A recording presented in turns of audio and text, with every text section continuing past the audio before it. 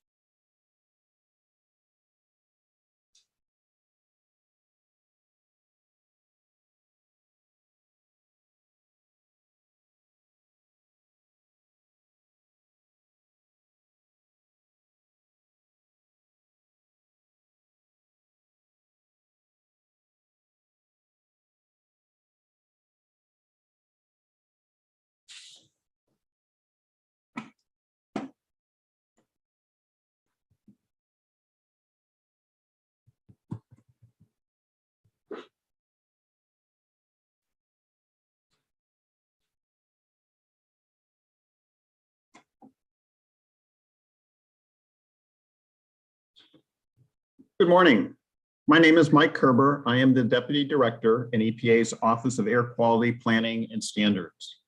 I will be chairing today's public hearing on EPA's proposed amendments to Standards of Performance for new, reconstructed, and modified sources and emission guidelines for existing sources, oil and natural gas sector climate review, which is also known as the Oil and Natural Gas New Source Performance Standards, or NSPS. Welcome, and thank you for coming today. Joining me on the panel are Karen Marsh and Tame Sheikh. Karen and Tame, can you introduce yourselves? Good morning. My name is Karen Marsh. I am in EPA's Office of Air Quality Planning and Standards, and I'm an environmental engineer on our oil and gas team. And good morning. I'm Dr. Tamor Sheikh. I work at EPA Region 6, and I'm the Senior Policy Advisor on Energy. Thank you both. Before we get started, we are pleased to have Tomas Carbonell join us this morning. Tomas is EPA's Deputy Assistant Administrator Resources in the Office of Air and Radiation. Tomas, thank you for being here, and we welcome you to provide a few remarks before we begin today's public hearing. Hi, everyone. As Mike mentioned, I'm Tomas Carbonell. I'm the Deputy Assistant Administrator for Stationary Sources in the Office of Air and Radiation here at EPA. Thanks so much for joining us today to share your comments with us on this proposed Clean Air Act rule to reduce methane and other harmful air pollution from both new and existing sources in the oil and natural gas industry. The oil and natural gas industry is the nation's largest industrial source of methane, which, as you all know, is a highly potent climate pollutant that is responsible for approximately 1/3 of current warming from human activities. The sector is also a leading source of other harmful air pollutants that affect the health of surrounding communities, and people who live and work near oil and gas facilities, including volatile organic compounds that contribute to ground level ozone or smog, as well as air toxics such as benzene that are emitted along with methane. EPA's proposal would lead to major climate and health benefits in the US by leveraging both innovative technologies as well as proven and cost-effective solutions that major oil and gas producing states and leading companies are already using to minimize or eliminate this harmful pollution. As we developed this proposal, we sought input from the public and from a broad range of stakeholders, and the proposal reflects much of that input. Now that we have a proposal out for public comment, your input is more important than ever. In order to make good decisions and reach good outcomes, it's critically important that we hear from the people affected by the regulations we develop, from people who live and work in communities near oil and gas operations, to state air agencies and tribes that will develop plans to limit methane from existing sources nationwide, to businesses that would be responsible for implementing measures to reduce pollution. So with that in mind, we're all very grateful that you've taken time out of your schedules today to speak with us. Thank you so much. Now I'd like to turn things back to Mike Kerber to get today's public hearing started. Thank you, Tomas. Before we begin, I'd like to go through a few ground rules and housekeeping items that will help make today's hearing run smoothly. First, some ground rules. EPA is committed to an environment of mutual respect and safety. We want to hear your views on the proposed rule today. However, the agency will not tolerate harassment, discrimination, intimidation, inappropriate language and images, or sustained disruption of the public hearing.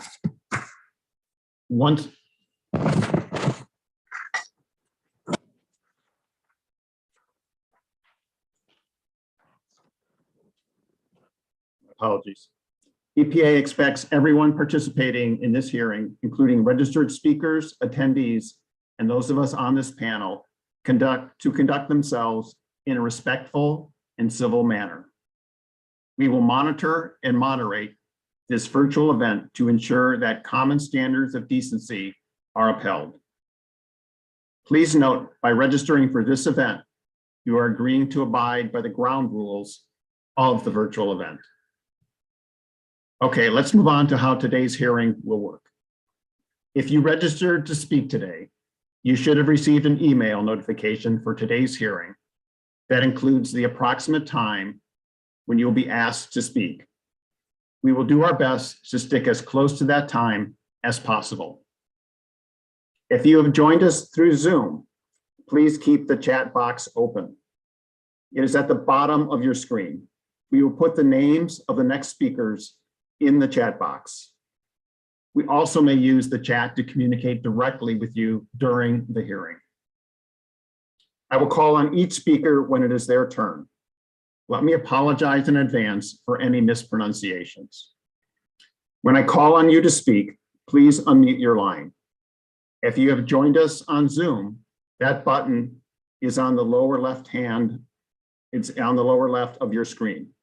If you have joined by phone, you will need to enter *6 to mute or unmute on your phone and *9 to raise your hand. Also, please state your first and last name and spell it so we can have accurate information for the transcript. When providing testimony, speakers are welcome to activate their camera by clicking on the Start Video icon at the bottom left of your screen. This hearing will be recorded and transcribed so that it can be included in the record of comments on this rulemaking action and placed in the docket. Each speaker will have 5 minutes to give comments. You will see a timer on the screen to help you keep track. When your 5 minutes are up, it is time to stop. To be fair to everyone, we are going to strictly enforce the 5-minute limit. If you have additional feedback that you would like to share, you may submit it to the docket established for the public comment until January 14th, 2022. We are here to mainly listen to you today. However, a panel member may ask you questions to clarify your comments. When you are finished speaking, please remain on the line until I'm able to confirm that there are no further clarifying questions from our panel. Once we are done, the speaker monitor will remute your line. I will then call on the next speaker and so on. I encourage you to also submit a written copy of your testimony. Information on submitting comments is on our website, and we are put a link to that in the chat. If time allows, we may also ask if any of those on the listener line would like to make a statement. So even if you did not register in advance, we will try to accommodate last-minute speakers as time allows. For those of you watching the live stream, if you are not registered and wish to speak, please call 888-372-8699.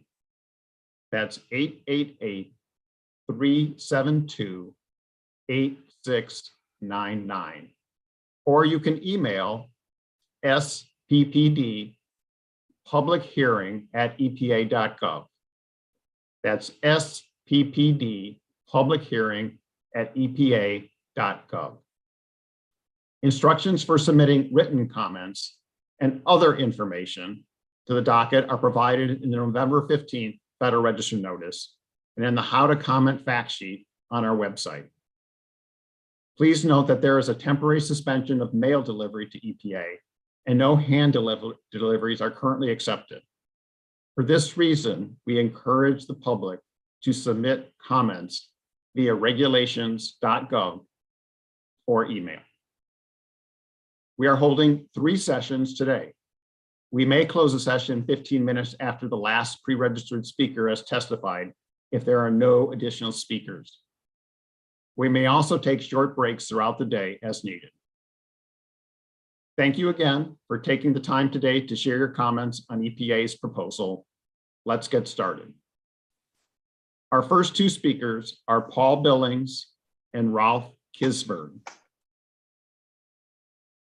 Mr. Billings, before you start your testimony, please state your name, spell your first and last name, and then proceed.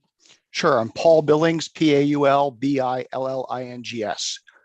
Good morning. I'm Paul Billings, National Senior Vice President for Public Policy at the American Lung Association. Thank you for the opportunity to speak in support of stronger methane rules. The American Lung Association is the oldest voluntary health organization in the US. Nearly 25 million Americans have asthma, including 5.5 million children. COPD affects 16.4 million adults, and the COVID-19 pandemic has made us all more aware of the importance of lung health. We know exposure to air pollution worsens lung disease, and we know that climate change is making air pollution worse. Climate change is a health emergency. We are seeing health impacts of oil and gas pollution on communities adjacent to operations and far away. Methane is a dangerous greenhouse gas, 86 times more potent than carbon pollution. It is making our planet warmer, and public health is being harmed now because of the impacts of climate change, including extreme weather, wildfires, and dangerous smoke that spreads thousands of miles, increased exposure to vector-borne diseases, increased exposure to waterborne pathogens and toxins, longer and more intense allergy seasons, and increased levels of ozone and particulate air pollution that contributes to asthma attacks, cardiovascular disease, and premature death. In addition to driving unhealthy air through climate change, oil and gas development is also adding additional harmful emissions to the air we breathe. VOCs from oil and gas can cause an array of health harms, including cancer, and can react to form ozone pollution too. The American Lung Association's annual State of the Air report found that more than 40% of Americans, over 135 million people, are living in places with unhealthy air for ozone and particle pollution. Rural counties like Eddy County, New Mexico, and Uinta County, Utah, where oil and gas development has boomed, have more ozone pollution than many cities, and both saw increases in this year's State of the Air report. These rural counties earned an F grade for ozone in 2021. The burden of air pollution is not shared equally. People of color are more than 3 times more likely to be breathing the most polluted air compared to white people. And while every American's health is at risk from climate change, the burden is not shared equally. Children, seniors, pregnant people, low-income communities, communities of color, people with disabilities, and others bear a disproportionate burden of the health impacts of climate change and air pollution. As a result of the numerous current and legacy racist policies and practices, people of color are disproportionately more likely to have multiple pre-existing health conditions, to face social disadvantages and environmental risks that make them more vulnerable to climate change. The EPA proposal to address methane from oil and gas operations is an important step forward. The ALA urges EPA to finalize more protective standards. My time is limited, so I'll make a few brief comments and we'll submit more detailed written comments. The Lung Association urges EPA to require more frequent inspections and repairs at all facilities, especially at smaller wells. The EPA proposal for leak detection and repair at well sites with estimated emissions of less than 3 tons per year is inadequate. It requires facilities to conduct a survey and perform repairs as needed to demonstrate they are free of leaks or malfunctions, but these sites are not required to conduct ongoing monitoring. We are concerned that this approach may lead to significant leaks in the future. In addition, EPA co-proposed a requirement that sites with estimated emissions from 3 to 8 tons per year be monitored semi-annually rather than quarterly. The Lung Association opposes semi-annual monitoring. We're seeking more frequent monitoring, at least quarterly, for these sites. We want EPA to prohibit venting and routine flaring. EPA's proposal would eliminate venting at associated gas and oil wells, but would still permit routine flaring. We urge EPA to strengthen the proposal to eliminate flaring. We are encouraged that EPA is seeking comment on how to empower communities to help stem large emission events by detecting and reporting such emissions. Bolstering community monitoring is critical. We'll provide additional comments on the importance of monitoring and the need to require better transparency to protect frontline communities. The proposal is a positive step, but the American Lung Association urges EPA to set more protective standards to require the oil and gas industry to do more to reduce methane emissions. We urge EPA to adopt stricter rules to require more frequent inspection and repairs to prevent fugitive methane emissions and the emissions of volatile organic compounds from all sources. And we urge EPA to prohibit routine flaring. Climate change is a health emergency. Please finalize strong rules to respond to this health crisis. Thank you very much. Thank you, Mr. Billings. Fellow panel members, any clarifying questions? No questions. Thank you for your time today. No questions. Thank you. Thanks for the opportunity. Thank you for your testimony today. Our next speaker is Ralph Kisberg. My name is Kisberg, Ralph. please state and spell your first and last name and then proceed. My name is Ralph Kisberg, Kisberg. I'm speaking as a member of a Pennsylvania-based organization, the Responsible Drilling Alliance, in the county of Lycoming in the north central region of the state. Thank you for the opportunity to testify. As a Pennsylvanian, I believe the agency's efforts to address both climate change and health concerns in the new Clean Air Act rule is vital to our future.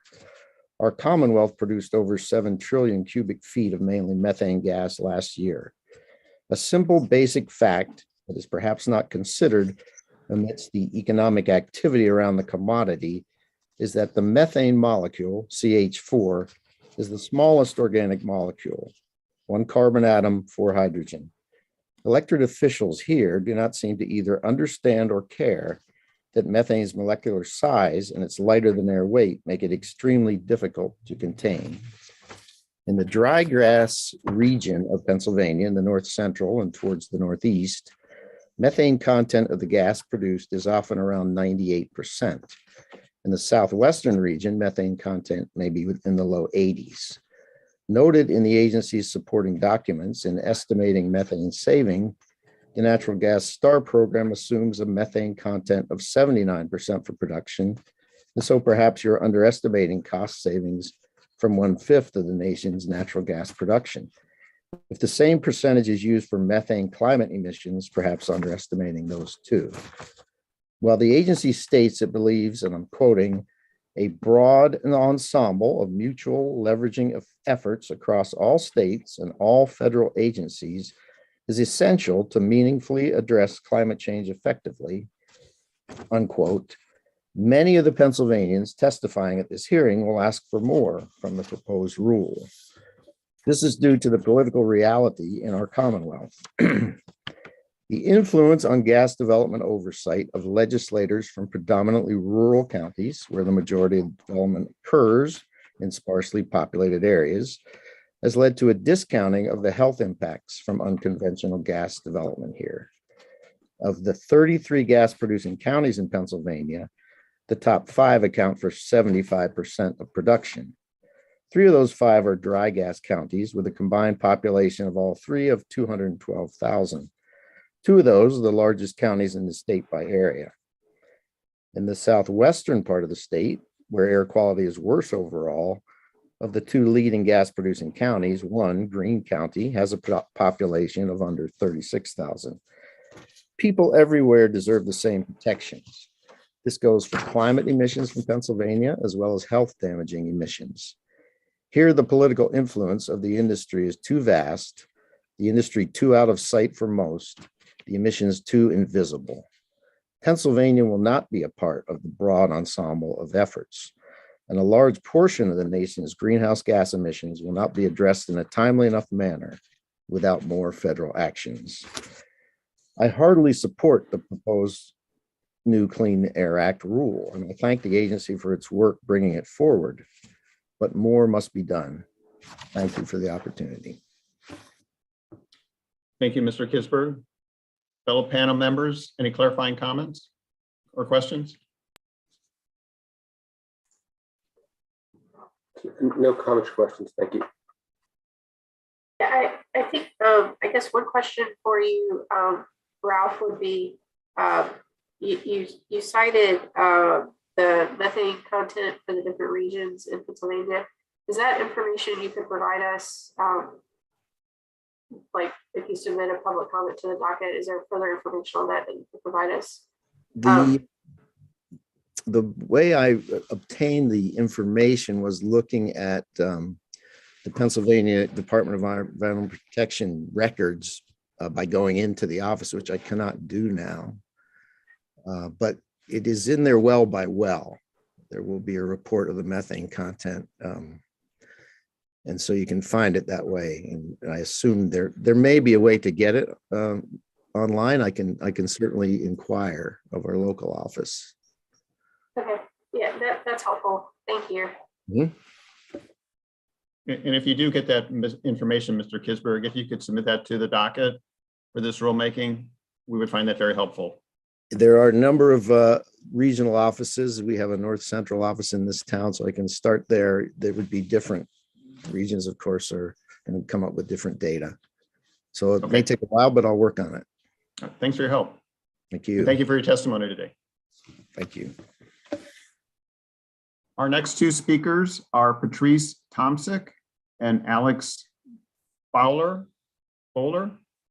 If you could both turn your cameras on. And we'll begin with Patrice Tomczyk. If you could state and spell your first and last name before proceeding. Sure. Patrice Tomczyk, Patrice Tomczyk. And thank you for the opportunity to speak today. My name is Patrice Tomczyk, and I'm the mother of 2 boys living in the town of Gibsonia, located in Southwest Pennsylvania on top of the Marcellus Shale. I'm a national field manager for Moms Clean Air Force, a community of over 1 million moms and dads nationwide, united against air pollution and climate change to protect our children's health.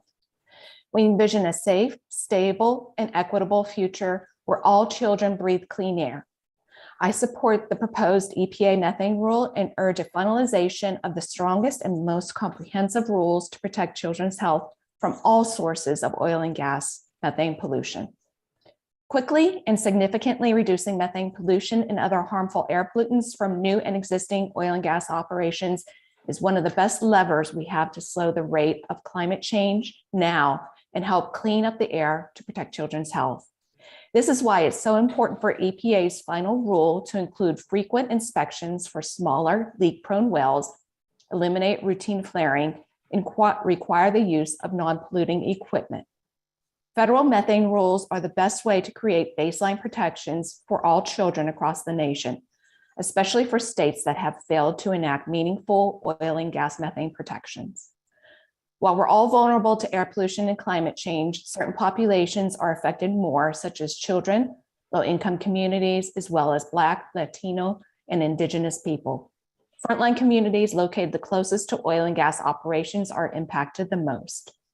In the US, more than 9 million people live within a half mile of oil and gas operations, and 2.9 million children go to school, within a half mile of oil and gas operations that puts their health at risk.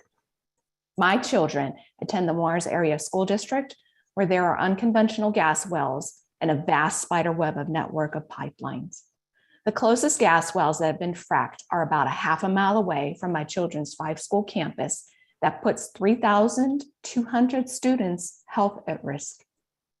Oil and gas operations emit climate warming methane and harmful volatile organic compounds such as benzene that can affect lung development in children and increase the risk of immune system damage, developmental problems, and even cancer. Every day that I send my children to school, I fear for their health, especially my youngest, who is a cancer survivor and is now immune compromised. My children and all children across the nation need strong and comprehensive pollution protections. In addition to the unconventional wells in my county, there are many smaller leak-prone wells that put the health of 21,000 people who live within a half mile at risk in Butler County alone. This is not surprising since Pennsylvania is the second largest gas producer in the nation, where smaller leak-prone wells account for more than half of the methane emissions in the state. Requiring robust leak detection and repair of all smaller leak-prone wells can be especially impactful in oil and gas states where thousands and thousands of these wells are disproportionately contributing to climate crisis and putting families' health at risk. And to make sure that today's small wells don't become tomorrow's abandoned wells, we need standards to help ensure oil and gas wells are properly plugged and remediated so they don't leak into the future and become the burden of taxpayers later as orphan wells. Another step the EPA needs to take to protect families is to eliminate the practice of routine flaring, as leading states like Colorado and New Mexico have done. Flaring is a wasteful practice and a large source of pollution that contributes to climate change. Flaring can impact the health of those who live closest, and a recent study of pregnant mothers and their babies in Texas shows an association of proximity to flares and adverse birth outcomes. Finally, the EPA needs to follow the example of leading states like Colorado to phase out equipment that is designed to release pollution such as pneumatic controllers and require zero-emitting alternatives. Mom's Clean Air Force looks forward to working with the EPA during the rulemaking process to support the strongest and most comprehensive methane rules to protect children's health from all sources of oil and gas methane pollution, including smaller leak-prone wells, routine flaring, and polluting equipment. Every child has the right to breathe clean air and a right to a stable climate. Thank you. Thank you, Ms. Tomczyk. I appreciate your testimony. Fellow panel members, any clarifying questions? No questions. Thank you for your time today. Thank you. No questions here. Thank you very much. Thank you again for being with us this morning. Our next speaker is Alex Bowler. Mr. Bowler, if you could turn on your camera, state and spell your first and last name, and then proceed. My name is, can you hear me? That's a little faint.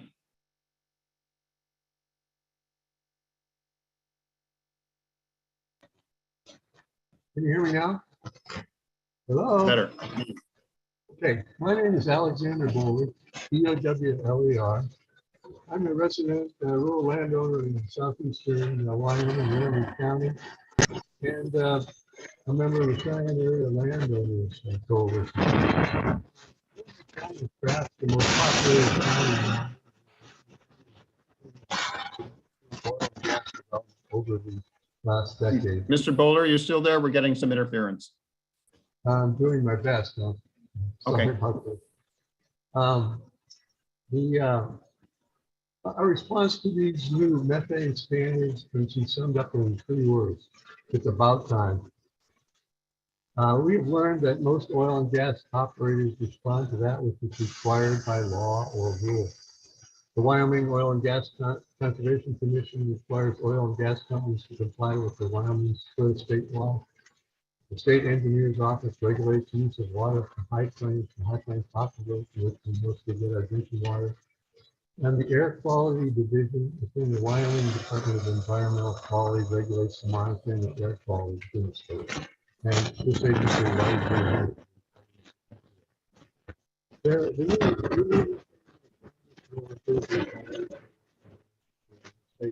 a few examples of why it's important to have EPA have good environment, because it's the individual air quality that's going to follow these requirements. The air and the upper green are facing part of the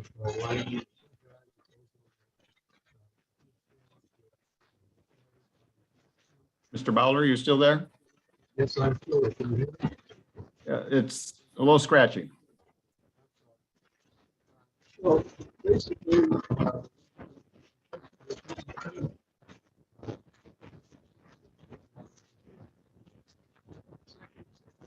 Mr. Bowler, we can't hear you at all now.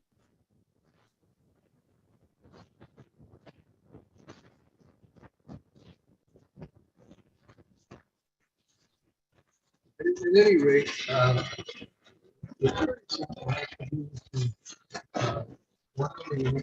giant animal is being regulated for other irrigation resource plans. We have a professional with a floor camera recording emissions from existing wells in Hannah County, Wyoming. We conveyed this information to Wyoming. One of the DEP's responses was that since these emissions were not visible with the naked eye, the methane emissions were not visible with the naked eye, they really don't constitute a violation of EPA standards, where there was no action needed. And as you guys know, methane is not visible with the naked eye.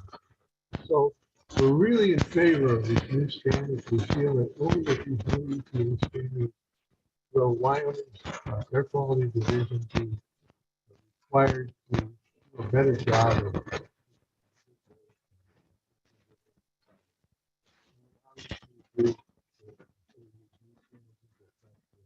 Mr. Bowler, you still there? yes, slow the pace though. Did you have any more testimony for us today, sir? I do. I'll submit it in writing. Okay. Yeah, unfortunately, our connection was not so good. We apologize for that. If you could submit written comments, we would find that very helpful. And I appreciate your patience today. I'll do that. Okay. Thank you so much, sir. Appreciate you being with us today. And sorry for the technical difficulties. So we'll skip clarifying questions since our audio isn't so good, but I do want to thank Mr. Bowler for being with us today. Okay, let's move on. Our next two speakers are Darren Schrader and James Torito. Again, my apologies for any mispronunciation. Mr. Schrader, if you could state and spell your first and last name and then proceed. And you're welcome to turn on your camera, but also unmute yourself, please. There we go. I always have that problem. My apologies. Yeah. And thank you. My name is Darren Schroeder, or Schrader, depending on what part of the country you're in. You spell it DARINSCHROEDER. And I am an attorney with the Clean Air Task Force. And before I begin, I would just like to thank and recognize all of you at EPA who worked so diligently and for so long on this proposal. We at CATF think that reducing methane emissions from the sector is an incredibly important step that the country has to take to solve its greenhouse gas emissions problem. So I just wanted to take this moment to thank you all for your work on this. What EPA has proposed demonstrates some of the ambition that is necessary to truly take action against the climate change problem. Not only does EPA's proposal strengthen almost all of its new source standards from 2016, but it also proposes equally strong standards for existing sources for the sector. Existing sources are responsible for the overwhelming majority of emissions from the sector. So addressing those emissions is important, and strongly addressing them is even more important if we hope to meet the global methane pledge of reducing methane emissions by 30% by 2030. To that same end, EPA's proposal to require almost all pneumatic controllers to be non-emitting is also critical, as it would have the impact of essentially removing 1 million metric tons of methane emissions per year. Unfortunately, we are at a place in the climate change problem where some ambition is not enough, and there are places where EPA must strengthen the requirements before finalization. While the proposal would strengthen leak detection and repair requirements for some sources and does impose some requirements on all facilities, what EPA has proposed will not actually solve the leaks problem that we know exists. That is because under EPA's proposal, facilities with the potential to emit of 3 tons per year of methane would only have to perform one inspection and then will never be required to look for leaks at that facility again. Again, this is a problem, and I emphasize that, a problem with the capital P. and why? That's because EPA's methodology of calculating a facility's potential to emit does not accurately capture that potential. It is well documented and will provide even more documentation in our written comments by the end of the comment period, that pieces of equipment like storage vessels and flares frequently fail. When those failures do occur, large emission events well over the 3 tons per year threshold can quickly arise. If those failures were to occur after the lone inspection at those facilities, there's no telling how long that facility would emit before the operator would fix it, if they ever fix it. And those facilities would very quickly be emitting well beyond their potential as calculated by this proposal, clearly demonstrating the problem with how that potential is calculated. CATF thinks that the record clearly supports frequent inspections at all sites, monthly or quarterly. And again, we will be submitting detailed written or legal and technical comments by the end of this period that supports this, that further supports this. But at a minimum, no facilities with equipment that is known to fail and or be the source of large emission events, sources like flares, storage vessels, and gas-driven pneumatic equipment, such as controllers and pumps. None of those sources should be giving a one-time only inspection pass. Furthermore, EPA also stopped short on the flaring of associated gas, only prohibiting its venting. For new sources, it is clear that any new oil well that is drilled cannot simply rely on burning the associated gas as the best system of emissions reductions. New sources should be better planned to allow that gas to be taken away via pipeline or better utilized rather than simply prioritizing a rush to drill. Moreover, pipelines are not the only method that can reduce emissions from associated gas. There are a number of practices that allow an operator to avoid venting or flaring of associated gas, including capture and introduction to a gas flow line or collection system to allow it to be sold with or without additional compression to overcome pipeline pressure restrictions, re-injection for storage or EOR, on-site combustion to produce electricity for on-site or off-site use, compression of the gas into compressed natural gas that is then trucked to a gas processing plant, stripping natural gas liquids, and if none of these are feasible at the time, there is the option of shutting in the well until the takeaway capacity exists. Existing sources are also able to utilize any of these options over time as well. By designating the affected facility as an oil well and regulating how the associated gas is disposed of, EPA has taken an important first step in this proposal toward addressing this issue. But it should now finish that step and should finalize a standard that effectively prohibits the routine flaring of associated gas from oil wells, with narrow exceptions such as safety or emergency events. Thank you for your time, and I'd be happy to follow up with any questions. Thank you, Mr. Schroeder. And it looks like we have an alarm that notifies people when their 5 minutes are up. Okay. I apologize if that sounded a little rude, but thank you, Mr. Schroeder, again for being with us today. Fellow panel members, any clarifying questions for Mr. Schroeder? I don't have any. Thank you. None for me. Thank you very much. Thank you again, Mr. Schroeder. Thank you all. Our next speaker is James Torito. Mr. Torito, if you could state and spell your first and last name and then proceed. Hi, yes, James Torito, Turitto. I want to start by thanking you for your hard work in the fight against climate change, and thank you very much for this opportunity to speak with you today. My name is James Torito. I am a campaign manager of the Clean Air Task Force. I welcome the EPA's proposed rules as a first step in the right direction. At COP26, the US took the leadership role in reducing methane emissions by pushing forward the global methane pledge, but actions always speak louder than words. The IPCC's sixth assessment report concluded that methane is responsible for almost 50% of the warming we see today. In order to reduce methane emissions this decade, we need strict regulations coupled with enhanced enforcement. The outcomes of this rule will be felt for decades. You must go further. For the past year, I've been documenting methane emissions in the oil and gas industry around Europe. And I want to talk to you about what I've learned in the field carrying around an optical gas camera. I visited more than 300 sites along the oil and gas supply chain across 12 different countries. Here's what I've learned. First, methane pollution is everywhere, and regulations must include all sites along the supply chain. I have found emissions at more than 60% of the sites I've visited. In total, I've documented more than 450 sources of methane emissions. Some of these sites I visited were constructed within the last 10 years. Others were built many decades ago. The age of the site doesn't matter. There are emissions at all of the sites.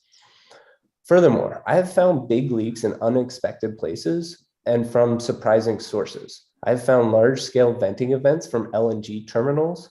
I've seen massive leaks from underground sewage systems at gas processing plants. And I've also found and helped repair a major gas leak along a gathering pipeline in an oil field.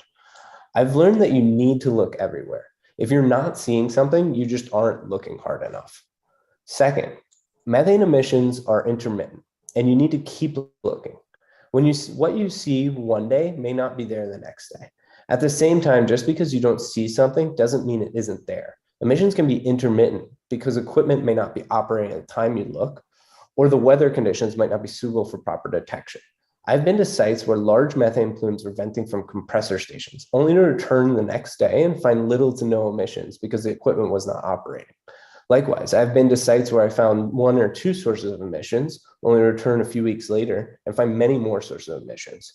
Leak detection and repair programs must require frequent inspections to significantly reduce emissions. A strong LDAR program should include monthly inspections for almost all sites and equipment.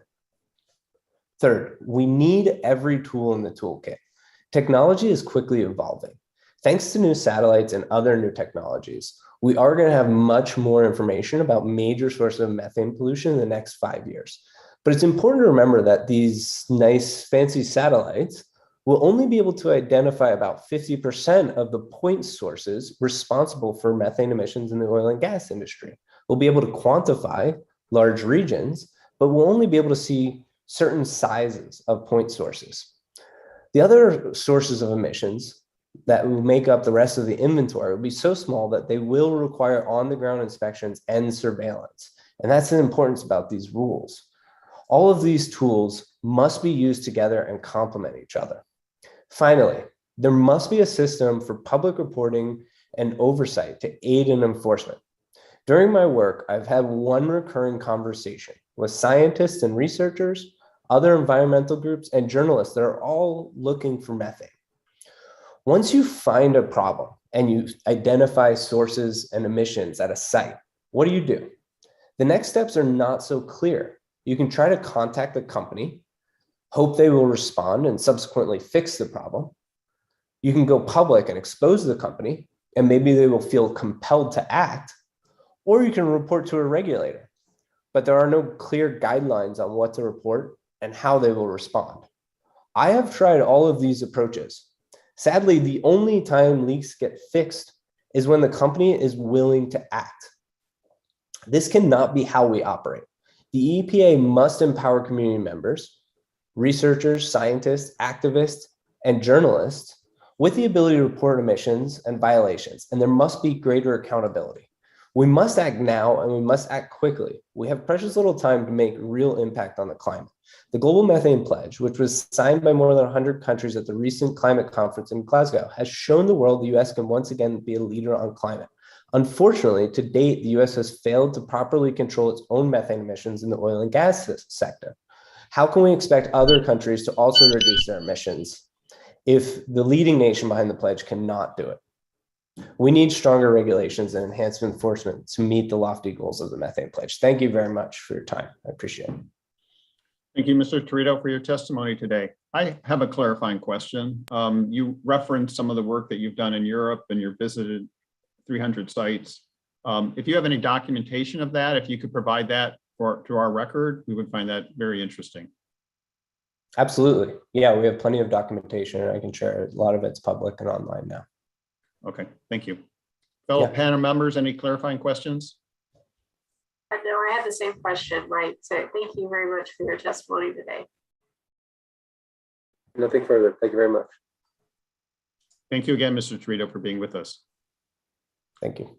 Our next two speakers are Maria Catherman and Molly Roush. Ms. Catherman, if you could turn on your camera, unmute your line, or you're on the phone, it looks like. I'm sorry. You've unmuted your line. Great. If you could state and spell your first and last name and then proceed. This is Maria Catherman, MARIA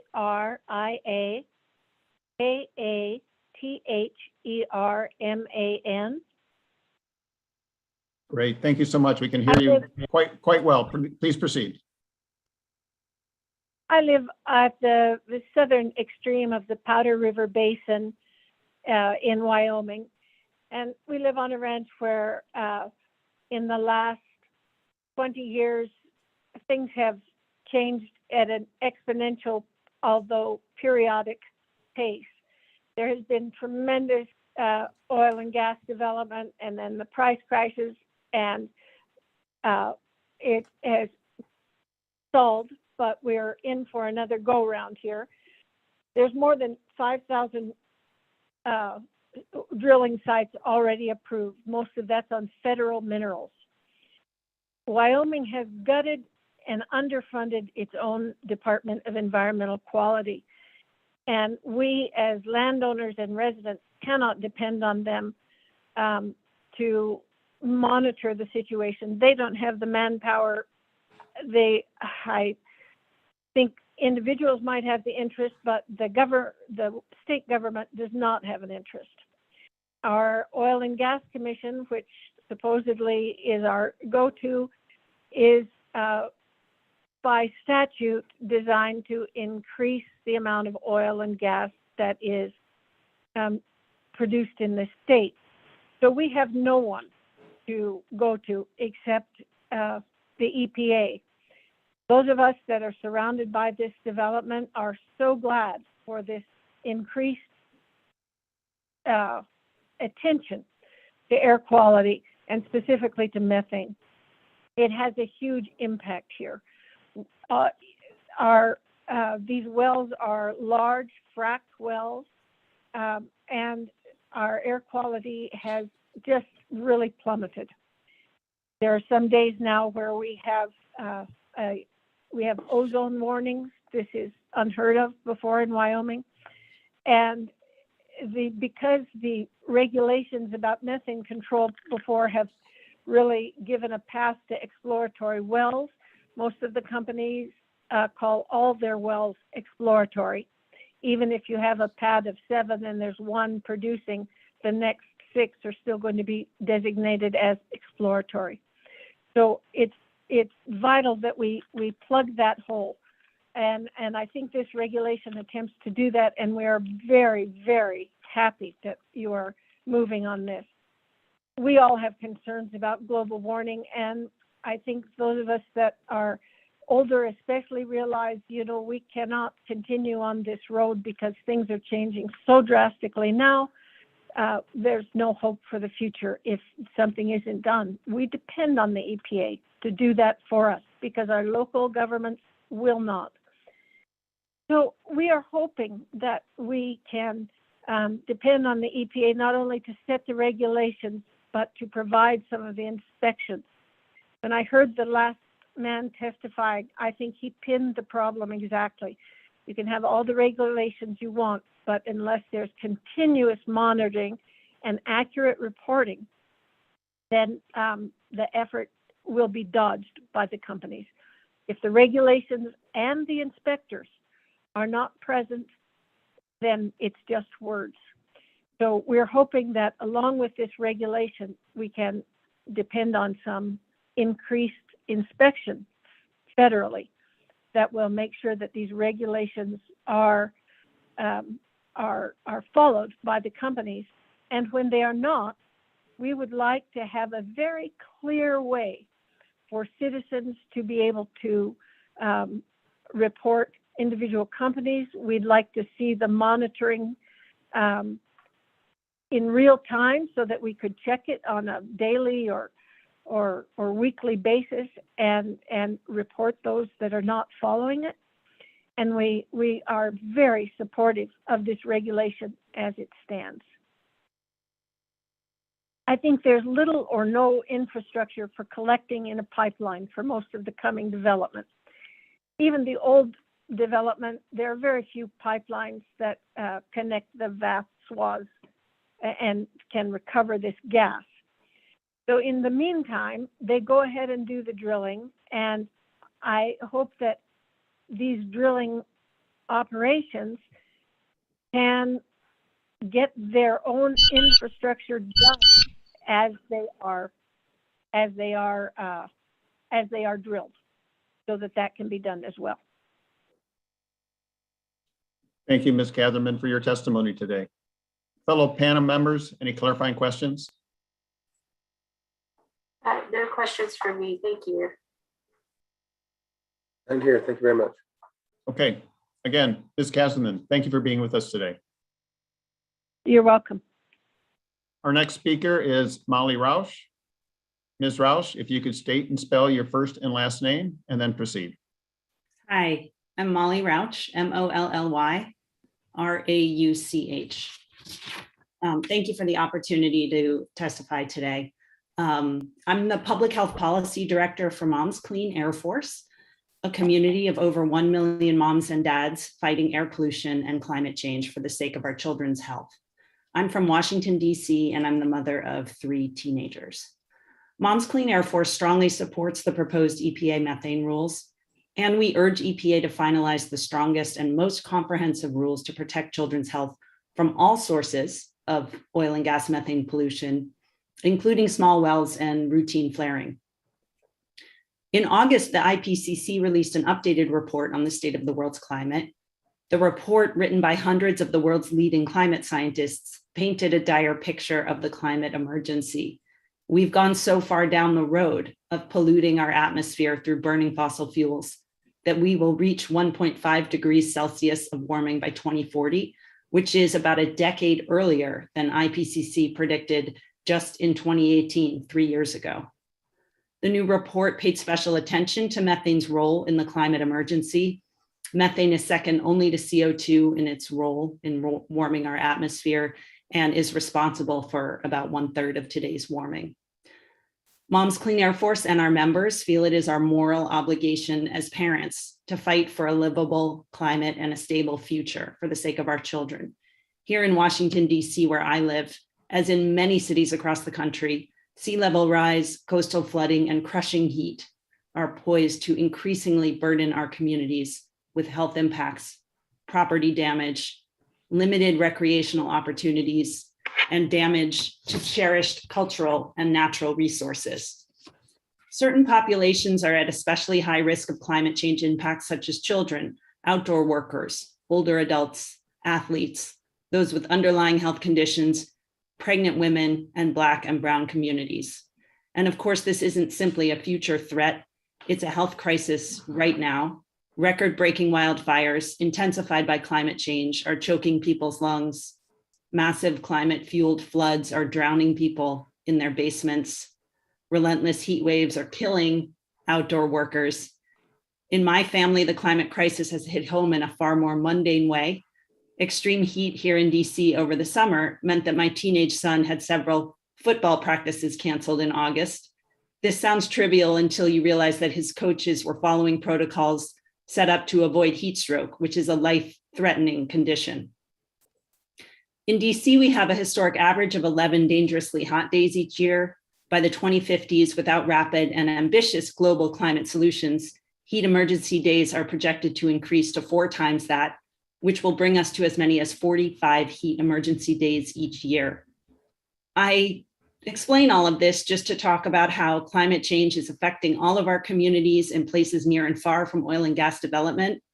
And we understand that reducing methane emissions as quickly and completely as possible from the oil and gas industry is essential to fighting the climate emergency. Cutting methane emissions also improves air quality and public health because where there are oil and gas operations, you can find methane leaking alongside other harmful volatile organic compounds such as benzene.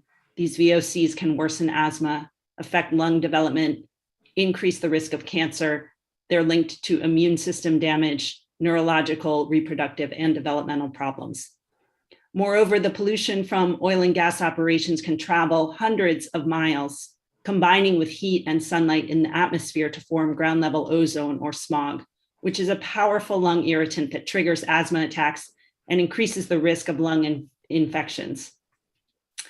The air pollution created by oil and gas operations is harming the health of millions of people living near and far from oil and gas. One estimate cited that over 750,000 summertime asthma attacks just in children under the age of 18 are due to smog formed by oil and gas pollution each year. That's a very heavy health burden. For these reasons, Moms Clean Air Force strongly supports the proposed methane rules.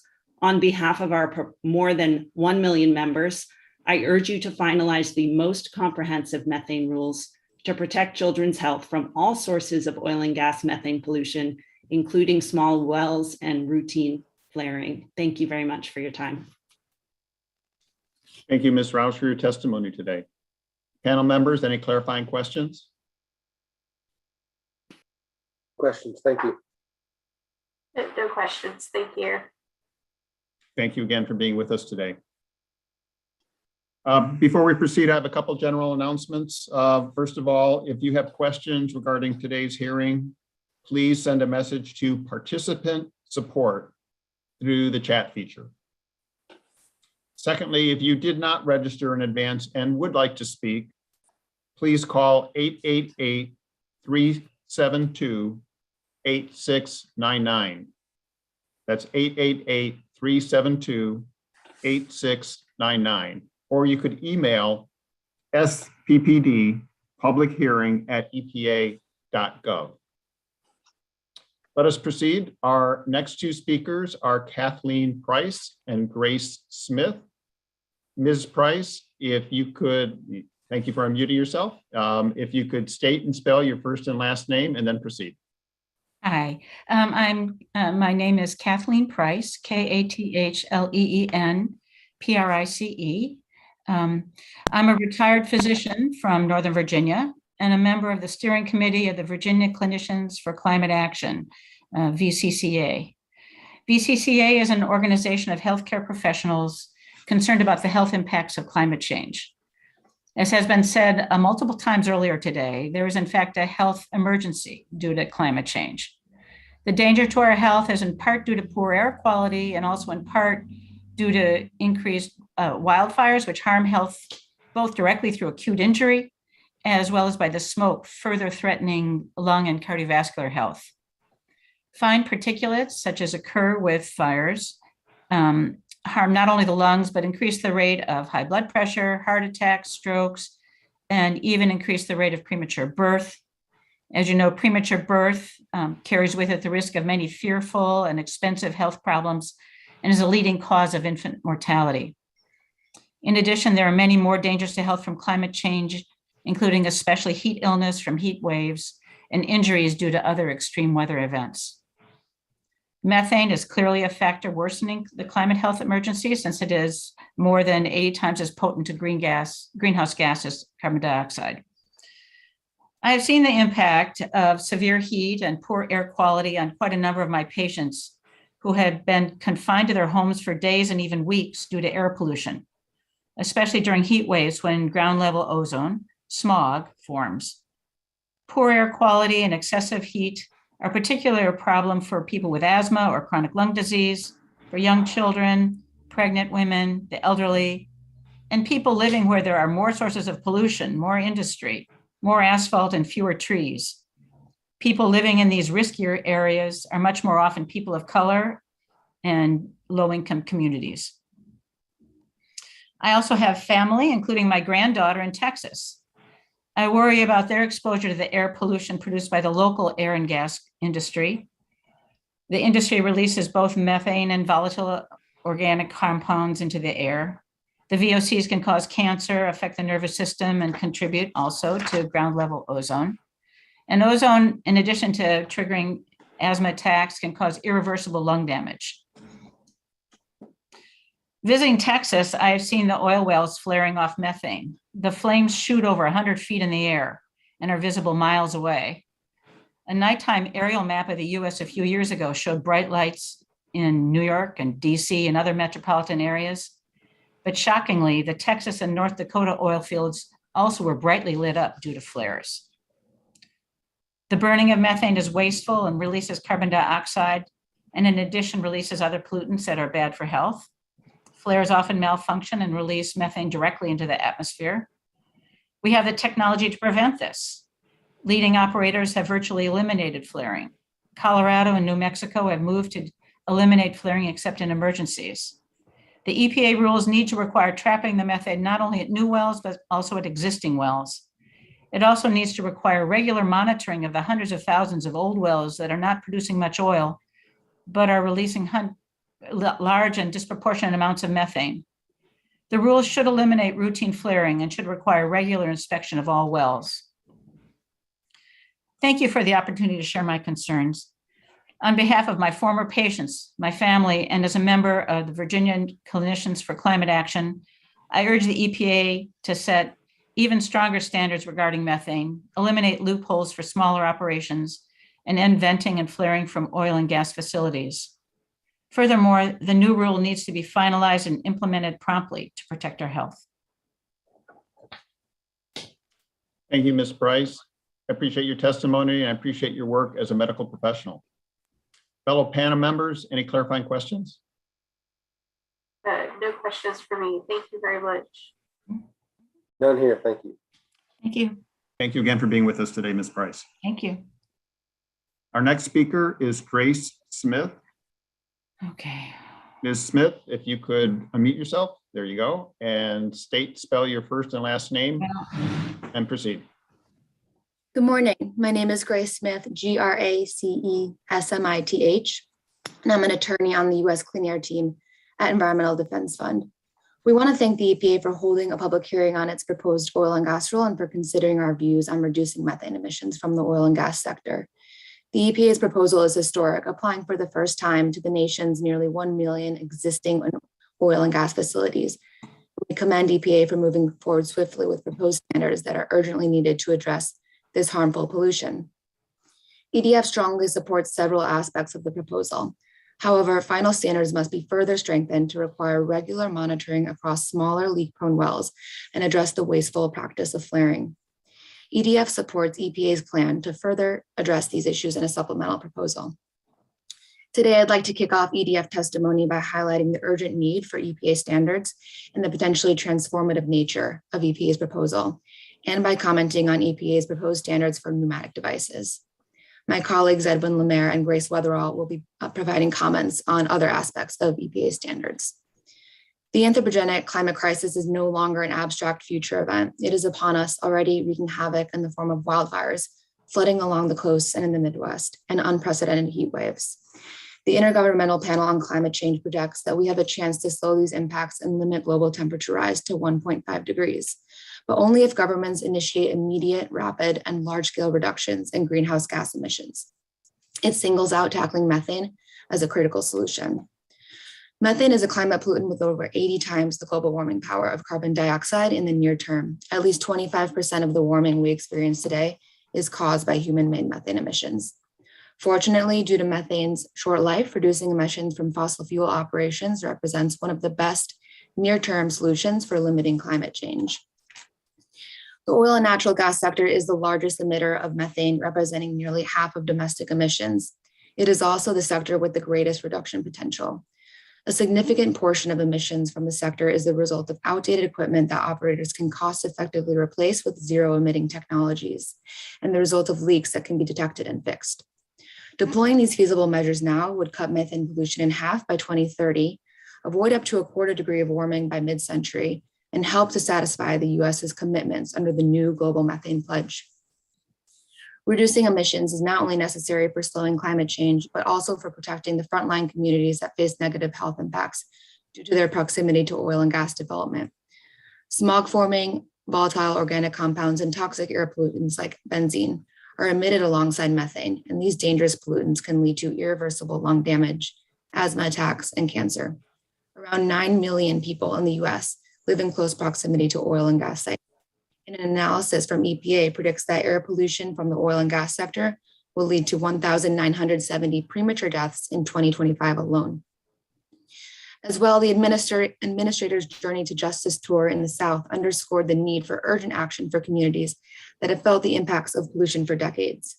By taking bold action on methane and other harmful pollutants from the oil and gas sector, EPA can begin to reduce pollution in communities that have long borne disproportionate health burdens and show them that it listened to community concerns. One of the most important steps EPA can take as it addresses methane is to eliminate emissions from pneumatic devices. Oil and gas operations in North America have traditionally relied heavily upon natural gas-driven pneumatic controllers that automatically emit methane as they operate. In 2019, pneumatic controllers have contributed significantly to emissions from the production segment, which according to EPA inventories accounts for 96% of methane emissions from the sector. EDF strongly supports EPA's proposed standards for pneumatic controllers, protective requirements that operators install zero-emitting controllers at both new and existing facilities. And there are several available zero-emitting options for operators on and off the grid. And these technologies are cost-effective since compliance costs can be offset by the capture and sale of natural gas that would otherwise be wasted. EQT, the largest natural gas operator in the country, has committed to replacing all of its pneumatic devices by 2023. Moreover, states like Colorado and New Mexico require or have proposed zero-emitting technologies. While EDF commends EPA for its strong controller standards, it encourages EPA to adopt more protective standards for pneumatic pumps in its supplemental proposal. EDF would support standards that transition operators to zero-emitting solutions for these devices. Right now, EPA has an unparalleled opportunity to lead the world in addressing climate change and seize on available cost-effective solutions to achieve deep reductions in methane emissions and local air pollution. Thank you for convening these important hearings and sharing our views. Thank you, Ms. Smith, for your testimony today. Panel members, any clarifying questions? No questions. Thank you. Questions. Thank you so much. Thank you again, Ms. Smith, for being with us today. Our next two speakers will be Laura Bender and Arande Trevino. Ms. Bender, if you could unmute yourself. There you go. If you could state and spell your first and last name and proceed. Hi, my name is Laura Kate Bender, Laura space Kate space Bender. I'm the National Assistant Vice President for Healthy Air at the American Lung Association, and I appreciate the opportunity to share comments with you today. As you heard earlier from my colleague Paul, the American Lung Association urges EPA to strengthen these proposed rules to best protect public health from harmful air pollution, particularly in communities that bear disproportionate burdens from climate change and from oil and gas extraction. Climate change is a health emergency. Addressing it is a health opportunity. By tackling the problem of methane emissions from the oil and gas industry, we have the opportunity to provide immediate and lasting health benefits by cleaning up other dangerous air pollutants at the same time. Stemming methane pollution and volatile organic compounds from oil and gas operations is critical for lung health. VOCs include gases recognized as hazardous air pollutants, including benzene and formaldehyde. Some are carcinogens, others cause developmental and reproductive harm. As you've heard, the science shows that living near oil and gas development is associated with premature birth, congenital heart defects, neural tube defects, and low birth weight. Of course, VOCs also react with other emission sources to form ozone and its many harms to health. The broader health and medical community agrees that the need for stronger standards is urgent. In July, 29 public health, medical, healthcare, and nursing organizations sent a letter urging EPA to adopt more stringent measures to reduce emissions from new and existing oil and gas operations. When the previous administration sought to weaken methane limits, we submitted comments opposing the rollback from hundreds of health professionals from 49 states, as well as from health and medical organizations. And I know the health community is well represented across the hearings this week as well. At the Lung Association, we hear frequently from physicians who are seeing the impacts of a changing climate on their patients' health. Lately, that's often from people whose lives have been upended by wildfire smoke. Anyone's health can suffer on days with high levels of particulate matter in the air, but for people with lung disease, the risk is higher. Friends and family in my hometown have seen their lives radically altered by increasing catastrophic wildfires driven by climate change in recent years. One friend of mine has perfected her ability to pack her necessities and evacuate her home at a moment's notice, even in the middle of the night. My mom loves to garden, but she can't be outdoors at all if there's even a small amount of smoke in the air because of how much it exacerbates her asthma. As you've heard, the Lung Association will submit written comments on this proposal. So I want to use my remaining time today to shine a spotlight on the health imperative of ensuring cleanup at small oil and gas operations. We know that methane leaks into the atmosphere during every phase of the gas supply chain, at drilling sites, during processing, and in transport. When it comes to small oil and gas operations, the problem is magnified. A recent report from the Clean Air Task Force and Ceres found that many smaller companies emit disproportionate amounts of methane. As the New York Times described in their article about the analysis, quote, 5 of the industry's top 10 emitters of methane are little-known oil and gas producers, some backed by obscure investment firms, whose environmental footprints are wildly large relative to their production. EPA's job is to protect public health from dangerous air pollution. A person's lungs don't care whether the VOCs they're breathing come from a small oil and gas producer or a large one. The climate doesn't care whether methane is emitted from a small producer or a large one. The impact is the same, and EPA must ensure that it finalizes into law strong standards with no loopholes that allow emitters to avoid cleanup regardless of size.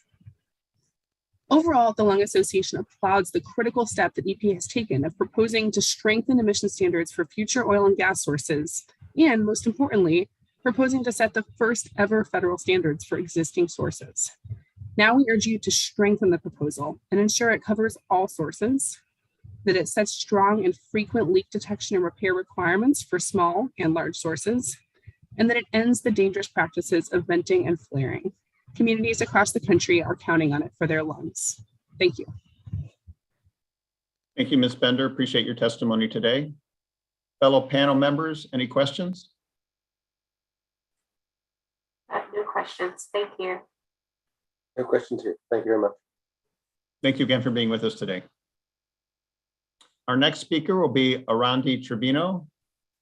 Ms. Trevino, if you could state and spell your first and last name and then proceed. My first name is Erandi, E-R-A-N-D-I. Last name is Trevino, T-R-E-V-I-N-O.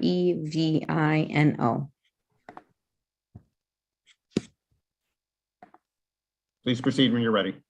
Good afternoon. Thank you for the opportunity to share my comments with you today. My name is Erandi Trevino, and I am the Texas State Organizer for Moms Clean Air Force, living in Houston, Texas. We fight for justice in every breath, recognizing the importance of equitable solutions in addressing air pollution and climate change.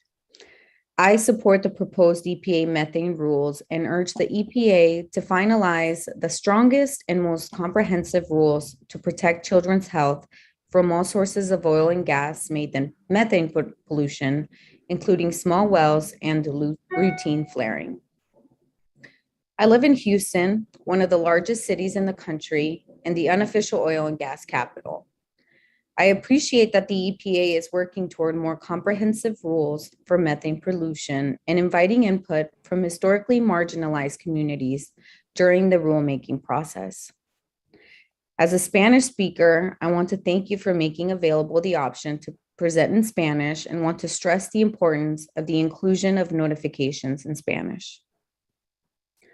All of us who live in the Houston metropolitan area know or are related to someone who either works in the oil and gas field or who lives within a couple of miles of the ship channel, which is used to ship oil and gas products around the world and is a large source of air pollution.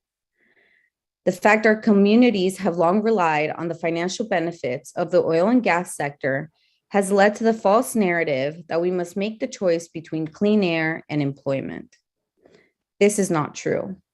Everyone deserves clean air. Often, people do not have the financial means and support system to move somewhere with better air quality, and we cannot leave them unprotected. We need strong air pollution protections. What makes this tragic reality worse is that air pollution is from sources such as oil and gas operations is not distributed evenly. Oil and gas air pollution adds to the burden of existing pollution problems in communities of color and low-income communities, exacerbating inequities and putting families at increased risk of serious health issues. Latinos in the US are 3 times more likely to be negatively affected by air pollution because of where they live and work. 68% of Latinos live in areas that do not meet federal air quality standards, compared to 58% of whites. The disturbing fact is that Latino children are 60% more at risk than their white counterparts of having asthma attacks caused by air pollution, and Latinos have a 3% higher cancer risk above the federal standards due to toxic pollution exposure. According to a study published in 2020, living near oil and gas flares in the Eagle Ford Shale located in South Texas was correlated with a 50% higher chance of preterm birth and shorter gestation periods, as compared with mothers who were not exposed to gas flares. These associations were observed almost entirely amongst Hispanic women. This is an injustice and environmental racism. For the health of all Hispanic mothers and their babies, we must end the practice of routine flaring. Not only does oil and gas pollution impact health, it also contributes to the climate change impacts we're experiencing in Texas. More frequent hurricanes, powerful winter storms, and extreme heat all further contribute to the public health impacts that have hit hard in Houston. During Hurricane Harvey, my family's home was flooded. And since they could not afford to fix the house quickly enough, they all had to live in one room for months while the rest of the house was fixed. More recently, we lived through another disaster with Winter Storm Uri. Again, the entire city and a great part of the state was devastated. Our home was damaged and we had difficult time accessing basic goods such as drinking water. There's much that we can do to protect our communities. The truth is, moving away should not be the only solution or option. I urge the EPA to finalize the strongest and most comprehensive rules to protect Latino children's health from all sources of oil and gas methane pollution, including small wells and routine flaring. Thank you. Thank you, Ms. Trevino, for your testimony today. Fellow panel members, any clarifying questions? I don't have any questions. Thank you very much. No questions here. Thank you. Thank you again for being with us today. Our next 2 speakers will be Julie Kimmel and John Petoskey. Ms. Kimmel, if you could unmute yourself. And when you're ready, state and spell your first and last name before proceeding. Hi, my name is Julie Kimmel, Julie Kimmel. I'm a project manager for Mom's Clean Air Force and a parent of a sensitive, energetic, and assertive 6-year-old daughter. I'm speaking today in support of the proposed EPA methane rules, and I urge you to finalize the strongest and most comprehensive rules to protect children's health from all sources of oil and gas methane pollution, including small wells and routine flaring. Thank you for the opportunity to testify. I live with my daughter and husband in Reston, Virginia, and I grew up here in Northern Virginia. We have 2 big oil and gas pipelines running through our town. Between my neighborhood and the playground a quarter mile away is the easement for the now infamous Colonial Petroleum Pipeline, and a couple of miles farther away is the Transco natural gas pipeline. I mention this simply to illustrate that oil and gas infrastructure is everywhere, even in states like mine that don't produce much natural gas. Oil and gas operations are located in residential areas, in low-income areas, and communities of color near schools, parks, and neighborhoods. The pollution they emit includes not only methane, but also health-harming volatile organic compounds like benzene. Children who live, learn, and play near oil and gas operations face a higher risk of exposure to air pollution that can cause respiratory diseases, asthma attacks, increased hospitalizations, developmental and reproductive problems, blood disorders, neurological problems, and cancer. These children need EPA to finalize the strongest and most comprehensive methane rules. Strong federal methane rules are essential for creating baseline protections from oil and gas air pollution for all children across the nation, especially those in states like Virginia that have not yet enacted meaningful oil and gas methane protections. Regulating methane pollution is also central to managing the climate crisis. Methane is a powerful greenhouse gas that warms the planet 86 times more than carbon pollution over 20 years. Methane pollution is responsible for 25% of the climate change we're experiencing today. And methane is leaking from the oil and gas sector at a rate of more than 16 million metric tons a year, the equivalent of the annual climate pollution from all the nation's passenger vehicles. In my community, Reston, we're certainly feeling the impacts of the climate crisis today. It's worse in the summer months when we see a growing number of days with temperatures soaring past 90 degrees. But we've also seen multiple so-called 100-year rainstorms in the spring and severe windstorms, a phenomenon I don't recall from my childhood here, in the fall and winter. 3 years ago, we had a windstorm so severe that schools closed and more than half the shingles blew off our roof. We had to immediately hire a roofer to come out and replace the shingles and inspect for additional and perhaps more severe damage. This cost several $1,000s, money we weren't planning to spend, and money many families in this country can't afford. But these days, communities are hit with exorbitant costs of storm damage several times a year. Forget losing some shingles. Families are losing their homes, their cars, their safety and security, and their own relatives to wildfires, hurricanes, tornadoes, and floods made more frequent and more damaging by the climate crisis. Cutting methane pollution is one of the strongest levers we have to protect families from the financial, emotional, and physical costs of climate change. Cutting methane pollution is essential to protecting frontline and fence line families from the health impacts of air pollution from the oil and gas industry. I support the proposed EPA methane rules, and I urge you to finalize the strongest and most comprehensive methane rules to protect children's health from all sources of oil and gas methane pollution, including routine flaring and small wells. Thank you. Thank you, Ms. Kimmel, for your testimony today. Panel members, any clarifying questions? No questions. Thank you. No questions here. Thank you very much. Thank you again for being with us today, Ms. Kimmel. Our next speaker is John Petoskey. Mr. Petoskey, if you're already unmuted, great. If you could state and spell your first and last name before proceeding. Yeah, my name is John Petoskey, Johnpetoskey. I am an attorney at the Environmental Law and Policy Center of the Midwest. ELPC is the Midwest's leading environmental and public advocacy organization. Our goal is to preserve the Midwest's environment for future generations.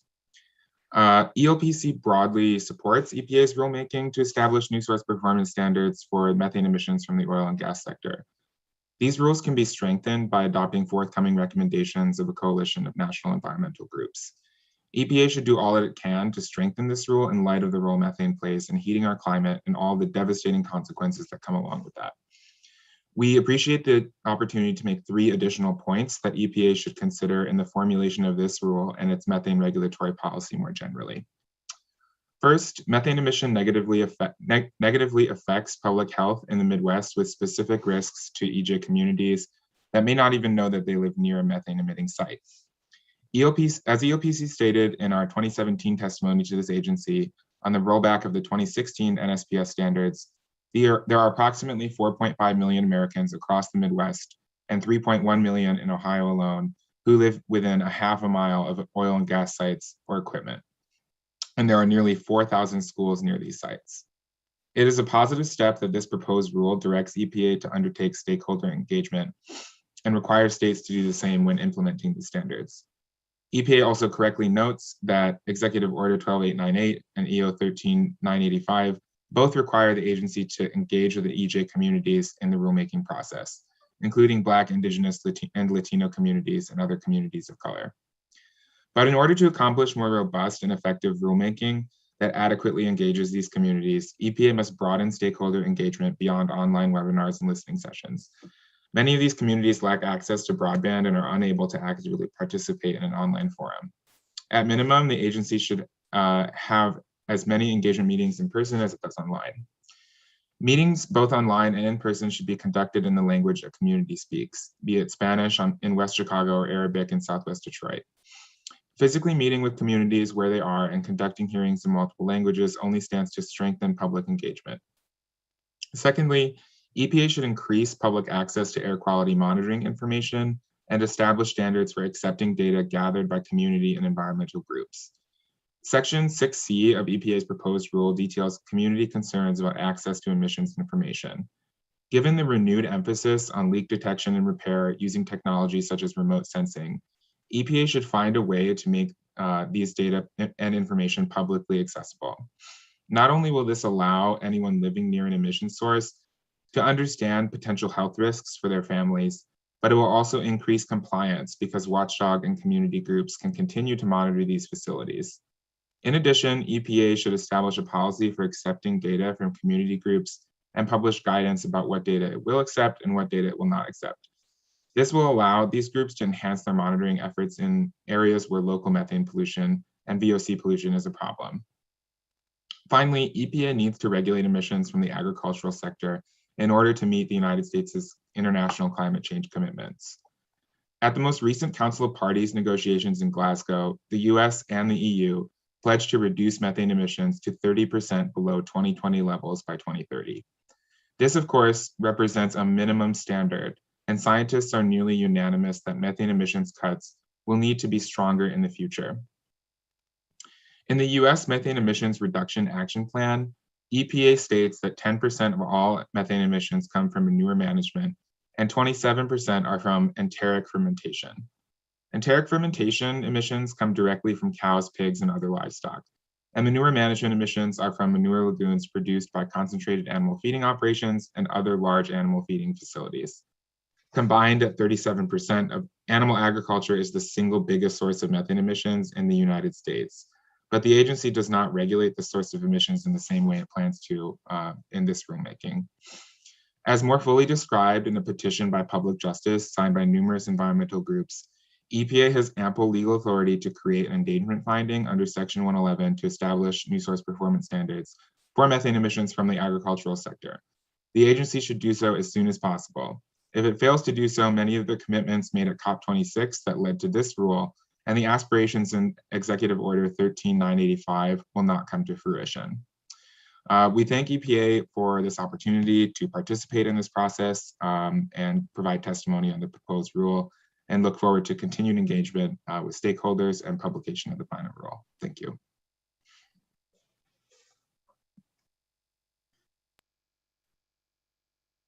Thank you, Mr. Petoskey. Appreciate your testimony today. Panel members, any clarifying questions? No questions. Thank you very much. No questions here. Thank you. Thank you again, Mr. Petoskey, for being with us today. Our next two speakers will be Joan Brown and Camilla Feibelman. Ms. Brown, I see your camera's on. You're unmuted. If you could state and spell your first and last name before proceeding. Yes, Joan, Joan Brown, BROWN, Joan Brown. And thank you for the hearing today and your work. I'm a Franciscan sister, and I'm also the executive director of New Mexico Interfaith Power and Light in the El Paso region. And we're grateful for these new rules because they also cover the new and existing wells, but we feel that there need to be improvements. I work with people of faith all over the state, and we have been working on these rules for nearly 10 years. And with that, we're working in solidarity with frontline communities, especially in the Permian Basin in Southeast Mexico, and have been there very many times working in solidarity. We have seen the industry negligence. When I've gone out into the field, I wear an air mask because of the level of pollution in the field.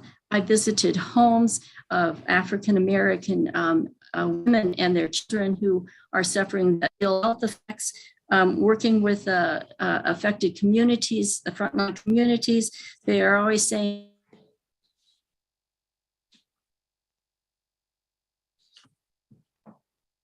Ms. Brown, are you still there?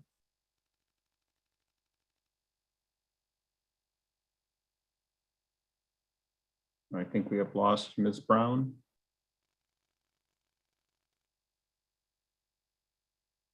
The wonders of a virtual meeting. Can you hear? I'm sorry. Now we can hear you. Now we can hear you. Thank you. Thank you for your Unstable patience. connection. Okay, so we visited numerous homes and families, and they're affected by this health. The communities are very concerned. They need more oversight and regulations. And in addition, we've suffered the last few years have been the warmest in history. And I live in Albuquerque, in New Mexico. We have fires, and the air quality is terrible. When I was at the UN climate meetings in Paris in 2015, Pope Francis said, we are on a suicidal path, and that our officials and elected people and workers have not taken responsibility. And we are still on that suicidal path. St. Francis of Assisi, a number of centuries ago, wrote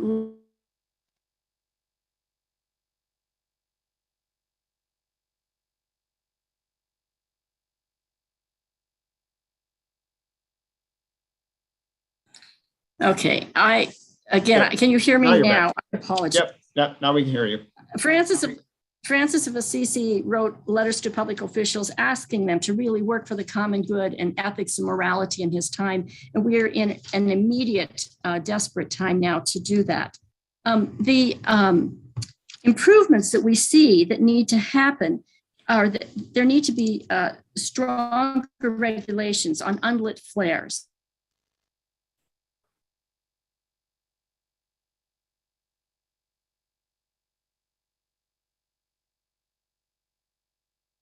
Ms. Brown, we've lost you, but perhaps your signal will come back. We'll keep the line open. I am sorry. Okay, so the improvements that we need are stronger regulations on unlit flares, more frequent inspections. The communities really, really want this and need this. And we need a ban on routine flaring and the potential loopholes that are there. All of this would help our frontline communities, help the climate in our future, and the species of our sacred.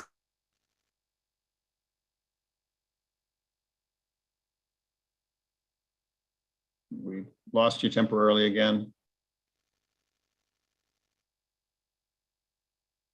Just give it a few seconds. Hopefully the signal will come back.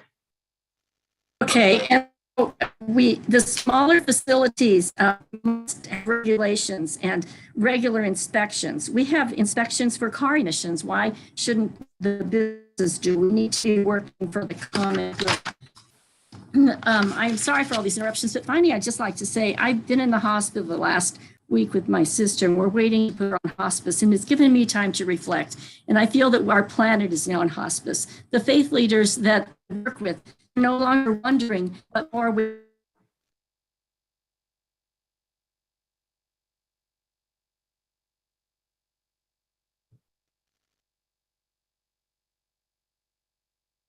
Ms. Brown?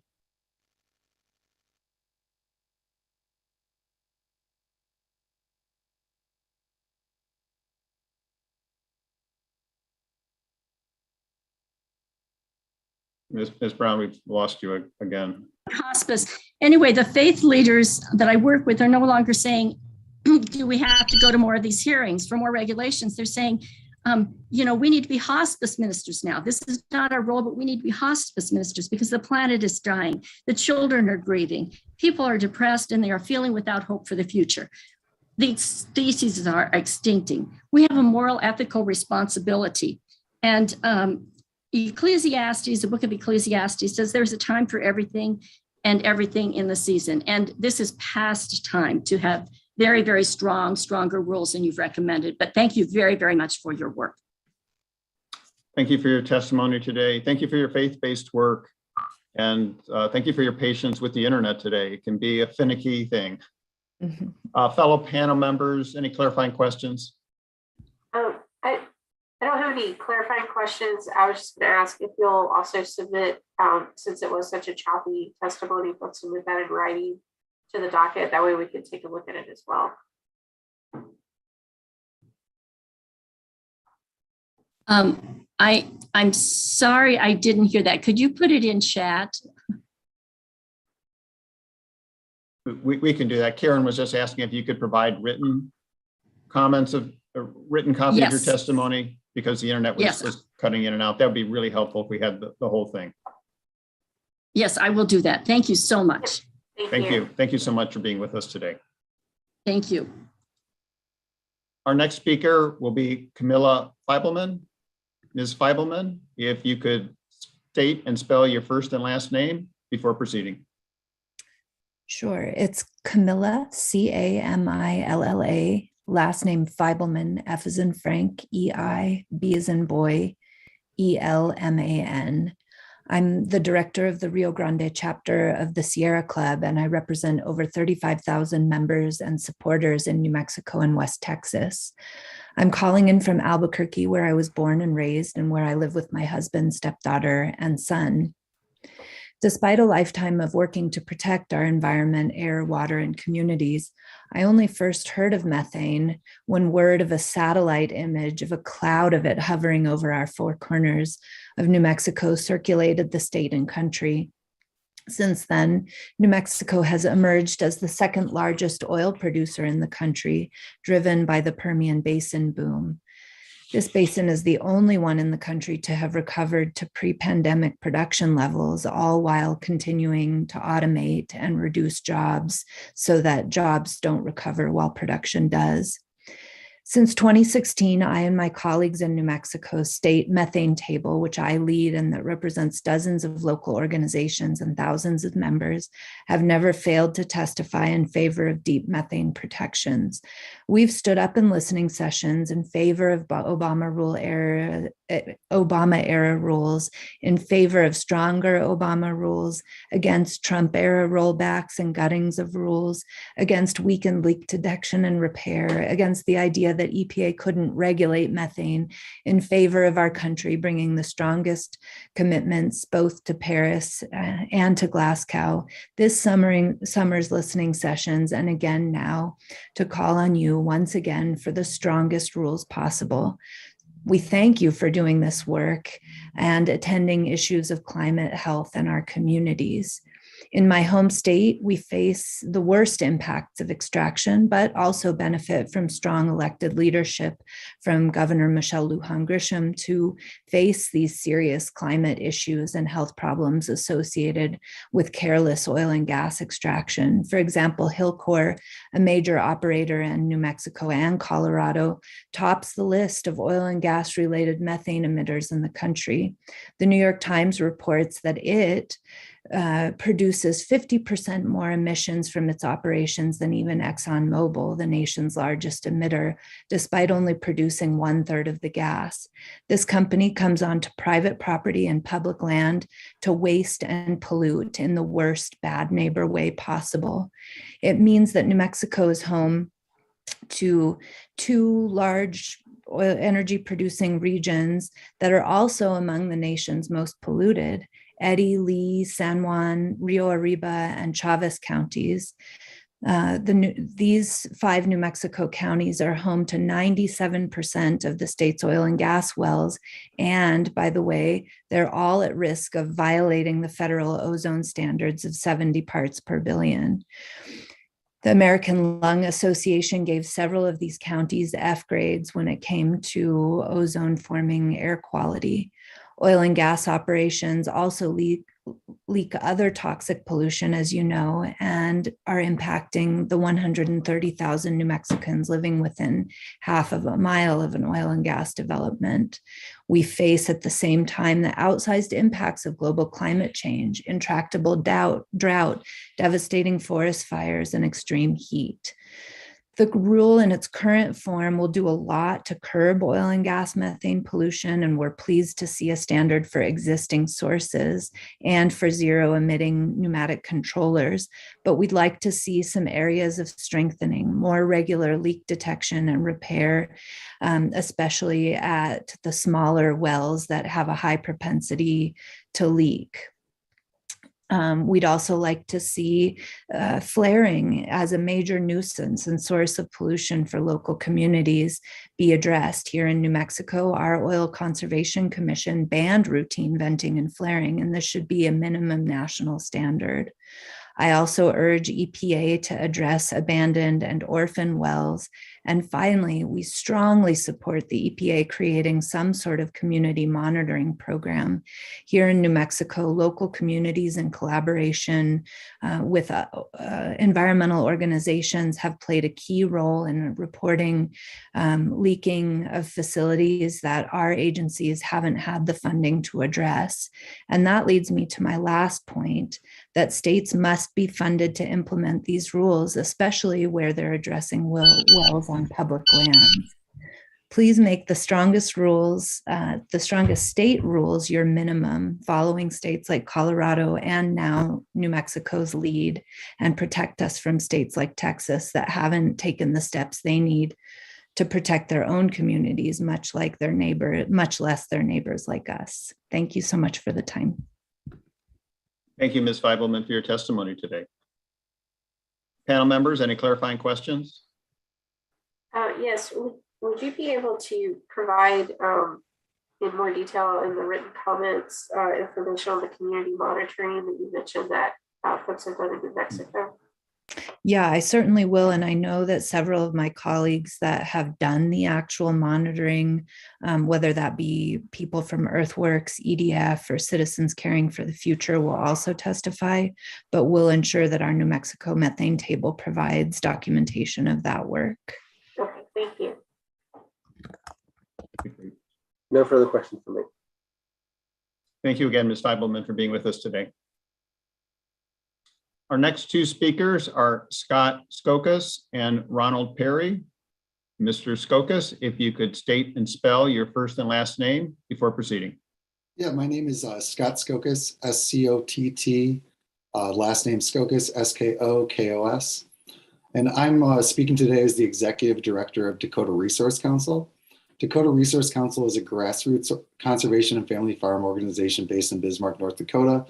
And we have more than 600 dues-paying members throughout North Dakota and many thousands of other supporters throughout the state. In addition, we have 5 affiliates, including the Indigenous-led group Fort Berthold Protectors of Water and Earth Rights, also known as POWER. And members of POWER would greatly benefit from this set of rules due to the more than 2,500 oil and gas wells on the reservation that impact the overall community health.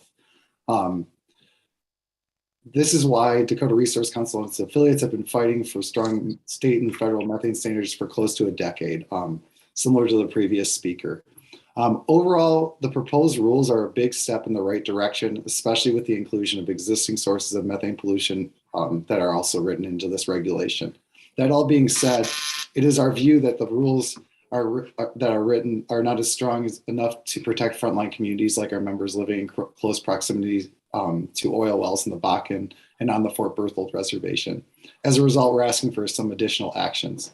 I ask that the proposed rule be strengthened through a supplemental rulemaking or other action to further protect public health and address the catastrophic climate crisis. Please consider adding the following. So specifically, we want an end to routine flaring at oil and gas facilities. This would be very beneficial to frontline communities in North Dakota, specifically people who are living in North Dakota within 500 feet of many of these oil and gas wells. This would improve air quality and ensure that valuable natural gas is actually captured. Anecdotally, I want to kind of give a story. In North Dakota, we're very, very well known for our flaring oil wells. Obviously, I think it was like 10 years ago, you could see us from space with satellite imagery. I have a rancher member who has a well that's been flaring for close to a decade at this point. And at the 10-year mark, I think this is like 6 or 8 months ago, he jokingly threw a 10-year birthday for the flare. So the idea that routine flaring isn't happening is not true. Some of these wells flare for their entire life, like in states like North Dakota, Texas, other places. So I just want to kind of explain that and say that it's not like these things are flaring sometimes, or some of these are flaring consistently for a decade. We also need to require regular monitoring at smaller, higher polluting and leak-prone wells.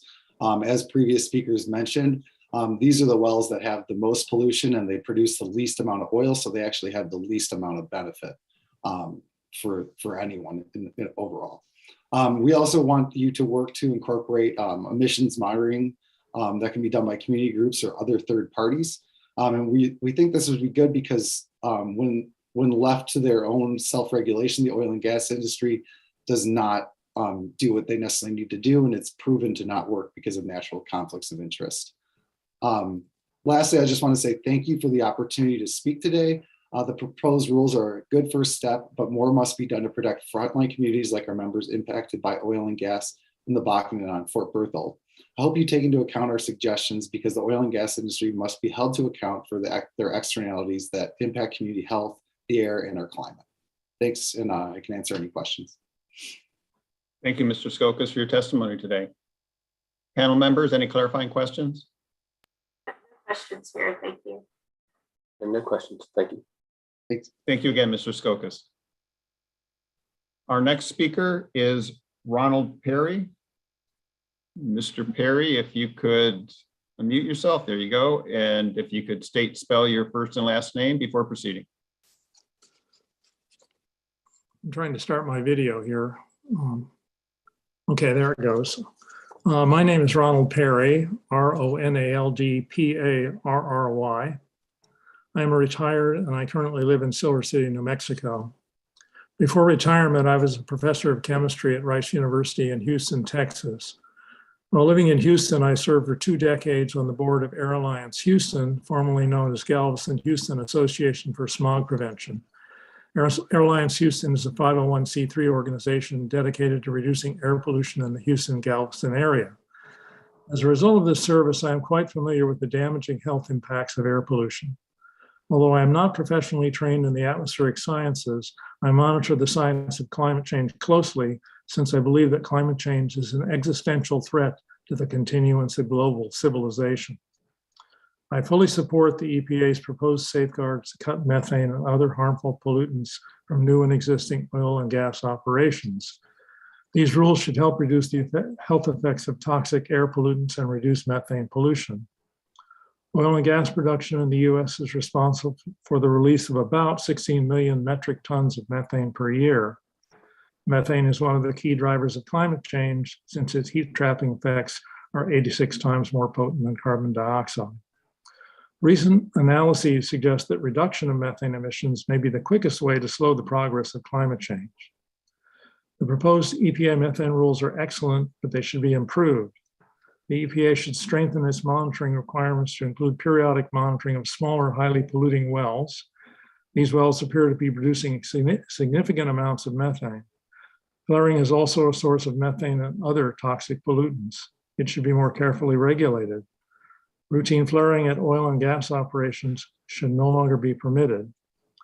Methane produced by agricultural activities is also significant and must be regulated, not ignored. The EPA must act in ways that are consistent with the goal of limiting the global average temperature increase from climate change to 1.5 degrees Celsius. Stringent control of methane emissions is an essential part of that action. Thank you for your consideration of my comments. Thank you, Mr. Perry, for being with us today and you're giving us your testimony. Panel members, any clarifying questions? No questions here. No questions here, thank you. All right, thank you again, Mr. Perry. Have a good day. Before proceeding, I'd like to make a couple of general announcements. First of all, if you have questions regarding today's hearing, please send a message to participant support through the chat feature. Secondly, if you did not register in advance and would like to speak today, please call 888-372-8699. 888-372-8699. Or you can email sppdpublichearing@epa.gov. And we'll try to post that information in the chat.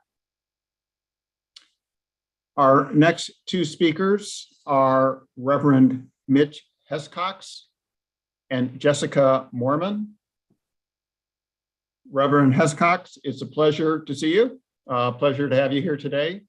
When you're ready, if you could state and spell your first and last name and proceed. Sure, thank you for allowing me to be here this morning. I am the Reverend Mitch Hescox, M-I-T-C-H, last name H-E-S-C-O-X. As evangelical Christians, We are people of the book, the Bible. Throughout Scripture, we are called to join God in pursuing justice. In the book of Amos, the prophet cries out, "Let justice roll down like a river and righteousness like a never-falling stream." Additionally, Jesus states in Matthew 25, "Truly I tell you, whatever you did for the least of these brothers and sisters of mine, you did for me." Our children are especially among those Jesus calls us to care for. And the old Sunday school song says it best. Jesus loves the little children, all the children of the world. Red, brown, yellow, black, and white, they are precious in His sight. Jesus loves the little children of the world.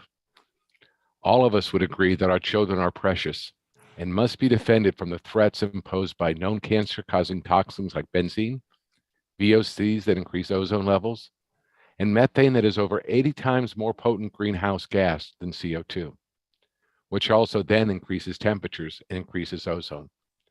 The medical and scientific literature is clear. Those living within a half-mile of methane extraction or production sites harms our children.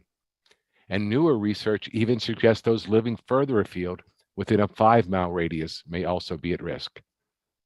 Currently, there are 2.9 American children who attend school within a 5-mile radius, or excuse me, a half-mile radius of oil and gas facilities. And within my home state of Pennsylvania, the number is over 300,000 kids that face that same hazard. This makes addressing fugitive and leaking methane from both new and existing sources a moral responsibility. As pro-life evangelicals, we have a special concern for the unborn. We want our children to be born healthy and unhindered by the ravages of pollution before they take their first breath. The medical community has long known that unborn children are especially vulnerable to environmental impacts. And of these impacts, it is clear that fossil fuels are the most serious threat to children's health worldwide. And even today, over 58,000 pro-life Christians have joined with us in gathering supportive comments for this rule just after it was published already in the Federal Register. We're thankful for EPA's proposed rule that will defend children's health, and we are especially thankful that the new standards are based on actual methane emissions instead of the amount of oil and gas production. Recent studies clearly prove that many smaller leak-prone wells have disproportionately high emission rates of methane and associated gases. Under the new emission-based rule, these super emitters will no longer slip through the cracks. Combined, these two standards will save between $6 and $9 billion in health and loss of life. That's good news, but we need to strengthen the rules. And whether we do it now or with the new proposal coming out in the spring, we recommend the following thing: a complete ban on flaring except for emergencies, quarterly inspections of all wells within 2 tons per year of methane emissions.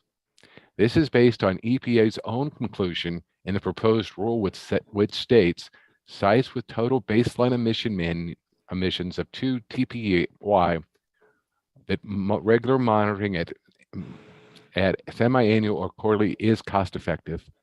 Based on this, we strongly recommend that we reduce the level from 3 to 2 TPY in the rule itself. And also sites below 2 TPY need to be inspected at least annually. Please speed up the time limit on the need to replace all pneumatic valves and actuators. And we also need to develop a process for incorporation of monitoring data from third-line parties.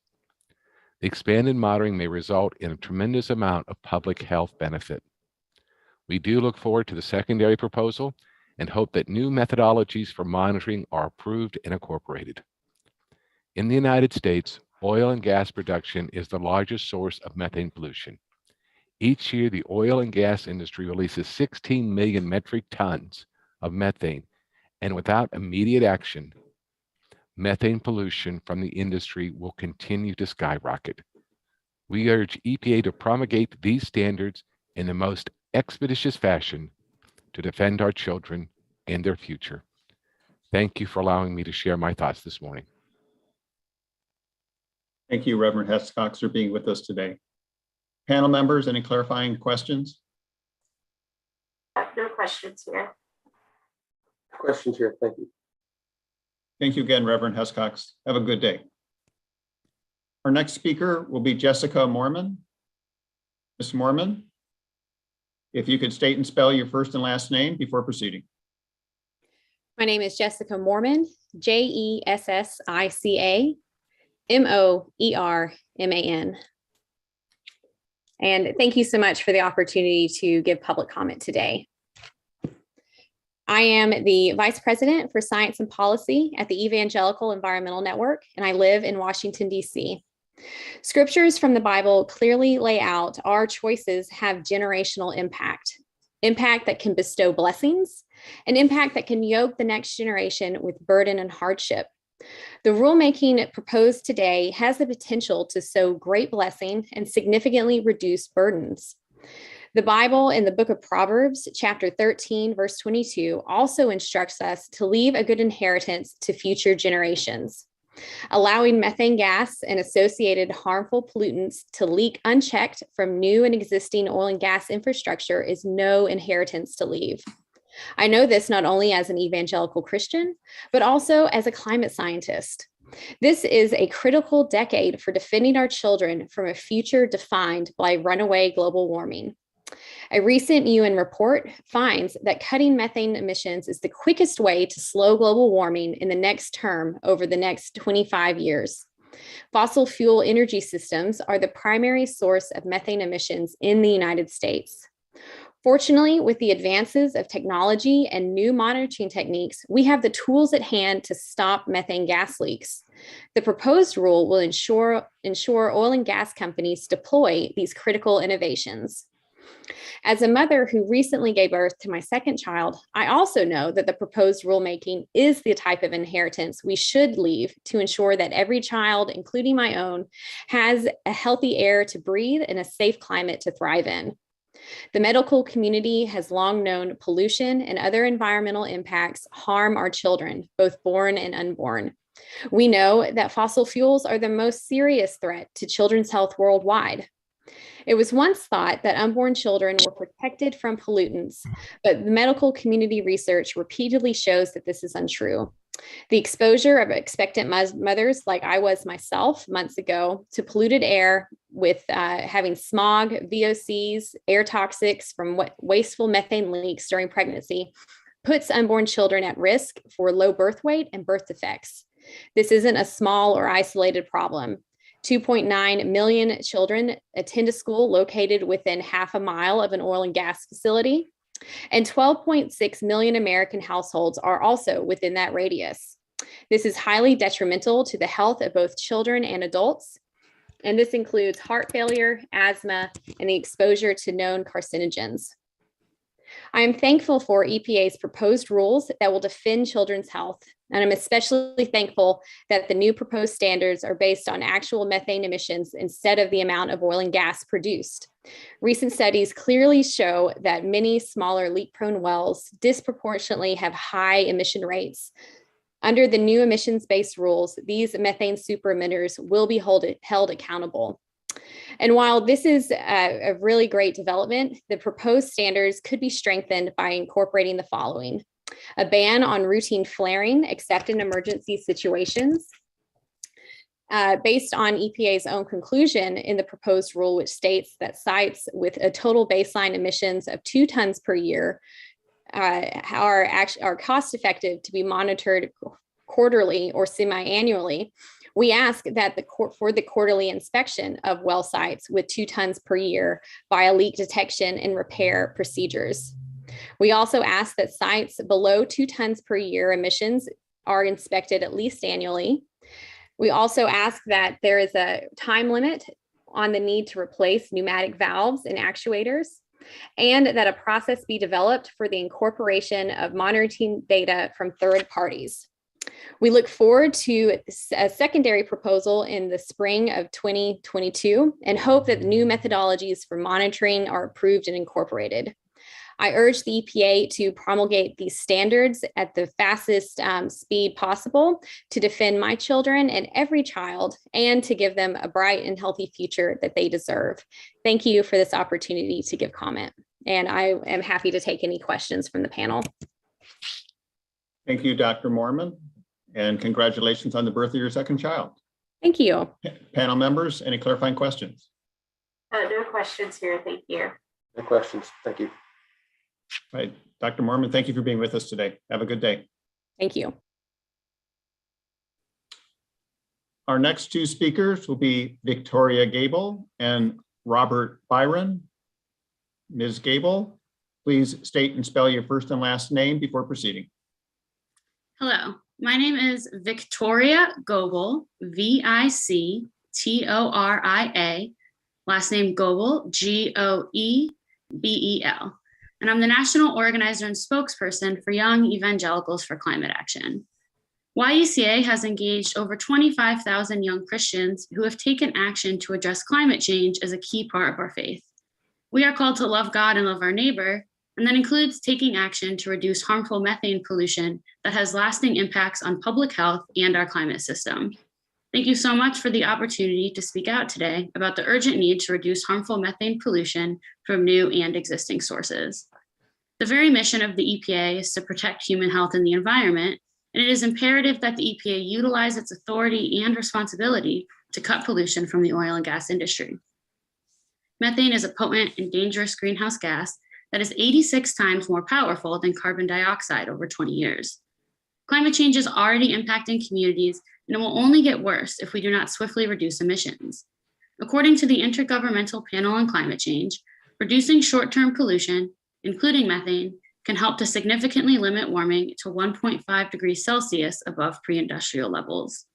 In addition to climate benefits, reducing pollution from the oil and gas industry will improve public health. As Christians, we want our neighbors to live safe, healthy lives, free from the devastating impacts of pollution. Fugitive, unchecked emissions include a variety of health-damaging agents like benzene. This pollution is known to lead to an increased risk of cancer, immune system damage, and neurological and reproductive problems.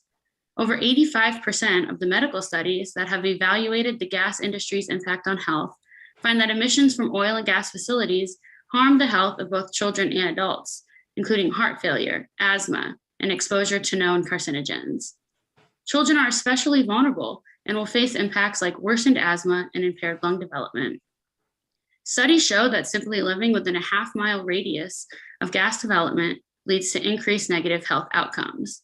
This isn't just an isolated or rare problem. 2.9 million children attend school located within a half-mile of an oil or gas facility, and 12.6 million American households are also within that radius. Additionally, 1 in 3 people live in a county with oil and gas production and are at risk of exposure to these dangerous, even life-threatening pollutants. Addressing climate change and improving public health by cutting pollution is a matter of justice. The impacts of pollution and climate change fall disproportionately on Black communities, communities of color, low-income communities, and tribal and indigenous communities. Combined, the two proposed standards would save 6.6 to 9.2 billion in avoided health costs and loss of life. I am thankful for this hopeful news, and the proposed standard can be improved by incorporating the following suggestions: implementing a ban on routine flaring except in emergency situations, implement annual inspection for sites below 2 tons per year of methane emissions, require a time limit to replace all pneumatic valves and actuators, develop a process for the incorporation of monitoring data from third parties, and institute quarterly inspection via leak detection and repair procedures of all wells with 2 tons per year or greater of emissions. This recommendation is based on the EPA's own conclusion in the proposal, which states that semi-annual or quarterly monitoring at sites with baseline methane emissions of 2 tons per year would be cost effective. Given this conclusion, YECA recommends that the proposed 3 ton per year emission standard be reduced to 2 tons per year, and that the frequency of inspections be increased to quarterly. We believe that methane must be controlled throughout the entire process, including transportation and distribution, because it is dangerous and harmful at every stage. Left unchecked, gas company negligence leads to leaks and other dangerous situations for entire communities. Not too far from where I live, 3 towns in Massachusetts' Merrimack Valley were devastated from a series of fires and gas explosions in September of 2018. These gas explosions killed 1 teenager, injured 22 others, and damaged over 130 homes and businesses. The National Safety Transportation Board concluded that inadequate management and poor oversight led to this disaster. The health and climate impacts of methane pollution require proper accountabilities for the companies failing to protect the communities they operate in. It is time to care for our neighbors by implementing strong, comprehensive methane standards for new and existing sources. Thank you. Thank you, Ms. Goebel, for your testimony today. Panel members, any clarifying questions? No questions here, thank you. And no questions here. Thanks so much. Thank you again, Ms. Gable. Have a good afternoon. Our next speaker will be Robert Byron. Mr. Byron, if you could state and spell your first and last name before proceeding. Okay. Good afternoon, and thank you for the opportunity to comment. My name is Robert Byron, spelled R-O-B-E-R-T-B-Y-R-O-N. I am a physician and internist who, along with my wife, a pediatrician, has practiced in southeastern Montana for over 30 years. I am speaking on behalf of Montana Health Professionals for a Healthy Climate. We strongly support EPA's proposed methane rules and urge the EPA to strengthen the rules to maximize the benefits for public health. When Lori, my wife, and I moved to Montana in 1988, it was in the midst of some of the largest fires in the Yellowstone ecosystem up to that point in time. Like most physicians at the time, we were naive to the dramatic impacts of wildfire smoke and the particulate matter it produces on the health of anyone who breathes it, and only considered it an annoyance to breathe smoke all day and have to clean the ash off our cars. We were also naive as to what was to come in the way of wildfires that are now more intense, more widespread, more deadly, and almost unstoppable, as we've seen throughout the West in the past decade, and especially the past couple of years. Wildfires that demonstrate all too well how climate change is a threat multiplier, amplifying other processes that already exist. In the case of wildfires, increased temperatures from climate change result in drier soils, increased evapotranspiration from plants and trees, and less winter kill of pests that also spread across broader ranges, thereby worsening the conditions created by ill-advised forest management decisions of the past 100 years. All that results in our having to warn patients whom we care for about the potential for wildfire smoke to worsen lung diseases like asthma and chronic obstructive pulmonary disease, to cause heart attacks and strokes, and even to affect the fetuses still in the mother's womb, or to cause premature labor in the mother. We warn parents not to allow their children to play and exercise outside for large parts of the summer and to seek safe havens from the smoke, safe havens that don't exist for many. But unfortunately, the effects of climate change are far more reaching than just smoke and ash. As was reported in Bloomberg News today, another recent example comes from British Columbia, which, like the northwestern US, was devastated by wildfires this summer, then again by torrential downpours in recent weeks. While not everyone lost homes to the fires or floods, tens of thousands were affected. The forest fires killed trees, which loosened soil, which led to mudslides in the torrential downpours predicted by our climate models. The mudslides shut down critical rail lines coming from the Port of Vancouver, which is a major shipping center for Asian markets where large portions of Christmas-bound consumer goods are manufactured. Flooding and fire also presented barriers to Christmas tree exports, of which Canada is the world's largest and the US its largest customer. These events all relate back to the proposed methane rules. They are all related to the health emergency of climate change. According to the 6th IPCC report, owing to its significantly greater potency as a greenhouse gas, methane has caused about 2/3 as much of current warming as carbon dioxide. And additionally, in each case, we have the capacity and the technology to curtail the impacts of and mitigate climate change and its devastation, but we are only starting to demonstrate that we have the courage and wisdom to do so. The proposed methane rules represent a major step in the right direction and could have some of the most immediate effects. EPA's proposal is good, but needs to go further by eliminating routine flaring and loopholes that allow wells to forego regular inspections. Thank you for the opportunity to speak today. And on behalf of Montana Health Professionals for a Healthy Climate and the patients we serve, we urge EPA to set stronger standards, eliminate the loopholes for smaller operations, and flaring from oil and gas facilities. Lastly, we urge the EPA to finalize this rulemaking as quickly as possible. We can't afford to waste more time contemplating. We need to take definitive action to protect people's health, especially those people at highest risk for the impacts of climate change. Thank you. Thank you, Dr. Byron. Appreciate your testimony and I appreciate your work as a medical professional. I have one clarifying question. The internet seemed to be breaking up a little bit. That could have been on my end. So due to the technical difficulties, if you could be sure to send us your written testimony, we would find that to be very helpful. I will do so. Thank you for the opportunity. Okay. Karen, Tame, any clarifying questions? No questions on my end. Thank you. Yeah, no questions here. Thank you. Dr. Byron, thank you for your time today. Thank you. Our next two speakers are Joel Charles and Catherine Thomason. Mr. Charles, if you could state and spell your first and last name before proceeding. Thank you for having me today. My name is Joel Charles. That's Joelcharles. I'm a rural full spectrum family physician in Wisconsin. You know, whether it's a child with asthma or an older person with COPD, I see my patients suffer every day from air pollution, most of it caused by fossil fuels.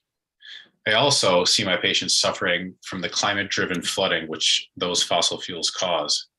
Because of those impacts, I serve as president of Wisconsin Health Professionals for Climate Action, representing over 300 Wisconsin health professionals in this struggle. We strongly support the proposed methane rules. We urge the EPA to strengthen those rules to protect our patients' health. Methane emissions have direct and negative impacts on human health. Meanwhile, as you know, they are a disproportionate cause of climate change. The National Academy of Medicine has declared climate change one of the leading public health threats of the 21st century. For this reason, we urge the EPA to strengthen the monitoring requirement.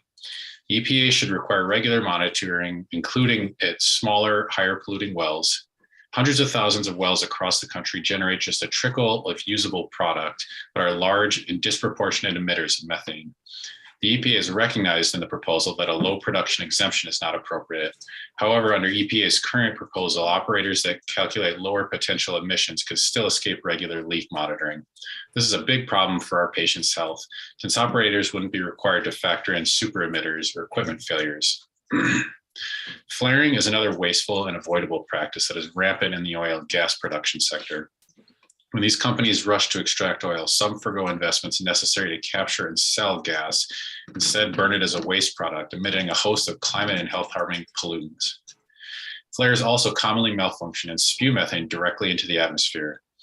Leading operators have shown it's possible to eliminate flaring across their operations, and states like Colorado and New Mexico have moved to eliminate flaring except in emergency situations.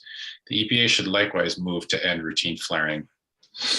Thank you for the opportunity to share my comments. On behalf of my patients and over 300 Wisconsin health professionals, I urge the EPA to set stronger standards, eliminate loopholes for smaller operations, and end venting and flaring from oil and gas facilities. We urge the EPA to finalize this rulemaking as quickly as possible. Thank you for your time. Thank you, Dr. Charles, for your testimony, and thank you for your work as a medical professional. Panel members, any clarifying questions? No questions. Thank you. None here. Thank you. Dr. Charles, have a good afternoon. Our next speaker will be Catherine Thomason. Ms. Thomason, if you could state and spell your first and last name before proceeding. Thank you. My name is Catherine Thomason, spelled Catherne, Thomason, Thomasson. I am a physician and the current Environmental Caucus Chair for the Democratic Party of Oregon and former Executive Director of Physicians for Social Responsibility. I'm speaking in favor of these rules, but feel they can and should be strengthened. I started giving talks on the health threats of climate change over 25 years ago, and now it's happening. In my state of Oregon, people, especially farm workers, are seriously harmed, and the elderly are dying from heat domes. Crops and even Christmas trees are dying. We are running out of water in parts of our state.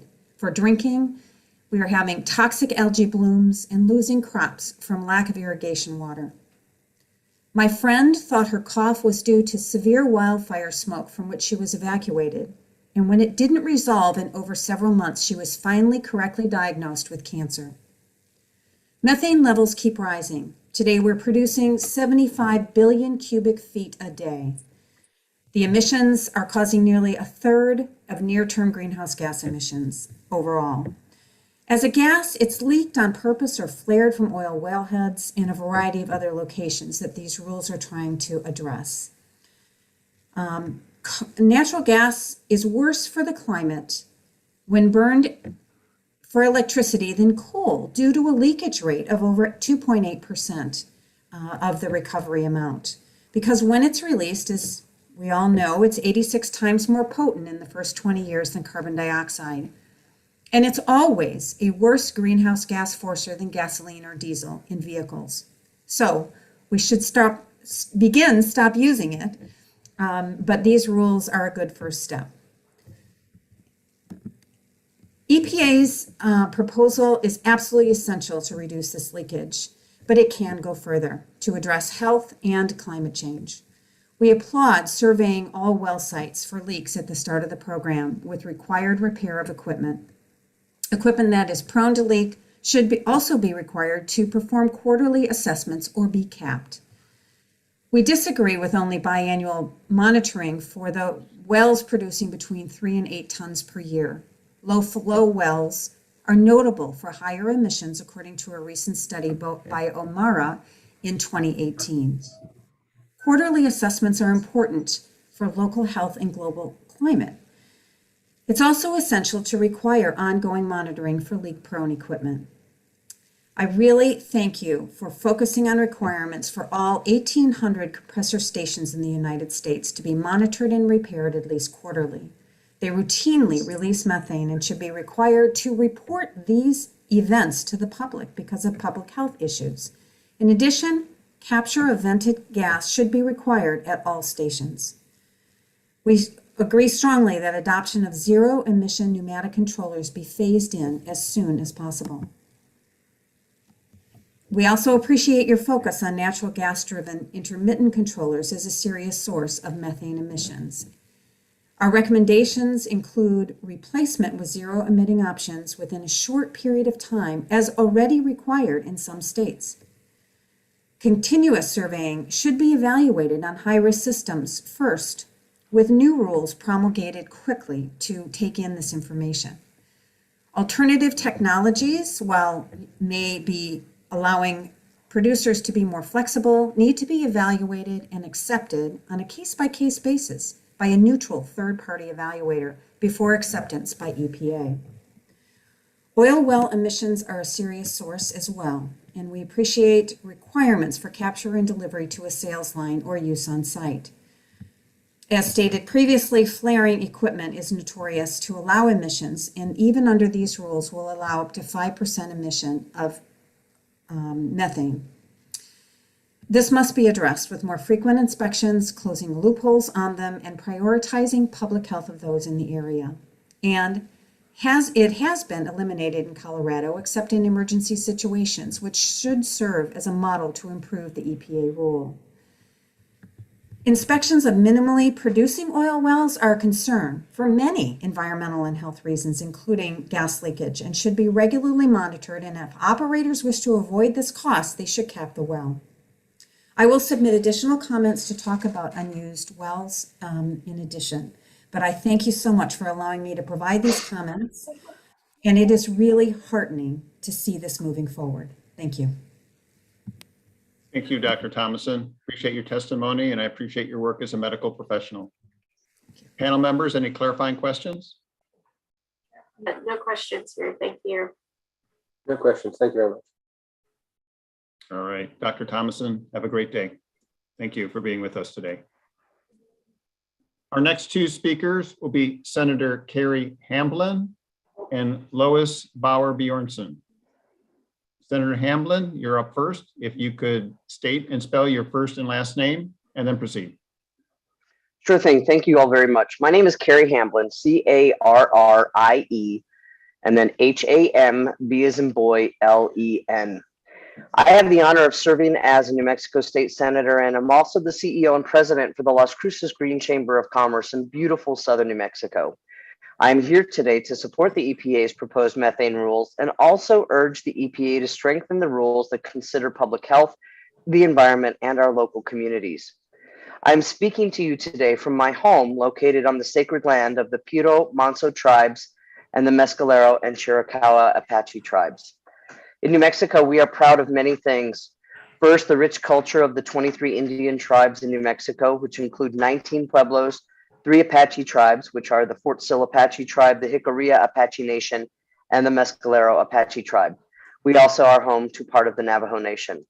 We are also proud of the food, the hardworking people of New Mexico, our beautiful blue skies that you will see nowhere else, and the valley and mountain landscapes that surround us. The mission of the Las Cruces Green Chamber of Commerce is to advocate for our locally owned businesses, help create sustainable communities, and to protect our air, land, and water. In Las Cruces, just 45 minutes away from El Paso, Texas, we have seen our local businesses and our communities embrace our clean air, land, and water. People come from all over the country to enjoy our outdoor spaces, like the Oregon Mountains Desert Peaks National Monument and White Sands National Park, to ride the monumental loop on bikes, to discover over and over again the largest concentration of pre-dinosaur tracks at our Prehistoric Trackways National Monument. Being thoughtful stewards of our public spaces, our local businesses have developed products and services based on and around our outdoor experiences, like the OMDP coffee blend and the OMDP cocktail, very tasty. And they also recognize the importance of protecting the places that we love. Local economies around the state and around the country are dependent on the tourism that supports outdoor recreation. From general stores to car repair garages to diners to hotels, communities small and large are dependent on visitors to their national parks and monuments, their recreation areas, and their camping sites. But without clean air and water, those communities will be negatively impacted. And putting economic prosperity aside, we have to recognize that in rural parts of our state and throughout the country, those that are heavily populated by people of color and families living below the poverty level, the impacts of pollution, poor water conditions, lack of healthy soil to grow nutritious food continue to plague the generations of Black, Brown, and Indigenous communities whose concerns continue to be ignored in discussions about climate change and repairing our environment. Oil and gas pollution is a social and environmental justice issue, and communities across the country are being treated as disposable so that money can be made by the few off the backs of many. But it is important that we identify these communities so they don't get folded into an umbrella term. The populations that live below the poverty line are traditionally Black, Brown, and Indigenous people and are the last to receive the resources desperately needed to rectify the damages that are done by ignoring the problems that you are given the responsibility to correct. And notably, the largest concentration, methane concentration in the US, can be traced to natural gas extraction activity in the San Juan Basin in northwest New Mexico, covering the Navajo Nation. It's a 2,500 square mile cloud that is visible from space. That is why I urge the EPA to strengthen the monitoring requirement. EPA should require regular monitoring at smaller, high polluting wells. Flaring is another wasteful and avoidable practice that is rampant in the oil and gas production sector.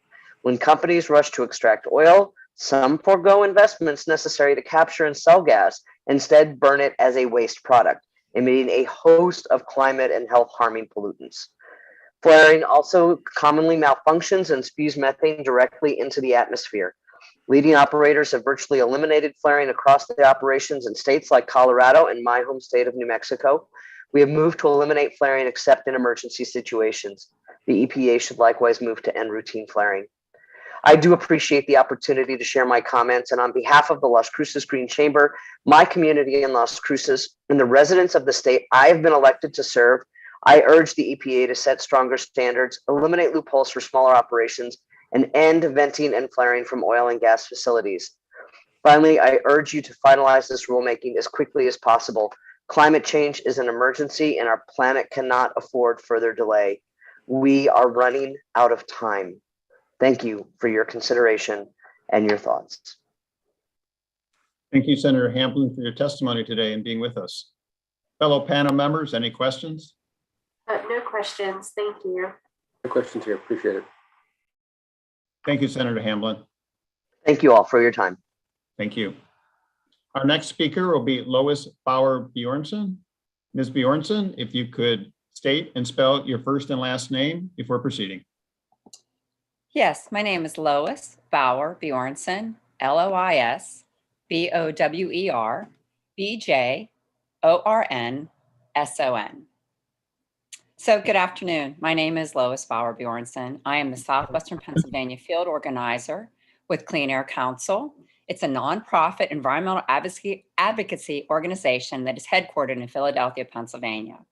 Clean Air Council has over 25,000 supporters across Pennsylvania, and the council has been working to protect everyone's right to healthy and clean air and a clean environment for over 50 years. So I grew up in Fredericktown, Pennsylvania, along the Monongahela River in a small, once thriving coal town. We moved to Scenery Hills 17 years ago to be close to family and friends and raise our 3 sons and a daughter with the freedom to play outside, know their neighbors, and grow up appreciating the value of face-to-face conversation. Scenery Hill is located 40 minutes south of Pittsburgh, and it is the most heavily fracked county in Pennsylvania, Washington County. It contains approximately 1,500 wells and 861 square miles, and is currently in marginal non-attainment of the U.S. Environmental Protection Agency's 2008 standard of asthma-causing ground level ozone. And I'm very thankful that the EPA has proposed its first ever methane pollution standards for existing oil and gas sites. Even so, I am here to urge the agency to strengthen these emission guidelines to adequately protect public health in gas drilling regions like mine. Most importantly, the EPA has begun the process of institutionalizing community-focused air monitoring that could actually inform residents of current air quality in real time and decrease the frequency of air pollution incidents. The EPA must require that gas companies and independent third parties accurately monitor for air pollution at all gas drilling sites and communicate those readings to the public while requiring gas companies to immediately address pollution incidents. The Pennsylvania Department of Environmental Protection has only 2 air monitors in Washington County, in Florence and Houston, neither of which air monitors are near my home or monitor or volatile organic compounds, climate changing methane, or hazardous air pollutions, like carcinogenic benzene. None of these air monitors, as I said previously, are near my home. So for far too long, the full extent of air pollution from oil and gas drilling operations has been unclear. While Penn State University recently conducted, the EPA has underestimated methane pollution from oil and gas production by 48 to 78%. In the EPA's proposed rule, there is an extensive discussion of the billions of dollars in health benefits that will be accrued by reducing 12 million tons of VOCs and 48,000 tons of air toxins by 2035. But more stringent monitoring systems must be put in place to accurately account for air pollution that is emitted from every facet of the oil and gas industry across every segment of the supply chain. The most important topic in the recent proposed rule is the method of identifying the levels of air pollution from individual well sites. Previously, air pollution accounting was based on formulas related to technology and processes in use at individual well sites, but now EPA is requiring regular on-site pollution monitoring that will be more accurately identifying aging or malfunctioning equipment. EPA has created 3 categories from low to high polluting wells and now requires more direct pollution monitoring at sites with higher levels of air pollution. And again, this is a great step, but the EPA must go further to identify the accurate levels of air pollution from all well sites. Because this baseline has never been established, the EPA must take great care in properly identifying low emitting wells before exempting them from regular air monitoring. EPA clearly states that a significant portion of air pollution from gas well sites is generated from aging equipment, which is a clear reason to regularly monitor air pollution from all oil and gas wells, including smaller, leak-prone wells, as equipment experiences wear and tear. It makes no sense to attempt to exempt well sites from active air monitoring, given that wear and tear over time is a major cause of methane, VOCs, and HAP emissions from oil and gas sites. Past performance is no guarantee of future results. Another key request for more information is related to the requirement that oil and gas drillers have available pipelines for frac gas collected by pollution reduction equipment at well sites and storage facilities. A variety of equipment at oil and gas sites intentionally emit methane when the pressure in drilling or processing lines become too great. This gas is directly emitted in the atmosphere or flared on site, creating an additional air pollution. Finally, I'd like to thank the EPA for the newly proposed requirement for no-bleed pneumatic controllers at well sites. This is a common sense technology that will drastically reduce methane emissions by increasing the use of electric air equipment. Thank you very much for your time. And it is critical, again, that the EPA strengthens the rule to ensure the gas industry contains as much methane, VOC, and HAP pollution as possible. Thank you for considering my comments and for proposing these vital pollution standards.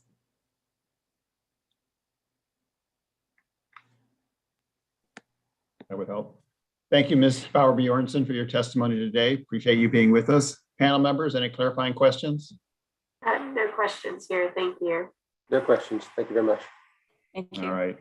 Thank you again for being with us today.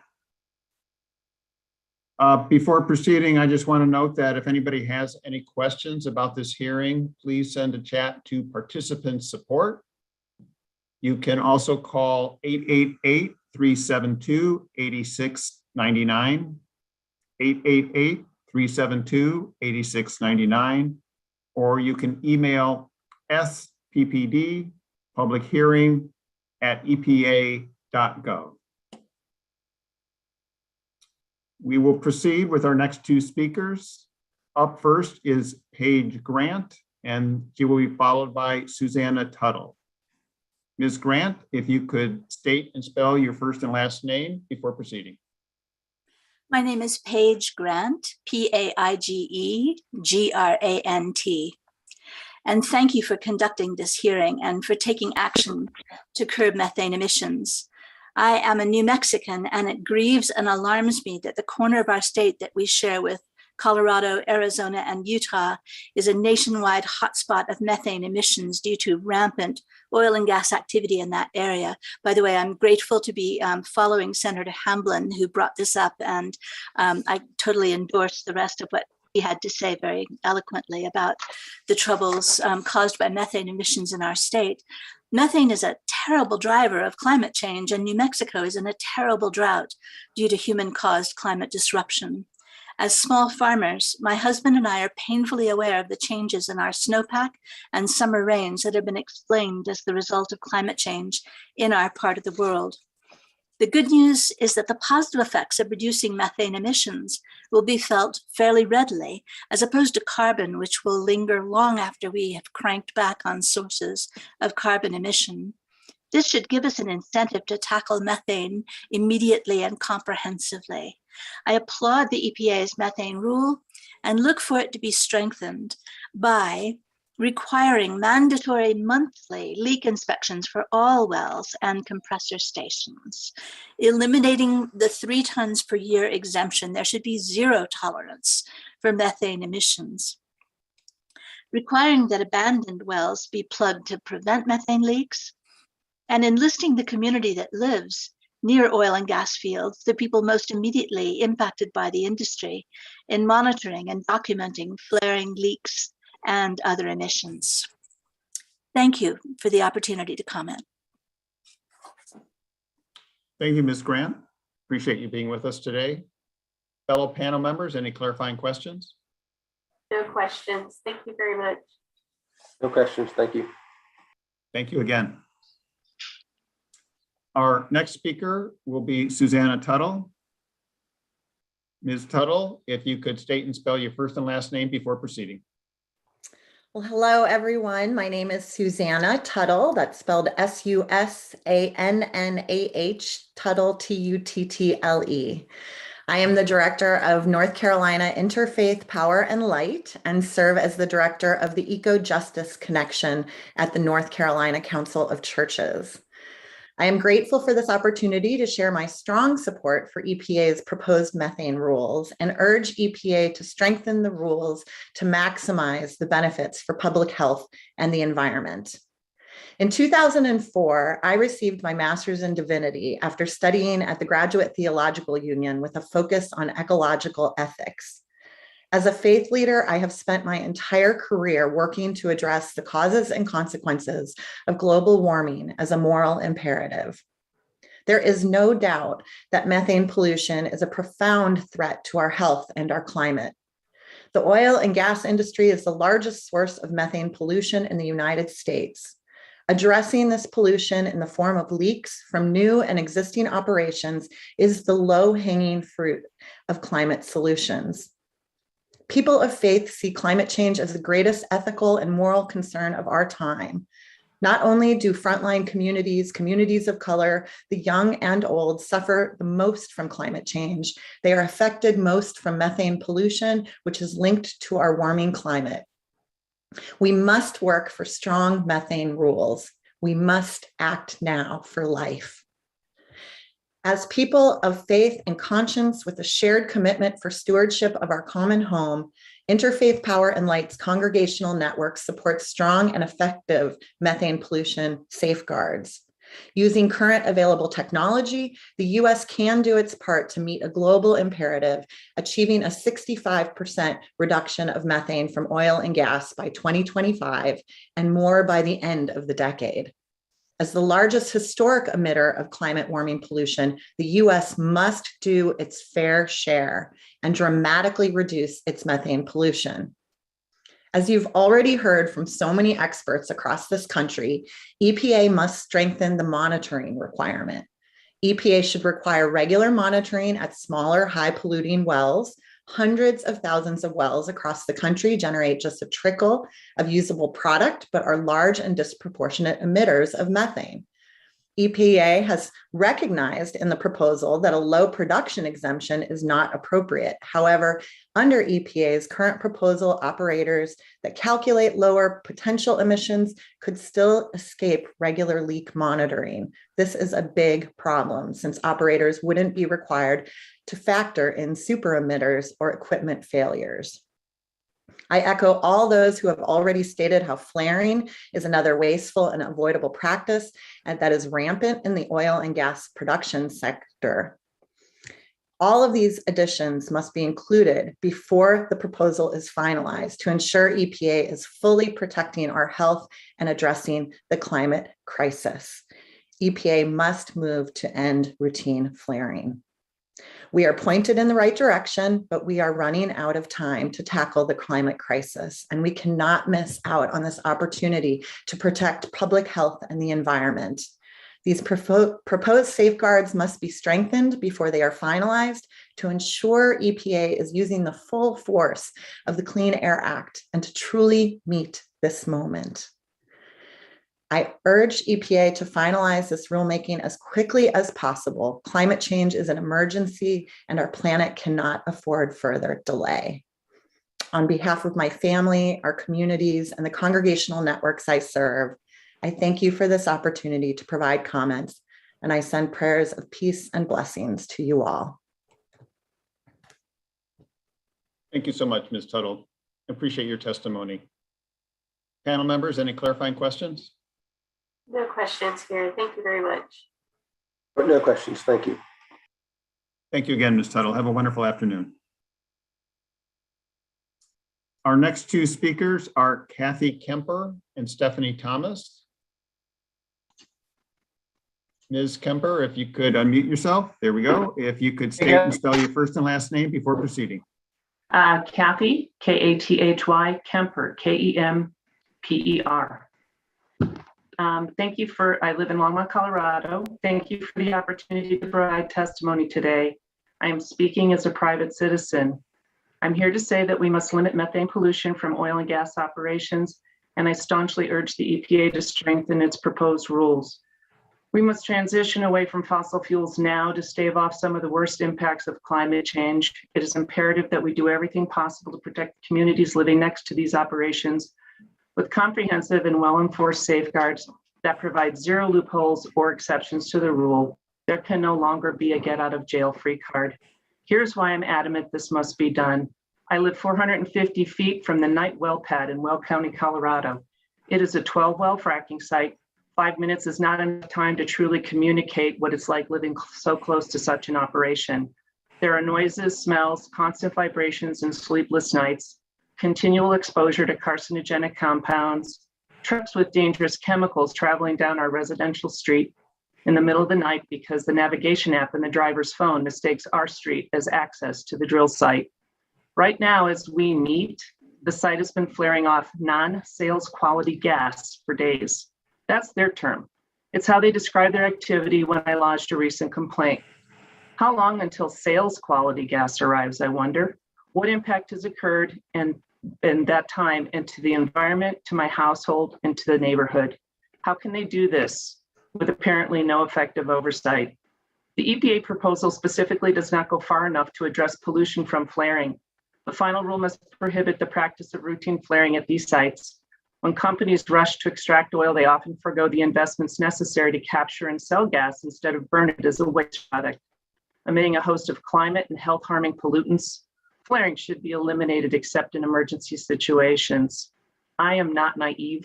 I did not jump on the environmental bandwagon because of this operation outside my back door. I know pollution firsthand. I grew up in the south side of Chicago in the 60s and early 70s, pre-EPA. Situated in the middle of the steel mills with an unregulated asphalt plant directly behind the row of houses on our street.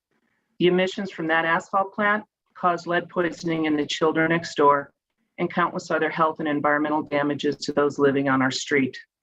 The neighborhood banded together to lead a protest and an initiative to fight this operation. Ultimately, after countless months, including legal action, the plant was forced to relocate, but not improve their processes.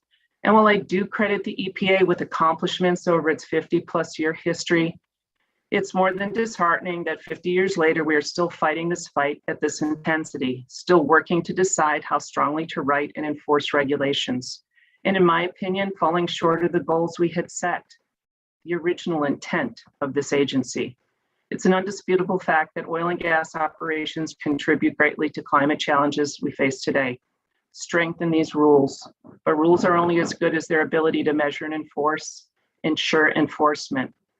The EPA must incorporate community monitoring into this picture and allow our communities to engage with regulators when there's documented evidence of potential violations. I know how difficult this is from my personal experience, to observe obvious infractions yet have no other recourse than to report it.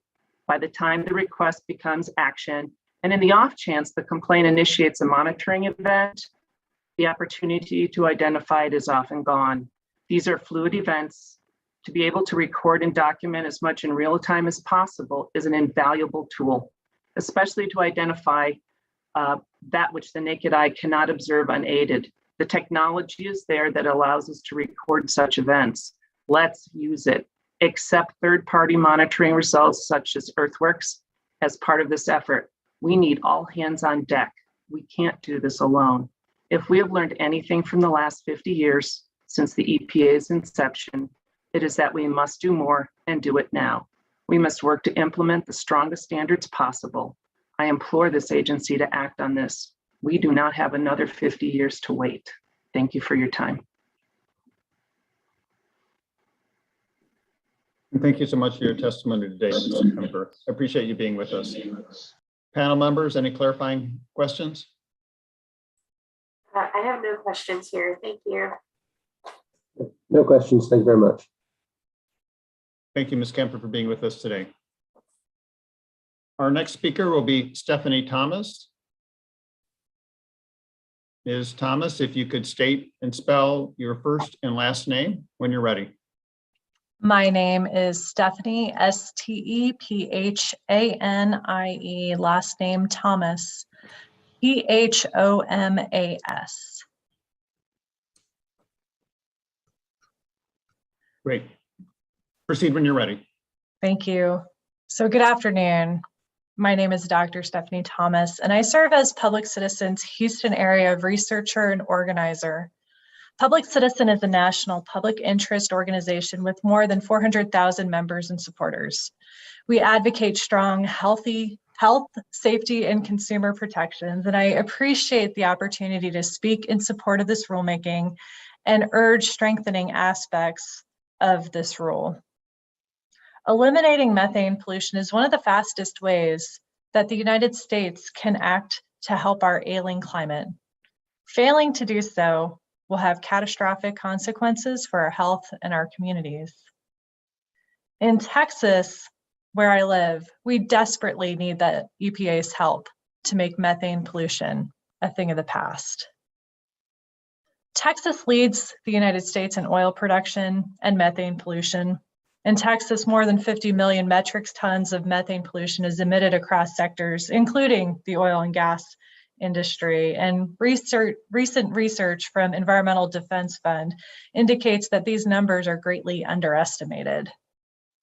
Recently, while driving through the Eagle Ford Shale on I-35 from Corpus to San Antonio, I encountered vast numbers of wells lining the sides of the highway that were alight with flares. And worse yet, we know that some of these wells vent methane directly to the atmosphere. And this scene plays out across Texas, not just the Eagle Ford Shale, but in the Permian Basin, the Barnett Shale, and really all across the state. Pollution from natural gas facilities, methane, and other harmful co-pollutants like benzene strongly harms the health of people of color. A 2017 report from the NAACP and others showed that as much as 10% of Texas's African-American community lives within a half-mile radius of oil and gas facilities. The report also revealed that Texas cities are amongst the highest in asthma attacks and lost school days for African Americans. So clearly, this is a justice issue. To strengthen this rule, the EPA needs to eliminate flaring, a routine practice that emits a host of health and climate harming pollutants alongside methane. The EPA also needs to strengthen monitoring requirements for smaller, high polluting wells. Production is not a proxy for methane emission. Marginal wells may provide only a small amount of oil and gas, but some are disproportionate emitters of methane, significantly contributing methane pollution to the atmosphere. EPA needs to ensure that even wells calculated to produce less than 3 tons per year of methane are subject to regular leak monitoring. Methane is fueling the climate crisis and harming the health of communities. I urge the EPA to strengthen the proposed standards, end routine flaring, and enact these changes without delay. Thank you. Thank you, Dr. Thomas, for your testimony today. Panel members, any clarifying questions? No questions. Thank you. Thank you. Thank you again, Dr. Thomas. Appreciate you being with us today. Our next two speakers are Terry Supowitz and John Sonnen. Ms. Supowitz, if you could state and spell your first and last name before proceeding. Okay. Hi, Terry, T as in Tom, E-R-R-I, Supowitz, S-U-P-O-W-I-T-Z. Thank you. In the fall of 2010, I watched Josh Fox's movie Gasland. My fight against the oil and gas industry and fracking started. I marched in the first protest in Pittsburgh against fracking on November 12, 2010. I live in Pittsburgh, Pennsylvania. I have been marching, protesting, and demonstrating ever since, and here I am again. I have written letters and testimony. I've spoken before Allegheny County Council concerning flaring at the airport. Can you imagine flaring at an airport? And fracking at Deer Lakes Park. I've been to borough council meetings and town hall meetings all over this county and neighboring counties. I've traveled to Harrisburg and Washington, D.C. I have been involved and active for 11 years. I am deeply troubled. It is time to care for the earth, its people, and all living beings. It's time to ban methane, to force the oil and gas industry to clean up the mess they have made. I can't throw garbage out the window. You can't throw garbage out the window, but they can. It's time to be on the side of the earth and her inhabitants. The indigenous people of the Americas knew how to care for all that was living. They only took what they needed and left the rest. Their Thanksgiving prayer is a lesson for all of us. Background for the Thanksgiving prayer. The Thanksgiving address is the central prayer and invocation of the Haudenosaunee, also known as the Iroquois Confederacy or Six Nations, Mohawk, Oneida, Cayuga, Onondaga, Seneca, and Tuscarora. It reflects the relationship of giving thanks for life and the world around them. The prayer opens and closes every social and religious meeting with this Thanksgiving address. It is also said as a daily sunrise prayer and is an ancient message of peace and appreciation of Mother Earth and her inhabitants. The children learn that according to Native American tradition, people everywhere are embraced as family. Our diversity, like all wonders of nature, is truly a gift for which we are thankful. When one recites the Thanksgiving address, the natural world is thanked. And in thanking each life-sustaining force, one becomes spiritually tied to each of the forces of the natural and spiritual world. The Thanksgiving address teaches mutual respect, conservation, love, generosity, and the responsibility to understand that what is done to one part of the web of life, we do to ourselves. And now I'll recite some of the prayer. Today we have gathered and we see that the cycles of life continue. We have been given the duty and responsibility to live in balance and harmony with each other and all living things. So now we bring our minds together as one as we give our greetings and our thanks to one another as people. Now our minds are one. We are all thankful to our mother, the earth, for she gives us all that we need for life. She supports our feet as we walk upon her. It gives us joy that she continues to care for us as she has from the beginning of time. To our mother, we send our greetings and our thanks. Now our minds are one. We give thanks to all the waters of the world for quenching our thirst and providing us with strength. Water is life. We know its power in many forms: waterfalls and rain, mists and streams, rivers and oceans. With one mind, we send our greetings and our thanks to the spirit of water. Now our minds are one. We turn our minds to all the fish life in the water. They were instructed to cleanse and purify the water. They also give themselves to us as food. We are grateful that we can still find pure water. So we turn now to the fish and send our greetings and our thanks. Now our minds are one, and my time is up. I would like to be able to email the whole address to you.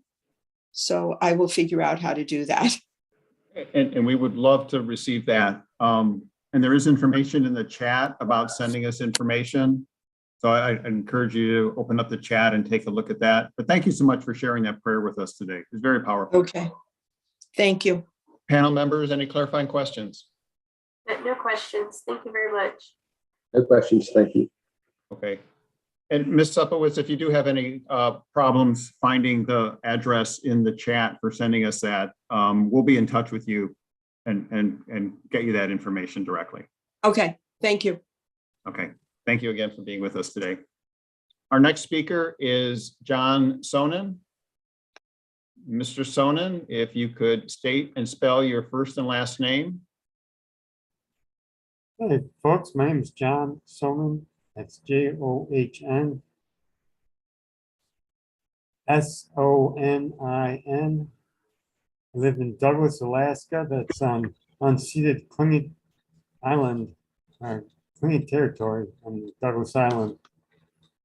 And in conjunction or in sympathy with all the previous speakers, I see we must have a naturalist EMT to sustain and maintain our Earth system. As it now already is in crisis, mismanaged life support. without patiently reviewing the didactic interrelationships between and amongst everything, an interdisciplinary grasp can enable an awareness of the unifying connection between all. This is a joyous awareness, to say the least, for me. But as a consequence, however, when I ruminate intellectually on the tragedy of our climate conundrum for unrelated issues, the sense of dread almost becomes unbearable.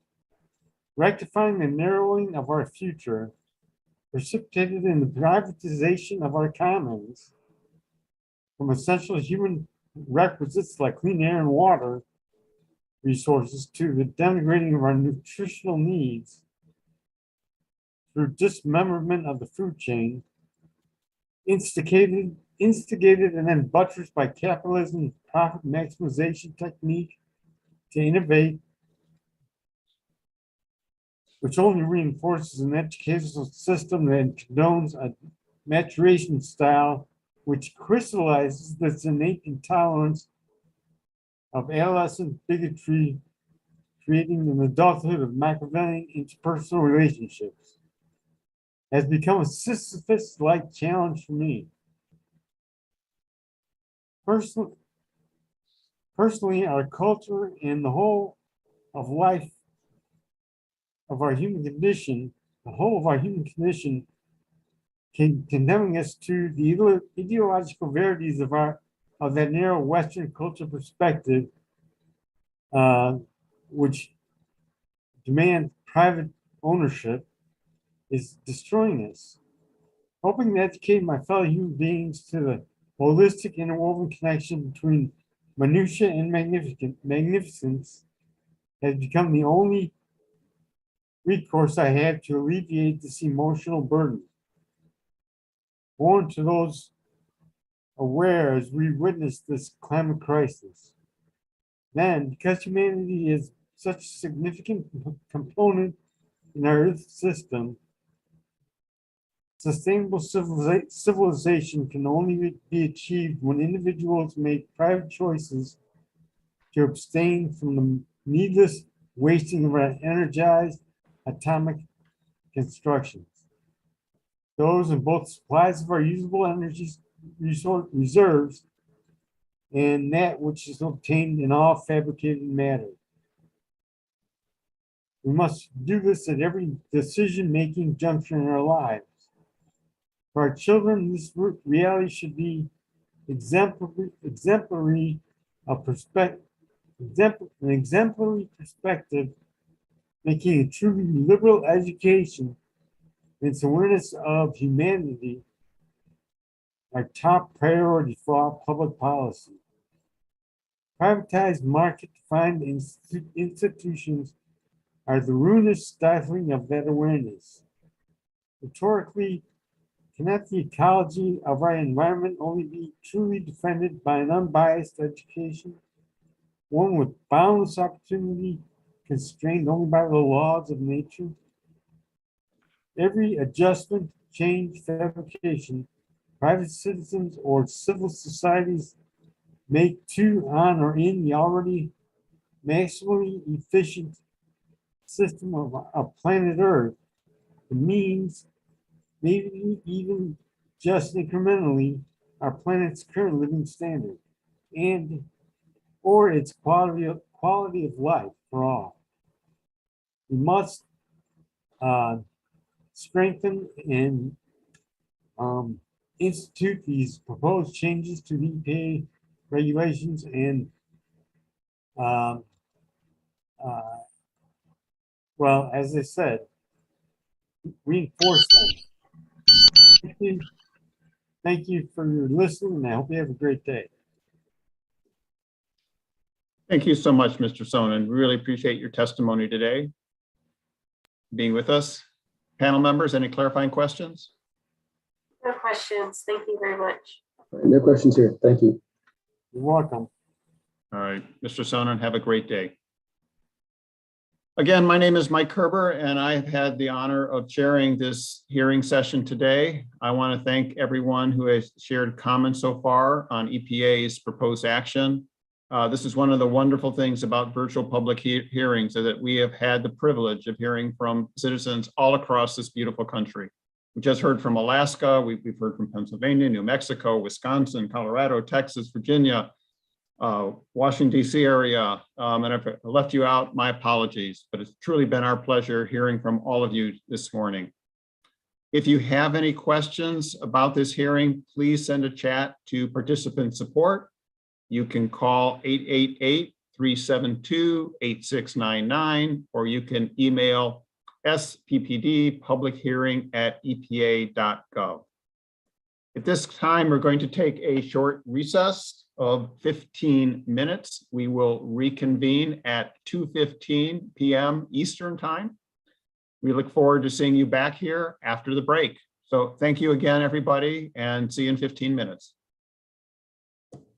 Bye.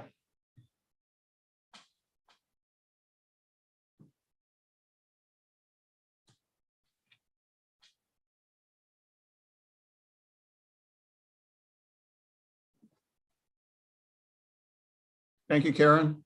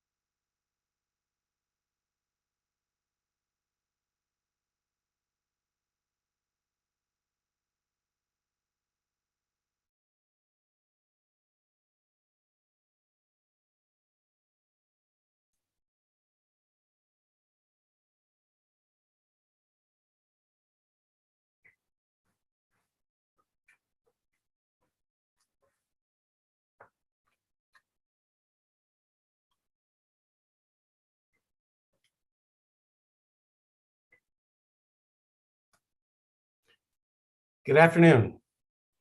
I am David Cuzzy, and I'm the Deputy Director of the Sector Policies and Programs Division in EPA's Office of Air Quality Planning and Standards.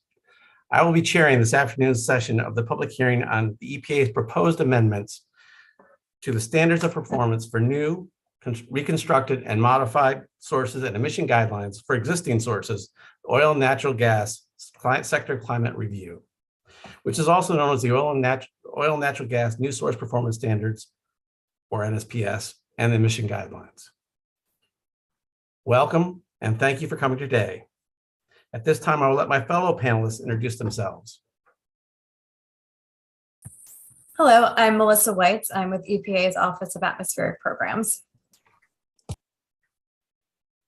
Hi, I'm Colin Schwartz. I'm an environmental scientist in the Air and Radiation Division in EPA Region 8. Thank you, Melissa and Colin. Before we begin, I'd like to go through a few ground rules and housekeeping items that will help make today's hearing run smoothly. First, some ground rules. EPA is committed to an environment of mutual respect and safety. We want to hear your views on the proposed rule today. However, the agency will not tolerate harassment, discrimination, intimidation, inappropriate language and images, or sustained disruption of the public hearing. EPA expects everyone participating in this hearing, including registered speakers, attendees, and those of us on the panel, to conduct themselves in a respectful and civil manner. We will monitor and moderate this virtual event to ensure that common standards of decency are upheld. Please note that by registering for this event, you are agreeing to abide by the ground rules of the virtual event. At this time, we're going to move on to how today's hearing will work. If you are registered to speak today, you should have received an email notification for today's hearing that includes the approximate time when you will be asked to speak. We will do our best to stick as close to that time as possible. If you've joined us through Zoom, please keep the chat box open. It is at the bottom of your screen. We will put the names of the next speakers in the chat box. We may also use the chat to communicate directly with you during the hearing. I will call on each speaker when it is their turn. And let me apologize in advance for any mispronunciations. When I call on you to speak, please unmute your line. If you have joined us on Zoom, that button is on the lower left of your screen. If you have joined by phone, you will need to enter *6 to mute, unmute on your phone, and *9 to raise your hand. When you begin speaking, please state your name, first and last name, and spell it so we have an accurate record information for the transcript. When providing testimony, speakers are welcome to activate their camera by clicking on the Start Video icon at the bottom left of your screen. This hearing will be recorded and transcribed so that they can be included in the record of comments on this rulemaking action and placed in the docket. Each speaker will have 5 minutes to give comments. You will see a timer on the screen to help you keep track. When your 5 minutes are up, it is time to stop. To be fair to everyone, and we have a very full list of speakers this afternoon, we are going to strictly enforce the 5-minute limit. If you have additional feedback that you would like to share, you may submit written comments to the docket established for public comment until January 14th, 2022. We are here mainly to listen to you today. However, occasionally a panel member may ask you questions to clarify your comments. When you are finished speaking, please remain on the line until I'm able to confirm that there are no further clarifying questions from the panel. Once we are done, the speaker monitor will remute your line. I will then call on the next speaker and so on through the afternoon. I encourage each of you to provide a written copy of your testimony. Information on submitting comments is on our website, and we also will be putting a link to that in the chat box. If time allows, we may also ask if any of those on the listener line would like to make a statement. So even if you did not Pre-register. We will try to accommodate last-minute speakers as time allows. For those of you watching the live stream, if you are not registered and wish to speak, please call 888-372-8699 or email SPPD public hearing all together at epa.gov. Instructions for submitting written comments and further information to the docket are provided in the November 15th Federal Register notice and in the How to Comment section of the fact sheet on our website. Please note that there's a temporary suspension of mail delivery to EPA, and no hand deliveries are currently accepted. For this reason, we encourage the public to submit comments via regulations.gov or email. As shown in the agenda, we are holding 3 sessions today. We may close the session 15 minutes after the last pre-registered speaker has testified if there are no additional speakers. We may take short breaks throughout the day as needed. If you have any issues or questions regarding the hearing, please reach out to participant support in the chat box. Thank you again for taking the time to share your comments on EPA's proposal. Let's get started. Our first 2 speakers are Melissa Ostroff and Miguel Escoto. When you're ready, Melissa. Hi, my name is Melissa Ostroff. It's MELISSA, and O S as in Sam, T as in Tom, RO F as in Frank, F as in Frank. Thank you for the opportunity to speak today. Again, my name is Melissa Ostroff, and I am a Pennsylvania field advocate and thermographer at Earthworks. In this role, I use an industry standard optical gas imaging camera to detect methane leaks at oil and gas wells across the state. What I have witnessed through the lens of my camera demonstrates a clear need for ongoing monitoring of emissions from every oil and gas well, no matter the size. Consider Pennsylvania's Allegheny National Forest. It is home to thousands of smaller leak-prone wells. During a trip this summer, I found gas leaking from nearly every one of these small rusty wells that I visited. I also found the same type of leak at most of the wells, coming from cracks in decaying joints directly at the wellheads.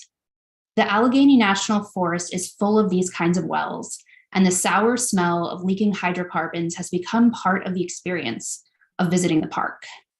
Let's be clear, these smaller wells aren't all located in the middle of a remote forest. Earlier this month, I visited smaller wells in a suburban area of southwestern Pennsylvania. A community park in one town is home to not only baseball fields and basketball courts, but also a number of small gas wells. One of these wells, situated right next to a soccer field, was continuously emitting methane pollution into the air. A few towns over, I saw methane leaking continuously from a small gas well behind an elementary school. As I watched this invisible gas through the lens of my optical gas imaging camera, I wondered how many children had been exposed to the carcinogenic air pollutants that go hand in hand with methane emissions. Why are so many of these smaller wells left in disrepair? The simple answer is Pennsylvania has given them a free pass. Due to their small size, they are exempt from basic leak detection and repair requirements enforced by the Pennsylvania Department of Environmental Protection. However, because most smaller wells are older in age, their equipment is often neglected and in poor condition, leaking methane freely into the atmosphere. Recent evidence from the University of Cincinnati demonstrates that many of these small wells actually leak more methane than they produce in a given year. Yet Pennsylvania regulators are looking the other way when it comes to these smaller leak-prone wells. It should surprise no one that as infrastructure ages, it is more likely to fall apart and need closer monitoring and more regular inspection. Smaller wells are among the oldest actively producing oil and gas sites in Pennsylvania. Why then would we make these leak-prone wells exempt from ongoing monitoring required at much newer sites? It is my hope that EPA will correct course where PADEP has failed.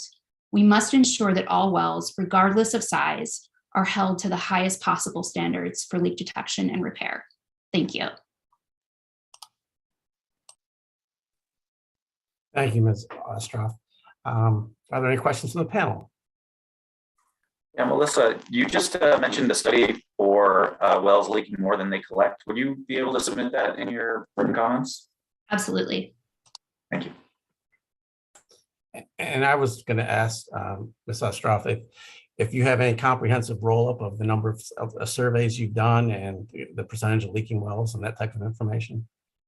I can also submit that. That would be fantastic. Thank you for your testimony today. Next speaker is Miguel Escoto.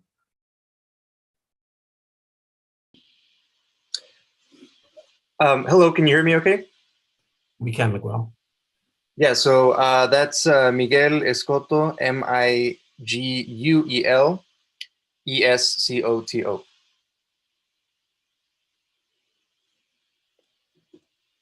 So thank you all. My name is Miguel Escoto. I'm based in El Paso, Texas. We are a border community that's over 80% Latinx.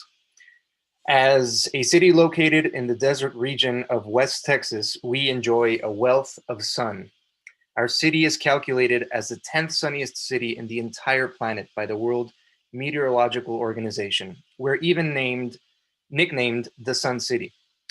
Nonetheless, our privatized electric grid uses only 5% renewable or solar energy. The utility chooses to source the majority of its electricity from fracked gas. As a consequence, our community has to deal with the health impacts of polluting gas plants and refineries. So what explains this disparity, the extreme opportunity for solar wasted on methane gas plants? The Permian Basin. As the largest producing oil and gas shale in the entire world, the Permian presents a lucrative profit opportunity for businesses that run my community's utility grid.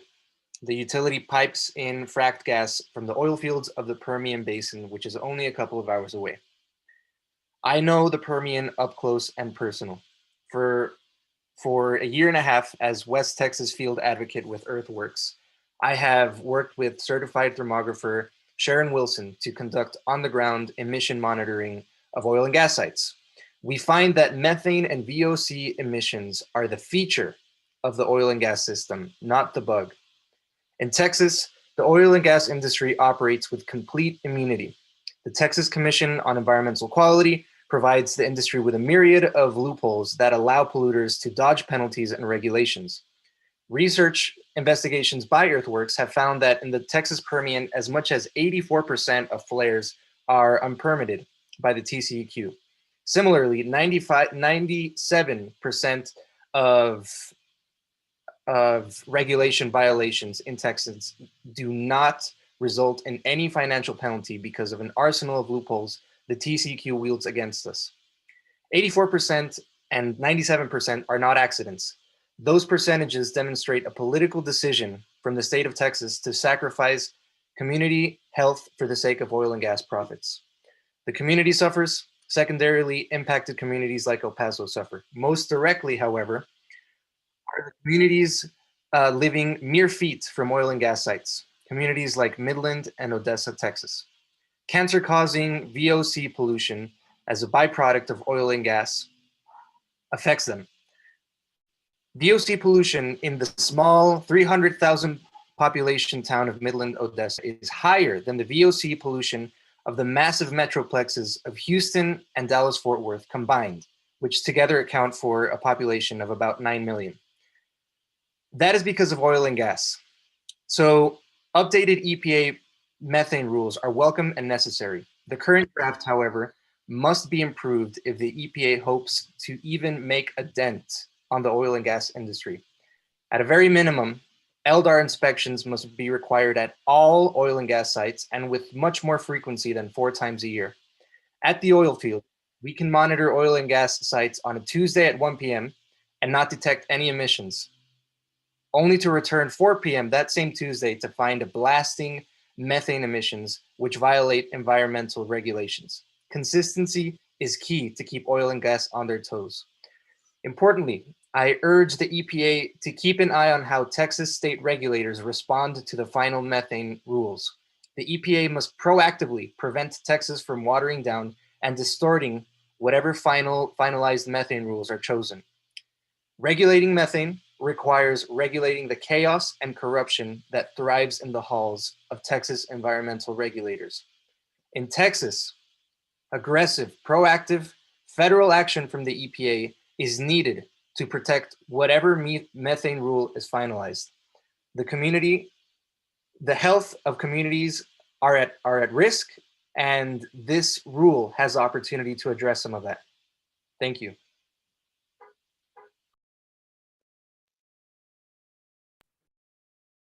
Thank you, Mr. Escoto. Are there any questions from the panel? No questions. Thank you very much. No questions from the panel. Thank you very much for joining us, and thank you for your testimony today. Our next two speakers are Elizabeth Brandt and John Andrews. We'll start with Ms. Brandt. Hello, my name is Elizabeth Brandt, Elizabeth, Brandt, Brandt. Thank you. Hello, thank you for listening to my testimony today. My name is Elizabeth Brandt, mom to Natalia and Valencia.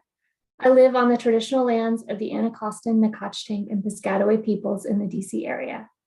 I'm a field and special projects manager for Moms Clean Air Force, an organization of more than 1 million parents across America who are taking action against air pollution and climate change.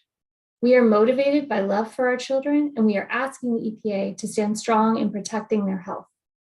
Moms support the proposed EPA methane rules and urge the EPA to finalize the strongest and most comprehensive methane rules to protect children's health from all sources of oil and gas methane pollution, including routine flaring and small wells. Methane, the main ingredient in natural gas, is a powerful greenhouse gas pollutant that is fueling the climate crisis. The oil and gas industry is one of the nation's largest sources of industrial methane pollution. Without swift federal action, methane pollution from the oil and gas industry will continue to skyrocket. Federal methane rules are needed to create baseline protections for all of us. Quickly and significantly reducing methane pollution is one of the best tools we have to slow the rate of climate change now and help clean up the air to protect children's health. The reasons to act boldly to fight climate change have never been more clear. I'm wearing rings from my family today. Each of these rings was given and worn in the farming communities of Whatcom County, Washington. I have my grandmother's Ferndale High School graduation ring, my granddad's wedding ring, given at a small church in Custer, and a ring my dad gave my grandmother at the family farm in Linden. Just before Thanksgiving, all of these communities experienced catastrophic flooding. Just down the road, Bellingham, where I was born, was also underwater. In the 100 years that my relatives have lived in Whatcom County, no one has ever experienced a rain event like the one that happened this November. Indeed, Bellingham has never had as much rainfall in a 5-day period ever before, according to the Weather Service. As if that wasn't enough, these same communities had another flood on Sunday. Climate change is serving us extreme weather, and Black, Latinx, and Indigenous communities are disproportionately impacted. In Whatcom County, the Lummi Nation saw some of the worst impacts of recent floods. The Lummi Reservation is accessible by 2 bridges over the Nooksack River, and both flooded, cutting the reservation off from outside services. Lummi leaders drove the reservation's dump truck across the flooded bridge to get food to stock the reservation's store. As the floodwaters recede, the impact remains. My cousin, who works for a local trucking company that serves farms, told me that farms and businesses are devastated. According to the Lummi Nation Natural Resources Department, the extreme flood conditions on the Nooksack River will inevitably destroy nearly all the salmon eggs that are in the river. This is a terrible blow to the salmon-centered Indigenous cultures of the Pacific Northwest. We are all paying a heavy price for our reliance on fossil fuels, but this impact is uneven. My friends who live on the beautiful hills in Bellingham with a view of the bay were relatively unscathed by floods. At the bottom of the hills, downtown Bellingham was underwater. The Lummi Reservation, the farmers, and others have borne the brunt of this climate-fueled flood. This mirrors the environmental justice experience we see across our nation. Black, Indigenous, and Latinx communities are disproportionately exposed to dirty air, including harmful pollution from oil and gas operations, because of where they live, learn, work, and play. Oil and gas air pollution adds to the burden of existing pollution problems in underserved, low-income communities, exacerbating inequities and putting families at increased risk of serious health issues. As a social worker and a human being, I find this unacceptable. The EPA must do all it can to wipe out disproportionate impacts experienced by environmental justice communities. I implore the administration to boldly lead on methane reductions. America's children are counting on the EPA to preserve a healthy climate for generations to come. Thank you. Thank you, Ms. Brandt. Are there any questions from the panel? No questions from me. Thank you. Thank you for taking the time to join us and provide your testimony today, Ms. Brandt.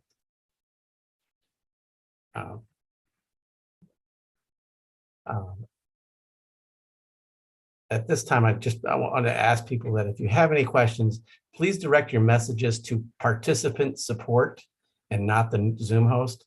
The participant support team can quickly assist you. Thank you. At this time, we'll call John Andrews.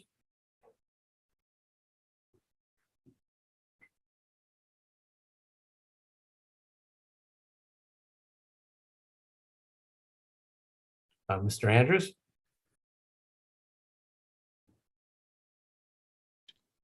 Okay, there we go. Yeah, my name is John Andrews, JOHNANDREWS. I live in Santa Fe, New Mexico, and I'm a Sierra Club member. On November 5th, 2019, 11,258 scientists co-signed a letter appearing in Bioscience magazine, whose first paragraph reads, "Scientists have a moral obligation to warn humanity of any catastrophic threat and to tell it like it is. On the basis of this obligation, we declare with more than 11,000 scientist signatories from around the world, clearly and unequivocally that planet Earth is facing a climate emergency. I hear this as a frightened prayer. Before you is a proposed rule limiting GHG and other harmful pollutants. The term existential threat used in reference to global warming misses the gut-busting quality of a life and death threat. It lacks children starving, families and villages swept away by flood, breathing smoke for weeks indoors or out, the viciousness of a collapsing global economy. You, as destiny would have it, are one of the few checks in this game of chicken we are playing against physics, biology, and chemistry. I regularly read Scientific American, Science Magazine, and more. It is clear that the climate crisis is the tip of the arrow that pierces the planet with the sixth mass extinction. The sixth mass extinction is already underway and is human caused. The choices we make here forward are determining how far this extinction will go. If we continue down the path we are on, it could be as devastating as the fifth mass extinction that brought down the dinosaurs. This is no poetic exaggeration, but an evidence-based, peer-reviewed fact. The rational response to such a threat is to turn 180 degrees and move as fast as possible. Humans aren't that rational. We have spent at least the last 2 decades shadow dancing with the GHG producers and everyone dependent on the status quo, but also anesthetizing ourselves with ignoring and denying the enormity of the problem and the enormity of implementing solutions. You share the privilege, responsibility, and burden of proposing those solutions. Humanity has ignored and denied this problem as long as it can. We truly stand on the precipice of global ecological collapse of the life support systems that have nurtured us to this point. I take up the frightened prayer of science and implore you to make your proposals equal to the threat we face. The threat we face comes from the power wielded by the hands of the arrogant and greedy. The antidote to arrogance and greed is prudence and humility, with a generous portion of courage.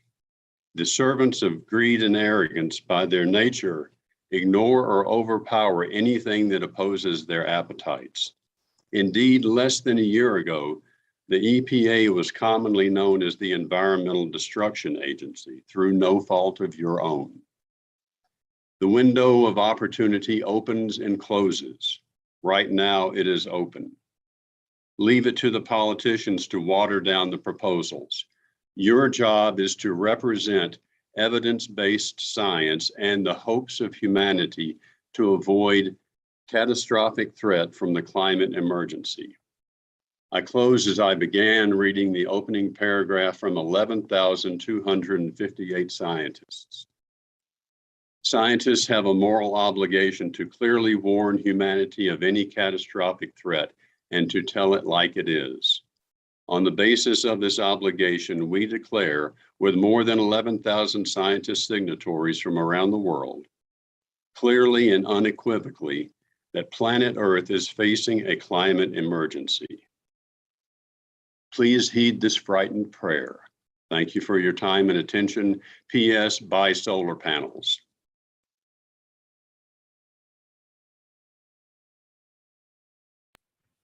Thank you, Mr. Andrews. Are there any questions from the panel?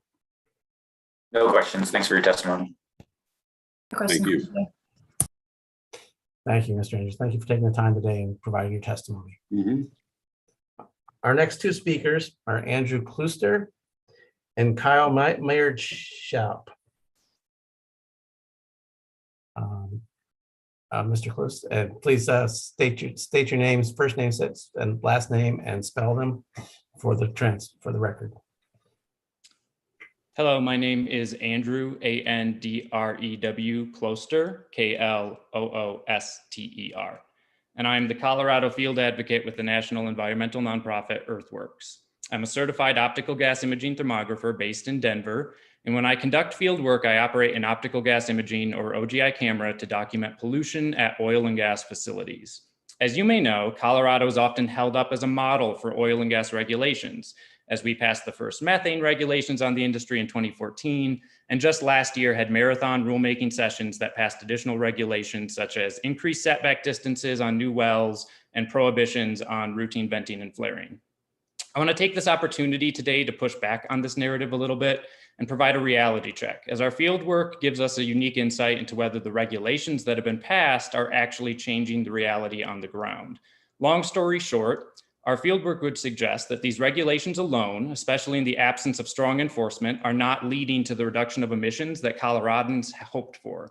Since the beginning of this year, when a lot of these new rules I mentioned came into effect, we have filmed horrific amounts of pollution from numerous fracking operations on multi-well pads in residential neighborhoods with significant allowances for flaring and secondary emissions from generators and truck traffic. Additionally, many of these major fracking developments are located 500 to 1,000 feet from homes, which is less than half of the minimally safe distance that Coloradans fought so hard to enshrine through new setbacks as the price of doing business in the state. In regards to the prohibition on routine flaring and venting, uncombusted emissions from malfunctioning or unlit combusted sources are still a common sight across the state, and emissions from venting tanks are even more common. It does not take much effort if you drive around with an OGI camera to find venting tanks due to maintenance operations, operator malpractice, and at many low producing or stripper well sites due to allowances for uncontrolled emissions because the facilities are estimated to be polluting below criteria thresholds. Most importantly, despite all of the fanfare about Colorado instituting a cultural shift to prioritize climate goals and public health over oil and gas development, residents are still struggling with an ineffective enforcement system that does nothing to truly penalize and reduce the impact from chronic polluters. I want to share one example to highlight this point. In January of this year, a resident of Larimer County, north of Fort Collins, reached out to us because they'd been smelling odors from a nearby facility, which had caused headaches and nausea for years. For some context, this facility is just a tank battery for a few low-emitting well sites. In that same month, we filmed a leak from produced water tanks on the site in the form of a consistent plume of pollutants that, due to the direction of the wind, was drifting towards the homes of the aforementioned resident and their neighbors. We promptly notified the state investigated, and the operator had to make minor repairs. Since that point earlier this year, I have returned to film emissions from tanks on that site 8 additional times. Each time I notify the state, and each time the operator commits to additional repairs that are either cosmetic or most likely not being performed at all, given the ongoing nature of the emissions. After almost a year of effort involving earthworks, state investigators, state health officials, county health officials, and local residents who have reluctantly become oil and gas advocates, as well as numerous instances of documented OGI evidence and resident testimony of health impacts, the pollution, at least as of last week, was ongoing, and the residents are still experiencing impacts. This is just one facility, but it is indicative of the larger problem I'm trying to expose here. One is that low producing facilities with low estimated emissions can still have major localized impacts due to air pollution, let alone the impact on the climate of unregulated and or undetected emissions from tens of thousands of such facilities across the country. They must be inspected frequently and not exempted from monitoring. Second, and more importantly, the burden of proof should not lie with community members to build an evidentiary case while being polluted. They should not have to become subject experts in oil and gas, enlist professionals from nonprofit organizations such as myself to pressure state officials to act, and retrofit their homes with air filters, or even consider moving after all avenues for mitigating pollution have become exhausted.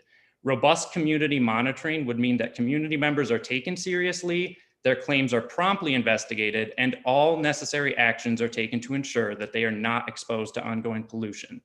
The new EPA regulations as proposed are an important step in the right direction, but I urge you to take emissions from low emitting wells seriously and to take community members seriously in crafting recommendations and regulations for community monitoring. I also urge you to go beyond the states, even model states like Colorado, in adopting regulations that truly protect public health and the environment. Thank you.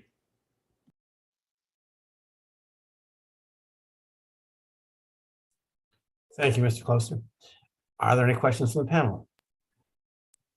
Thank you. Thank you for taking the time for your testimony today. We appreciate your time and effort. Testimony. This time I will call Kyle Maynard Shap. Thanks.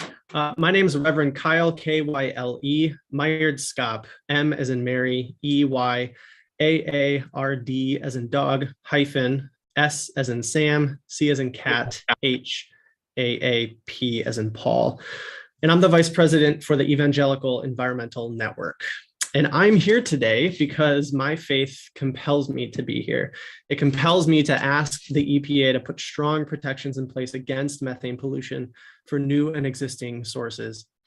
In 2015, when the EPA held its public comment period for its proposed new source performance standard for methane, more than 92,000 pro-life Christians signed our petition saying this: as pro-life Christians, we want the air that we breathe to be safe for our children. Leaks in our natural gas infrastructure spew out toxic pollutants, cancer-causing agents, and climate pollution that place God's creation and our families, especially children, pregnant mothers, and the unborn, in harm's way. That's why we call on the Environmental Protection Agency and all our policymakers to support strong regulation to cut this pollution from both new and existing leaks from our natural gas infrastructure. Our children deserve nothing less. 6 years later, this clarion call for action is all the more urgent. Leaking methane continues to spew from our nation's sprawling oil and gas infrastructure. Toxic air continues to threaten the life and health of pregnant women, of our children, both born and unborn, and of us all. Greenhouse gases, 86 times more potent than carbon dioxide over the first 20 years in the atmosphere, continue to rise to the heavens unabated, while the associated VOCs and additional carcinogens accumulate at higher and higher levels in our air. The famous Chinese proverb holds that the best time to plant a tree was 20 years ago. The second best time is now. The truth is, the best time to rein in dangerous methane pollution from both new and existing sources was years ago, but the second best time is right now. Now is the time to address dangerous methane leaks from our oil and gas infrastructure, which at least one study has found leaks at a rate most likely 60% greater than current EPA estimates. Now is the time to ensure that the entire process of bringing oil and natural gas to market, from production to transportation to distribution, is free from unnecessary and wasteful leaking, venting, and flaring, and is safe for every American. Evangelical Christians are people of good news who believe that Jesus' promise of abundant life is offered for all people and to all of creation. That's why we're passionate about ensuring that the results of policy and regulatory decisions are, in fact, good news for everybody, and especially for those who are vulnerable and susceptible to harm. Those to whom Jesus paid particular attention during his ministry and for whom he calls his followers to have a special concern. The truth is, though, that the current status quo regarding methane emissions from oil and gas infrastructure is not good news. Methane pollution from the oil and gas industry is fueling dangerous climate change, endangering all of us, but especially those who have contributed little to the problem and who are ill-equipped to adapt. Pollution emitted alongside methane, like benzene, exacerbates asthma and affects lung development in young kids. And the medical community has long known that pollution and other environmental impacts harm unborn children. Studies show that smog, VOCs, and air toxics have a disproportionate impact on life in the womb, from birth defects to low birth weight to increased brain, spine, or spinal cord malformation, all of it linked to proximity to methane infrastructure. That's why I call on the EPA to implement robust protections on both new and existing methane sources at every stage of development by incorporating the following into a final rule: a ban on routine flaring except in emergency situations, a requirement for quarterly inspections on all wells with 2 tons per year of methane emissions or greater, and a requirement that sites with lower than 2 tons per year emissions be inspected at least annually. A requirement for a time limit to replace all pneumatic valves and actuators, and a process for incorporating third-party monitoring data into the rulemaking process that can inform the secondary proposal of this rule in spring 2022 and all future rules. As people of good news, evangelical Christians know bad news when we see it. And the oil and gas production status quo in the US today is bad news. It's bad news for our kids, for other vulnerable Americans, and for God's creation.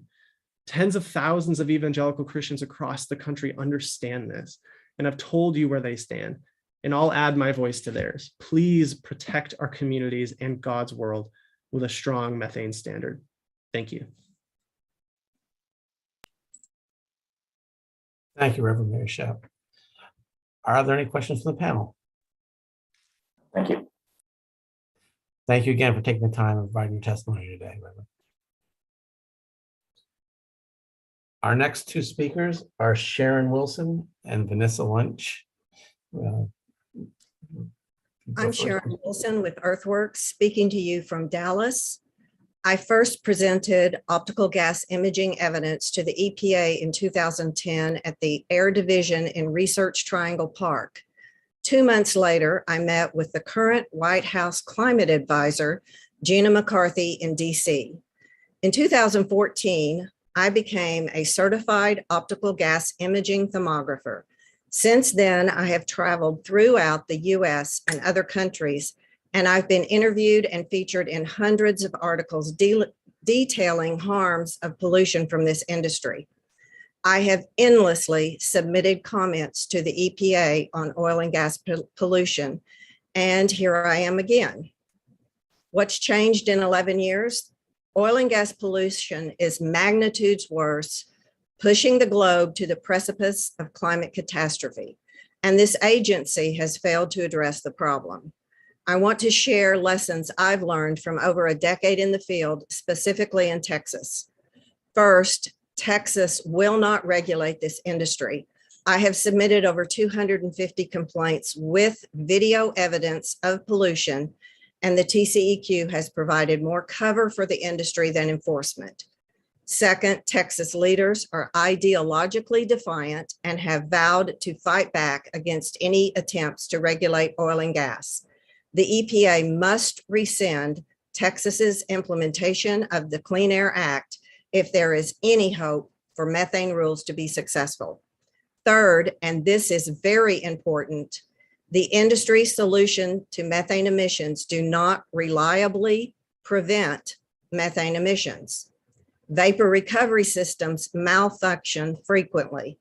They are dependent on proper sizing, reliable electricity, persistent maintenance, and in some cases, proper flare operation.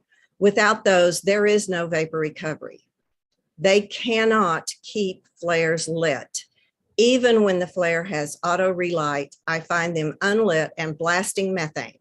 In 2017, 14% of the sites I visited had unlit flares. By the first quarter of 2020, that number was 34%. The problem is not just mechanical failures. Sometimes flares are intentionally left unlit. And our analysis of observed flares found that 84% of flares in Texas are unpermitted. Routine flaring should be eliminated except for legitimate emergencies. Tank hatches are problem emission sources. Workers open them to take measurements and samples. This allows intense pollution from tanks to escape each time it occurs. At least 19 men have died doing this. Nearby neighbors and the climate have suffered. The hatches are often left open and constantly emitting, or they become worn and don't seal. This process defeats the purpose of vapor recovery. American Petroleum Institute recommends Standard 21 to prevent opening tank hatches. The industry only follows Standard 21 where it's mandated. A federally mandated standard would protect our climate and nearby neighbors and save workers' lives. Pressure releases are required, are permitted, and are baked into the design of oil and gas equipment. Even if these releases are reduced, the continued expansion of oil and gas guarantees methane levels will continue to rise. Equipment maintenance and emergencies also require releases. Additionally, Texas operators often claim emissions fall under the low emission threshold, so they don't get permits. Due to complaints I've made to TCEQ, several sites were found to be emitting well above the permit by rule limits, so not a low emission site. After sending video evidence many times to TCEQ of tank emissions at one facility, they finally inspected and discovered 18 tanks had holes drilled in them. There was no violation for drilling holes in the tanks. The operator did receive a violation for operating the facility without a permit. All oil and gas sites need permits and all need frequent monitoring. People are in prison based on video evidence. EPA must accept credible evidence of pollution documented by community monitoring. Oil and gas has never been adequately regulated. The industry has expanded everywhere, and there are well over 250 wells just in Texas.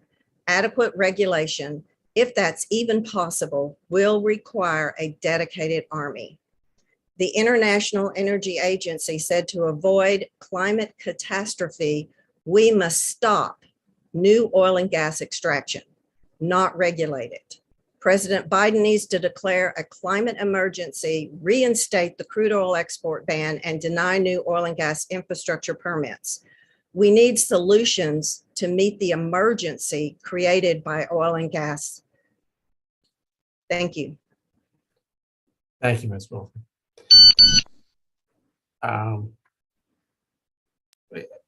One question, you mentioned an analysis of flares. Will you be submitting that to the record? Certainly. Well, thank you. Are there any other questions for the panelists? Thank you for your time and thank you for your testimony today, Ms. Wilson. This time I'll ask for Vanessa Lynch. Hi there. Hi, Ms. Lynch. I My asked that you say and spell your first and last name for the transcript, please. Yes, sir. My name is Vanessa Lynch, Vanessa Lynch, and I'm a field organizer for Moms Clean Air Force. I live in a suburb of Pittsburgh, Pennsylvania, on top of the Marcellus Shale with my husband and 2 children, where my extended family has lived for the last 4 generations. I support the proposed EPA methane rules and urge you to finalize the strongest, most comprehensive methane safeguards to protect children's health from all sources of oil and gas methane pollution, including small wells and routine flaring. Pennsylvania is the second largest producer of fracked gas and thus a significant producer of methane pollution. I've witnessed firsthand the impacts the oil and gas industry has had on my community. A well pad has been fracked in a medium density residential area of my local township, which means there are houses, children, parks, daycare centers, assisted living facilities, and schools located nearby. Additionally, 6 more wells have been approved to be fracked in the future. We did not ask for fracking to come to our community, but we will suffer the burden of the health and safety risks for years to come. In Pennsylvania, 1.5 million people live within a half-mile of an active oil and gas facility, and 300,000 students attend schools and daycares within that same half-mile. And as the oil and gas industry continues to add well pads in neighborhoods all around me, those numbers continue to grow. Wherever oil and gas is being drilled, compressed, processed, and sent through pipelines, you can find methane and volatile organic compounds being leaked, vented, or flared. Oil and gas infrastructure crisscrosses southwestern Pennsylvania through suburban and rural landscapes alike. Methane is a potent greenhouse gas contributing to the climate crisis we're facing today. Quickly and significantly reducing methane pollution is one of the best levers we have to slow the rate of climate change now and help clean up the air to protect children's future and health. Of particular importance in Pennsylvania is fixing leaks from the oil and gas industry, including small leak-prone wells, through regular leak detection and repair. Small wells emit over half of the methane emissions and represent a very small percentage of the nation's oil and gas production. Most of these wells are owned by larger companies with profits that dwarf the compliance costs of even the most stringent regulations. A strong methane rule would protect frontline communities like mine. We know families who live near oil and gas operations are more likely to experience adverse birth outcomes, heart disease, cancers, asthma attacks, and respiratory problems. My son, who struggled with periodic breathing difficulties throughout his childhood, needs protections, and so do the more than 200,000 Pennsylvania children who have asthma. The Pennsylvania Department of Environmental Protection reports that Pennsylvania has the highest number of cases of Lyme disease in the nation, triple the number from just 10 years ago. A trend we're seeing as a result of climate change due to warmer winters and longer summers that increase the tick population.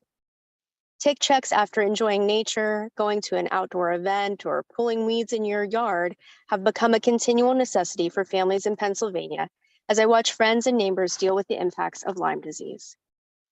Pittsburgh has some of the worst air quality in the nation and received a failing grade from the American Lung Association's State of the Air report for ozone. Air pollution created by oil and gas operations such as benzene contributes to ozone smog that can cause lungs to have damage, trigger asthma attacks, and cause cancer.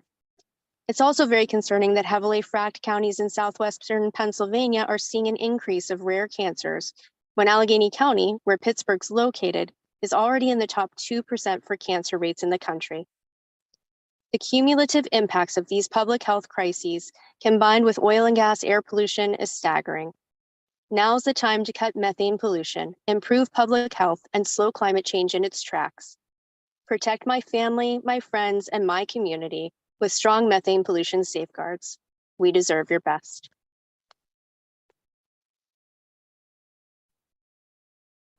Thank you, Ms. Wilson. Are there any questions from the panel? No, thank you. Thank you again, Ms. Wilson, for taking the time today to join us and provide your testimony. Thank you. Our next 2 speakers are Kim Anderson and Solera Hawes. And I remind the speakers when you come on, please pronounce your first and last name and spell them each. Thank you very much. Hi, my name is Kim Anderson. It's Kim Anderson. and I live in Cambria County, which is in southwestern Pennsylvania. I work for the Evangelical Environmental Network as Associate Director for Eastern Ohio and Pennsylvania Outreach. But the role that I hold closest to my heart is that of mother of 2 teenage girls. As a mom, one important job I have is to protect them and ensure that they are healthy in every way. I am here today as a mom to support the EPA's proposed methane rules and to ask you to strengthen the rules for the benefit of my children and others, especially those in places like Pennsylvania. As a Christian, I often turn to the Bible for guidance. One of the chapters of the Bible that guides me is Micah 6. In this chapter, God reminds his people how he has cared for them in the past. Micah, in turn, asks God how he can be restored to God. And Micah is willing to offer several sacrifices from burnt offerings to his firstborn son.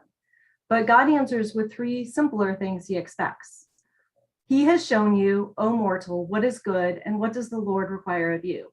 To act justly, and to love mercy, and to walk humbly with your God. The Lord requires of us 3 seemingly simple things: to do justice, to love mercy, and to walk humbly with God. The Lord requires, in some ways, I think the first requirement is the most difficult to adhere to. Justice can be defined as people receiving what they deserve. Synonyms for justice are fairness and equity. In other words, God expects us to act in ways that are fair and result in equity for all people. One of the areas where I believe God would expect us to take action to ensure justice for all is regarding health. And right now in our country, we do not have justice in terms of that in all ways. Our children are the most impacted when clean air is not available. In addition, those who live closest to pollution suffer from the most health impacts. Methane is a greenhouse gas that is over 80 times more potent than CO2 in the first 20 years. Methane is responsible for 25% of human-produced warming we are experiencing today. Changing temperatures are associated with increased asthma rates and increases in vector-borne diseases like Lyme disease. We probably all know someone who suffered from that, but as a child, I knew nobody who had Lyme disease. There are further health impacts that impact many across the country, including those in my home state of Pennsylvania, where 300,000 students attend school within a half mile of oil and gas facilities. Across the country, 2.9 million school children learn within this danger zone. Living within a half-mile radius of natural gas development, including where methane is present, leads to a 25% increase in low birth weight in infants and significant reductions in infant health, and leads to increased brain, spine, and spinal cord defects or congenital heart defects. Children living within this danger zone also have a 25% increased chance of suffering from asthma as a child. These are health impacts that may be present in birth or in childhood, but can have effects that last a lifetime. The children born and unborn of my Commonwealth are some of the most at risk in this country. I'm thankful for the EPA's rule that would work to defend the health of my children and their peers. But in order to provide the full defense needed, I would recommend strengthening the rules as follows. First, require frequent, regular monitoring of smaller, high-polluting wells. There are hundreds of thousands of wells which produce only a small amount of usable product, but which emit large amounts of methane. These are especially of concern to those of us in Pennsylvania, the second largest gas producing state in the nation. And second, eliminate flaring except in emergency situations. Last year, I traveled to North Dakota near the Dakota Access Pipeline, and I witnessed flaring firsthand. It saddened me to see the needless burning, emitting a host of climate and health harming pollutants like methane all over the area. Flaring is wasteful and avoidable practice in the oil and gas production sector and should be eliminated, as has already been done in places like Colorado and New Mexico. We all deserve justice in the form of clean air to breathe, especially our children. In our country, the largest industrial source of methane comes from the oil and gas industry. This methane is creating a harmful environment for my children and those like them. I urge you to enact these standards as quickly as possible to defend the health of all of our children. Thank you for taking the time to listen to me talk about why these standards are important to me as a mom. Thank you, Ms. Anderson, and thank you for taking the time today. Are there any questions from the panel? None from me. Thank you. Thank you again for your testimony, and thank you for taking the time out of your day. Our next speaker is Solera Hughes. Hello, my name is Celerah, C-E-L-E-R-A-H. Last name is Hughes, H-E-W-E-S. Thank you so much for the opportunity to speak today. My name is Celerah Hughes, and I'm a project manager for Moms Clean Air Force, and I live in Albuquerque, New Mexico. I was born here, and when I decided to have a family, New Mexico was the place I wanted to raise my child. But today, I'm deeply concerned that the home that my daughter will grow up in will be very different due to the public health and climate impacts we are experiencing. Climate impacts which are made worse by methane, a powerful greenhouse gas pollutant that is fueling the climate crisis and is responsible for 25% of man-made global warming. I'm here today to support the proposed EPA methane rules and urge the EPA to finalize the strongest and most comprehensive rules to protect children's health from all sources of oil and gas methane pollution, including small wells and routine flaring. Climate change is greatly impacting New Mexico and the Southwest with drought and longer, more intense wildfire seasons, as well as increased heat waves that threaten the health of New Mexico's families.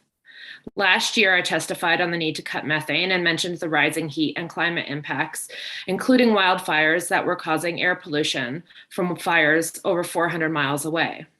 Again, this summer, we had another series of wildfires burning in Arizona, which put Albuquerque on a public health alert as smoke and particulates traveled hundreds of miles. On my daughter's first day of summer camp, she suffered from heat stroke as we saw the beginning of a heat wave hitting the Southwest. On the third day, I had to explain that she could not play outside because the air was dirty from smoke and particulate matter caused by wildfires that weren't even in our state. While summer used to be a time to be active and play outside, our children now have to spend large portions inside because the air outside is just too dangerous to breathe. We need to make a change now before this becomes a new normal. While climate impacts like heat and drought are of concern to residents in our most populated areas, they're also greatly impacting communities in oil and gas regions. The areas with the most oil and gas operations in New Mexico are also primarily minority communities, such as the Navajo Nation. Indigenous and Latino communities in New Mexico are disproportionately exposed to dirty air, including harmful pollution from oil and gas operations, just because of where they live, learn, work, and play. San Juan County is a perfect example. According to analysis by the Environmental Defense Fund, nearly 9,000 children under the age of 5 and over 78% of young kids in San Juan County live within 1 mile of an active oil or gas well. Prioritizing environmental justice and frontline communities is imperative, as they have historically shouldered an outsized burden from the impacts of air pollution and the climate crisis. Federal regulations are extremely important because even as New Mexico recently issued rules to reduce methane flaring and will soon issue a state rule curbing methane pollution, the reality is that we are impacted by methane pollution that does not respect state boundaries. It is in the air, the wind, and it spreads. This is evident from the methane cloud over the San Juan Basin, which covers 4 states, New Mexico, Colorado, Utah, and Arizona, and can be seen from space. Cutting methane pollution is one of the fastest ways we can reduce the impacts of climate change and improve air quality and public health. We know that without federal action, methane pollution from the oil and gas industry will continue to increase. The Biden EPA can set us on a path towards this target with a strong and comprehensive methane rule. We don't want to waste this opportunity to make a difference for our children's future. Thank you. Thank you, Ms. Hughes. One question for you is, you cited some statistics about children located near well sites in San Juan County. Will you be able to submit some citation for that for the record? Yes, I can. Thank you very much. Any other questions from the panel? None. Thank you very much. Thank you for taking the time today and providing your testimony, Ms. Hughes. Our next 2 speakers are Lori Anderson and Wendy Kirchhoff. Hi, my name is Lori Anderson. It's Laurieanderson.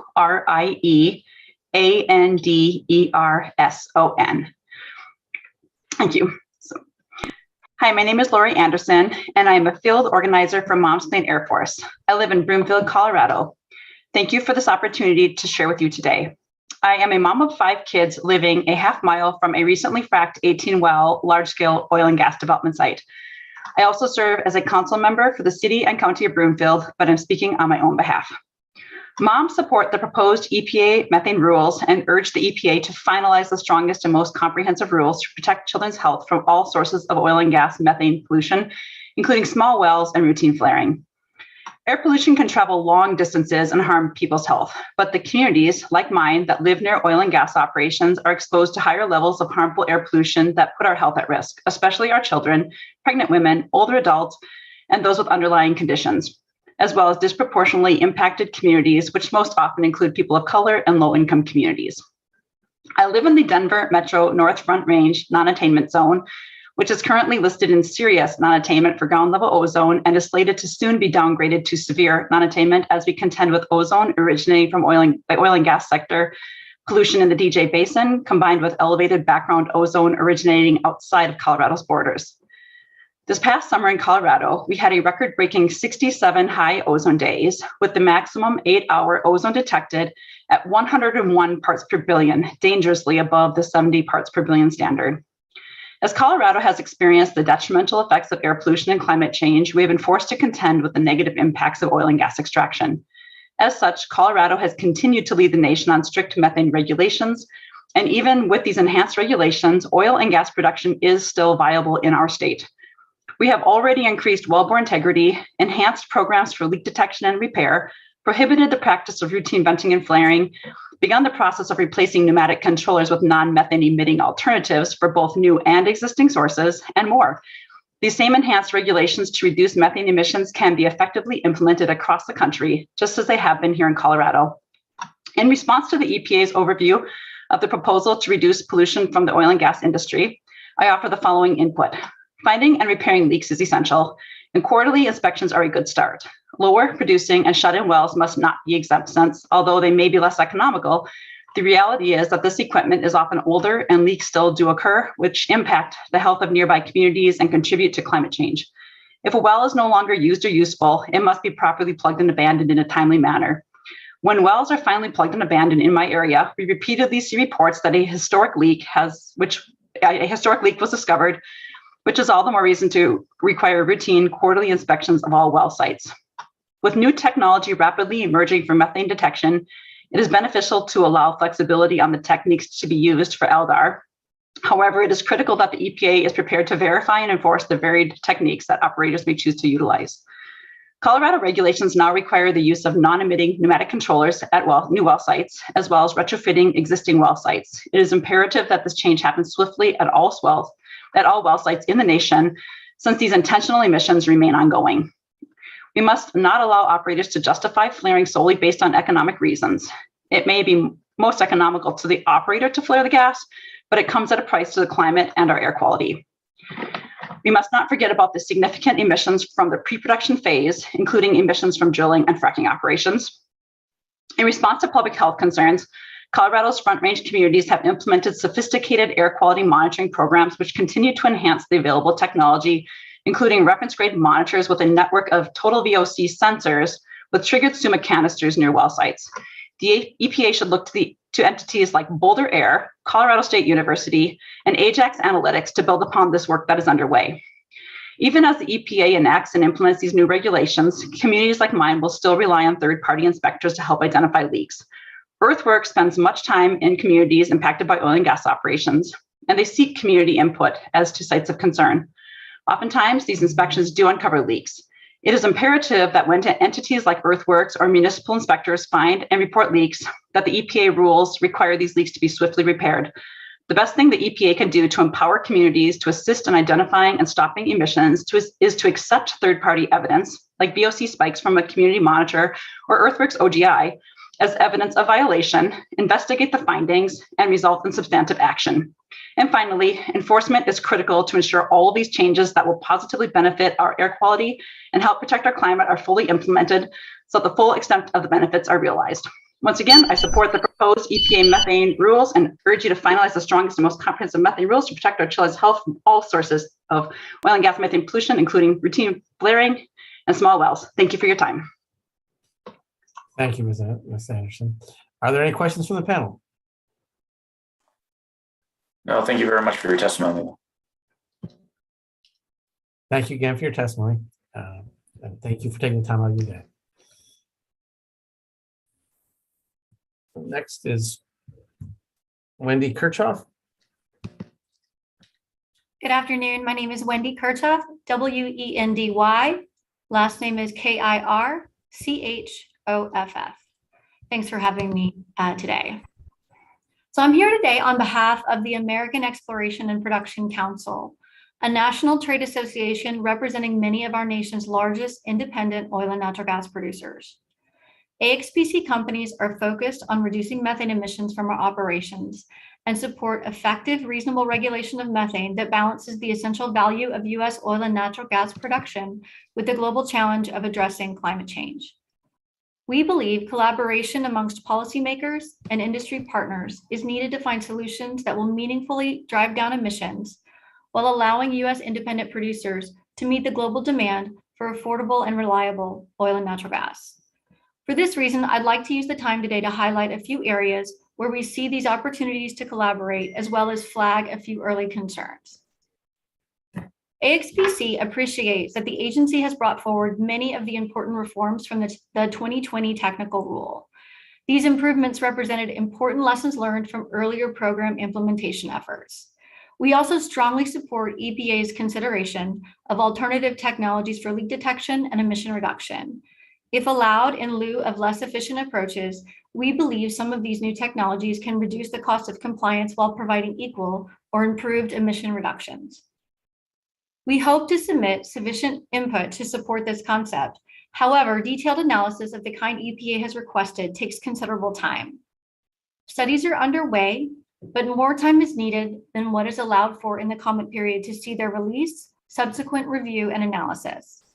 Similarly, the breadth and depth of the proposal and its significant cost estimate requires more time to fully consider and provide meaningful comment based on early concerns identified.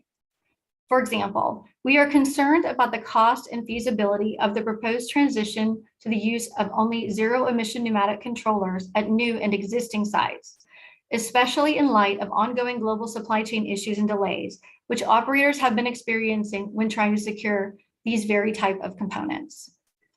There are several examples of components which operators have installed over the last couple of years to be in compliance with Quad OA, such as low or intermittent bleed pneumatics and reciprocating compressors that may now need to be replaced, or the equipment may require extensive and costly retrofits per this proposal. This can amount to thousands of components for each operator to readdress at a sizable cost, in addition to facing practicality and supply chain concerns. Similarly, many of the directives to transition to zero-emission components or operational activities will face feasibility challenges in some areas, like those without access to the electricity grid, and some have safety aspects which should all be carefully considered. Additionally, EPA proposes significant changes to its regulation of storage vessels and the definition of what constitutes a modification, increasing the likelihood of triggering new 111B requirements, potentially forcing prohibitively expensive redesign of existing facilities. More broadly, EPA is proposing a dynamic matrix of compliance requirements and applicability dates where the exact same source could be considered both new under Clean Air Act Section 111B, but at the same time existing under Clean Air Act Section 111D, creating a host of compliance challenges and implementation concerns. Providing comment is made even more challenging by the absence of regulatory text to rely on or prior precedent for our sector. For these reasons, we underscore our support for the multiple requests that have been submitted by stakeholders, including AXPC, for a comment period extension to allow the necessary time for thoughtful consideration and response to this methane proposal. We appreciate the ability to participate today and EPA's consideration of our comments throughout the rulemaking process. Thank you again.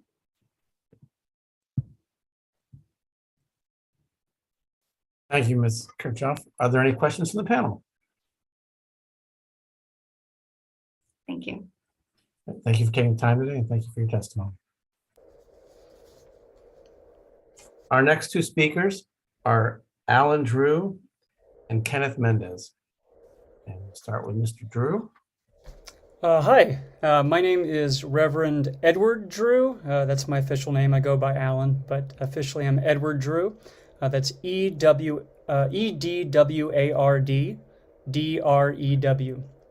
And I live in Philadelphia, Pennsylvania. I'm an ordained pastor with the Christian Reformed Church North America, and I work as the East Coast Regional Organizer for the Climate Witness Project, which is a faith-based climate advocacy organization operating in the United States and Canada.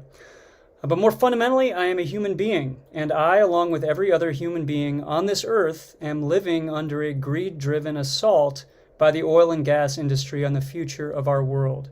There is overwhelming international scientific consensus that we need to reduce global fossil fuel emissions by 50% in the next 9 years and get to net zero by 2050 in order to have any chance of avoiding the most dire consequences of planetary climate unraveling, which are already starting to take place. Despite this stark reality, I continue to hear my own municipally owned natural gas company, Philadelphia Gas Works, or PGW, describe itself as a clean bridge fuel and press on with business as usual, even expanding their gas infrastructure. Even more than that, it was recently discovered that they have been using ratepayer money to fund lobbying efforts in Harrisburg to work against our city's ambitious emissions reduction goals. I feel like I'm watching a train engine driven by lunatics laughing with one another as they charge towards a precipice, carrying car after car of screaming civilians behind them. As they go over the edge, I know they will soar off on their golden parachutes as everyone else plummets behind them. I wish the reality weren't as stark as this, but this is what is happening, not just with PGW, but with the oil and gas industry as a whole. However, with strong policies to monitor methane leaks and require companies to seal them up, the Environmental Protection Agency has an opportunity to protect our environment, hence your name, from the ongoing abuse of the oil and gas industry. We know this industry will not protect our environment on their own, or even tell the truth about the scale of the leaks they are responsible for. They have been lying about their impact on the environment and on climate change for decades, so there is absolutely no reason to believe that they'll start doing the right thing now. This is why we need government to step in, and bold action on methane leaks is one of the most impactful and cost-effective ways the EPA can do this. So each year, the oil and gas industry releases 16 million metric tons of methane into the atmosphere. Methane is a greenhouse gas 86 times more potent than carbon dioxide and is responsible for a quarter of the warming that we are experiencing today. Reducing methane pollution from the oil and gas industry is the single fastest, most cost-effective way to slow the rate of warming today. Furthermore, over 12.5 million Americans live close enough to oil and gas operations to threaten their health with toxic air pollution that oil and gas production emits alongside methane. A disproportionate number of these Americans are low income, black, and brown, making this an economic and racial justice issue as well. Therefore, in order to protect public health, slow climate change, protect poor, black, and brown Americans, and secure the planet for future generations, the administration must strengthen its currently proposed rules so that they use all of its authority under the Clean Air Act 111D to cut methane pollution from oil and gas development by 65% by 2025. This includes 1. Making sure all wells, regardless of their potential to emit, are subject to monthly leak detection and repair, or as frequently as possible. 2. Requirements to end routine flaring and allocating the proper enforcement to ensure unlit flares aren't venting methane. And 3. Developing a community monitoring program that engages with frontline communities, educates and certifies community members, and requires immediate follow-up on complaints filed by those certified community members. I work in the environmental frontline community of Hunting Park in North Philadelphia, so this is very close to my heart. There's no time to waste. It's quite literally an all-hands-on-deck moment for our shared world. The EPA must take ambitious action and implement comprehensive new and existing source rules to cut methane pollution from the oil and gas sector before it's too late. As a Climate Witness Project organizer, I'm speaking with comments that are endorsed by our organization, which works with 1,500 partners and 200 partner churches throughout the U.S. and Canada. As a pastor, I speak as a witness to a God who loves this world and the people in it and is grieved by our steady destruction of it. And as a father, I speak on behalf of my kids. I want them to have a reasonably hopeful future, and that will only happen if we reduce emissions at a speed and scale that we are nowhere near yet. A strong methane leak policy from the EPA would play a very important role in bending our collective arc closer towards hope. Thank you very much for giving me an opportunity to comment. Thank you, Reverend Drew. Are there any comments, any questions from the panel at this time? Thank you for taking time today to share your testimony, Reverend Drew. Welcome. Thank you. Our next speaker is Kenneth Mendez. Yes, hi.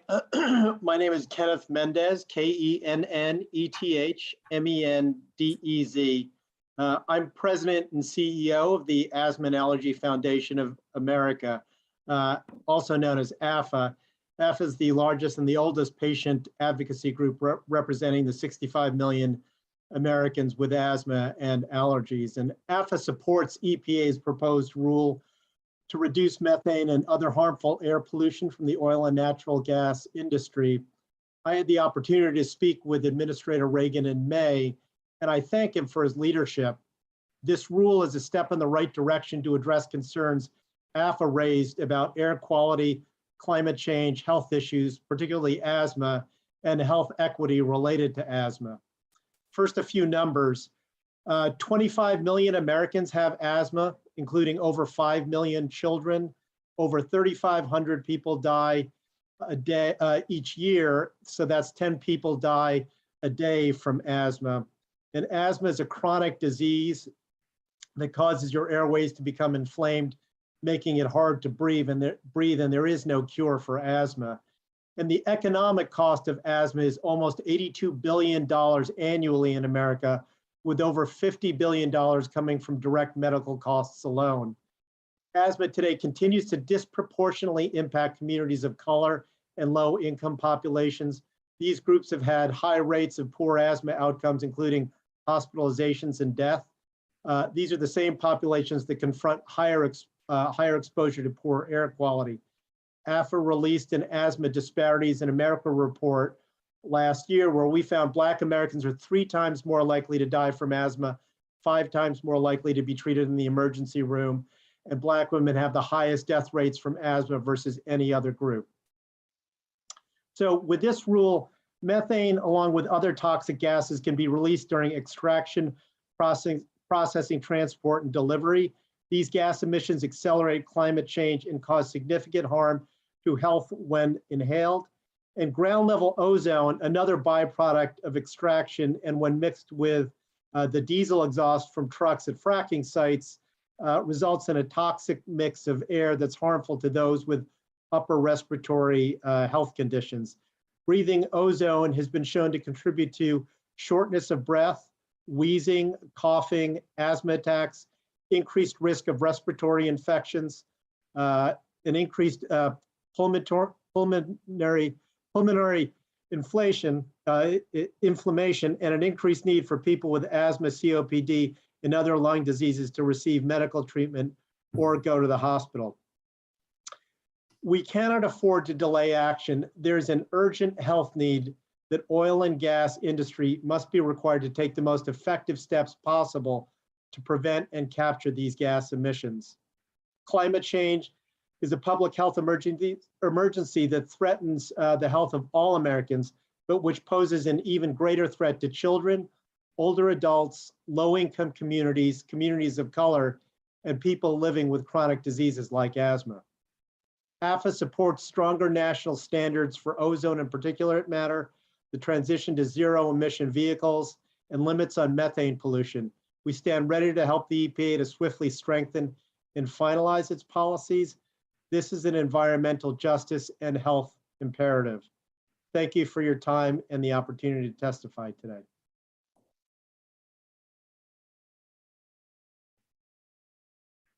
Thank you, Mr. Mendez. Are there any questions from the panel? Thank you again for taking the time from your day to share your testimony. Thank you. Our next two speakers are Patrick Henderson and Ann Hedges. Mr. Henderson. Good afternoon. My name is Patrick Henderson, Patrick Henderson. I appreciate the opportunity to provide comments at today's virtual public hearing.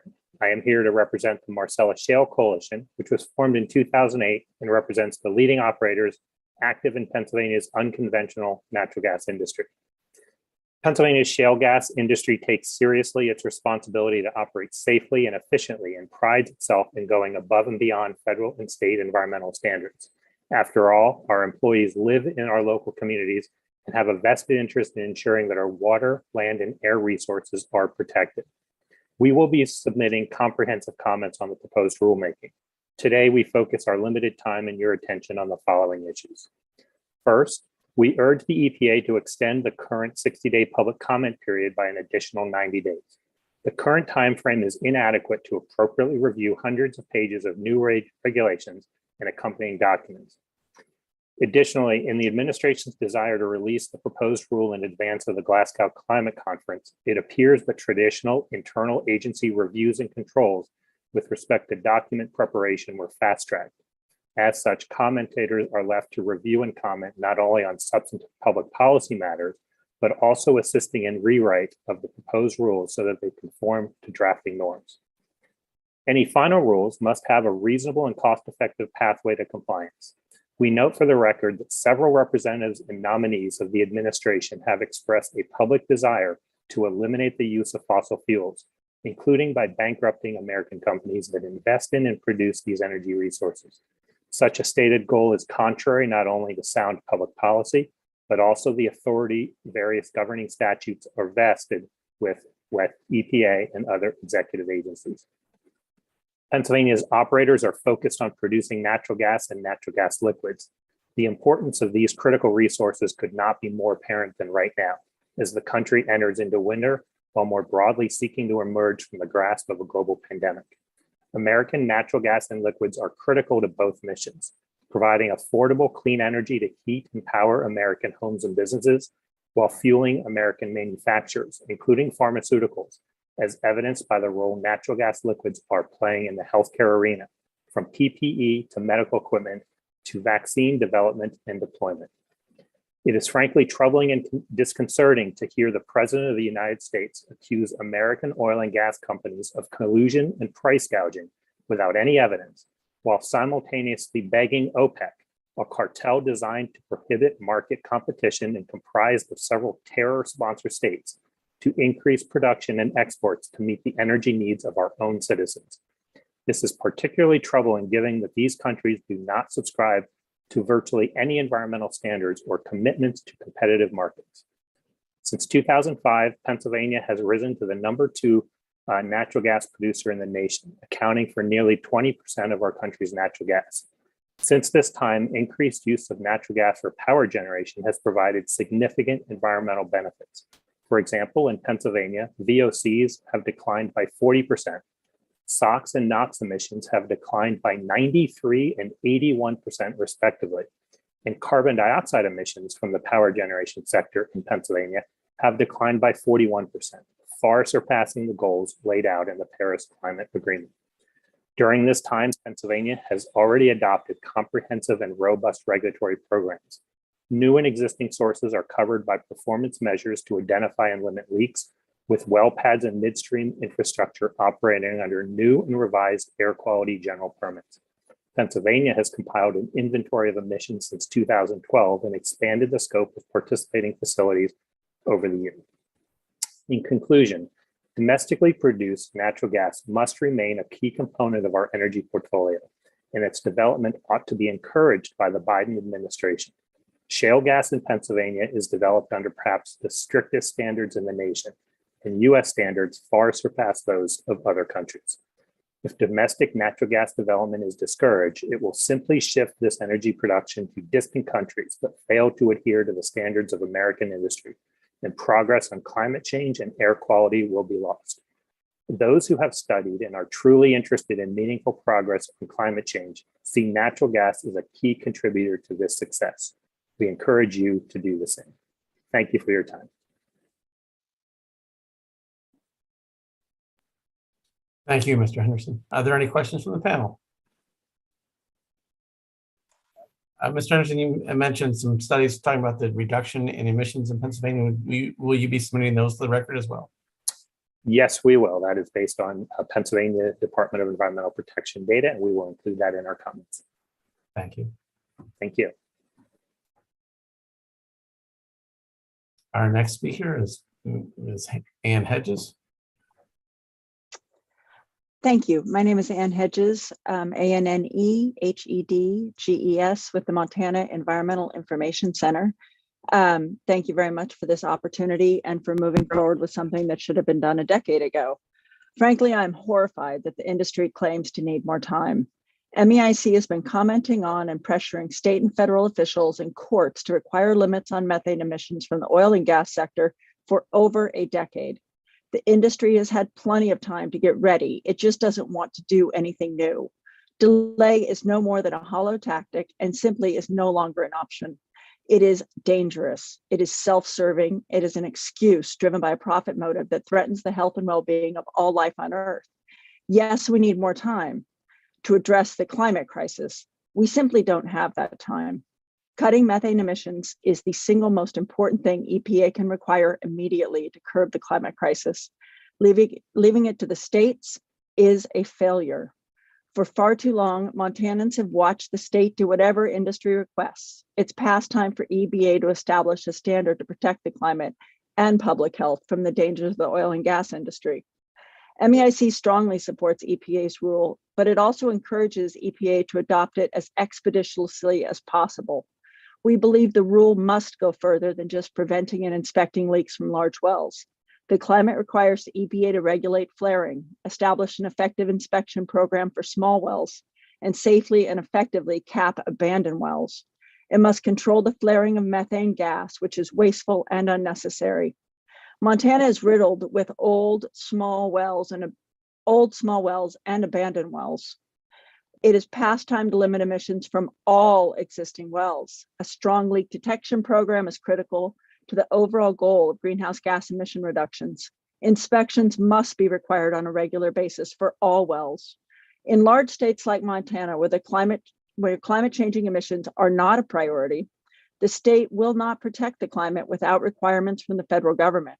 Strong rules are essential because states like Montana don't have the will to limit emissions, provide oversight with a rigorous inspection program, or enforce the law. The rule's failure to require monitoring of certain wells could lead to a large gap in information regarding the emissions of these wells and their impact on the climate. There's no reason not to require periodic monitoring of all wells in order to verify that emissions are as low as possible. States cannot be relied upon to ensure that these small wells are not releasing methane. The technology is available, it is affordable, it should be utilized, and it will save taxpayers' resources. States such as Montana are captured entities that do the bidding of industry. Our state Department of Environmental Quality only has a registration program for air permits for oil and gas wells.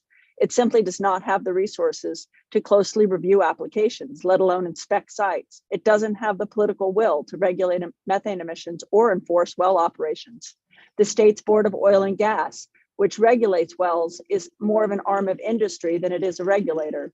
It is a wholly captured entity by the industry. EPA must provide a level playing field for states like Montana, where we don't have the political will to actually regulate these emissions. Failure to do so will simply result in unnecessary greenhouse gas emissions. If EPA intends to create this rule in two parts, it is imperative that it move forward immediately to close the loopholes that will be left with this rule. Limiting average temperatures to 1.5 degrees Celsius demands it. Thank you.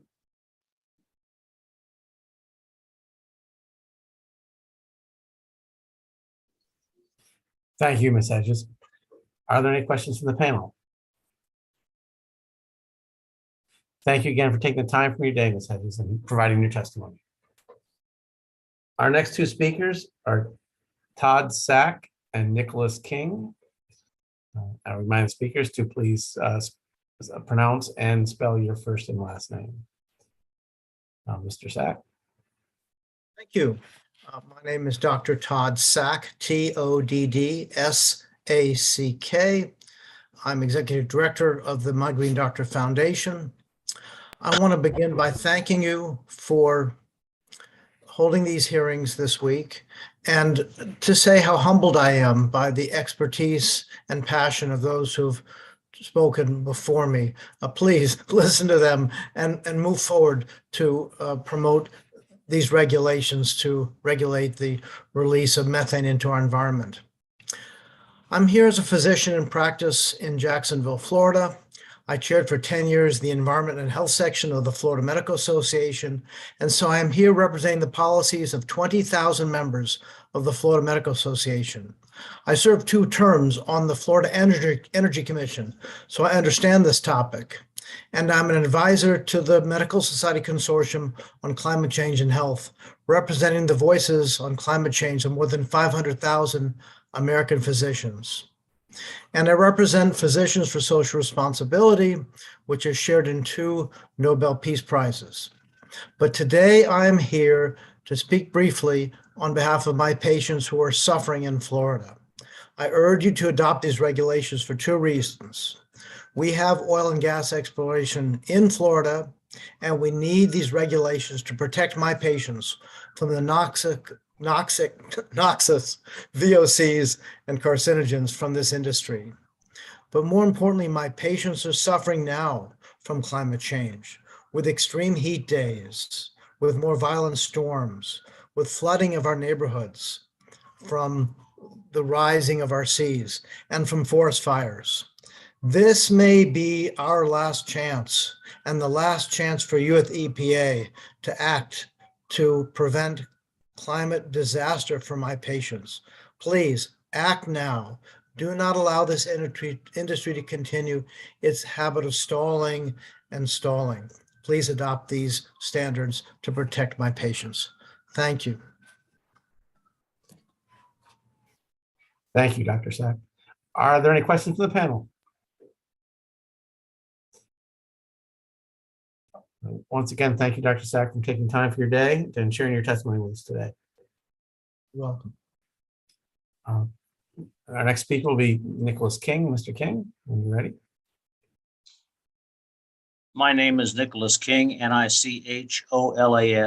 King. I'm pastor of the Carlsbad Mennonite Church here in the middle of the Permian Basin in New Mexico, where oil and gas is our lifeblood. It's also our poison. I don't know if you've noticed, but there still seems to be a lot of flares in oil and gas facilities around New Mexico here. Over the past couple of years or more, flaring off methane fumes has continued in spite of options to recycle that waste. My neighbor here works with a company that uses this waste methane as fuel for electric generators on site, which would seem to be a win-win for everybody. So there is technology available. All this flaring is a blatant disregard for nature that puts untold amounts of pollution into the air, water, and environment that affects the whole planet. As a Christian pastor, Jesus calls us to love our neighbor and to stand up for the gift of this earth that God has bestowed upon us, as well as for the welfare of the neighborhoods around these facilities and the workers inside them. If our God created this earth, then it is the responsibility of each of us to protect this globe with every small action that affects it. And we encourage the EPA to help us all do the right thing. The flaring at oil and gas facilities is regulated by the EPA, of course, which would end the unnecessary extra flares and offer up some better practices, like more frequent inspections and repairing methane leaks.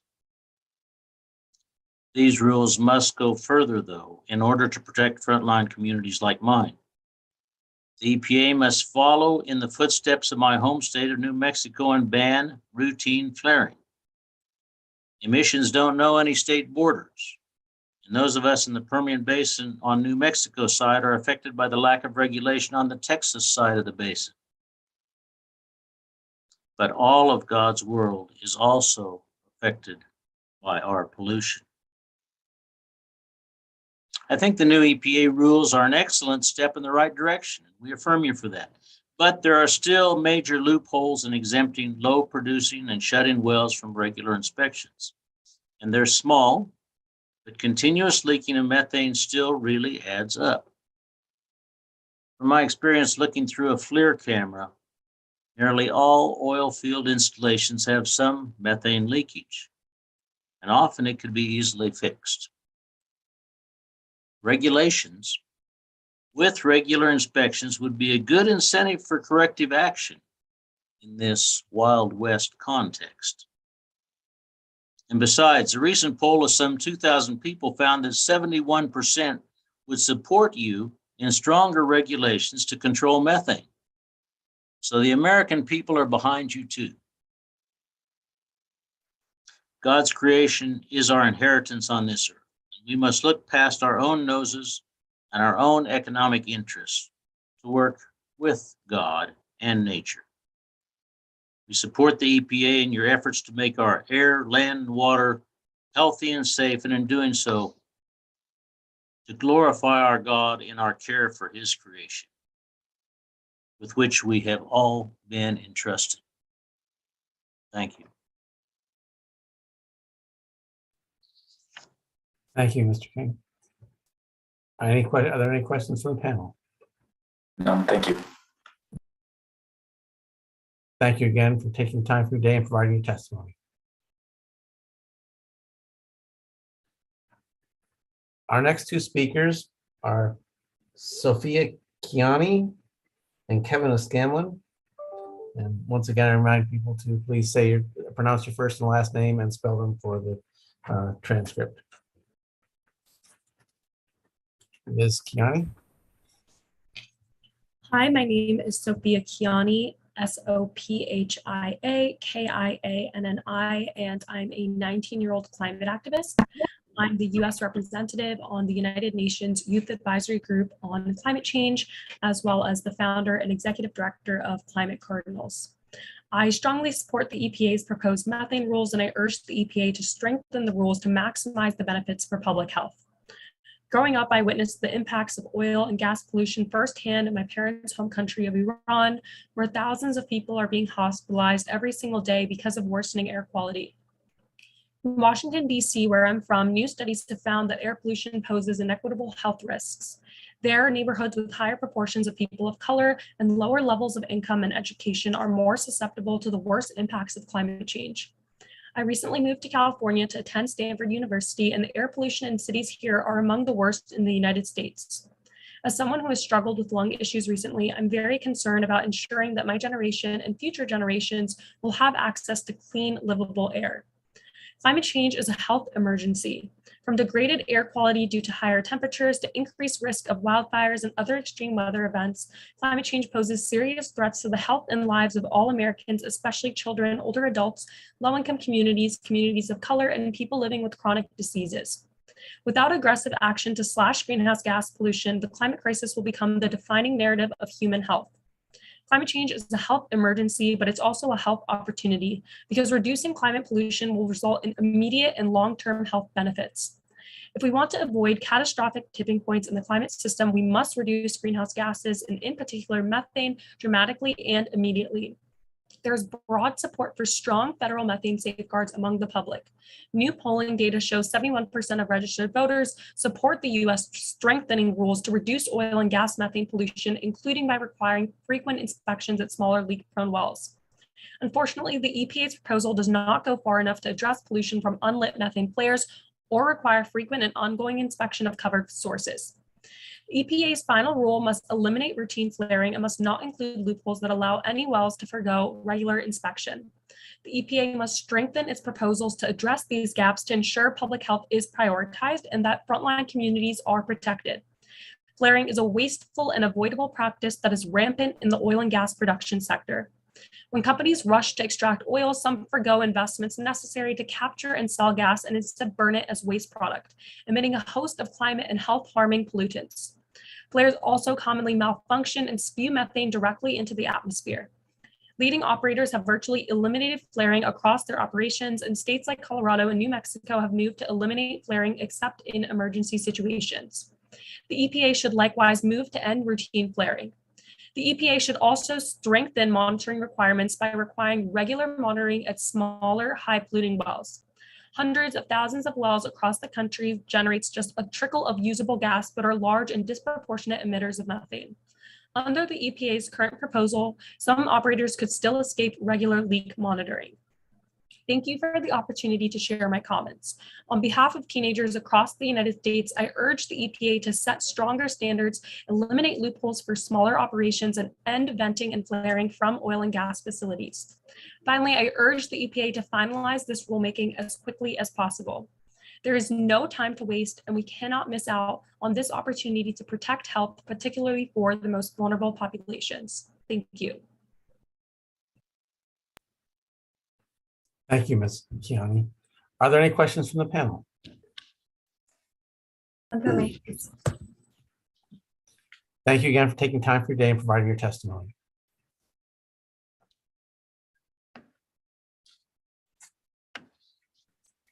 Our next speaker is Kevin O'Scanlan. Good afternoon. Thank you for the opportunity to provide public comment today. My name is Kevin O'Scanlan. I'm the Vice President of Upstream Policy at the American Petroleum Institute. API represents all segments of America's oil and gas industry. Our members produce, process, and distribute most of the nation's energy. The industry supports more than 10 million US jobs and nearly 8% of the US economy. API was formed in 1919 as a standard-setting organization and has developed more than 700 standards to enhance operational and environmental safety, efficiency, and sustainability. API and its members recognize the importance of developing oil and natural gas resources responsibly and are committed to delivering solutions that reduce the risks of climate change while meeting society's growing energy needs.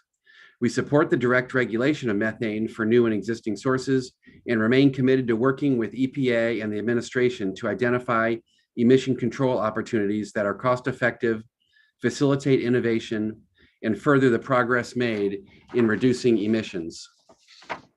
As API reviews the proposed rules, we want to acknowledge EPA's inclusion of an alternative fugitive emissions monitoring option that allows for use of advanced detection technologies. As API and other stakeholders have noted, the ability to take advantage of new, more efficient and effective technologies allows for monitoring programs that can more quickly identify and address larger emission events. We appreciate EPA's consideration of new monitoring frameworks and will provide in our comments suggestions to further improve the proposed framework to allow for and advance the use of methane detection technologies. We also appreciate EPA's incorporation of the streamlined record keeping and reporting requirements and the in-house engineer certification option from the 2020 Quad OA technical amendments. We support the inclusion of provisions such as these, which maintain environmental control standards and assurance compliance with less administrative burden, and encourage EPA to consider other areas of the proposed rules where streamlining could be achieved. The proposal includes substantial changes from current regulations and includes multiple areas where EPA is requesting comments. As we review and analyze the rules, we will be considering the cost effectiveness, feasibility, and operability of the proposed control standards. EPA may not always be aware of technical site and logistical limitations that may impact use of a specific equipment type or control or application of a work practice. Our comments will identify any significant issues and suggest alternative solutions as applicable. With respect to rule implementation, we urge EPA to carefully consider the availability of and cost of equipment, labor, and other required resources needed to comply with the proposed standards. These aspects are especially critical in setting workable implementation timelines, given the hundreds of thousands of existing sources that may require retrofit and current well-documented supply chain shortages. Lastly, we note the need for additional time to review and respond to the proposed rules. Considerable effort will be required to analyze and understand rule implications and to develop constructive comments. Further, EPA has explicitly solicited feedback on over 200 specific items, all of which will require time to analyze, collect any necessary data, and develop thoughtful responses. A minimum 30-day extension to the comment period will be necessary to respond to the proposed rules. Reducing VOC and methane emissions is a priority for our industry, and we look forward to continued collaboration with EPA as it further develops and finalizes these new rules. Thank you.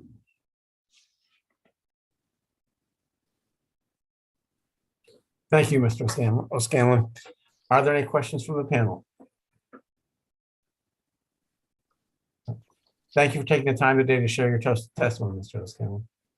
Thank you. Our next two speakers are Meredith Haynes and Michelle Timmons. Ms. Haynes. Thank you for this opportunity to speak. My name is Meredith Haynes, MEREDITH HAINES, and I am in Vienna, Virginia. I'm inspired to testify by my friends who volunteer with Moms Clean Air Force. I support the proposed EPA methane rules and urge you to make them as strong as possible. I am motivated to testify because I believe in this agency's mission to protect human health and the environment, and I believe it has never been more urgent. And what can my testimony add? Very little. I am no subject matter expert. I can only hope that it makes an impression on you who have the power to formulate the regulations, that when ordinary citizens come before you, it is because the level of alarm has reached code red. I hope you all had a lovely Thanksgiving. I was lucky I had my 3 children, ages 22 through 26, with us for the holiday, and they all helped their dad and me prepare food for many hours before the feast we enjoyed together. For us, quality time with family has often been spent in the kitchen, planning and trying out recipes and then eating together. I was horrified to learn recently that cooking on a gas cooktop is potentially exposing our families to harmful indoor air pollution, and that running a gas stove and oven for just an hour can produce unsafe pollutant levels throughout your house all day. Such a harmful stew of combustion products that EPA's analysis showed an increased risk in asthma for children in homes with gas stoves of 32%, including current and lifetime diagnoses. So this gas methane that is cooking the planet, responsible for at least 25% of the global warming we experience today, is so bad for us right in our own homes. It makes me very angry. I feel deceived. And the more we look, the worse it gets. Methane is leaked at every step in its extraction, storage, and delivery, and is underreported at every step. Here's a headline from the Washington Post in October. Natural gas leaks in Boston are vastly underreported, could be coming from inside homes, study says. The new research showed that methane emissions in the Boston area were 6 times higher than previously estimated, or by another measure, 2.5% of all gas delivered to the metro area is leaked. That could make the greenhouse effect of methane equivalent to coal. And how stunning to learn that it was the efforts of a determined community member, Audrey Schulman, who, acting on her own initiative, organized volunteers to put obscure gas leak data into a usable chart for her whole state of Massachusetts. Till she did that, no one knew how many unrepaired gas leaks there were in. Finding 16,000 spurred a lot of action. So today I'm grateful for the proposed EPA methane rules that will attack the problem at the production end. But there can be no uncertainty remaining about the consequences of leaving loopholes for industry. And I join in urging that the following be covered in the supplemental rule in the spring: the regular monitoring at all small wells, eliminating routine flaring, establishing new standards to address abandoned wells. What we face in a financial burden as well as our health burden is just incomprehensible. And incorporating community-based monitoring. Recognize that we don't trust industry to accurately self-report. The good news is that the time span between action and results is much shorter for methane than carbon dioxide. There is much to be gained by moving quickly on this. Once again, I support the EPA methane rules and urge you to finalize the strongest and most comprehensive rules to protect children's health from all sources of oil and gas methane pollution, including the routine flaring and small wells. Even with the ability to provide testimony remotely, I'm privileged in my ability to be participating here today. I hope my voice of concern can speak for others who are unable to. Thank you. Thank you, Ms. Haynes. Are there any questions from the panel? Thank you. Thank you for taking time from your day to provide your testimony. Greatly appreciate it.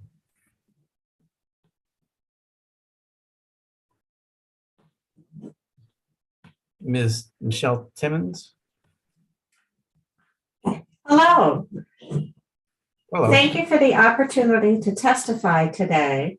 My name is Michelle Timmons, M-I-C-H-E-L-E, Timmons, T-I-M-M-O-N-S. I am a small business owner and an educational consultant and one of the very first members of Mom's Clean Air Force in Ohio. I am from Reynoldsburg, right outside the Columbus capital. I support the proposed EPA methane rules and urge you to finalize the strongest and most comprehensive plan to protect children's health from all sources of oil and gas methane pollution, including small wells and routine flaring. I grew up in Steubenville in the 1970s when it was one of America's most polluted cities. And I was also one of those kids who participated in Harvard University's famous 6 Cities study. And I am the mother of a 19-year-old son who has been suffering from asthma since he was 6 months old. My family has spent thousands of hours administering breathing treatments, battling symptoms, going to doctor's appointments, and making late-night ER runs when my son's asthma was out of control. During his earliest academic career, John lost 10 days of academic instruction per year. Like my son, John, more than 200,000 of Ohio's children struggle with realities of asthma every day. As a nation, it is critical that we protect our children from all sources of oil and gas methane pollution. Methane is the main ingredient in natural gas and is a powerful greenhouse gas pollutant that is fueling the climate crisis.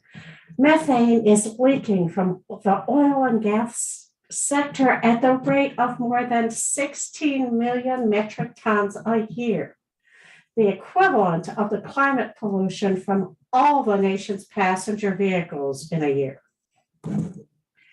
The opportunity is right before us to create baseline projections for all children across the nation, especially for states that have failed to enact meaningful oil and gas protections. While the Ohio legislature developed methane rules several years ago around inspections, there is so much more that can be done to protect air quality. Quickly and significantly reducing methane pollution is one of the best levers we have to slow the rate of climate change now and help clean the air to protect children's health. That is why I urge the EPA to require frequent inspections of all wells, including the smaller leak-prone wells in the final rule.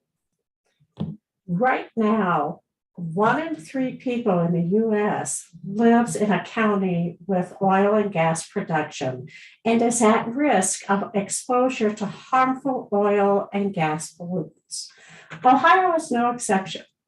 Children who live, learn, or play near oil and gas operations face a higher risk of exposure to industry's harmful air pollution. A strong methane rule can reduce the pollution that causes respiratory diseases, asthma attacks, increased hospitalizations, all while combating the impacts of climate change. Any agency rule that can reduce children's asthma attacks is a priority for my family and should be a priority for the EPA as well.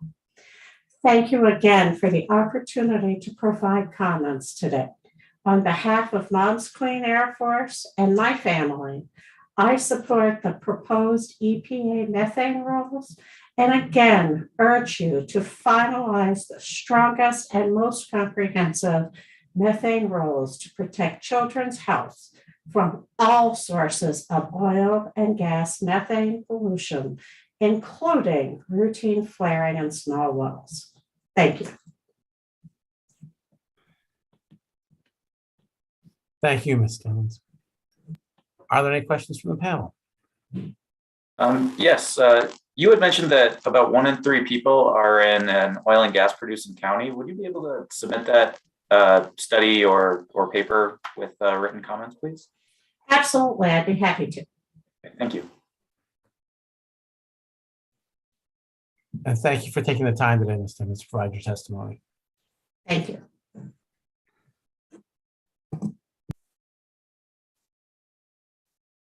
Our next 2 speakers are Charmaine Anderson and Kendra Weed. We'll start with Ms. Anderson. Good afternoon. My name is Charmaine Anderson. It's CHARMAYNE, last name ANDERSON. I'm the Director of Advocacy for Allergy and Asthma Network, and thank you for the opportunity to speak today. We are the leading national nonprofit organization advocating for the more than 50 million Americans with allergies and 25 million with asthma, including 6 million children under the age of 18.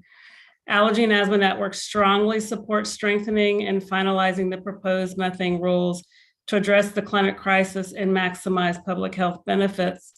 Asthma remains one of the most serious chronic diseases and costly health issues at an estimated $80 billion annually in the US, and over 3,000 people die each year to asthma.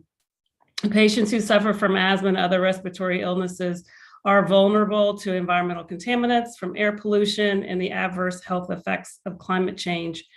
The health impacts of air pollution are well documented by EPA and through decades of peer-reviewed scientific research.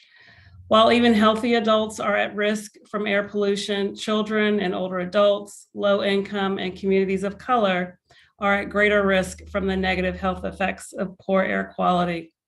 These impacts range from asthma attacks, worsening of COPD, and other lung health conditions. We want clean and healthy air, and climate change is a health emergency, and immediate action is needed to reduce pollution that drives climate change and harms health.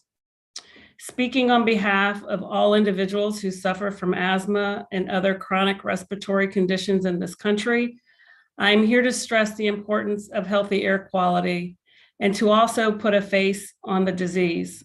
I too have asthma. It has been a part of my life since childhood, and 3 of my children live with it too. Life with asthma can be very challenging, and the quality of the air we breathe is truly a matter of life and death. We need government to protect our air through strong policies and regulations. And in closing, Allergy and Asthma Network urges EPA to set stronger federal methane standards, eliminate loopholes to regular inspections, and end oil and gas industry practices that result in harmful air pollution to safeguard public health, particularly those who live with chronic respiratory conditions. Thank you.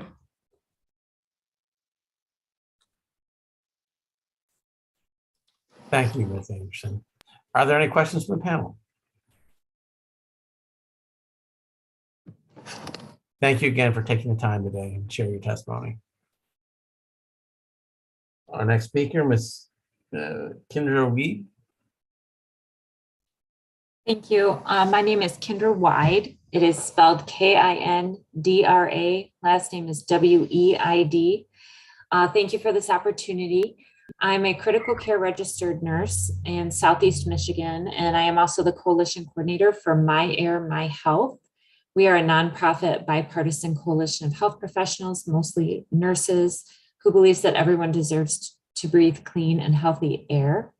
I'm here today speaking on behalf of My Health and also as a volunteer for Moms Clean Air Force to express my strong support for the proposed EPA methane rules.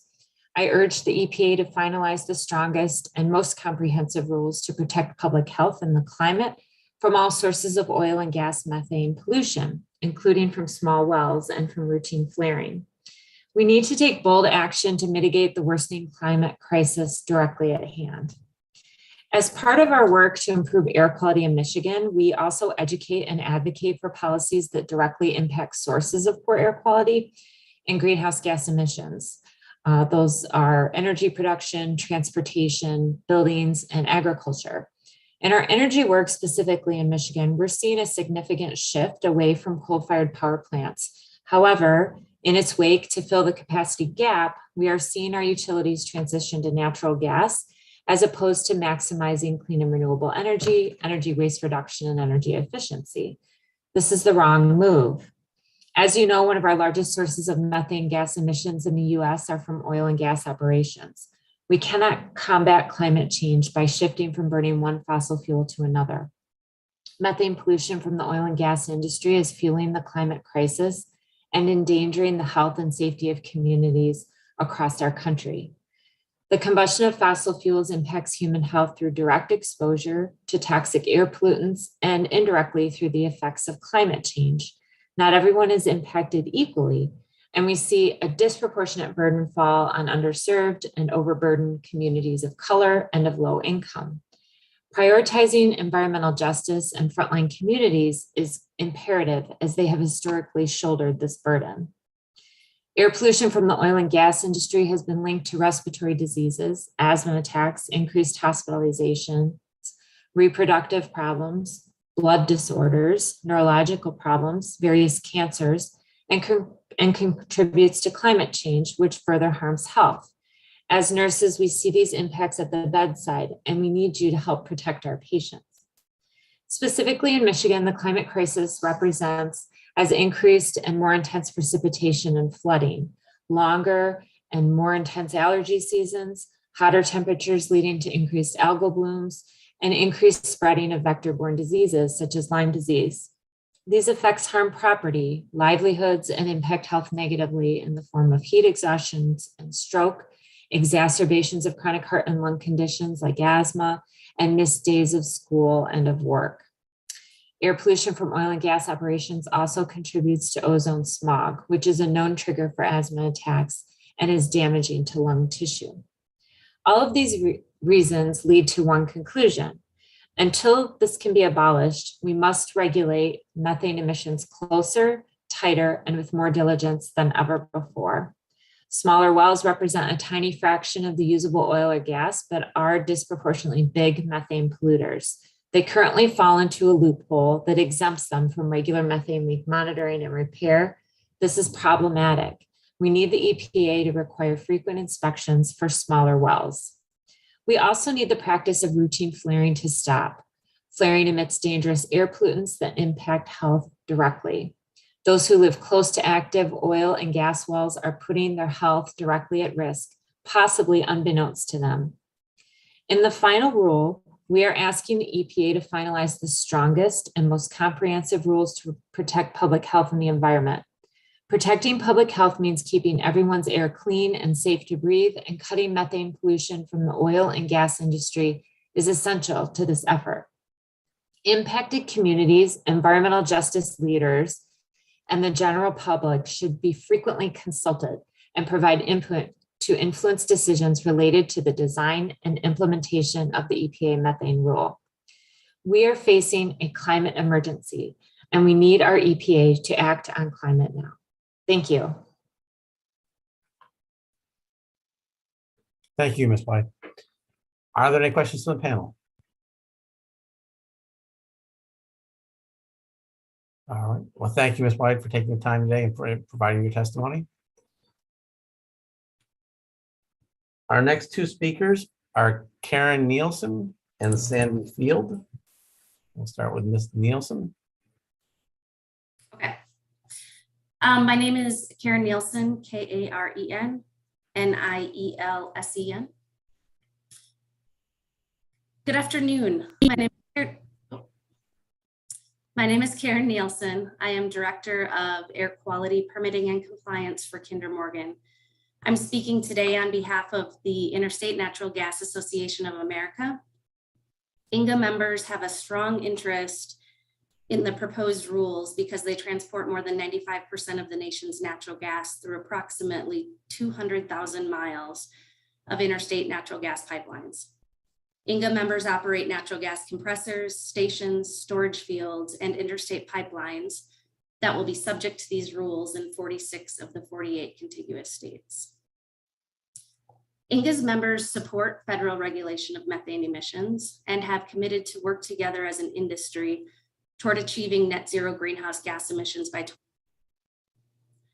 INGA members generally support the revisions to Quad OA and would like to share some initial thoughts with EPA about proposed Quad OB and C. One important issue to INGA members involves delay of repair. INGA thanks EPA for proposing to amend the repair requirements in Quad OA for fugitive emissions in the transmission and storage sector to make it clear that repairs requiring a shutdown may be delayed until the next scheduled station shutdown for maintenance.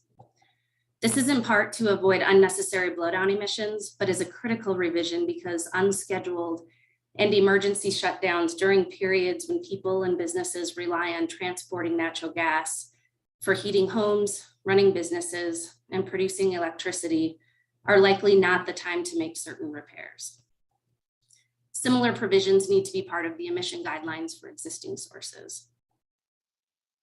INGA further appreciates that EPA is considering whether to allow a delay in repair where there is a lack of availability of parts for existing sources. As INGA explained in its pre-proposal comments, there's a higher likelihood that replacement parts will not be readily available for existing equipment. While the majority of leaks can be repaired quickly, in very limited circumstances, operators may need to special order or fabricate replacement parts, which is why the emission guidelines should provide additional time for operators to make repairs in those limited circumstances. There are more than 100 different models of engines and turbines across the transmission and storage sector. If a part breaks on one piece of equipment, the comparable part used for a different model might not be the right size or configuration for the one requiring repair. In such cases, the appropriate parts may need to be custom ordered and or manufactured, and it could take several months to fabricate. The delivery time on receiving such equipment can also be prolonged because some parts are manufactured overseas, and we're all seeing the effects of supply chain delays. It would be impractical for an individual operator to stockpile every type and size valve or part that might be needed to repair a leak. It would also be unreasonable to expect compressor manufacturers or aftermarket parts manufacturers to maintain a stockpile of customer vintage parts that they may never sell. Furthermore, if replacement parts have been sitting on the shelf for a long period of time, there may be questions about the shelf life or if the part is still good for use. When repair parts must be ordered, EPA should allow the operator 30 days after receipt of the part to make the repair. This will ensure that a safe plan can be put in place for the repair and that the correct skilled personnel and specialty maintenance equipment are available. INGA members are assessing the magnitude of the impacts that the proposed Quad O, B, and C regulations will have on their operations, and we will be providing detailed comments on those parts. Because the complexity of the proposed rules and because the comment period is affected by the holidays, INGA has requested that the comment deadline be extended by 30 days. This is to ensure its members are able to provide meaningful feedback, and we urge EPA to grant the request. Thank you for the opportunity to present this high-level perspective. INGA looks forward to working with EPA to achieve effective regulations that will safely reduce methane emissions.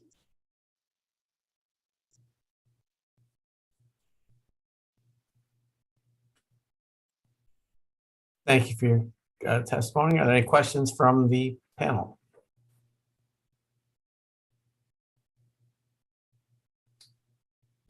Thank you. Thank you again for taking the time today, Ms. Nielsen, and providing your comments. Let's move to Sandy Field. Hi, thank you. My name is Sandy Field, SandyField. I have lived in Lewisburg, Pennsylvania for 20 years. I own a small business and I'm a mom. I also spend a lot of time camping, hiking, and biking in Pennsylvania's beautiful parks and forests. I volunteer with Climate Reality Project to urge businesses and communities to take action on climate change because everything I care about is threatened by this global crisis. This is a critical time in Pennsylvania when the natural gas industry is pushing to build plants that will commit us to their deadly polluting product for 30 more years. As you know, methane is a potent greenhouse gas and can potentially leak at every stage of natural gas production. I strongly support EPA's proposed methane rules and urge EPA to strengthen the rules to further protect public health and to take meaningful action on combating the climate crisis. I am concerned that loopholes in the current rule will, will allow low production wells that can generate significant amounts of greenhouse gas pollution through leaks of methane to avoid regular monitoring. There are thousands of these wells in our country, and together they represent a significant source of methane pollution. Methane pollution from the oil and gas sector is accelerating the pace of climate change and harming our families and communities. Over 70% of Pennsylvanians believe global warming is happening, and 60% believe our leaders must do more to address this crisis. The time is now to take action, such as this rulemaking, to set the strongest possible standards for methane pollution that require monitoring of both large and smaller sources of methane leaks. Thank you for hearing my comments.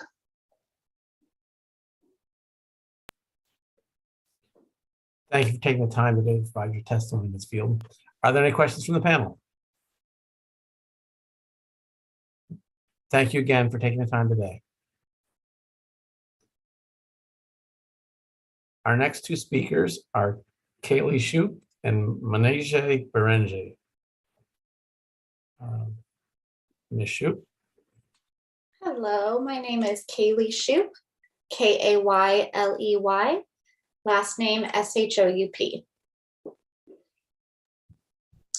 So my name is Kaylee Shoup, and I'm a community organizer with Citizens Caring for the Future, which is a grassroots environmental advocacy group in the heart of the Permian Basin. As you can imagine, if you have any understanding of the political landscape of the Permian, we are not very popular in our local communities, which have been poisoned by a culture the oil and gas companies have created over the past few years. I was born and raised in an oil town called Carlsbad, New Mexico, and I currently call it home. In my community, you do not question oil and gas, even if you're simply asking whether or not the pollutants coming from the industry are harming the health of those you love. Groups like Citizens Caring for the Future have quite literally put their necks on the line to advocate for stricter methane rules in New Mexico. When you speak out in our region, you face aggression and vitriol from some in the community, and I am so lucky to know so many strong, courageous, and morally sound humans that are willing to stand up even when it can come with such a price. Because of their advocacy, New Mexico has taken the important step of banning routine flaring, which is an action that will not only stave off climate disaster, but also will protect the health of those I love. I am not naive, though, and I realize that emissions do not know borders. Unfortunately, the Permian Basin is a basin that is shared by two states. My state, which attempts, no matter how ineffectively, to regulate the industry, and Texas, which makes no attempt whatsoever to regulate oil and gas. This lack of action by my neighbors to the east has a direct effect on the health of my community. New Mexico may have a ban on routine flaring, but all I need to do is hop in my car, drive a little ways, and I will be in West Texas where there is no such regulation. I ask you to go farther with your rule and ban routine flaring in order to show true support for my community that has done so much work to hold our own state accountable. We have done this in spite of danger and as we live with the direct effects of air pollution. It's now your turn to practice your jurisdiction in order to hold all states accountable for what they put into the air. Also, because I actually live in the Permian Basin and understand the vastness of the region, I know how little enforcement of regulation is actually done. I know just how little our air is monitored. My community is treated as if we are disposable by regulatory agencies. That is why I ask that you listen to frontline community members and not industry, which cannot be trusted, while coming up with regulation. The EPA must pursue regulation that can be enforced in a routine way and through self-sustaining enforcement mechanisms. Routine inspections, even at low-producing sites, must be the norm. And when a community steps up to monitor their own air, something they shouldn't even have to do in the first place, their data must be recognized. because we all know very little data regarding the extent of methane pollution, especially in my region, is actually being collected. Again, I hope the EPA chooses to prioritize the voice of community members and not the oil and gas industry moving forward. That is not only how you will effectively combat the climate crisis, but it is also how you will protect those of us doing the right thing, even when it's hard for us to do so. Thank you for your time. Thank you for your testimony and comments. And are there any questions from the panel? No, thank you very much. Thank you. Thank you again. And our next speaker, Manaje Berenge. Yes, good afternoon. Thank you so much. Hello, everyone. My name is Dr. Berenge, a double board certified occupational and environmental medicine, as well as preventive medicine physician. I am speaking on behalf of myself today. I would like to provide some clinical context to the EPA's proposed comprehensive new protections to sharply reduce pollution from the oil and gas industry. The EPA's proposal to reduce climate and health harming pollution from the oil and gas industry is a step in the right direction to protect these workers. I have been in clinical practice for over 8 years. As an occupational medicine physician, I treat ill and injured workers. I assess workers for various types of workplace exposures. I have treated oil and gas workers who were in the field having multiple acute illnesses and injuries, and was able to successfully return all of them back to work. I've also conducted worksite visits at a few of these oil and gas locations in my tenure as a quote unquote OCDOC. These workers are exposed to chemicals such as formaldehyde, hydrogen sulfide, toluene, xylene, benzene, as well as methane, among others. So let's talk about methane. Methane is a potent greenhouse gas, which is contributing to global warming. It is also a precursor of surface ozone, which is a toxic air pollutant. While we in the medical community can address the acute exposures when a worker comes into an urgent care or the emergency room, the cumulative exposures are a tougher nut to crack. Newer technologies and advancements in exposure assessment have helped companies as well as workers track such emissions. But these advancements have not percolated to all parts of the industry. In the long term, cumulative exposures to these chemicals can cause a variety of health effects. These include respiratory problems such as asthma, coughing, chest pain, choking, and bronchitis, skin irritation, nausea, eye problems, headaches, cardiovascular issues, as well as cancers. The cost burden to employers to treat such workers can make or break a small oil and gas company. Specifically, we need to look at fugitive emissions. These emissions escape through leaks in the equipment. Very often, the amount of pollution coming from these fugitive emissions is higher than the amount coming out of the stacks. There has not been a systematic approach to ensure such leaks are remedied until now. Requiring companies to find and fix leaks at new and existing well sites and compressor stations, requiring all new and existing pneumatic controllers at production, processing, and transmission, as well as at storage facilities, to have zero methane and VOC emissions, eliminating venting of associated gas from oil wells, and requiring owners and operators to route the gas to a sales line when available, evaluating opportunities to obtain additional pollution reductions, including from certain sources not covered by the proposal, and finally, assessing state plans under the proposed emissions guidelines are critical steps necessary to curb methane emissions. While I can't provide technical expertise or highlight innovations in these domains mentioned above, I do have experience working in multidisciplinary teams. I've sat on meetings with engineering, occupational safety, industrial hygiene, as well as administration, all in approach to solve problems.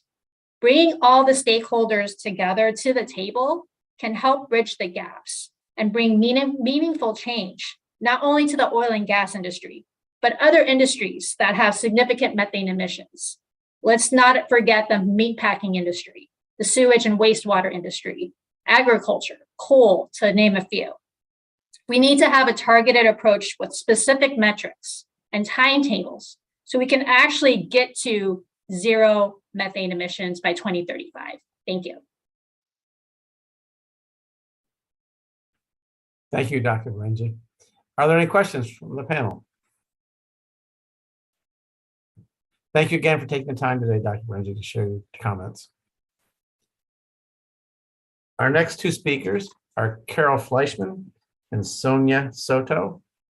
We'll start with Carol Fleischman. Hi, my name is Dr. Carol Fleischman. That's CarolFleischman.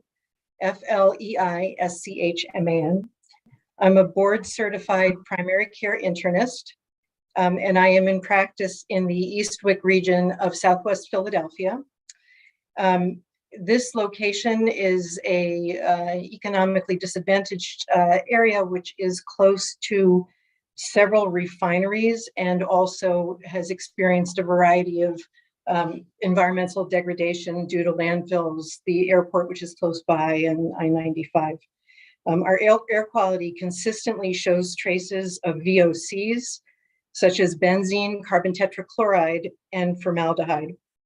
The area is also vulnerable to the effects of climate change in general, because it's a low-lying area and flooding is increasing here, and the floods actually leach those organic compounds out of the soil and bring them into people's homes. And our patients experience a variety of morbidities and adverse events because of these environmental challenges, has been well described by other commenters here.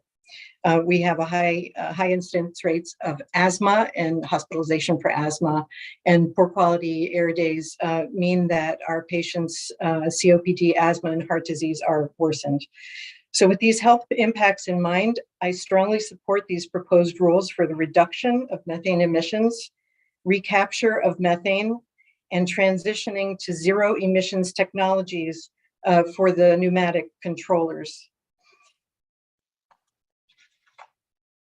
In addition, for us here close to refineries, strengthening the requirements for storage tanks and strict monitoring of the tank hatches has a positive impact for us. Robust monitoring is an essential factor in reducing methane emissions. Ongoing monitoring will help us protect public health. I strongly support the provisions for monitoring, but I am concerned about excluding the so-called low-emitting wells, because with aging infrastructure, these wells may be emitting more than we think, and I believe that we should be monitoring all of the wells or a majority of the wells. In addition, the fossil fuel industry must remediate the leaks immediately, and they absolutely have the resources to do this. I think it's also very important to empower community monitoring in a meaningful way. In the Philadelphia area, this has been done with a lot of success by the Clean Air Council. But I think one key to community monitoring is raising up, supporting, and making that reporting go in a tangible direction. We know that the fossil fuel industry has a history of denigrating and even responding to, with violence to community members who are trying to improve the environment. And so the community, not only should we establish the community monitoring and support it, but there must be a concrete chain of reporting and also a solid and serious mechanism for that reporting to be responded to by the fossil fuel companies. Thank you for taking my comments. Thank you for taking the time today, Dr. Fleischman, to share your comments. Are there any questions from the panel? Thank you again. Our next speaker is Sonia Soto.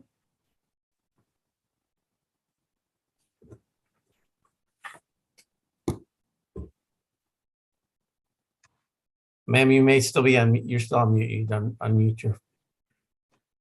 Sorry, it didn't hit.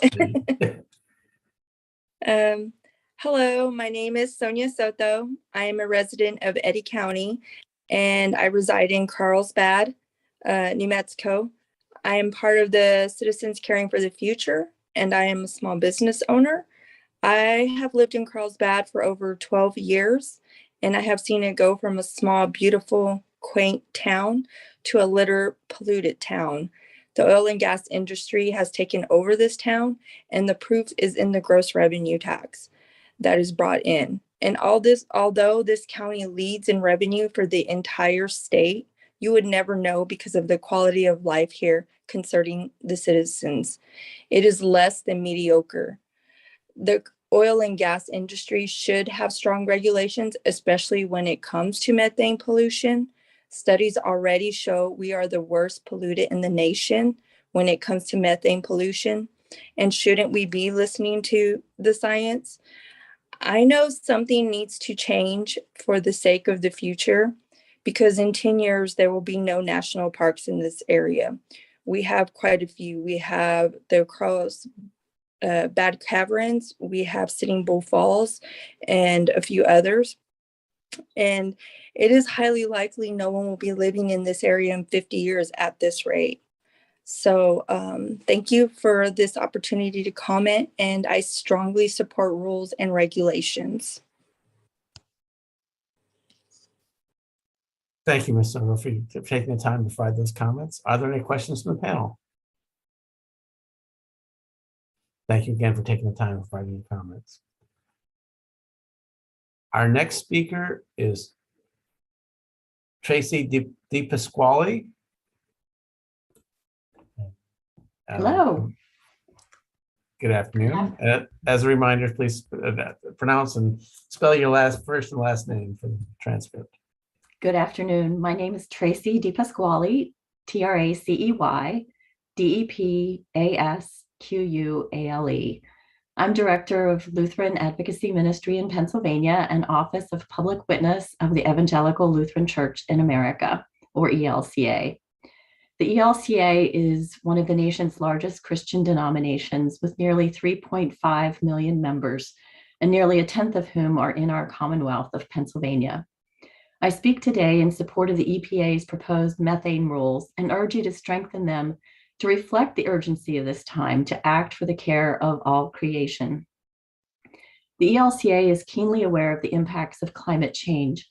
Our members respond to offer relief and to help rebuild in the wake of suffering wrought by extreme weather patterns, intensifying storms, drought, and wildfires around the globe.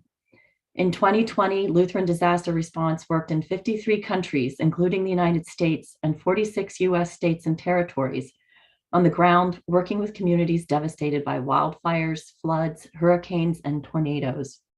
We're a church that rolls up our sleeves and gets to work.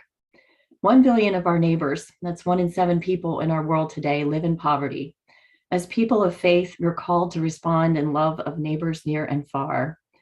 Working through ministries in the United States and around the world, we start by listening to the needs of our neighbors and working alongside them to break cycles of hunger and poverty. The ELCA has a long history of strong presence in community, working to help and serve where the needs are greatest. It is because of this presence on the front lines where the effects of climate change are being felt first and worst, both around the globe and in communities across Pennsylvania, that we know we must act boldly now. In August, the Intergovernmental Panel on Climate Change released a report that highlights the costs of inaction, details the devastating impacts of climate change, and underscores that we're running out of time to tackle this crisis. This alarming report identifies methane pollution as one of the key drivers of climate change. As we all know, methane is an extremely potent greenhouse gas, 86 times more potent than carbon dioxide. Although the EPA recently took an important step forward in reducing methane and other harmful air pollutants from new and existing sources, the proposal does not go far enough to prevent pollution through regular, frequent inspections. I urge the EPA to eliminate potential loopholes that allow certain wells to avoid regular inspections. Specifically, the EPA's proposal should require monitoring at smaller leak-prone wells. Hundreds of thousands of wells across the country generate just a trickle of usable product, but are large and disproportionate emitters of methane. and this is especially true in Pennsylvania. This week, Christians mark the beginning of the season of Advent. It is a time of lighting candles in the darkness, of preparing for the arrival of Emmanuel, God with us. It is with Advent hope that I urge you today to be resolute in your duty to safeguard the earth we share, the world that God loved enough to become part of it. Thank you for the opportunity to share my comments. On behalf of Lutheran Advocacy Ministry in Pennsylvania, I urge the EPA to be swift and bold in its stewardship of our common home, with regulations that enable our nation to meet the urgency of this moment.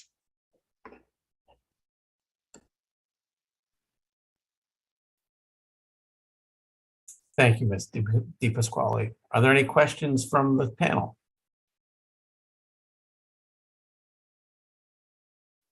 No. Again, my name is David Cuzzy, and I've been chairing this hearing session today. I want to thank all of you that have joined and shared comments with us. At this time, we are going to take a recess until 6 p.m. And if you have any questions, please send a chat to the participant support. Call 888-372-8699 or email sppdpublichearing@epa.gov. And thank you again for all for participating in today's session. We will see you again at 6 o'clock.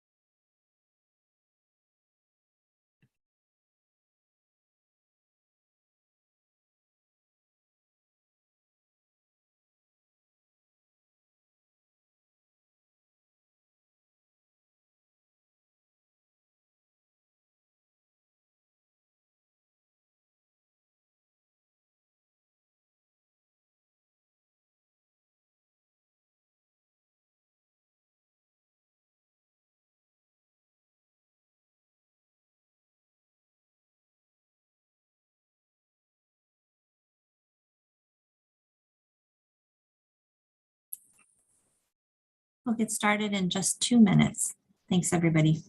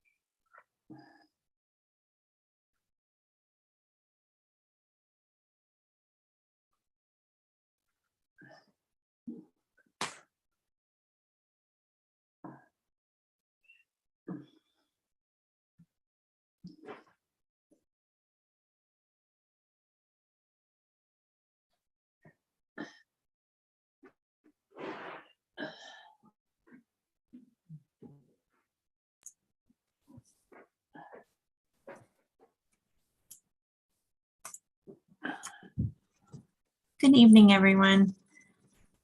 My name is Jenny Noonan, and I'm the Director of Policy Analysis and Communications in EPA's Office of Air Quality Planning and Standards. Welcome. I will be chairing today's public hearing on the EPA's proposed amendments to Standards of Performance for New, Reconstructed, and Modified Sources and Emission Guidelines for Existing Sources, Oil and Natural Gas Sector Climate Review, which is also known as the Oil and Natural Gas New Source Performance Standards, or NSPS. Welcome, and thank you for coming this evening. Joining me on the panel are Tina Endo and Jennifer Huzar. Could I ask them to unmute themselves and introduce themselves? Good evening, I'm Tina Endo. I'm the group leader for the Community and Tribal Programs Group in the Office of Air Quality Planning and Standards. Good evening. My name is Jennifer Huzar, and I am a scientist in the EPA Region 6 Air and Radiation Division.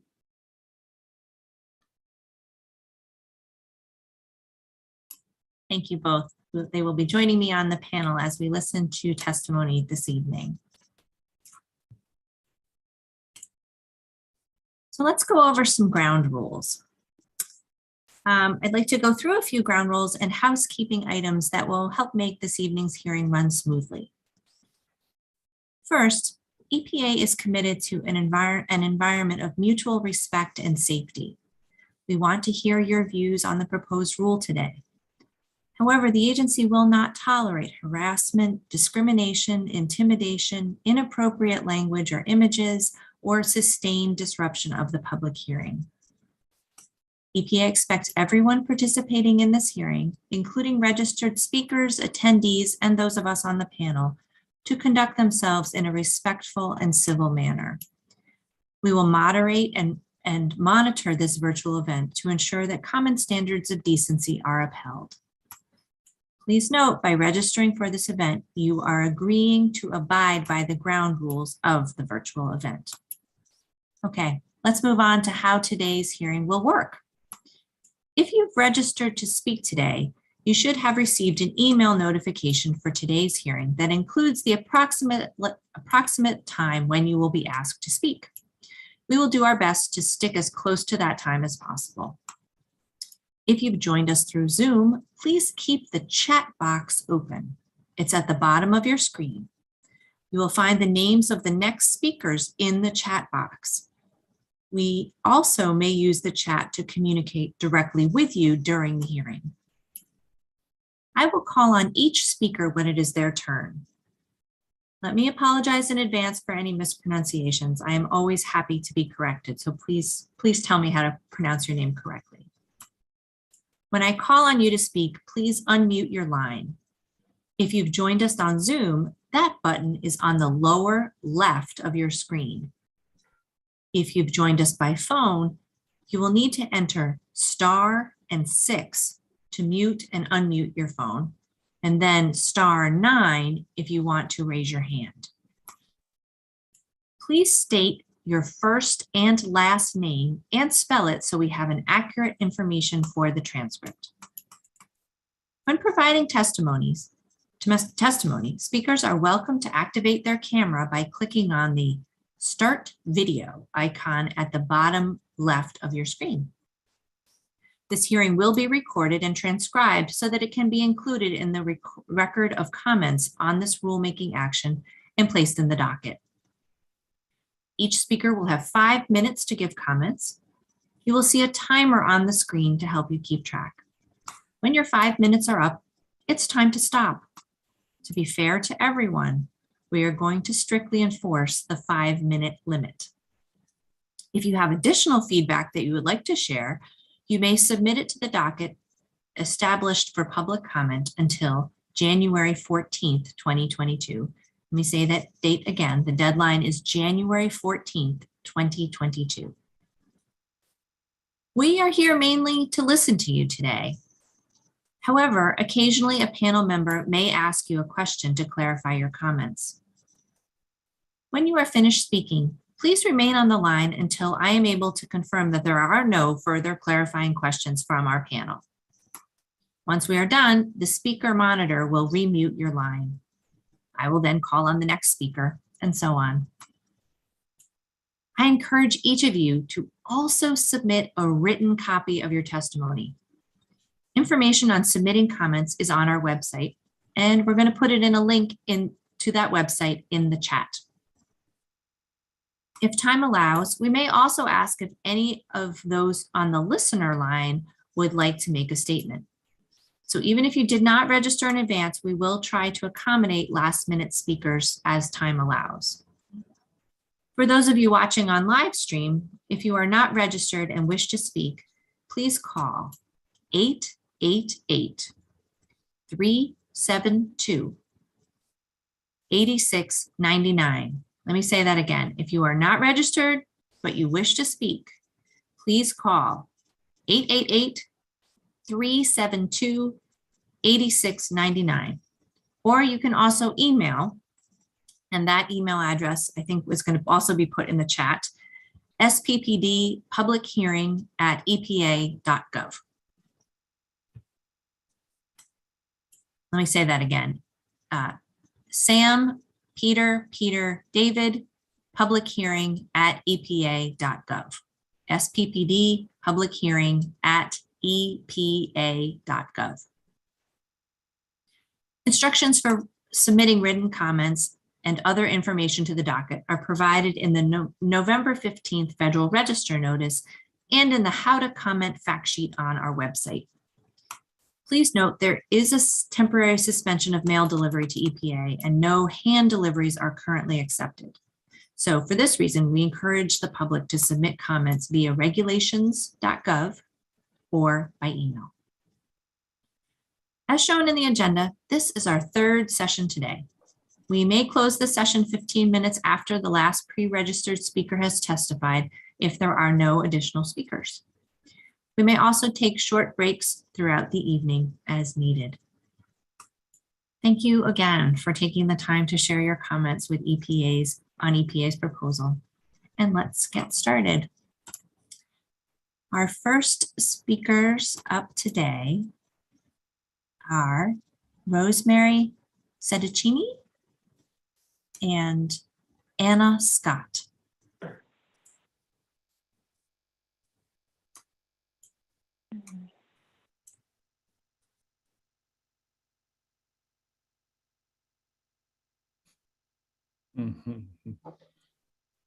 Rosemary, would you like to start by unmuting yourself? Yes, good afternoon, everyone. I'm Rosemary Cecchini. That's Rosemary Cecchini, Cecchini. I'm a Maryknoll sister, and I serve as director of the Office of Peace, Justice, and Creation with Catholic Charities of Gallup Diocese in New Mexico. And thank you for this opportunity to provide public comment at today's hearing. Through visits to people and communities that we serve in McKinley and San Juan counties in northeastern New Mexico, people have shared with me the adverse health and environmental impacts they continue to experience and suffer from, caused by heightened air pollution. Oil and gas companies in the region intentionally and routinely leak methane gas from poorly maintained equipment, deliberately vent it into the atmosphere, and burn it as a waste product from oil drilling.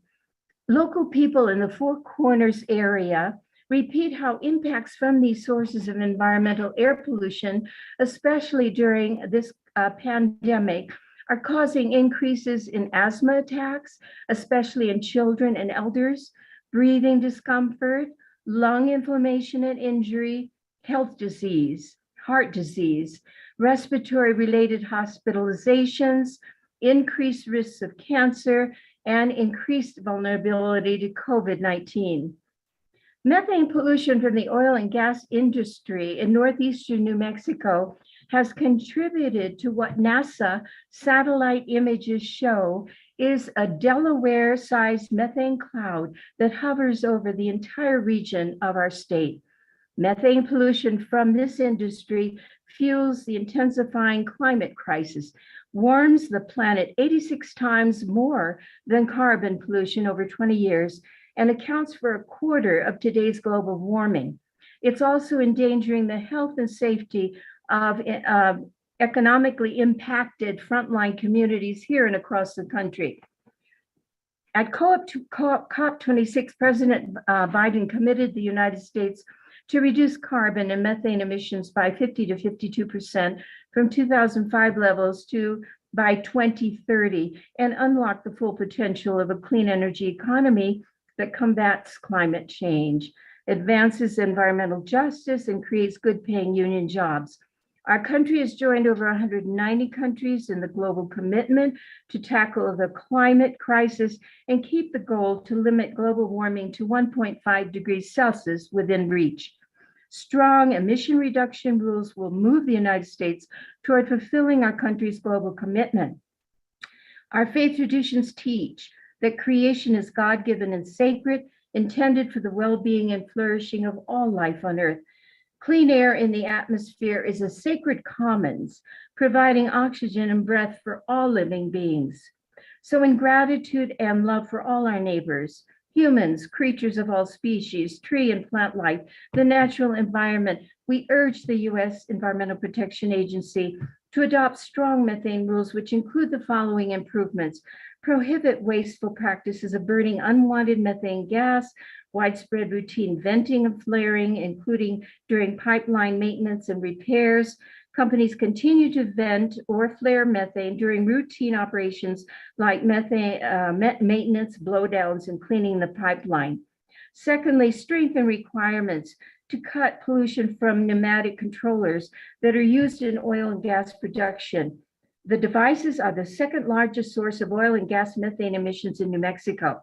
Pneumatic devices are huge sources of emissions and can often fail to function properly. Leak detection and repair requirements should be extended to these devices as well.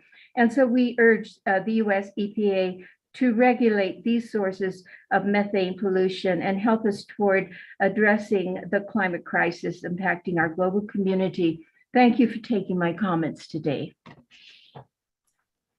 Thank you so much for providing them.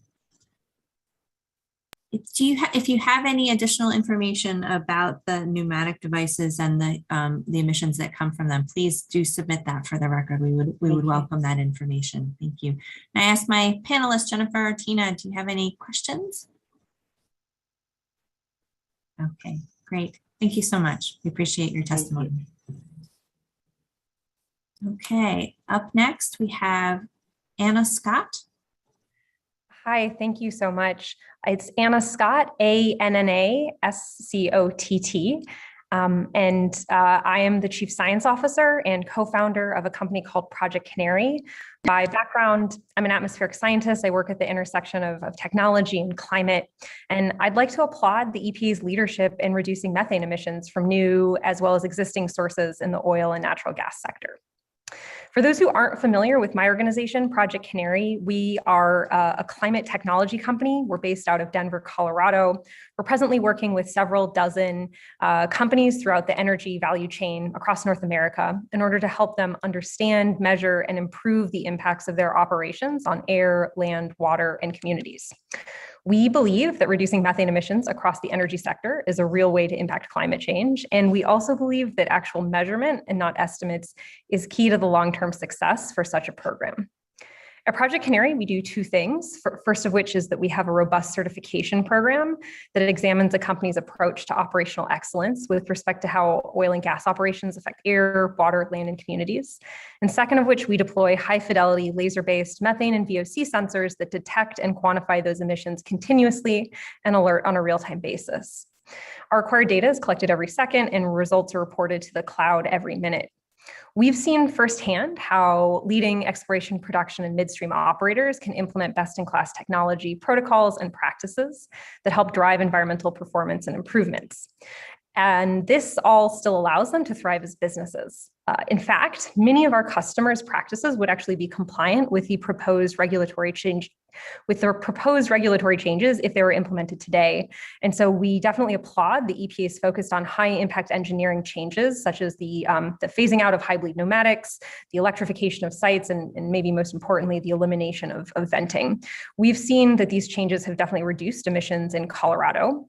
We also note that Colorado was the first state that mandated continuous monitoring, and that this technology has proven to be a cost-effective way to reduce and eliminate methane and VOC emissions across the sector. We think that Colorado has really led the way in adoption of continuous monitoring technology, and we'd encourage EPA to follow this well-constructed example. Now, inevitably, we know that the question of cost will come up, and I just wanted to emphasize that speaking on behalf of a revenue-generating for-profit company, deploying this type of technology is cost-effective.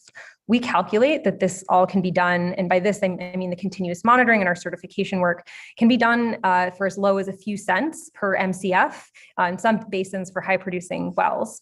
In some cases, we've seen that deploying continuous monitoring technology can even provide a positive return for companies who can even sell their natural gas for a premium on the market. And we'd be more than happy to provide additional insights on this cost effectiveness. Of course, in addition to being cost effective, the continuous monitoring is effective at reducing emissions.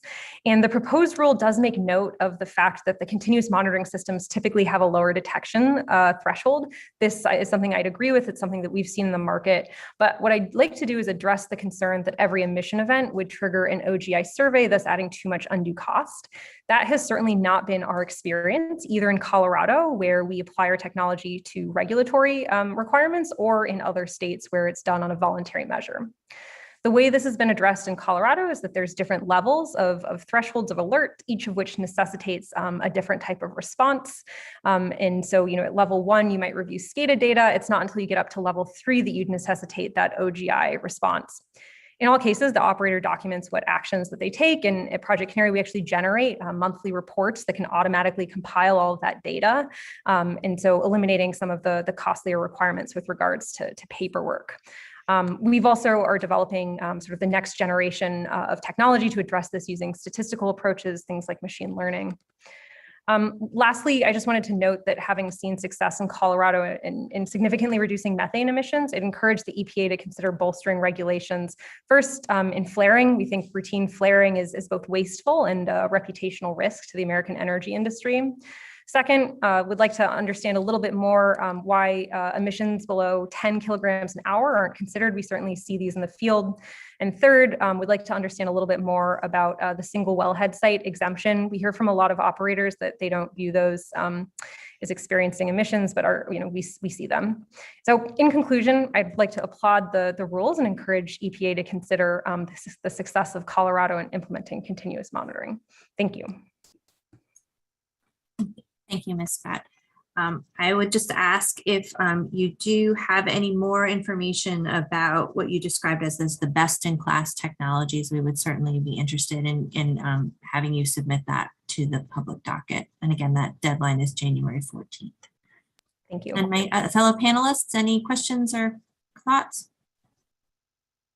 Hi, Anna. Thank you for your testimony. I was wondering if you could provide any documentation to support the statistical analysis that you have done, showing the number or the percentage of events that end in an OGI inspection requirement?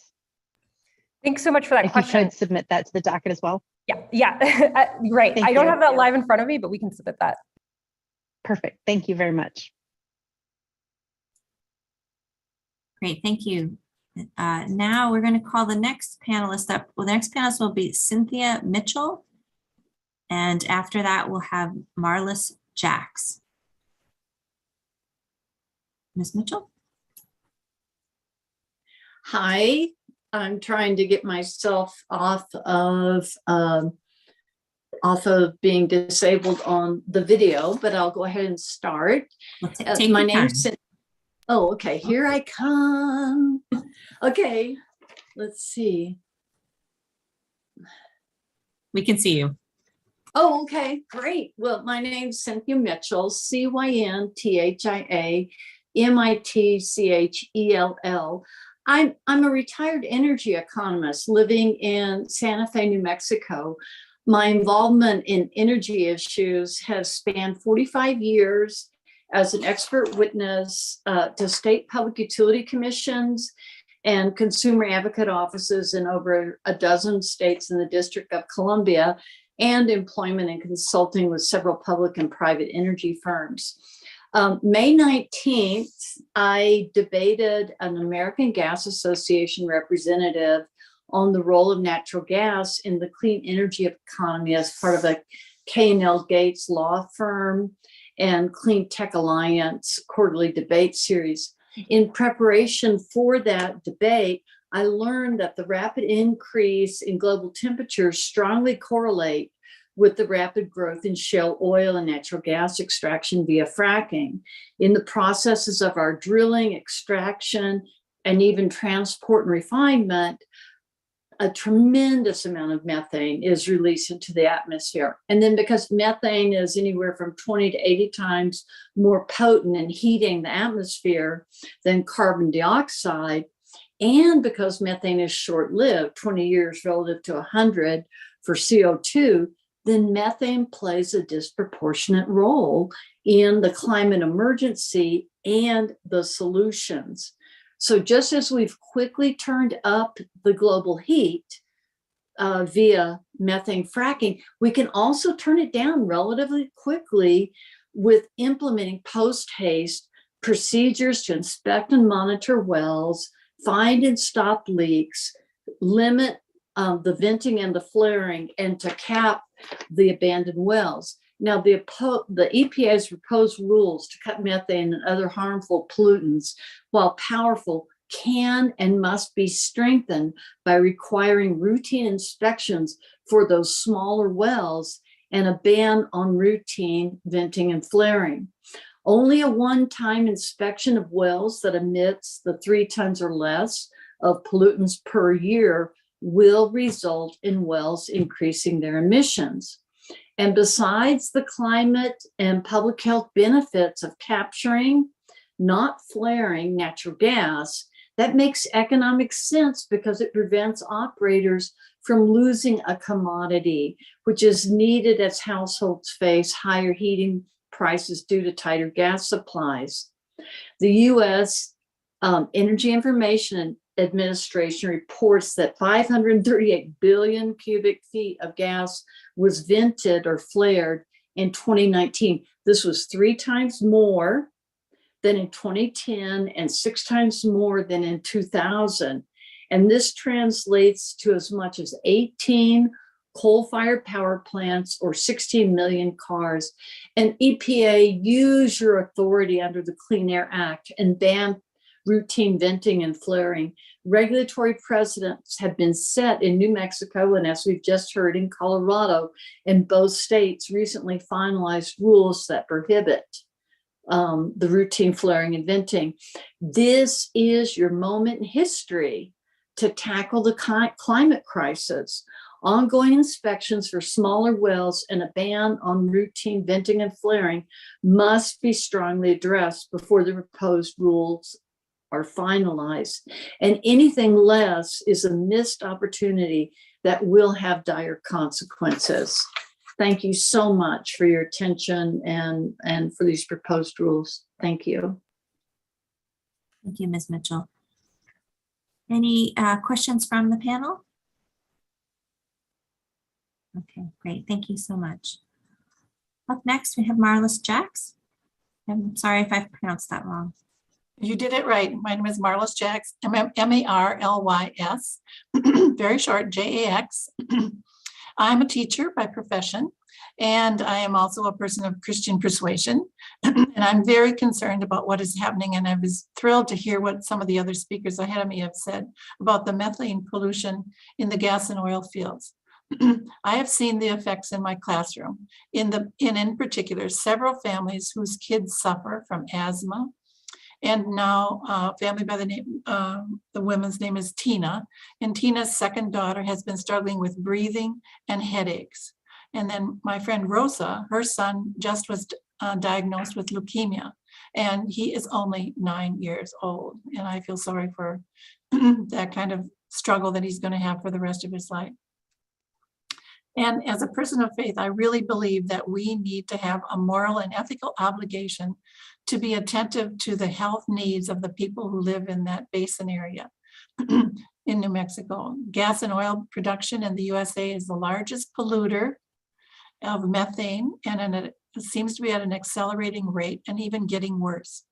And both of the families suffer and live in that region and do not have the financial and economic ability to move to live to another part of the country. And furthermore, their family is there, so they really want to stay there. The EPA has already put in place some methane safeguards. They're good, but I want to say they're not the best practices and they're not good enough. My personal goal has been to work for the common good. And as a Franciscan, that means to include humans, animals, and the environment, which includes air and air pollution. Everything and everyone counts. Can I say that again? Everyone and everything counts. I'm suggesting that the EPA be aware of and care for the people and protect the communities in this basin area. I grew up on the borderline between two states. And I know when it rained on the rain did not look at the state line and say this is where it stops and this is where it starts. The same thing is with air pollution. Ending wasteful practice of flaring in the gas and oil fields and facilities as they do in Colorado and New Mexico. They have all learned, as we've heard before, learned how to control it. And I'd like to suggest that the EPA look into that more strictly. And how about monitoring and the leaking of emissions from wells? They are attacking the health of our families, especially the young children that I deal with, and harming nearby communities. We need to start yesterday. Not just today, yesterday. The EPA serves the public, and they need to put in place comprehensive safeguards and close the loopholes that now exist. We have a moral and ethical obligation to act responsibly now for the safeguard of public health and to hold polluters accountable. Thank you for holding this public hearing, and I appreciate it very much. Thank you. Thank you so much for your testimony. Are there any questions from the panelists? Okay. Good. Thank you so much. Okay, our next two speakers, I'm going to just remind everyone, if you could please make sure you keep your chat open, because our very excellent logistical team may be trying to reach you. And we also, that is where we are announcing where the next speakers are. So I encourage everyone to please open your chat. And our next two speakers are Valencia Bednar and Renee Millard Chasson. So looks like Jacqueline. I'm sorry, say that again. Renee Millard Chacon. Chacon, thank you. All right, could I have, it looks like the person in the Liz Brandt Valencia Bednar is ready to go. So please start when you are ready. Hi, my name is Lucia Bednar. I'm 8 years old and I live in Nick. I'm here today to talk with you about methane. I've learned that the EPA is considering rules to reduce methane pollution from oil and gas, and I've learned that methane is causing global warming. I want the EPA to make sure methane pollution goes down so I can enjoy more days outside without being really hot. Here are some things I've read about methane pollution. Methane is responsible for 25% of climate pollution. It's one of the most potent greenhouse gases, trapping 80 times the heat in the first decade after its release compared to carbon dioxide. Its potency speeds up the rate of global warming we are experiencing. And wherever methane is leaked into the air from fracking and drilling pipelines, other toxins, some of which cause cancer, are leaked into the air right alongside. My aunt had cancer, and I don't want it to happen to anyone again. There's not that much methane in the atmosphere, about 1,800 parts per billion, such as 2 cups of water inside a swimming pool. That's about 200 times less concentrated in the atmosphere than carbon dioxide, the most abundant and dangerous of the greenhouse gases. But methane's chemical shape is remarkably effective at trapping heat, which means that adding just a little more methane to the atmosphere can have big impacts on how much and how quickly the planet warms. Warming the planet is a big problem. I want to be able to ski and play outside in summer, but sometimes winter isn't cold enough and summer is way too hot. EPA, please make sure that oil and gas production doesn't ruin our climate. We need to reduce methane pollution and make sure it comes from bogs like it always has, not from oil drilling. Thanks to National Geographic, the BBC, and Moscow Air Force website for the information I'm sharing with you today. Thank you so much. And I don't know if this is the first time you've testified at a public hearing, but you did an excellent job. Thumbs up. You did a really good job. Do we have any questions from the panelists? I don't have a question. Yeah. Yeah, I just wanted to echo that too. Great job, Valencia. Thank you so much for sharing. We are very sorry to hear about your aunt, that she is so lucky to have you in her life. That was just wonderful. So we greatly appreciate you coming to share with us tonight. And I echo the comments of my colleagues. Valencia, you did an outstanding job, and we will look forward to having you join the EPA as you get older, because we need a lot of dedicated people like you. Thank you very much for your testimony. Yes, thank you. Okay, Renee, you are up next. Would you turn on your camera? Great.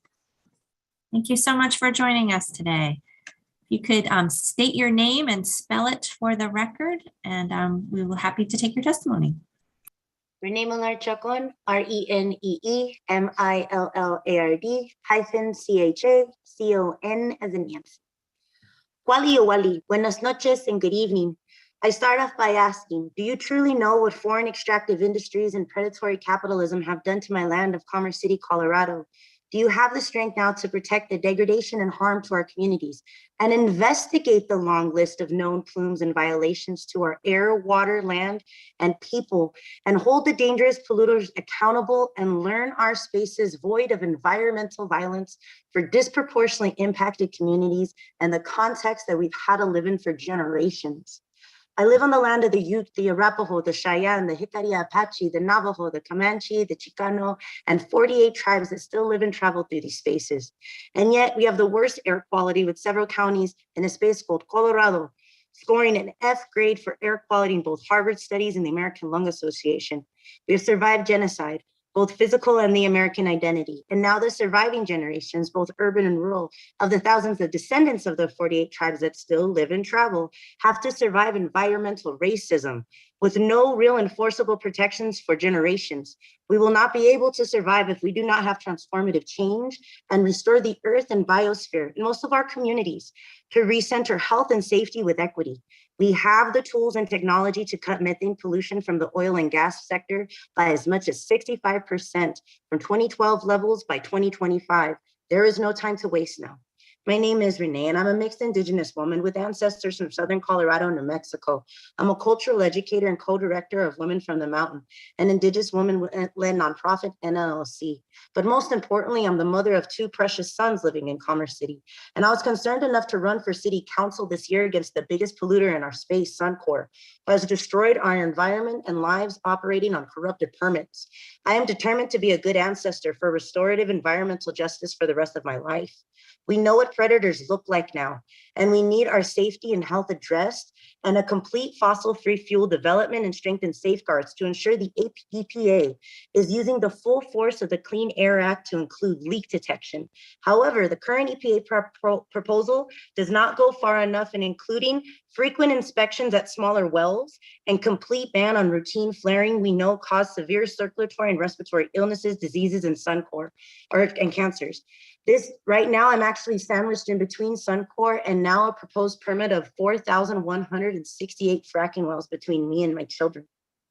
Marginalized and impoverished Indigenous and Black communities experience this degradation as nausea, nosebleeds, headaches, asthma, anemia, childhood leukemia, and babies born at low birth weights. The particulate pollution also makes those suffering from the effects more susceptible to death by COVID, which we have seen in a huge epidemic level for the last couple of years in our communities. I've been on the front lines. Without powerful federal protections, communities surrounding fracking wells and oil and gas sites are left powerless with no accountability from the industries creating the pollution and the governments allowing the degradation for political contributions. We are tired of being preyed on and only addressing methane, which is released by industries by 16 million tons, does not address other insidious pollutants like benzene, hydrogen cyanide, and hydrogen sulfide that are used in gas chambers, choking us and flushing us out of our very homelands. Extractive industries and the type of predatory economy that contribute to along roadways, truck stops, and man camps have also contributed to sex trafficking, human smuggling, and the worst known crisis of public endangerment of missing and murdered Indigenous women, children, men, and people. We need our land and resources protected in the most ways that we have been dehumanized by oil and gas corporations, by the aiding and abetting in the MMIW and MMR crisis. Your time to be a good ancestor is now. By strengthening EPA federal protections for air quality and health and safety, and you do not have time to waste in recognizing the right of disproportionately impacted communities and the rights of nature to meet the target of 65%. Help protect and reimagine our world and community void of environmental violence and authentically address climate impacts from the self-determinations of those most impacted to learn where the system is not failing, but is working as designed to cause us predatory harm, and help provide the safe spaces for disproportionately impacted communities in the biosphere that deserve and we need it for our future generations to thrive. Thank you and have a good evening. Thank you so much for your testimony. Do any of the panelists have a question? Yes, hi, Renee. Not a question, but just a request if available. You mentioned restorative environmental justice as one of your goals, and often here there are multiple definitions that float around. If you have a definition in language that you could share around restorative environmental justice that could be submitted to the docket, that would be greatly appreciated. Yes, equity analysis from every sector going forward from predatory behaviors in disproportionately impacted communities. We help define an entire environmental justice board on SB 1266, and I can help in what that looks like now in an EJ task force, which I work on in the state of Colorado. Thank you. Thank you so much for your testimony. I wanted to put just a quick message out there. Could the person who requested live transcription please send a message to participant support via the chat? That would be great. We would love to connect with you. Our next two speakers are Donna Detweiler and Tim Riciniti. So Donna, if you could thank you for turning on your camera. And when you are ready, please go ahead. Good evening, protectors of the environment. I am Donna Detweiler in New Mexico. That's spelled DONNA-DETWEILER. I am honored to share with you my perspective as a landlord. My tenants and I use methane as natural gas every day to heat water, heat air, heat food. We are grateful for the modest cost of this fuel and would be sad if it were no longer available to us. We are disturbed, however, that some of this precious energy is being wasted in flaring and in leakage from wells and pump or compressor stations. We're also disturbed that methane hurts the health of those directly subjected to breathing it, as well as the health of the biosphere that nurtures each of us. We already have methane leaking from thawing permafrost, so cannot afford to bleed any more into our common airspace without eventually annihilating ourselves. And because New Mexico greenhouse gas emissions have risen 50% under the current administration, we desperately need to get this under control. So when one of my tenants smells a gas leak, they call New Mexico Gas Company to find the source and then me to get it fixed. I could be tempted to say, just open the window, or if you don't like living around gas leaks, find another home, or the average leakage of all of the apartments together is really quite small and plumbers charge buku bucks for their services. Tempting as these responses might be, I just fix the leaks, and I encourage you to do likewise. I'm calling on the EPA to sniff for methane. In other words, step up the monitoring at every stage of its capture and transport, and to make sure the leaks get fixed forthwith, regardless of whether the US Senate passes a methane fee. I ask your indulgence to take this landlord analogy one last step. I have the responsibility as apartment manager to call out tenants who endanger the health or safety of their neighbors. Like if a tenant is running a meth lab, I can go to court for damages. And if they don't stop the hazardous activity, I can evict them. Now, they might offer me chocolates or extra rent under the table to overlook this transgression, but I wouldn't want to expose myself to the liability of taking it. Not saying that you folks take kickbacks, but the state of New Mexico does in the form of royalties from oil and gas. And I urge you to rule for the welfare of the community as a whole, its air, land, and water over its methane labs. Thanks so much for taking your responsibilities as landlords seriously.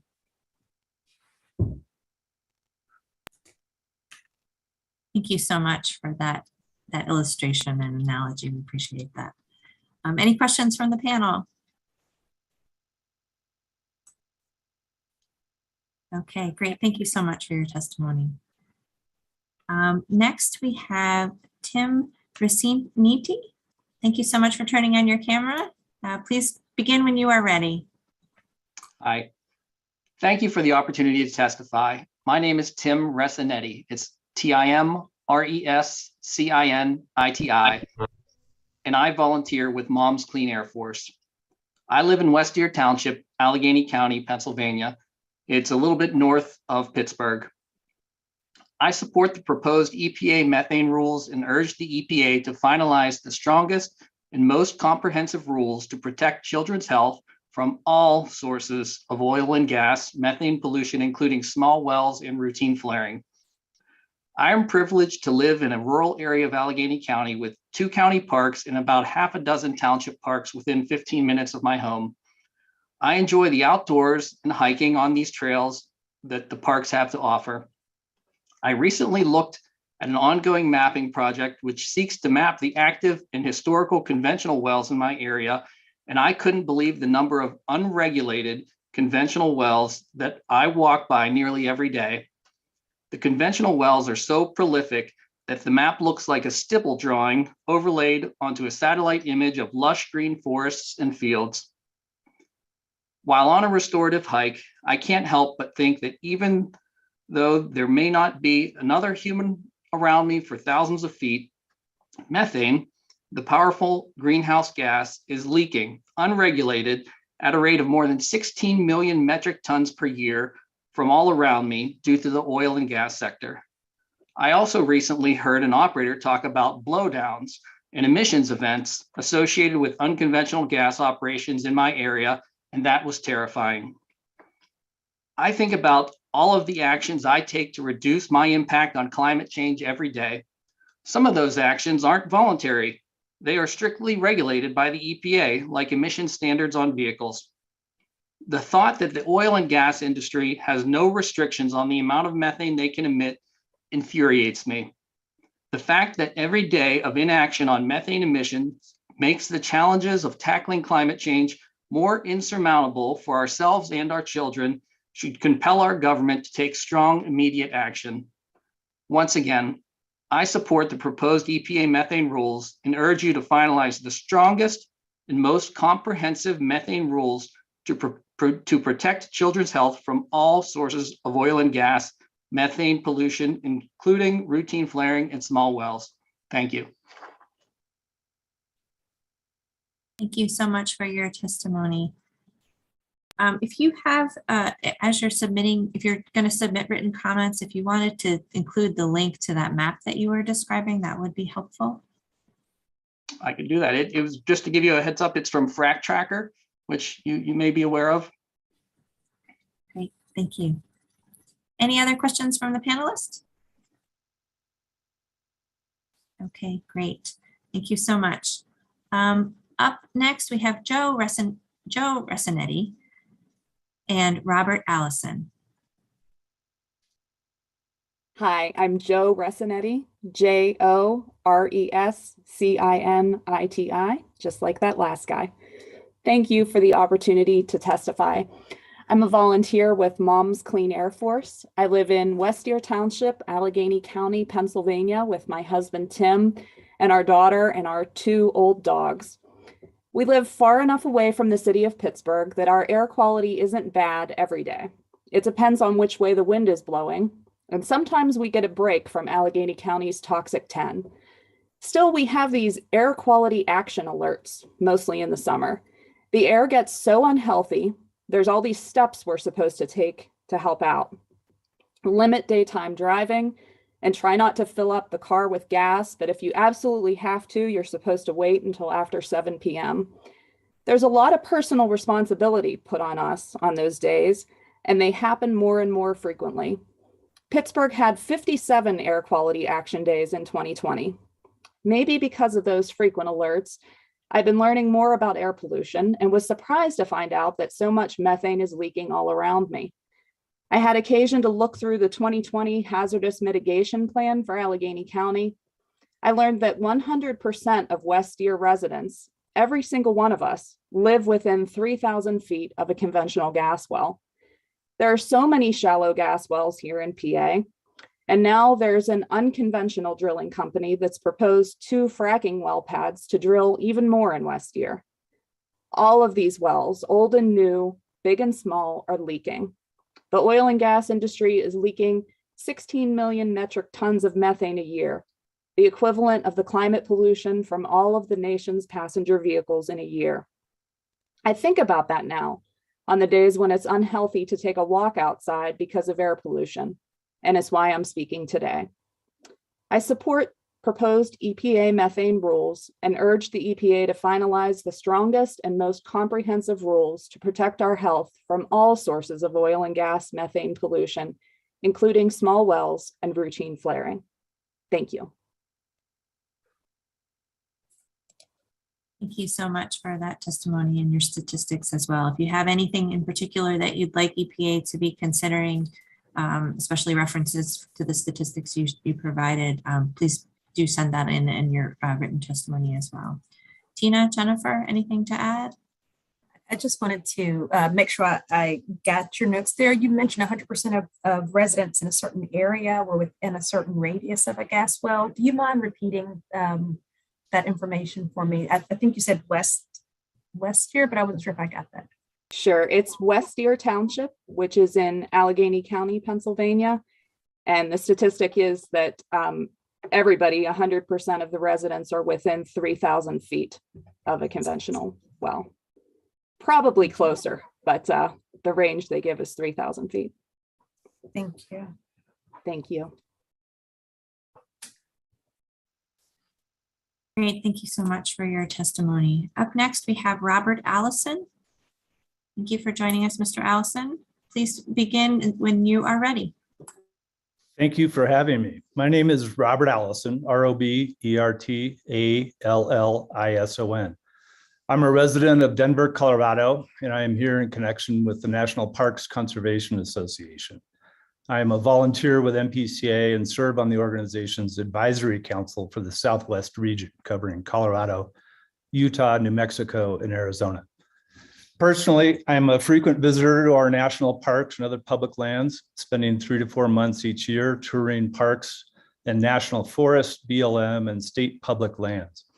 On these trips, I like to hike, fish, mountain bike, and camp in the amazing and unique environments of our public lands. Much too often, and increasingly over the last few years, I have been forced to alter or cancel plans to visit places like this. Wildfires closing large areas and resulting regional smoke, making outdoor recreation too dangerous. Flash floods closing major highways for days and even weeks at a time. Warming waters closing vast networks of rivers to fishing. And heat domes rendering entire regions virtually uninhabitable at times. National parks across the country, and particularly in the West, are already experiencing the devastating effects of climate change. Due to sensitive natural environments, wildfires, floods, drought, and rising temperatures threaten our national parks with disproportionate frequency and severity.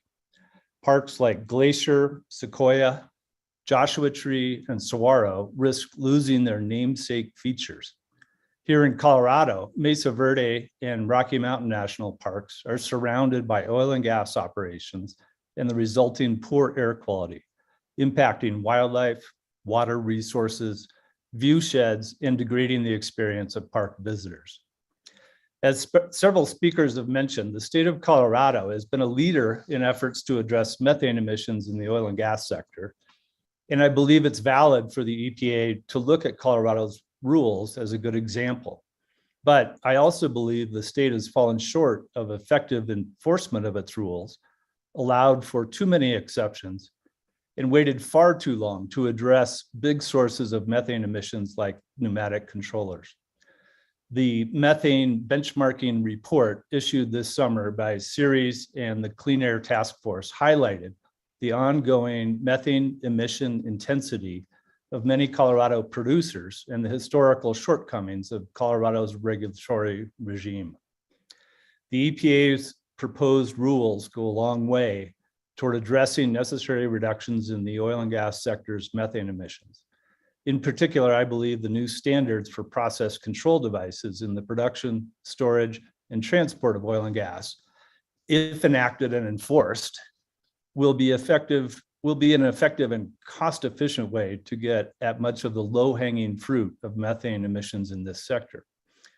I am concerned, though, that the potential for exceptions to these standards, such as we already see in the proposed equipment and inspection standards for operations in Alaska, may significantly diminish the potential effectiveness of these proposals. And I believe EPA must quickly go forward with enhancements to the proposed rules to address the following. 1, the need to eliminate routine flaring nationwide. Flaring of natural gas should only be allowed in emergency situations. 2, the increased inspection and monitoring requirements for all smaller, high polluting and risk-prone production sites. And 3, the incorporation of emission monitoring results generated by community groups and other third parties to help address significant leaks and enhance enforcement. In order to have any chance of meeting our country's climate goals and those of the Paris Climate Agreement, I believe we must do everything we can right now to reduce our emissions of methane and other greenhouse gases. The time is not now.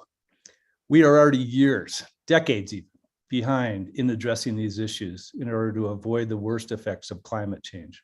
It is therefore imperative that with these and subsequent rules, the EPA do everything in its power to reduce methane emissions from the oil and gas sector in the most effective and enforceable manner possible.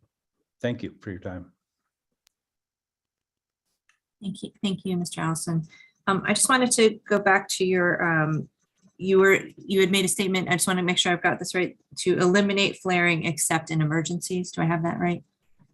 Yes, my understanding is there are certain emergency situations where flaring may be required as a safety measure, but the routine flaring of natural gas needs to be eliminated, as Colorado has, and apparently New Mexico. I wasn't aware of that. Okay, thank you. And Jennifer, Tina? Okay, great. Thank you so much for your time. We appreciate it very much. Thank you for having me. Up next, we have Richard Kilmer, and then following Mr. Kilmer, we have Greg Kachansky. Mr. Kilmer, if you'd like to turn on your camera. Thank you so much. Thank you. Go ahead when you're ready. Sure, thank you.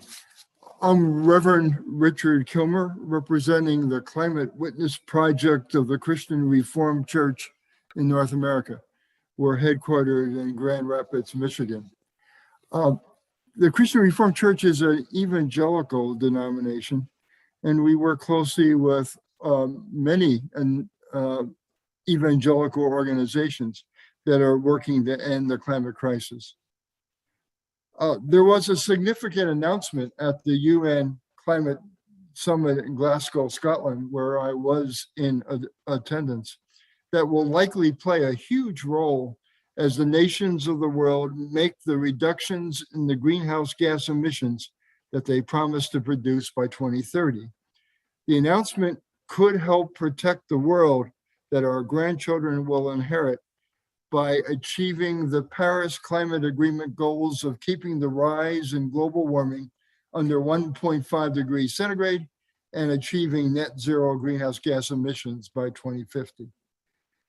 More than 100 countries agreed to cut their methane emissions 30% by 2030 under the Global Methane Pledge, an initiative launched by the US and European Union. Methane, as others have said, is about 84 times more powerful at warming the climate than carbon dioxide over the short term, since it only stays in the atmosphere for about 12 years compared to hundreds of years for carbon dioxide. Reducing the amount of methane emitted into the atmosphere can have a quick impact on global warming. Human-caused methane emissions are growing at an alarming rate. Data released by the US National Oceanic and Atmospheric Administration, NOAA, in 2021 shows global methane emissions surged in 2020. Several recent analyses demonstrate the immense potential of the methane pledge to slow warming. In May 2021, the Climate and Clean Air Coalition and the UN Environment Program released the Global Methane Assessment, a landmark report that describes how reducing methane can change the climate trajectory within the next 20 years. A 30% cut in methane emissions could reduce projected warming by 0.2 degrees Celsius, according to the European Union estimates. The US Environmental Protection Agency's intention to limit the methane produced by roughly 1 million existing oil and gas rigs across the US is commendable. The strengthening of methane pollution standards would help reduce air pollution and protect communities, many of whom are communities of color, that live near methane producing facilities. We ask the administration to enact strong, robust, and comprehensive methane pollution standards. Thank you very, very much. Thank you for your testimony. Any questions from the panelists? Okay, thank you so much. We appreciate your time. Thank you. Up next, we have Greg, sorry, the name just disappeared. Kochansky. Kochansky, thank you so much. Whenever you're ready. Thank you. Thank you for this opportunity to speak. I'm Greg Kochansky. That's GregKoChanski.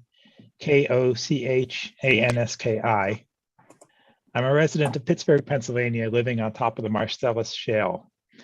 I have a background in physics, engineering, and statistics, but I'd like to talk to you about the end of life for oil and gas wells. That's a time of slow production, of abandonment, or plugging, hopefully plugging. We all know that there are many, many orphaned and abandoned wells. By an EPA count, there are 3 million, of which 2 million are unplugged, uninspected, and potentially leaking. Looking forward, there will be even more abandoned wells, as a proper response to the climate crisis requires that we ramp down the fossil fuel industry. As you know, the bankruptcy system provides a large loophole where a company can escape regulation. It's straightforward for a corporation to set up a subsidiary that's loaded with unprofitable wells and debt. Once a subsidiary goes bankrupt, the EPA is typically unable to make it plug its wells since the bankrupt company has no money. This is a frequent occurrence. About 40 oil and gas producing companies go bankrupt every year. So the EPA needs to consider this loophole as we design regulations for abandoned wells. The guiding principle must be, first, to plug as many wells as possible while the owning company is still active. Second, each well needs a bond that covers the full cost of plugging the well. As part of this, we should recognize that wellhead-only sites need to be monitored, at least occasionally, once they are no longer producing economically viable amounts of gas. While the 2016 NSPS 000A makes the reasonable assumption that wellhead-only site has low fugitive emissions by virtue of its simplicity, that logic only applies as long as the well is maintained and producing. Once the well stops producing commercially significant amounts of gas, the well may not be maintained anymore, and we can no longer assume that it is intact. For instance, perhaps the reason why a well stopped producing is because something is broken. Certainly, if a component has rusted through, cracked, or was stolen, the well may be venting gas into the atmosphere instead of feeding it into a sales line. Second, each well should have a bond that's sufficient to cover the cost of plugging and remediation of the surface soils. It's also important to end the practice of blanket bonds. Blanket bonds allow a company to escape most of its cleanup obligations. They typically only cover a small fraction of wells that the company owns and are not sufficient in a world where bankruptcy is treated as a business strategy. But even if we neglect intentional bankruptcy, the next 2 decades are going to be difficult for most oil and gas companies. We need to ramp down fossil fuel production by 50% by 2030 and 80% by 2040. And it's clear that not all oil and gas companies will survive the contraction of the industry. There will be bankruptcies over the next 20 years, and the EPA needs to craft its regulation for that environment. Finally, the EPA may need some legislative help.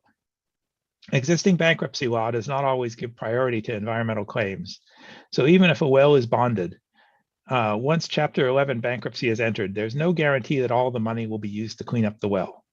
The intersection of bankruptcy law and environmental law is complicated and not fully settled. But that being said, unless a well is bonded, there's little or no chance it will be cleaned up. In summary, there will be lots of bankruptcies of oil and gas companies over the next 20 years, and the EPA needs to design its regulations so that old wells are likely to be plugged and cleaned up, even in that challenging situation. Indeed, the regulations need to be designed to work even in an adversarial situation where the bankruptcy has been engineered to avoid cleanup costs. Thank you. Thank you for that testimony. I did want to, if you have any supporting details, especially where you were talking about the nexus between environmental laws and bankruptcy laws, if you have. I'm happy to include my references when I send this in on paper, yeah, or that would be great. electronically, yeah.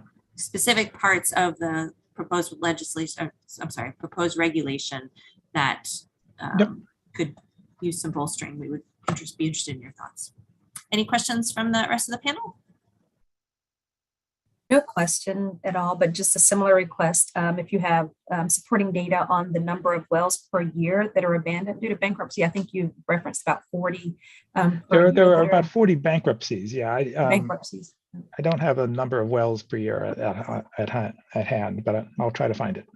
Okay, but thank you. That would be helpful. Thank you so much for taking the time to testify today. We appreciate it. Mm-hmm. Up next, we have Odessa Bjornsson, and then on deck we have Gabriela da Silva. So Odessa Bjornsson. Yes, that's correct. Okay. All right, so if you could start by spelling your name, and then you go ahead and get started when you're ready. My name is Odessa Bjornsson, and that is Odessa, and my last name is Bjornsson, Bjornson. Hello, I'm 12 years old, and I live in I'm sorry, I screwed up. I'm 12 years old, and I am in 7th grade. I live in Stony Hill, Pennsylvania. It is a beautiful place, except for one thing. We have the most fracking in Pennsylvania, right here where I live. I'm a dancer and a gymnast. As you can guess, clean air is a priority for me. As a matter of fact, my gymnastics studio is right next to the Westmoreland County landfill, where they dump residual waste from oil and gas. When my mom and I drive to gymnastics, we see a huge flare and smoke coming from stacks from the Moniston Coke Works plant that just reopened.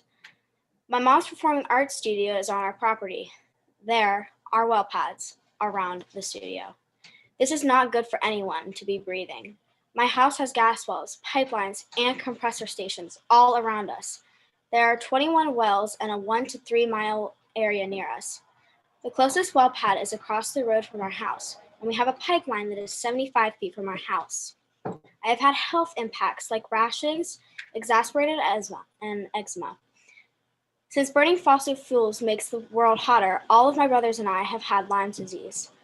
I am glad the EPA is helping kids like me, but please do more. We need help. The old wells leak a lot.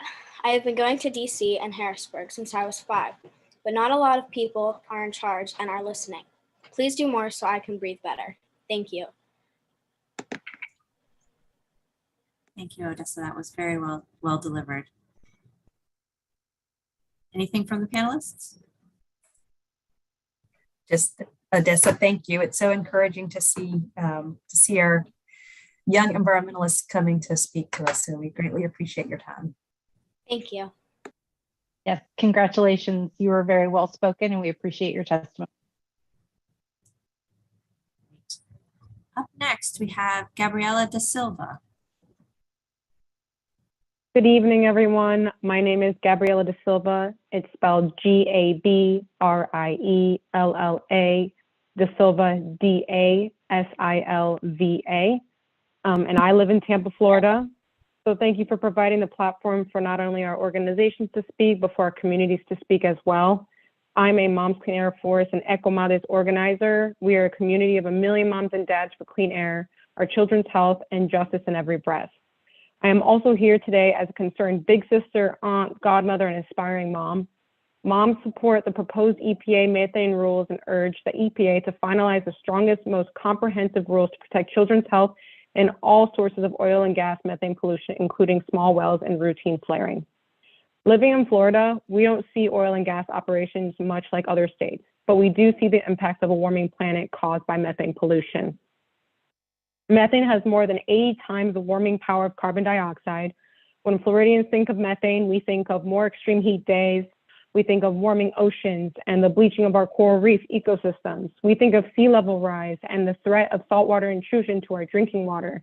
We think of severe storms and hurricanes causing power outages, flooding, and costly recovery. Climate change is already impacting our families and communities in Florida.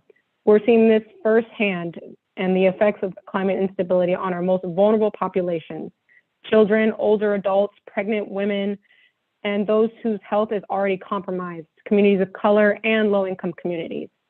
I was 12 years old during the 2005 record-breaking hurricane season with 28 named storms. That hurricane season, we had to fully stock on non-perishable foods, fill all our bathtubs up with clean water, shutter ourselves in along with my sister, sleeping in a very small closet underneath the stairs because it was the only place in our home without windows. We missed a few weeks of school that year. Roads were too flooded to drive anywhere. It took us 10 days to get our power back at one point. We were lucky enough to have a generator to help keep fans running so that we could sleep with some sense of comfort. Evacuation almost became an option for us that season too. We were lucky the track of the storm shifted, but we cannot leave each hurricane season praying that the path of the storm will change. And recently, the 2020 hurricane season has broken the 2005 with 30 named storms. I wonder how many more record-breaking hurricane seasons I will continue to live through in my lifetime, along with other Floridians. Floridians in rural and coastal communities are continuously taking an economic hit from these storms. The American Lung Association State of the Air report released in April found that our county, Hillsborough County, received a grade of F in ozone pollution, the worst grade in the state. The more extreme heat days here in Florida, combined with the ongoing pollution, can be detrimental to our children's health. Cases of pediatric asthma in Tampa is 21,679 and rising. We need to do better. Though Florida is not an oil and gas state, methane pollution does not stop at state lines. I urge the EPA to implement a strong and comprehensive methane rule. Now is the time to act before there is none left. Your children, my future children, my nieces and nephews, my goddaughters' chance for a livable future depend on it. Thank you so much for this opportunity to speak. Thank you so much for your testimony. We appreciate that. Any questions from the panelists for Mr. Silva? Okay, great. Thank you so much for taking the time to speak with us this evening. Up next, we have Britta Lundberg, and then following Ms. Lundberg, we have Weston Willis to be on deck. When you are ready, Ms. Lundberg. I am Dr. Britta Lundberg, that's BRITA LUNDBERG. I'm a medical doctor, specialist in infectious diseases, and chair of the board at Greater Boston Physicians for Social Responsibility, testifying in support of the proposed EPA rule. GBPSR is a group of nationally recognized experts in public health, cancer epidemiology, occupational medicine, environmental health, emergency medicine, disaster preparedness, and the health effects of climate change. While many people are aware that natural gas extraction causes health problems due to air and water pollution where the drilling is done, many are not aware that this infrastructure is associated with human health impacts at every stage of its life cycle. The gas emitted at compressor stations or leaked in our streets or burned in our gas stoves or furnaces is a mixture of methane and hexane, a neurotoxin. But it is likely that many of the observed health outcomes are due to what travels with it. Things like benzene and formaldehyde, both known carcinogens, metals and radionuclides from the Earth's crust when it's extracted, including lead, mercury, radioactive radon, uranium, and thorium, that are highly toxic to human health, as well as the criteria air pollutants produced from the burning of methane gas, like ground-level ozone and particulate matter. But it's the massive leakage of this massive infrastructure that is truly a problem, because the US has more than 2.5 million miles of natural gas pipeline, more than any country in the world. It leaks because it's an aging infrastructure and an infrequently monitored one. 50% of US pipelines are over 50 years old, and only 7% of transmission pipeline is inspected. According to a recent study in PNAS, methane emissions in Massachusetts, where I live, are 6 times higher than state estimates. In Texas, one study showed that there was more benzene, a known carcinogen, leaking from pipelines than at the well pad or the drill rig. There are approximately 14,000 leaks in Massachusetts alone, which release billions of cubic feet of gas each year, worth millions of dollars. But the health effects of this leakage are more costly still. Since this infrastructure leaks, these carcinogens and toxins leak not just into the soil, but into our water systems and air, contaminating the food we eat, the air we breathe, and the water we drink. What are the health consequences of these exposures? A wealth of peer-reviewed studies document the health hazards of natural gas infrastructure, asthma, COPD, childhood acute lymphocytic leukemia, miscarriage, congenital heart defects, and increased premature birth. These are best defined at the drill rig, where more babies are born prematurely, more babies with heart defects, more kids with asthma, more kids diagnosed with leukemia. But there are many others: increased pneumonia in those living near natural gas infrastructure, increased heart disease, increased thyroid and bladder cancer. The increased PM 2.5, whose increase in the last 3 years in this country is chiefly associated with natural gas development, has been associated with an excess death due to air pollution on the order of about 10,000 in 2018 alone. The mortality cost of those deaths to society, according to the National Bureau of Economic Research, an estimated 89 billion. As many have said tonight, natural gas wells, pipelines, and compressor stations are cited disproportionately in low-income minority communities where they provide little benefit, cause societal disruption, and lead to these populations bearing the brunt of the negative health impacts. Additionally, recent studies show an association with increased mortality from COVID-19. Like the lead that sickened hundreds of children who drank lead-contaminated water in Flint, Michigan, the health hazards due to natural gas infrastructure may not be apparent. Methane leaks, unless you visualize them using an infrared lens, are invisible to the naked eye. So it's a stealth form of pollution and a stealth killer. Few people realize how much methane levels have been rising globally. Methane levels have increased exponentially, an astounding 250% since the pre-industrial age, with, according again to the National Bureau of Economic Research, the majority of that increase in the last 20 years, and the majority of that from natural gas development and infrastructure. The fact that the leakage and flaring from the Bakken shale development can be seen from outer space and lights up brighter than the city of Minneapolis offers visual evidence of this exponential growth. Unlike secondhand smoke from tobacco, that from natural gas is inescapable. But when gas emissions from any source, gas leaks, I'm almost done if you grant me one more paragraph, but you don't have to. When gas agree if you could just one more sentence, just wrap up. From any source, gas leaks from well pads, pipelines are reduced or avoided. We experience immediate health benefits right here in the US, with decreased strokes, asthma rates, heart attacks within weeks, as was seen in the first month of the COVID pandemic, the Olympic Games in Atlanta, because of lower levels of air pollution from fossil fuel combustion and leakage. Thank you. Thank you so much. I'll just say thank you. I commend the EPA for showing leadership on this issue. Thank you. Thank you. Any questions from the, if you could submit, you gave a lot of wonderful statistics there. If you could submit that information for the record, we would greatly appreciate the benefit of those resources. Tina, Jennifer, anything to add? Okay, great. Thank you so much. Up next, we have Weston Wilson. Thank you so much for turning your camera on. And when you are ready, just say your name and spell it and get started. Thank you. My name is Weston Wilson, W-E-S-T-O-N-W-I-L-S-O-N. I'm a retired engineer from EPA and the author of the 2004 whistleblower report on EPA's failure to understand fracking impacts on groundwater. I have two strong recommendations for EPA of how to improve these Quad O rules. The first one is relatively simple. EPA needs to require in your own reporting and in state reporting on the global warming potential of methane over the 20-year period. The agency's not doing this. We can't get the states to report in that manner, and it's causing problems.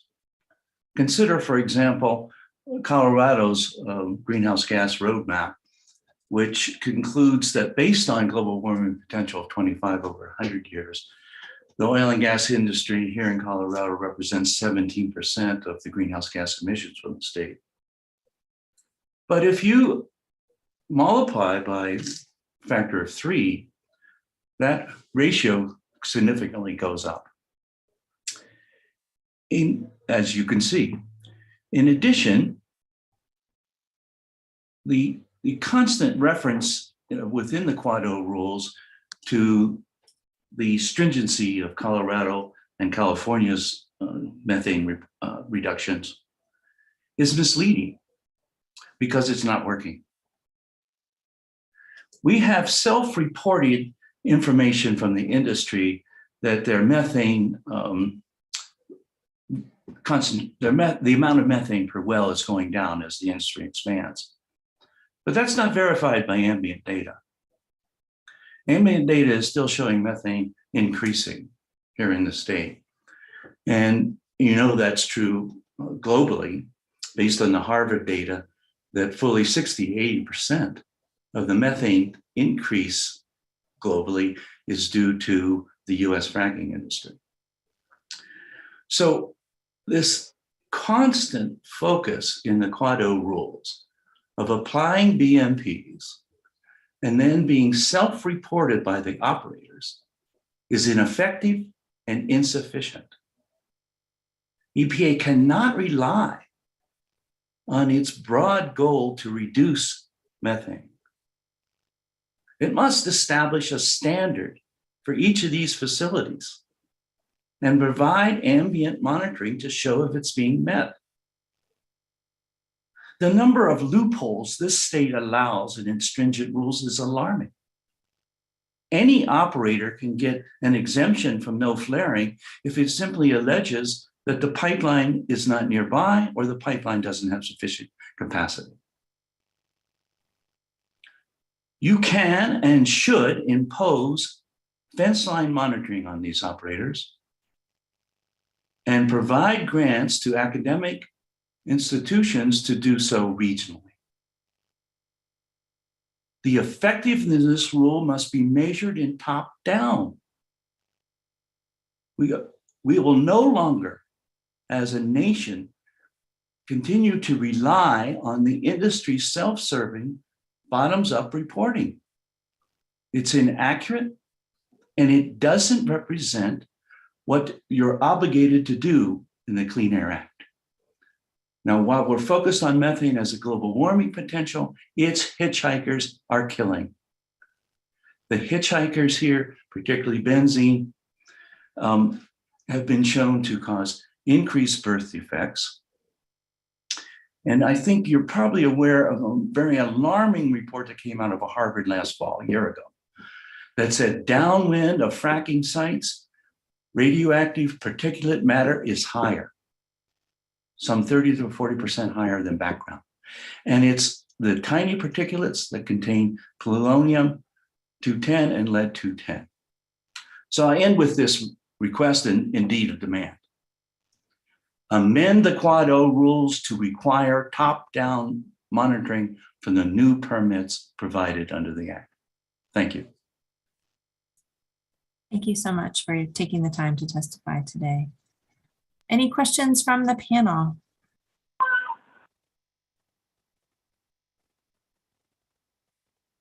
Thank you. Thank you again.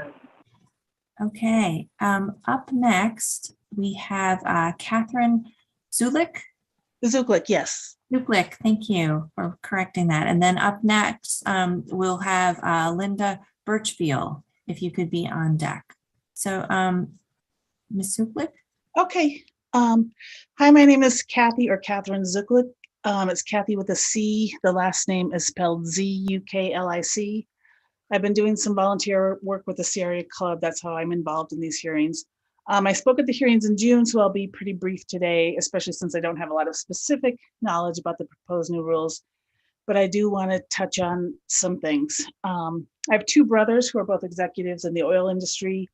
One is actually leaving the oil industry now to become a high school science teacher, but they both recognize the importance of combating climate change, and they realize the oil industry has to change. I spoke with one of my brothers before the June hearing, and he said that a big issue in many ways is enforcement of environmental rules. He said many oil companies in Texas do not follow the environmental rules that are already in place. They either don't have the necessary equipment at all, or the equipment they have is faulty, et cetera, things like that. So the answer, he says, is greater monitoring and enforcement. We need to beef up the EPA. hopefully get the EPA's budget back to stronger levels, and have more manpower from the EPA and the Railroad Commission on site at oil companies, inspecting and monitoring what's going on, and enforcing the rules, giving them some teeth. I've heard a lot of people at these hearings testified about how exposure to methane has given them asthma or has exacerbated their asthma and things like that. I personally feel that that kind of testimony is a little bit counterproductive because it just reinforces the mindset of people who are climate deniers or don't think we have a big problem. It reinforces the idea that all we need to look at is what we ourselves are directly experiencing and what's 2 inches in front of our own noses.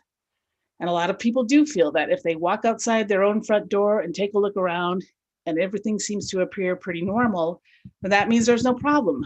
There just can't be that big of a problem that needs to be worried about. When I myself look outside my own front door, things look pretty normal, and I personally don't have asthma or anything like that or know anyone who does. So I think we somehow need to bring home to people that there is a massive problem that everyone needs to be very concerned about, even if people can't personally see or feel it. For years, we were hearing in the news about how our polar ice caps were rapidly shrinking. That news was supposed to shock and horrify and galvanize everyone. And indeed, it very much should have shocked and horrified and galvanized everyone, but somehow it just didn't. People are again just wanting to look 2 inches in front of their own noses. There were some right-wing myths going around for a while, for example, that according to NOAA, the Antarctic ice cap was actually growing, a myth that was easily debunked, especially when a giant mass of ice the size of Delaware broke off the Antarctic shortly after that myth had been going around. But then people just stopped talking about it. So I find myself thinking about how we can make the urgency of this situation real to people. One thing that came to my mind was a very simple, basic science experiment I saw performed on some TV show or video. It was the scariest thing I've ever seen in my life because it relates to our situation now.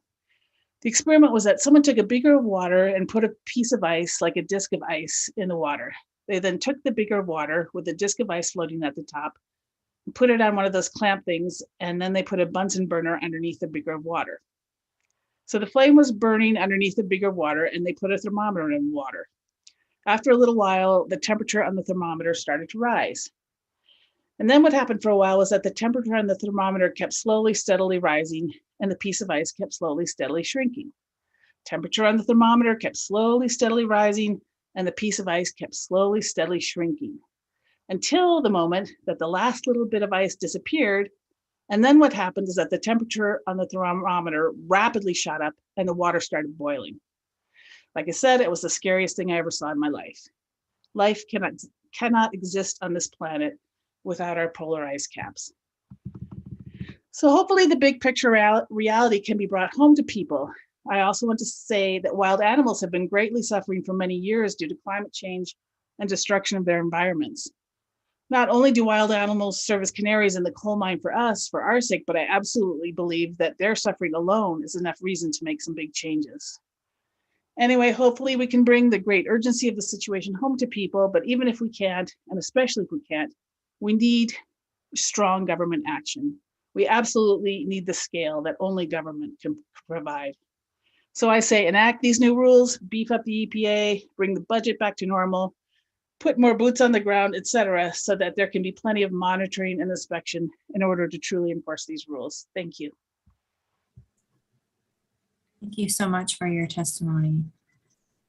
Any questions from the panel, Tina or Jennifer? Okay, great. We really appreciate you taking the time to share your thoughts. Thank you. Up next, Linda Birchfield, if you would like to turn on your camera, we would be happy to take your testimony.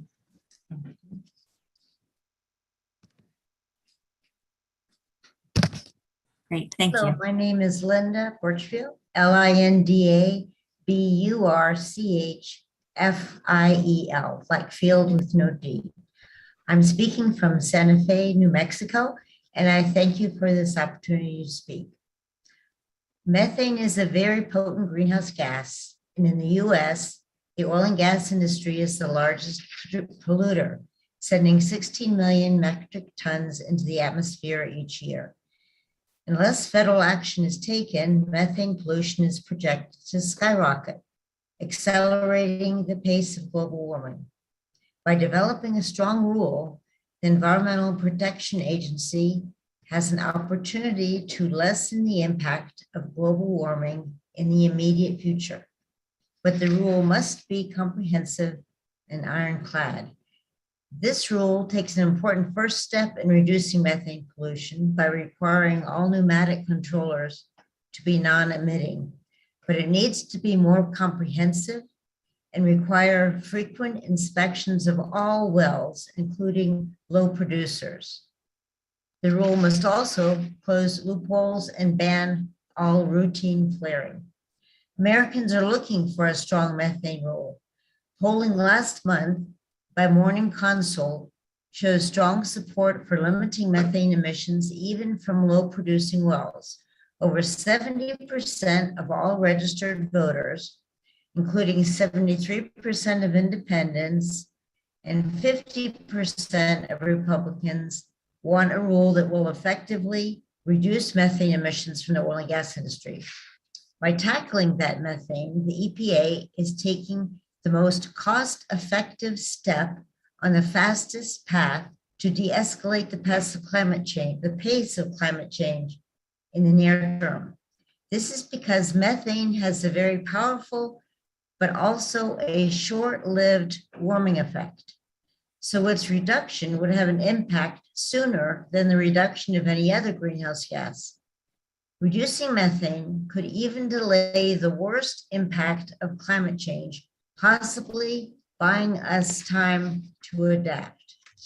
In addition, reducing methane would also improve the air quality of frontline communities. Air quality near oil and gas operations is degraded not only by methane, but also by pollutants and air toxics that are released along with the methane, such as volatile organic compounds and benzene. VOCs are precursors of smog, and air toxics can cause elevated rates of asthma, emphysema, and other lung-related health issues, plus the long list provided by Dr. Britta Lundberg. A stringent rule would thus result in cleaner air and less lung disease. The goal is to cut methane emissions from new and existing oil and gas operations by 65% of 212 levels by 2025. We can accomplish this at low cost using currently available technology and practices. Right now, there are over 225 manufacturing and service companies distributed all across the country, ready and able to detect and repair leaks.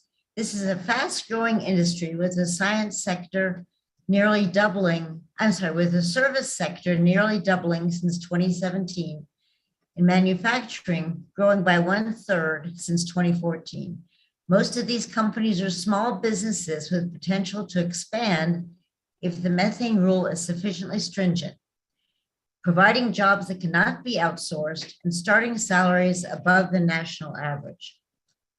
If this rule is comprehensive, covering all wells, and loopholes are tightened and routine flaring is reduced, it could lessen the damage of climate change in the near future. And another advantage to a strong rule, it would send an important signal to the world that the US is back in the saddle, ready to again lead on climate, and could inspire other countries to take action as well. We must do what we can because time is running out to protect our climate and the world. Thank you. Thank you so much for that testimony. Any questions from the panel? Okay. Thank you for the statistics you provided, and if in your written testimony you would be able to share the references to that and any other additional information, we would greatly appreciate it. And the deadline for that is January 14th. How do I do that? Is there a email I can just forward it to? There is, and I think if you look over in the chat, I think there's a link to how you do that. How do you submit comments? It's from participant support. You're welcome. Okay, I see Mr. Reed, you are available. Thank you. When you are ready, just say your name and spell it and go ahead. Yeah, my name is Cyrus Reed, Cyrus Reed. I live in Austin, Texas. And for the last 13 years, I've worked for the Sierra Club as the conservation director of the Lone Star chapter, which is the Texas chapter of the Sierra Club. And we do have about 30,000 members living throughout Texas, and many of them live in North Central Texas, East Texas, South Texas, and West Texas, and they are impacted by pollution from oil and gas wells and associated equipment.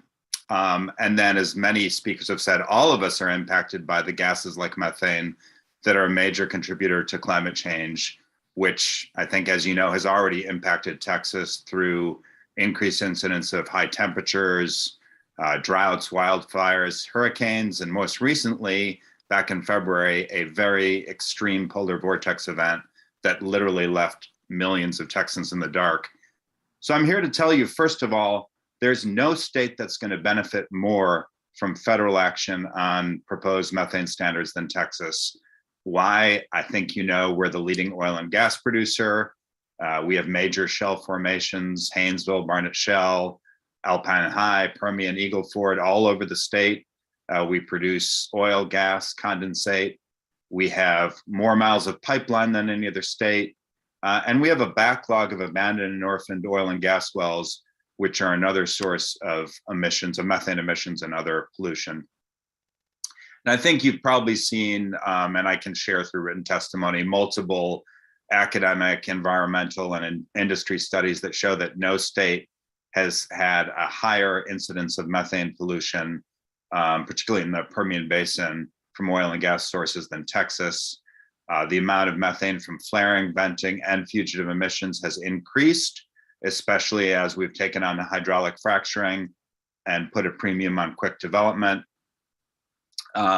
We do have, in addition to methane, we do have a number of cities in Texas, most recent, El Paso being the most recent example, that don't meet the clean air standards for ozone. And so anything that reduces methane and associated volatile organic compounds is also going to help our ozone pollution over our major cities, from Houston to Dallas to El Paso to San Antonio. And that's going to deliver real benefits to working Texans. And we have a lot of Texans, particularly working class Texans, often communities of color, who live in close proximity to oil and gas wells, pipelines, and equipment. And so anything you do to reduce pollution from those areas is going to help those Texans tremendously. The other reason that I say no state will benefit more from expected regulation from the EPA and methane than Texas is because we have, let's say, some confusing regulations in Texas, in that we regulate oil and gas through the Railroad Commission of Texas, the Texas Commission on Environmental Quality, and also the General Land Office, which regulates oil and gas development on state lands. None of those state agencies has embraced specific methane standards. The Railroad Commission does have a rule known as Rule 32, which has some specific parameters on flaring and venting. But other than some very modest improvements on reporting and data, they've continued to allow flaring at very high levels. I can share some data later about the thousands of exceptions they've allowed, particularly in West Texas. Texas Commission on Environmental Quality does obviously have some oil and gas air permitting rules. They don't have any specific methane standards. They have very, let's say, confusing rules where, depending on your size and geography, the type of regulation you have differs greatly. They do not require, except for some very larger wells, they do not require specific LDAR, leak detection and repair requirements, as you would in this proposal. And then I'll say finally, we've had a number of legislators who've tried to do things through state law, but those proposals have not gone anywhere. And in fact, the Texas legislature has been more likely to prevent TCEQ from adopting new rules than encouraging them to adopt methane standards. So we need you. We rely on the efforts of the EPA and really appreciate the attention by the Biden administration on this important issue. We're relying on you to protect us from oil and gas, methane, and associated emissions.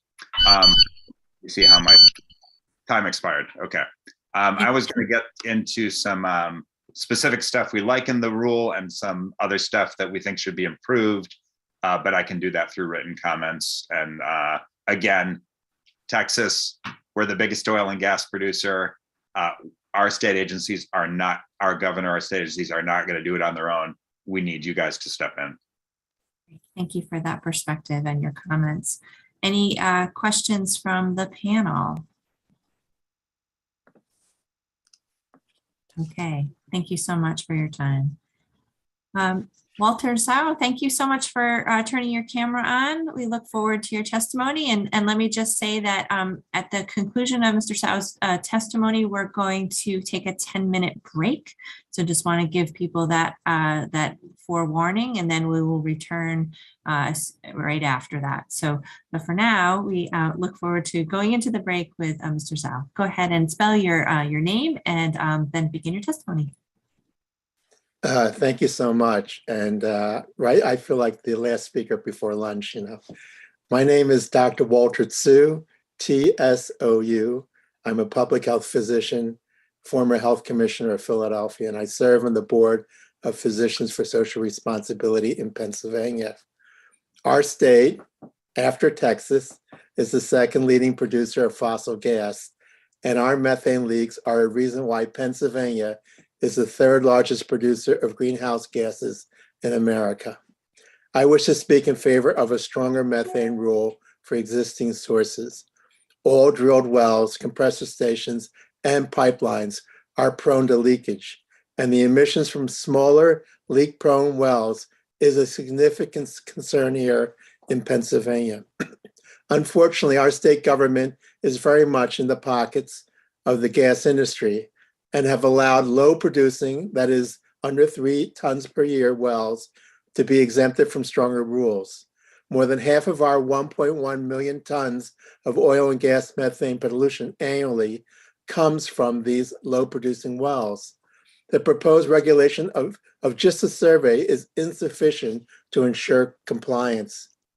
In addition, satellite images of methane and FLIR cameras need to be stationed along pipelines to ensure there is minimal leakage along the entire length of the pipelines for both climate change and safety concerns. Stronger federal rules would give the hammer needed to identify, monitor, and correct any methane leakage. Conversely, failing to include low-producing wells or assess pipeline leakage in your regulations would be seen as a signal that methane leakage from these sources would be seen as acceptable. And the scientific literature now supports stronger regulations. And I'm going to send these comments in so you can have the references. LaBelle et al. Published in October 2020 in Environmental Science Technology their study of 121 abandoned and plugged oil and gas wells in California. They found that 41% emitted detectable methane emissions. And they concluded that methane emissions, even in non-producing wells, needs to be evaluated for methane emissions. Dayton et al. Published in September of 2020 in the Journal of Air Waste Management, they studied the methane and VOC emissions from marginal wells in the Appalachian Basin in Southeast Ohio. They found that some wells had no emissions while a few had significant methane leakage. Extrapolating, they estimated that 11% of the total annual methane emissions in the oil and gas production in the EPA greenhouse gas inventory came from low producing wells, although they only produced 0.2% of the oil and 0.4% of gas respectively. They concluded that a surprising number of low marginal wells were venting all or most of the reported gas into the atmosphere. And Kays et al. Measured methane leakage from pipelines in Connecticut and estimated that there were 3 to 4 leaks per mile, which was similar to a study that was previously done in Boston. They estimate that Hartford, Connecticut's daily leakage was approximately equivalent to the daily consumption of 214 US households. I have not delved into the environmental and public health problems from fracking, which many people have already spoken about, which is a topic I hope that the EPA will have sometime in the future. But I can assure you from Pennsylvania's experience, they are serious problems that need to be addressed. In short, methane leakage is ubiquitous, comes from sources that have for too long gone unregulated. The problem of methane leakage is real. It requires a national response, not a state response, a national response. Thank you for this opportunity to speak and offer my thoughts on this important topic. Thank you so much for your time. We appreciate it. Are there any, we appreciate that you've already offered to send those citations in. Are there any other questions from the panel for the doctor? Okay, again, thank you for taking the time to join us this evening. Okay, so we are going to go on a break, but I also just want to say if you have any questions about this hearing, please send a chat to the participant support link in the chat if you're on the Zoom, or you can call, and that number is 888-372-8699, or you can also email, and that email address is, I'm going to say it and then I'll say it phonetically, sppdpublichearing@epa.gov. That's S as in Sam, P as in Peter, P as in Peter, D as in David, and then the word public hearing all together at epa.gov. If you have any questions, that is the way to get in touch with one of the folks running the logistics here. So I have 7:44, so we will reconvene at 7:54. So we will go on a break. Thank you.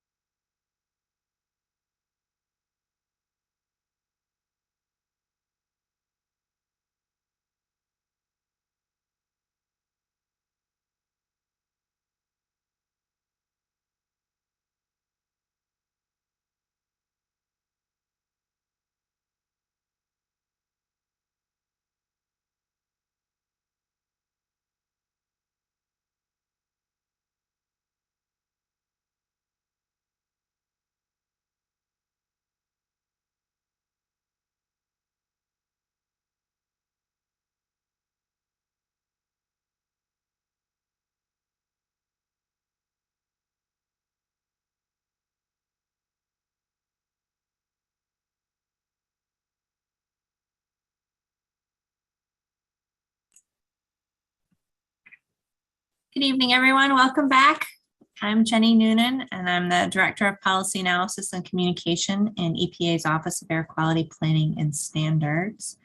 I am joined today on the panel for the proposed amendments. This is a public hearing about EPA's proposed amendments to the standards of performance for new, reconstructed, and modified sources and emission guidelines for existing sources, oil and natural gas sector climate review, which is also known as the Oil and Gas New Source Performance Standards, or NSPS. We've had some wonderful testimony already this evening, and we're looking forward to having even more.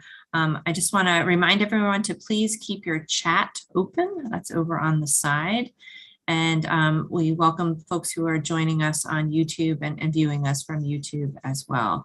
If you have any questions or having problems, please give a call to our participant support.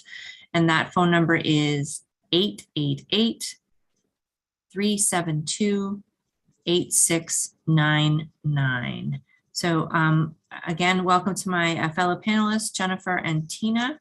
And we are ready to go ahead to reconvene. I would love to call up the next two speakers who are, let me make sure, John Beard, and then on deck we'll have Chili Yazzie. So Mr. Beard, if you are on and could, thank you, and turn on your camera, great. And when you are ready, you will have 5 minutes to speak. And then the panel may have some questions for you. And we look forward to your testimony. So please say your name and spell it for the record, and then you can begin your testimony. Thank you very much, Ms. Noonan. John Beard, John-B-E-A-R-D. And I'm from Port Arthur, Texas. I am the founder and chairman of the Port Arthur Community Action Network, an environmental, social justice, and community development organization. And I'd like to give my testimony and I guess you could say put in my 2 bits with regard to the proposed ruling. I am a former employee of ExxonMobil Corporation with over 38 years of service. I served as an emergency management person, industrial firefighter, hazardous material handling. So I think I can speak very well to the subject of what goes on in various plants and facilities based on my training as a process operator, as well as someone who also worked on that very equipment. But in my role as being a former city councilman here, as well as working with my organization, it has come to my attention, and why I'm now in this arena is because of what I've seen happen to Port Arthur.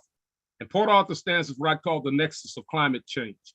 We've been affected by numerous hurricanes and storms, most largely brought on by climate change, but we've also been affected by the number of petrochemical industries here.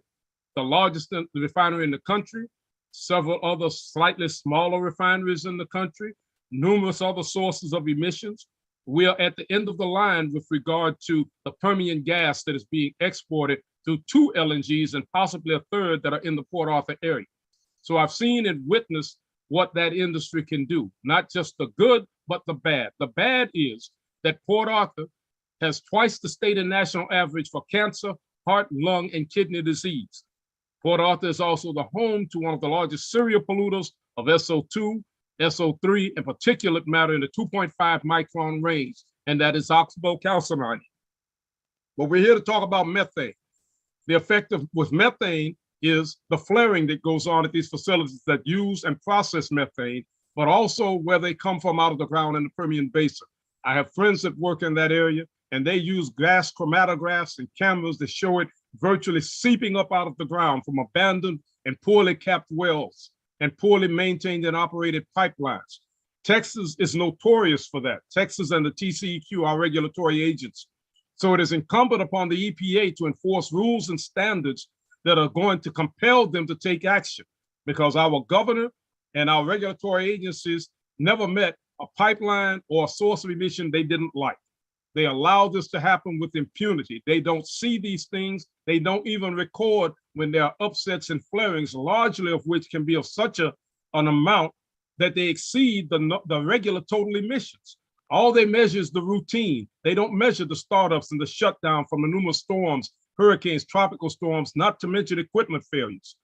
So it is incumbent upon the EPA to put rules in place that strictly define and regulate how those things are done, not just on the end of dealing with long-range leak detection and repair, but to use the proper type of equipment and repair technology and timeliness of repairing that equipment so that these leaks do not continue ad nauseum and ad infinitum.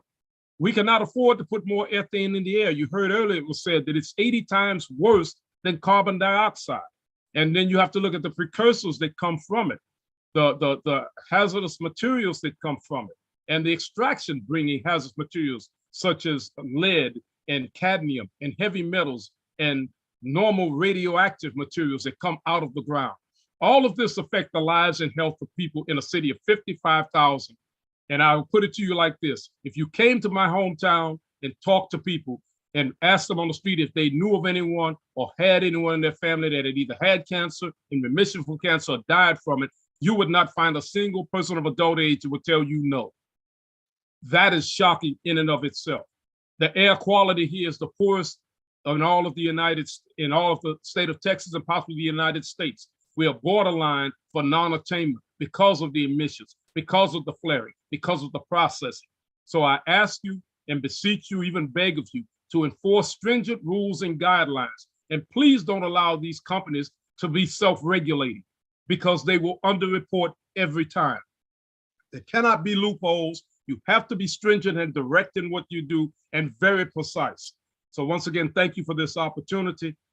And I'll take any questions if you have. Great, thank you so much for your testimony, Mr. Beard. Any questions from the panelists this evening? Hi, yes, Mr. Beard, I just wanted to see if you could provide some of the data to the docket for this rulemaking from some of the chromatography that your friends have and colleagues have done to show the emissions. That would be. Yes, her name is Sharon Wilson. She's fairly well known in that. Matter of fact, she and I were just recently returned about 2 weeks ago from the COP26 conference, and I testified directly, just as I've done here to you all, about the effect of these emissions and what they've done to my city on that stage and in that venue. So yes, I can get you that information. She goes all over the state taking these pictures and showing them with this camera, and you can virtually see it seeping out of the ground in West Texas. So we call it the Permian climate bomb because of that, because this stuff is just going into the air, unregulated, untapped, and unchecked. And the sad part about it is state of Texas has the money to be able to do it. You heard earlier from Cyrus Reed, and he's one of my colleagues. And we've talked about this, that the money is there, but they won't do it. They will not do it. And unless the EPA comes down on them and puts the rule in place, Governor Abbott's going to fight it with every tooth and nail all the way to the Supreme Court. But the rules have to be enforced. So you have to have strong rules to protect not only Texas, but protect Texans like us too in Port Arthur. So I can get you that information. If you put it in the chat where I can send it to, I'll be glad to get you all the information you want. Thank you. Great. Thank you so much. You're welcome. Up next, we have Chili Yazzie. Thank you for joining us. If you want to spell your name and just begin your testimony, we'd be happy to take it. Thank you. Good evening. My name is Chili Yazzie. That is ChiliYazzie. I speak to you from Shiprock, New Mexico. I am a 71-year-old grandpa. I served my community in the Navajo Nation for 45 years. I am now retired and spend my days helping manage our family farm. I appreciate the time and opportunity to address you on this most critical matter. I greet you today as my sisters and brothers. We do have the same one father and the same one mother. We are one family of one creation. Most of us believe the creation story, regardless of how divergent our ways of worship may be. I do understand the agnostic may not share this belief. Nevertheless, I also regard them as my sisters and brothers. Our indigenous creation stories parallel the creation story of peoples of different color. As the story goes, the Creator God made mounds of clay and he breathed life into them. This says that our body mass is of the earth and that our inner breath That which gives life to our earth bodies is of the Creator. We live and die, earth to earth, dust to dust. We also agree when we say God is everywhere. He inhabits the vast expanse of his creation. His spirit embodies all and thus irrefutably permeates through the earth, giving her life, a personage, her spiritual essence. Indigenous peoples believe that the physical and spiritual paradigms are inseparable. One cannot be complete without the other. There is a foundational physical and spiritual composition to all life. The earth was created of purity with a perfect equilibrium to balance the biosystems of all life. The perpetuation of the balance of life requires the caring for the equilibrium, which was to be maintained by a mutual honoring and sustaining between the earth and all life. We, the indigenous, continue to do our part to maintain the balance through our stories, our songs, our ceremonies. Because of the spiritual nature of the earth, the keeping of the equilibrium requires song and ceremony. The contention of Western man is that the body of earth and her elements are inanimate, spiritless, and as such is to be indiscriminately exploited.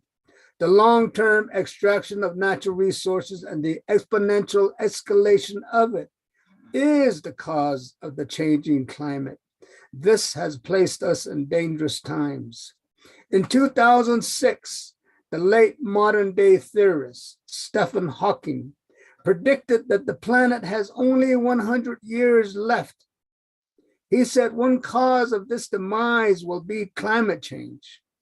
This prediction suggests that only 5 generations of humanity have a future, and then it is done.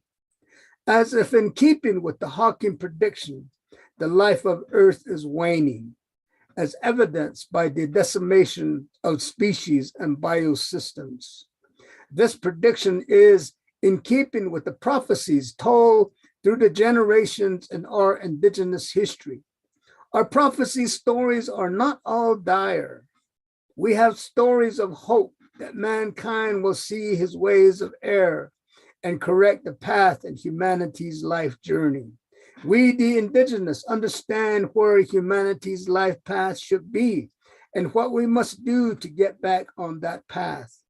These realities cumulatively make for the greatest dilemma faced by today's humankind. Should we continue destroying the planet or save the earth?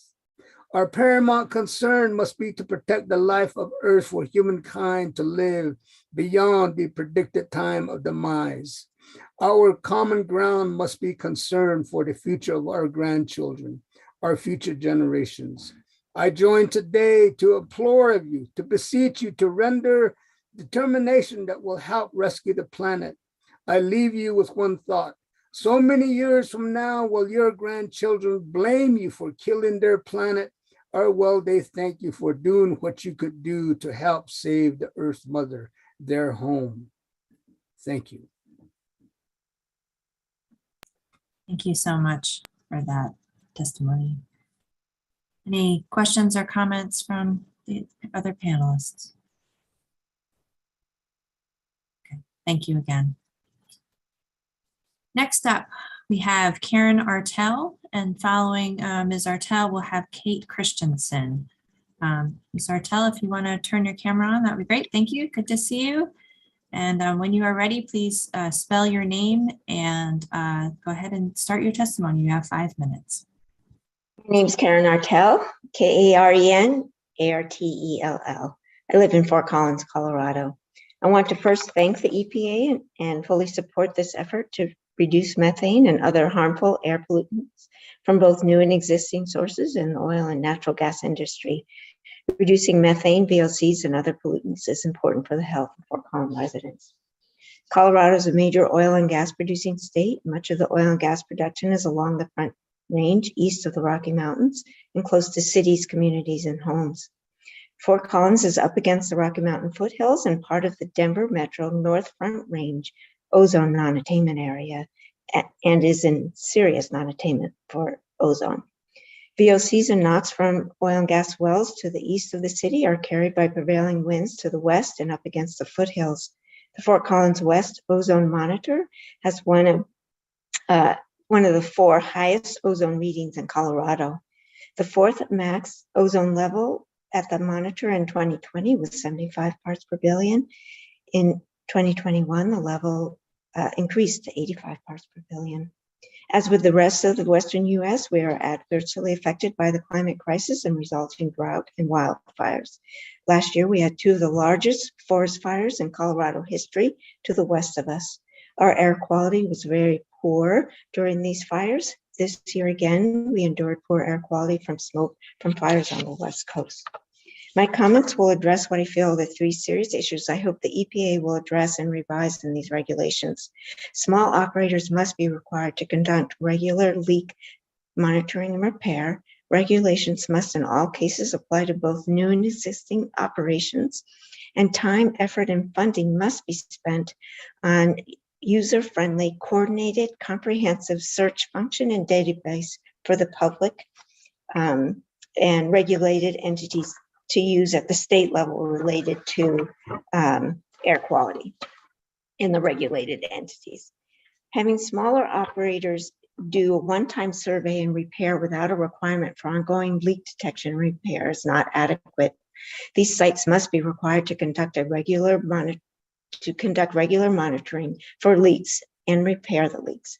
Colorado has a small operator that was recently fined by the Colorado Oil and Gas Conservation Commission and agreed to a comprehensive cleanup of spills and releases from wells, tanks, and flow lines at 74 sites.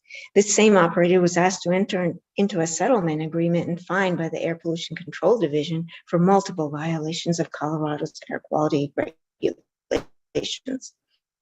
In Larimer County, where I live, we have other examples of small operators not properly, routinely maintaining and repairing tanks, wells, and other equipment.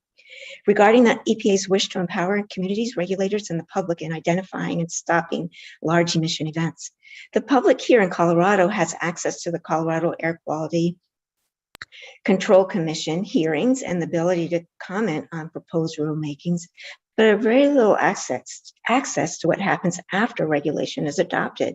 We don't know how the regulated entities are held to account.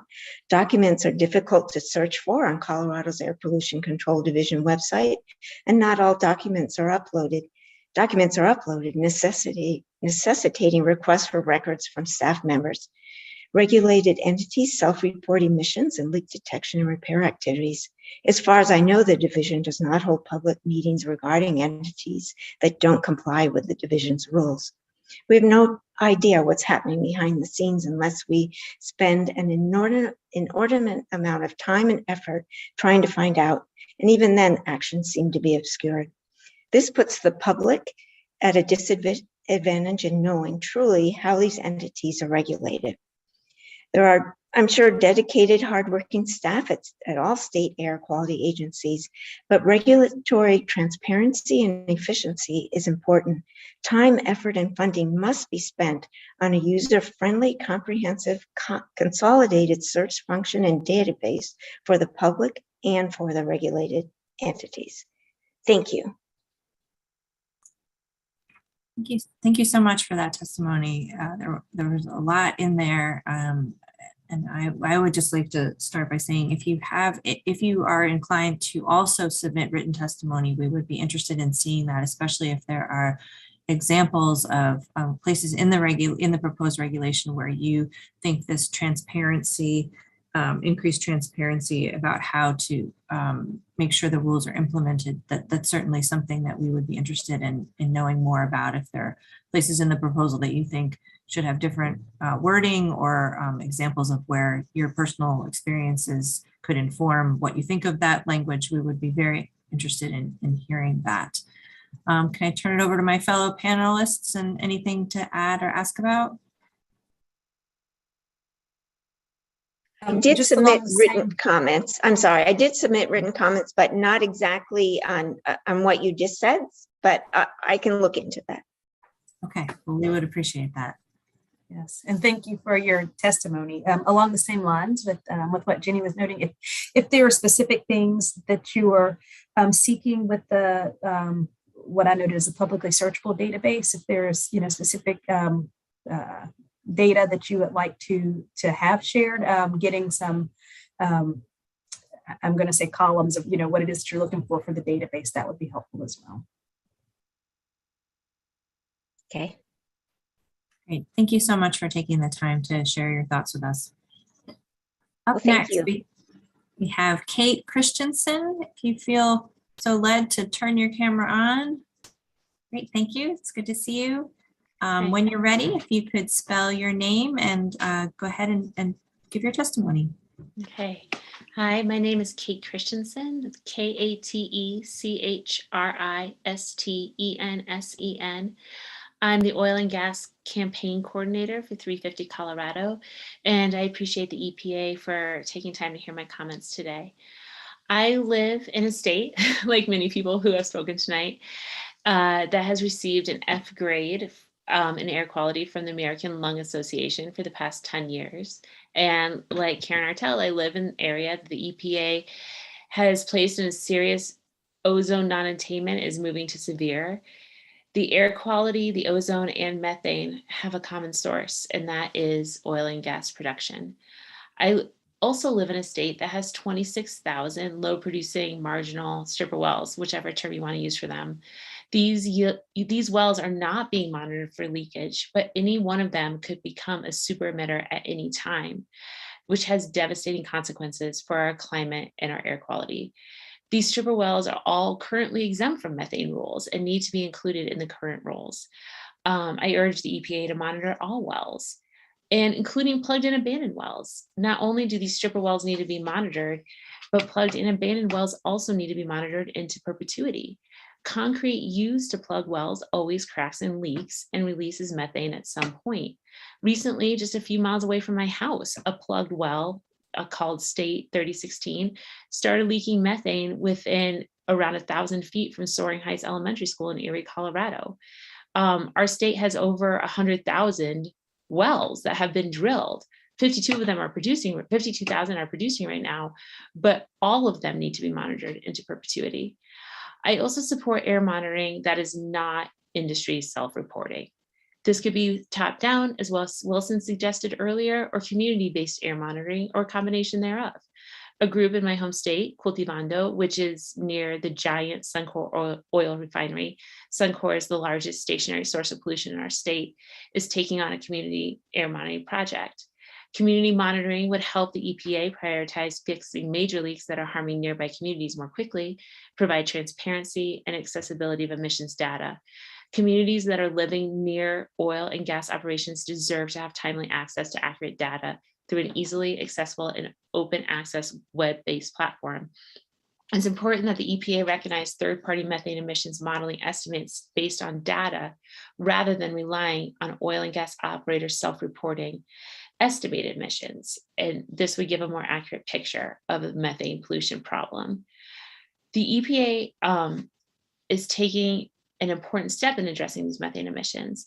In the US, the oil and gas production is the largest industrial source of methane pollution. And each year, oil and gas industry releases 16 metric tons of methane. And without immediate action, the methane pollution of the industry will continue to skyrocket. And we are past the point of taking small measured steps in reducing emission. That's not going to help us enough. We need to eliminate emissions. And to accomplish this, the administration must implement the strongest possible protections for methane pollution now and leverage the authority granted to the Environmental Protection Agency under Section 11 of the Clean Air Act to establish protective standards against air pollution. I have two kids. They're 7 and 9 years old, and I am worried about their future. We are already experiencing the immediate impacts of climate change. It's been 222 days since Denver's had any snow, and there isn't any in the forecast. We usually get a massive snowstorm before Halloween. Last year, we had the worst fires in state history. We need you to be bold and brave in your actions to help us now. I'm used to having only 3 minutes. So it's wild to have 5. So I'm going to take the extra time. You had asked Ms. Karen Artell about things that would be nice to have monitored in an accessible database. And I would like to add benzene to that. We have a school in a disproportionately impacted community in Greeley called Bella Romero, and our state had benzene monitors that were tracking huge benzene spikes, and the benzene monitors were taken away for repair, and they haven't been returned despite many requests by the community to have the benzene monitors returned. So the parents of Bella Romero don't even know how much their children are being poisoned. So that would be something to add to a database. Anyway, thank you for your time. Great, many thanks to you as well. Any questions from the panel? Okay, thank you so much. Up next, we have Marlene Perrault and Odile Courier. Hello? Yes, please go ahead. Start with pronouncing and spelling your name, and then you have 5 minutes for testimony. Thank you very much. My name is Marlene, M-A-R-L-E-N-E, Perrault, P as in Peter, E-R-R-O-T-T-E.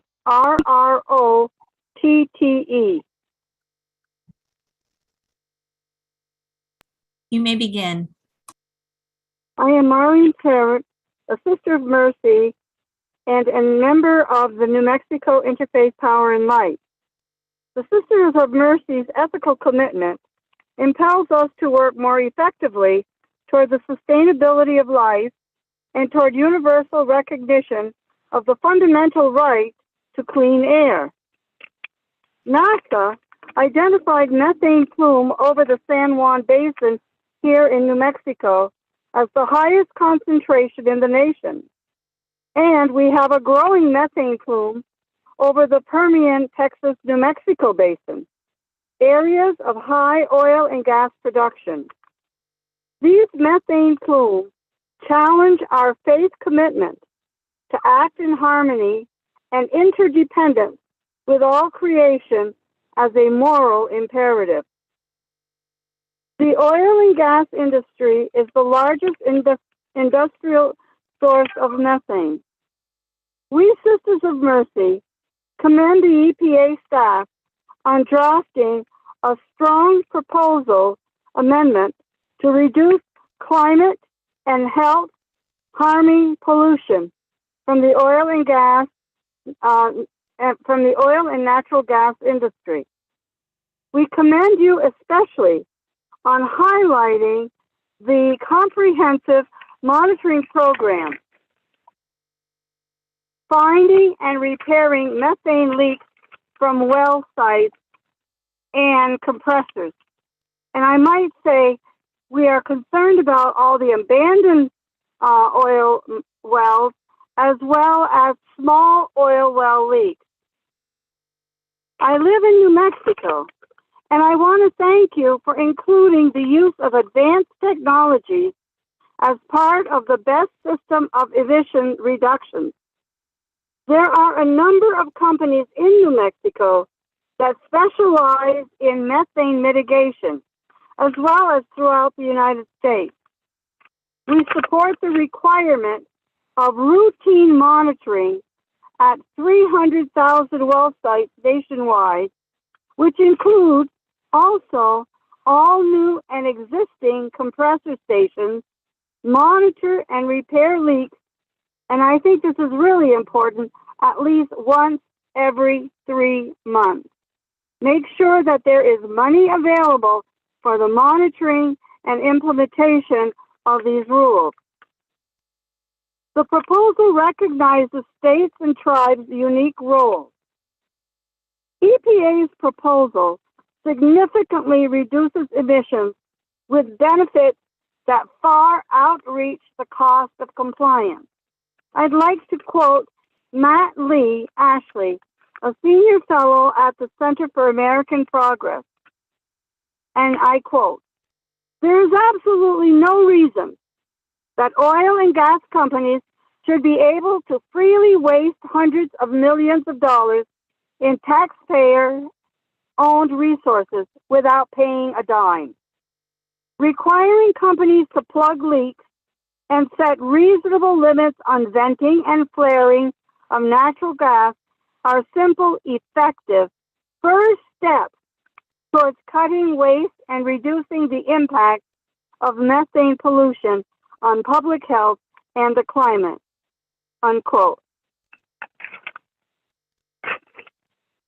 You, the staff of EPA, are required by law to ensure oil and gas resources are not wasted.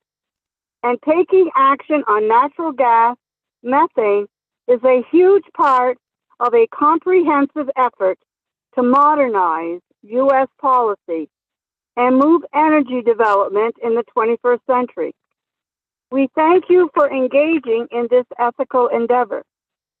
We thank you also for giving us hope as you carry out the EPA's mission, that is, public servants protecting the Commonwealth for the common good. Thank you very much. Blessings to you all. Thank you so much for that testimony. We appreciate that very much. Any questions from the panel? Okay, great. Again, thank you for taking the time to be with us this evening. Odile Courier, are you? Yes. Yes, great. Thank you for turning your camera on. Good evening. My name is Odile Poirier. I am a Franciscan sister, member of Interfaith Power and Light, New Mexico, El Paso region. And I live in El Paso. And I strongly support what was said regarding Texas and the pollution, and especially in El Paso. I strongly approve EPA's step forward to advance President Biden's commitment to action on climate change and protect people's health by proposing comprehensive new protections to sharply reduce pollution from the oil and natural gas industry. However, achieving a robust and protective rule will require EPA to fill gaps on critical issues, such as frequent inspections for smaller wells and a ban on routine flaring. I arrived in El Paso 2 years ago. Indeed, this is a very beautiful region surrounded by mountains. Yet, the oil and gas sector impact our environment. Flaring is a practice that is rampant in this sector. We can see black smoke every day, fire liberating toxic products in the atmosphere. We all know that the contribution of methane emissions to global warming is 25% higher than previous estimates. I am deeply concerned about the health of our communities. Low-income communities who are the ones who suffer the most. Gas and oil facilities in El Paso are settled in their backyards, at which I can witness by myself some gathering of family workers just next to the facilities and being here and with these pipelines releasing these polluting, things in the air. So they are very affecting every day, and especially the children are affected by this pollution, and ozone pollution is very high in El Paso. As people of faith, we have a moral imperative to care for our common home and for people, and our community needs to be protected.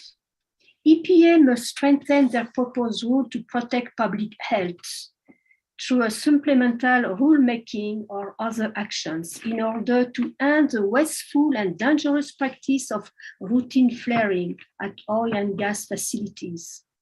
And secondly, require regular monitoring at all smaller, high polluting and leak prone wells. On behalf of my community, I urge EPA to set stronger standards, eliminate loophole for smaller operation, and end venting and flaring from oil and gas facilities. I commend EPA to finalize this rulemaking as quickly as possible. Climate change is an emergency and our planet cannot afford further delay. Thank you so much for your work, for the opportunity to share my comments. God bless you. Thank you so much for that testimony. Any questions from the panel? Thank you again for taking the time to share your thoughts with us. We appreciate it. Up next, we have Stephanie Ulmer, and then on deck, we'll have Eric Langenmeyer. Ms. Ulmer, if you want to turn your camera on. Great, good to see you. If you want to unmute yourself, you can spell your name and begin. I'm Stephanie Ulmer, U-L-M-E-R, and I live in Edgewood, Pennsylvania, right outside of Pittsburgh. Last year in 2020, drillers in Pennsylvania produced the highest volume of natural gas on record. Ms. Ulmer, I'm going to stop you for a second. It's a little hard to, it's a little mechanical sounding. We can hear you okay. It's okay, but if you can get closer to the mic, that might be great. Okay, is that a little better? It is a little better, thank you. Last year in 2020, drillers in Pennsylvania produced the highest volume of natural gas on record for a single year.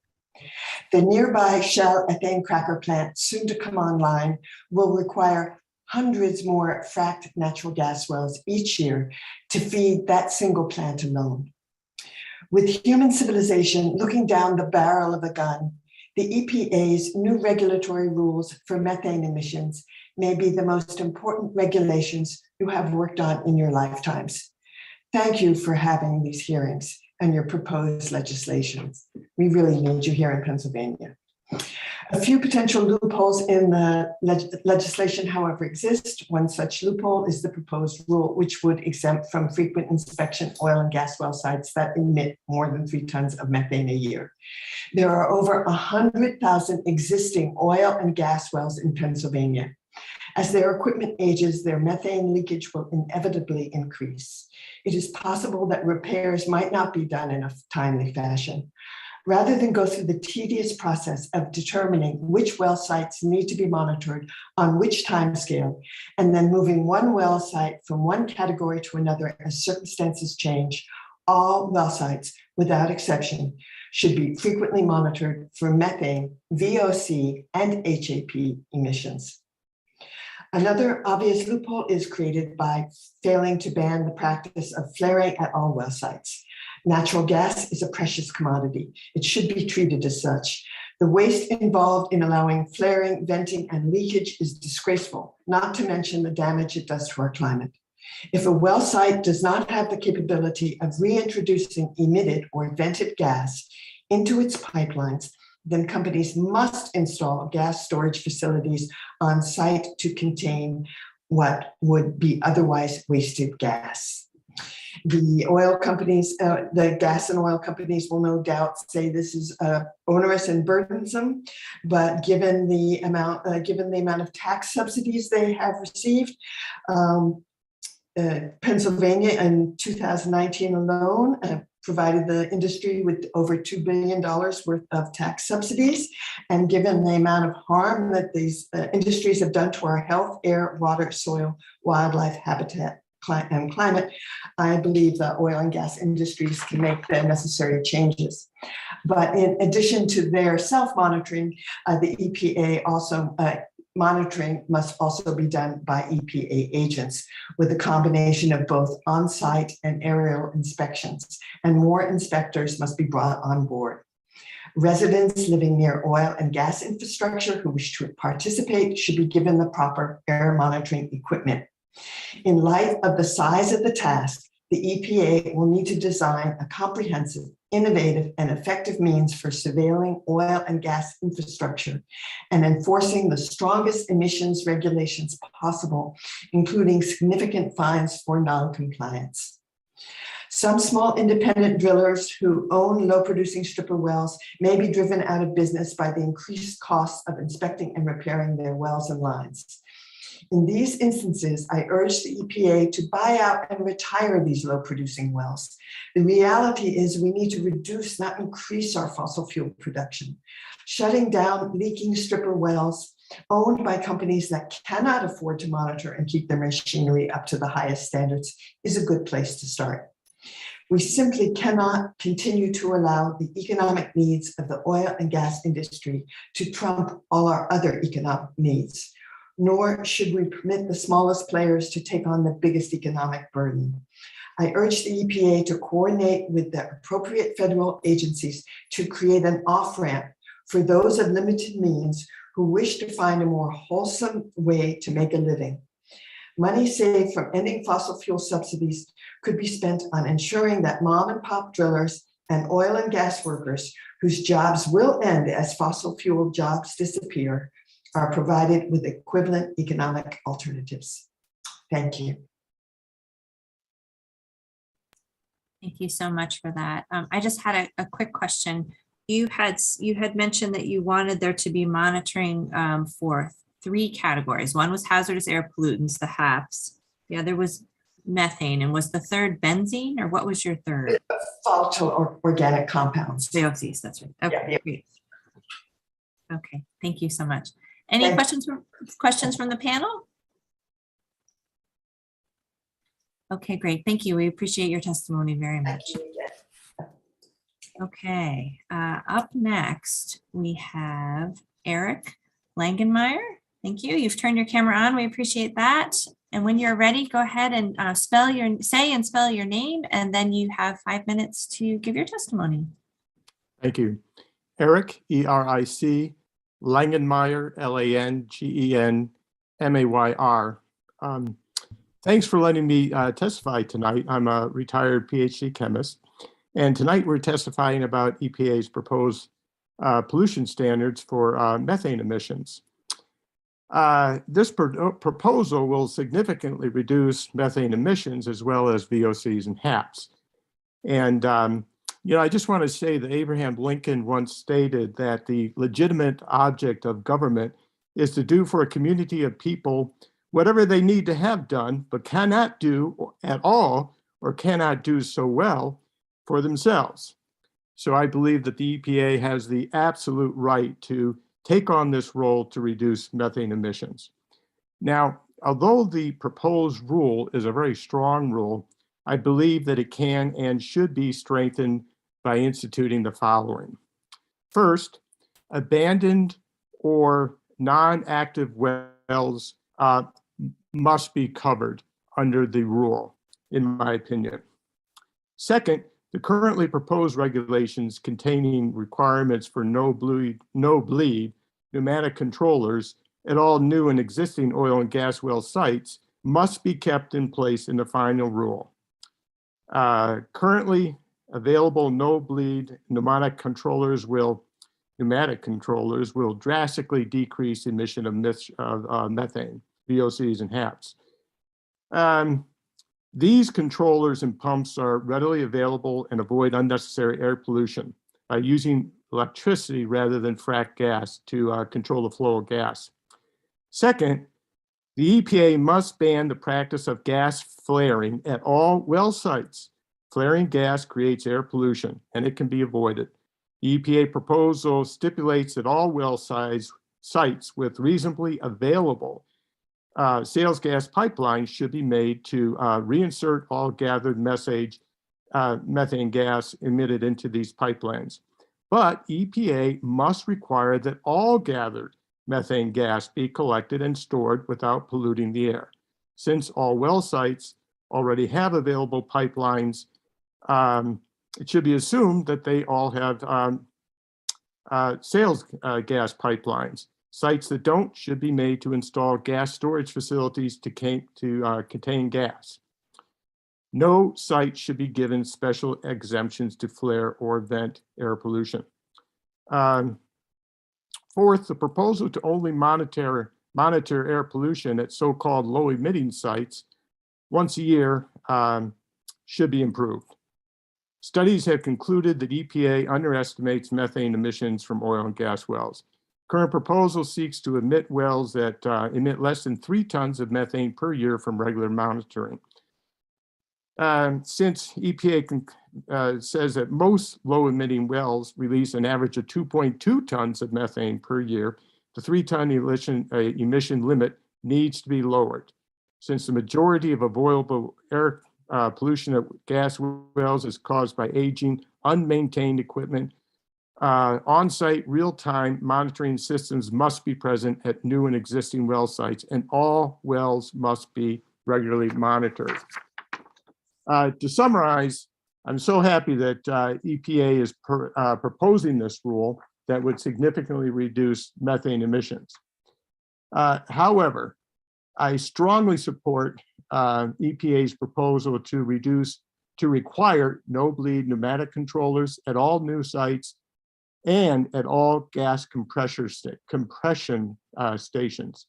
EPA must also ban the practice of gas flaring at all well sites, and EPA must lower the proposed 3-ton methane emissions limit for a site to be admitted from regular air pollution monitoring. Finally, I believe the rule must also include abandoned wells.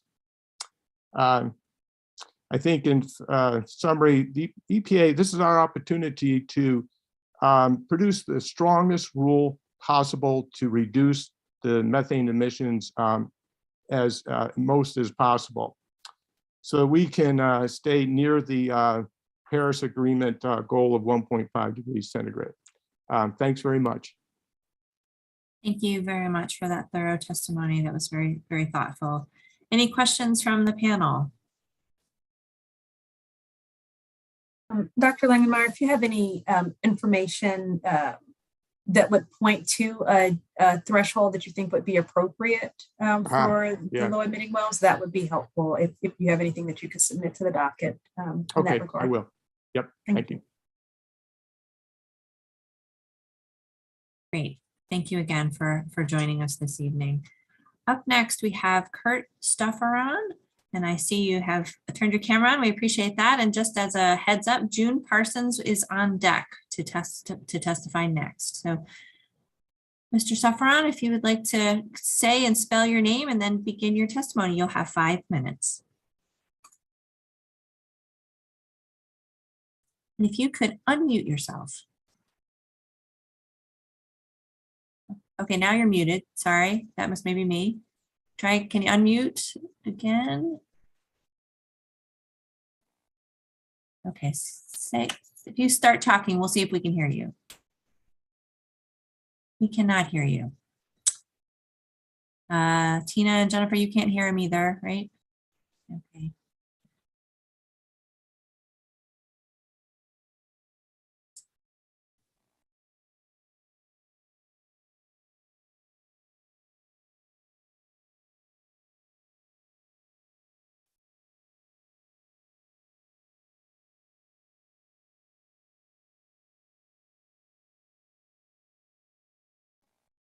It's happened to all of us. All right, I think what I'm going to suggest is that perhaps we move to Ms. Parsons. June Parsons, are you on? Perhaps we can move to you and then we'll go back to Mr. Stufferon as we can. Ms. Parsons, can we hear if your voice is okay? Yes, I'm here. Great. If you would like to say and spell your name, and then you can go ahead and start your testimony, you'll have 5 minutes. Good evening, members of this EPA panel. My name is June Parsons, June, P like purple, ARSONS. I grew up part of a farming and ranching family in Colorado and now reside in New Mexico. I want to thank each of you for your time in listening to the environmental degradation and health concerns of our fellow Americans, directly attributable to oil and gas extraction, processing, and emissions. America's inadequate regulations for environmental protection on the oil and gas industry, combined with inadequate EPA enforcement of the oil and gas industry have created a contrived consumer market of regular folks needing affordable transportation, consuming supposedly cheap energy that is not cheap at all. Subsidies for the oil and gas industry exacerbate their massive contamination of our water and our air. Subsidies that are paid for out of the pockets of taxpayers for cleanup of land and water, lost businesses and homes from climate change-induced flooding and fires, as well as human health care costs. Oil and gas consumption causing climate alteration has very high costs to every American.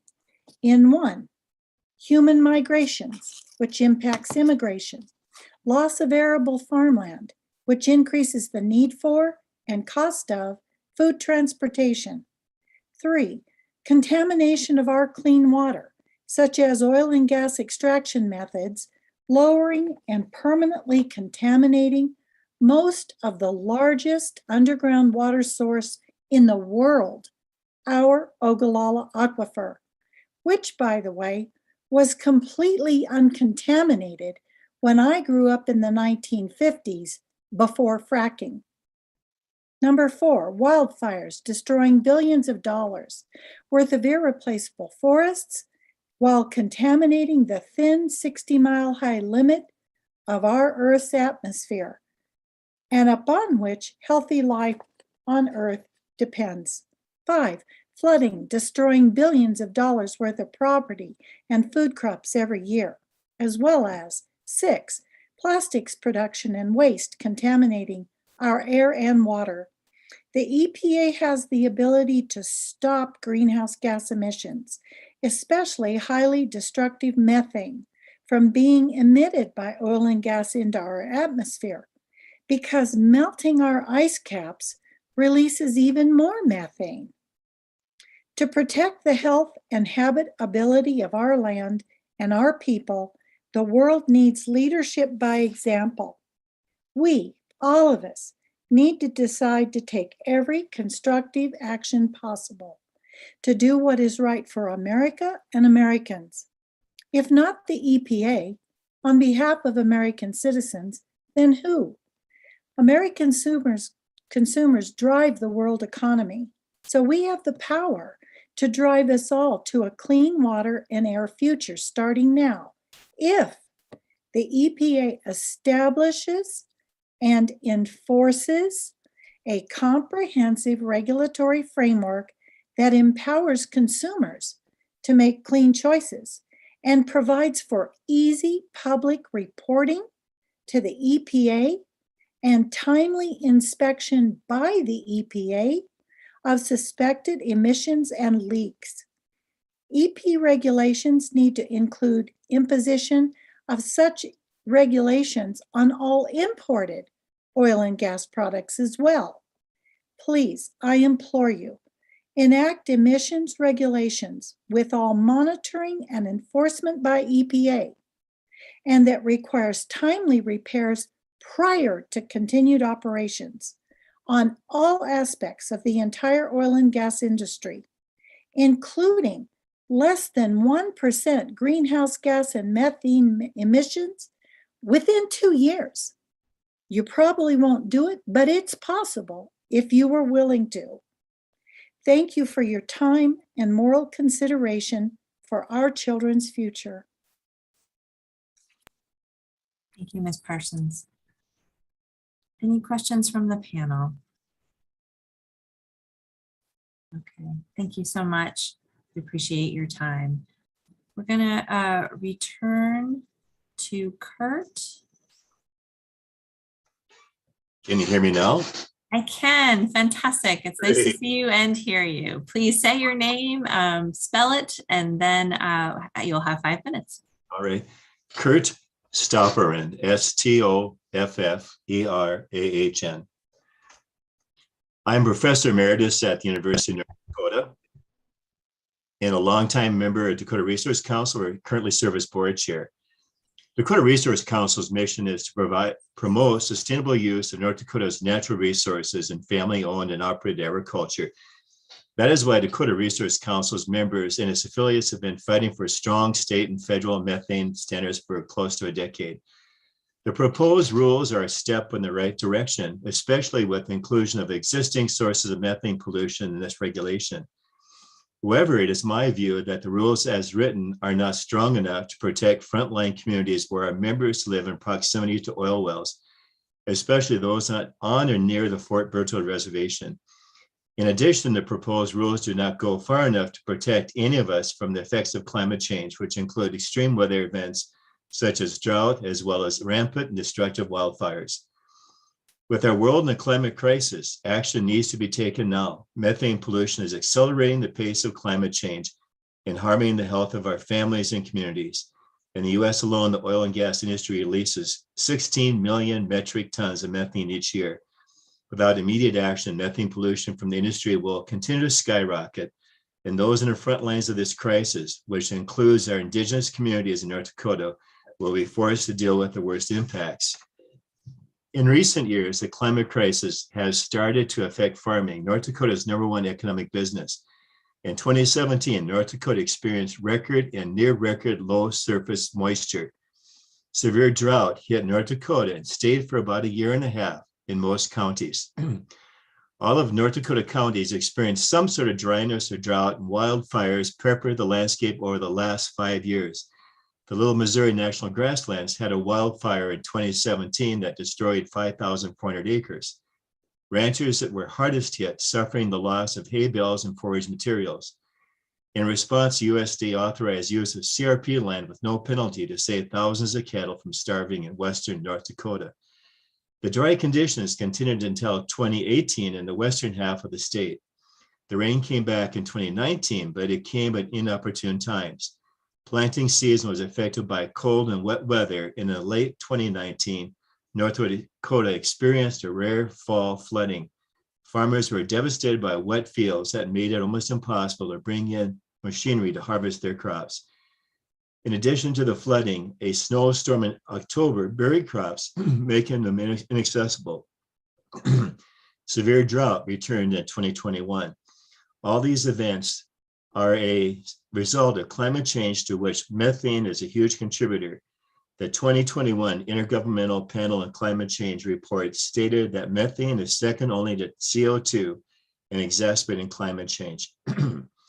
There is broad support for strong federal methane standards among the public. New polling data shows 71% of registered voters support the U.S. strengthening rules to reduce oil and gas methane pollution. I ask the following proposed rules be strengthened through a supplemental rulemaking or other action to further protect public health and address the catastrophic climate crisis. Please consider adding the following: and routine flaring at oil and gas facilities outside of emergency and maintenance situation. This would be beneficial for frontline communities in North Dakota by reducing emissions, improving air quality, and ensuring that valuable natural gas is captured.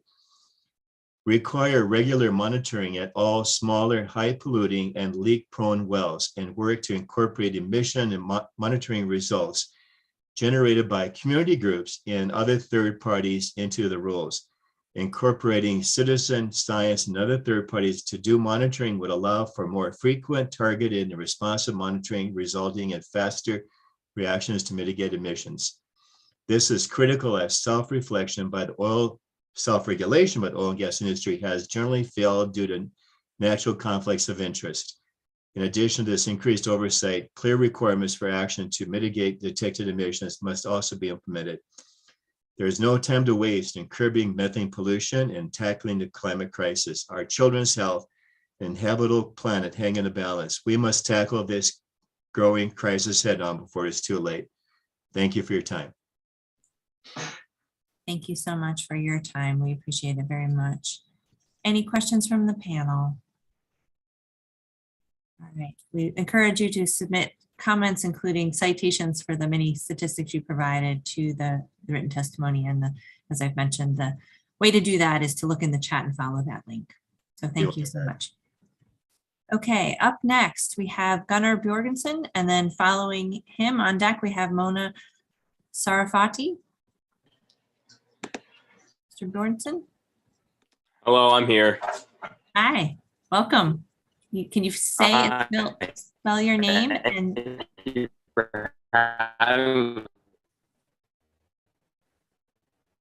are sounding a little mechanical, I'm sorry to say. Can you try again? It's cool. My internet is just very wacky most of the time, so I might sound a bit mechanical sometimes. But to spell my name, it's Gunnar, and then my last name is Bjornson.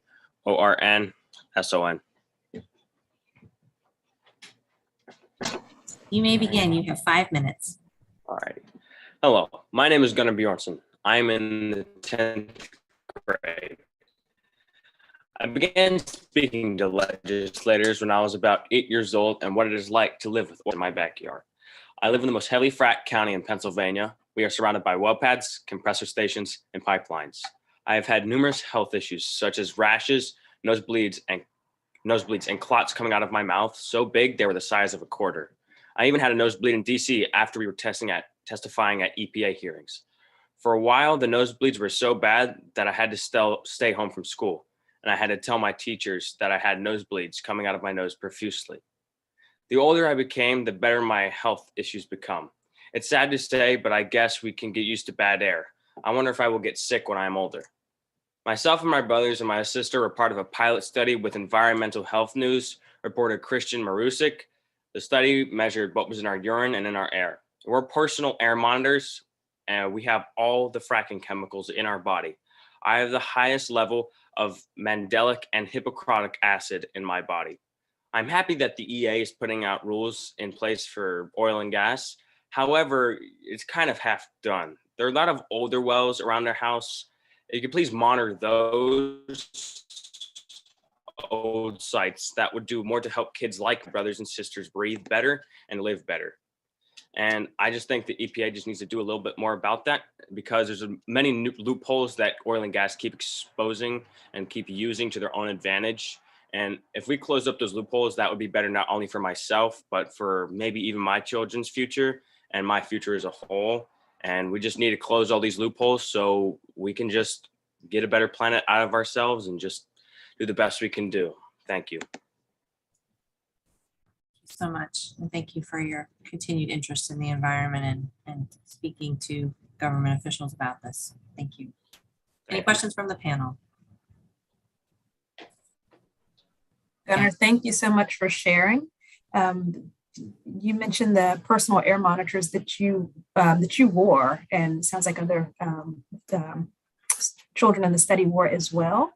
If you have data from that study that you can provide to the docket, that would be really helpful. And we greatly appreciate you sharing your story and coming here to testify. All righty, well, thank you for that. Thank you. Thank you. I'll probably drop it in chat, some of the data and study of some of it. So I'll probably do that for you guys, but thank you for having me once again. Thank you. Thank you. All right, up next, we have Mona Safarti. Am I saying that even close? It's Sarfati. Sorry. Thank you so much. You could say and spell your name, and then you'll have 5 minutes. Thank you. Okay, my name is Mona Sarfati. It's S as in Sam, A-R, F as in Frank, A-T-Y. Respected EPA representatives and other citizens. I'm Mona Sarfati, the director of the Medical Society Consortium on Climate and Health, comprised of 37 medical societies that have a combined membership of 70% of US physicians and has 63 affiliated public health organizations representing millions of health professionals. The consortium supports the US EPA current proposed regulations for the oil and gas industries. The mission of the consortium is to mobilize and amplify the voices of US doctors in partnership with public health experts and fellow health professionals to successfully advocate for equitable climate solutions that protect and promote the health of all people. From a health point of view, this regulatory proposal is a matter of public health and safety.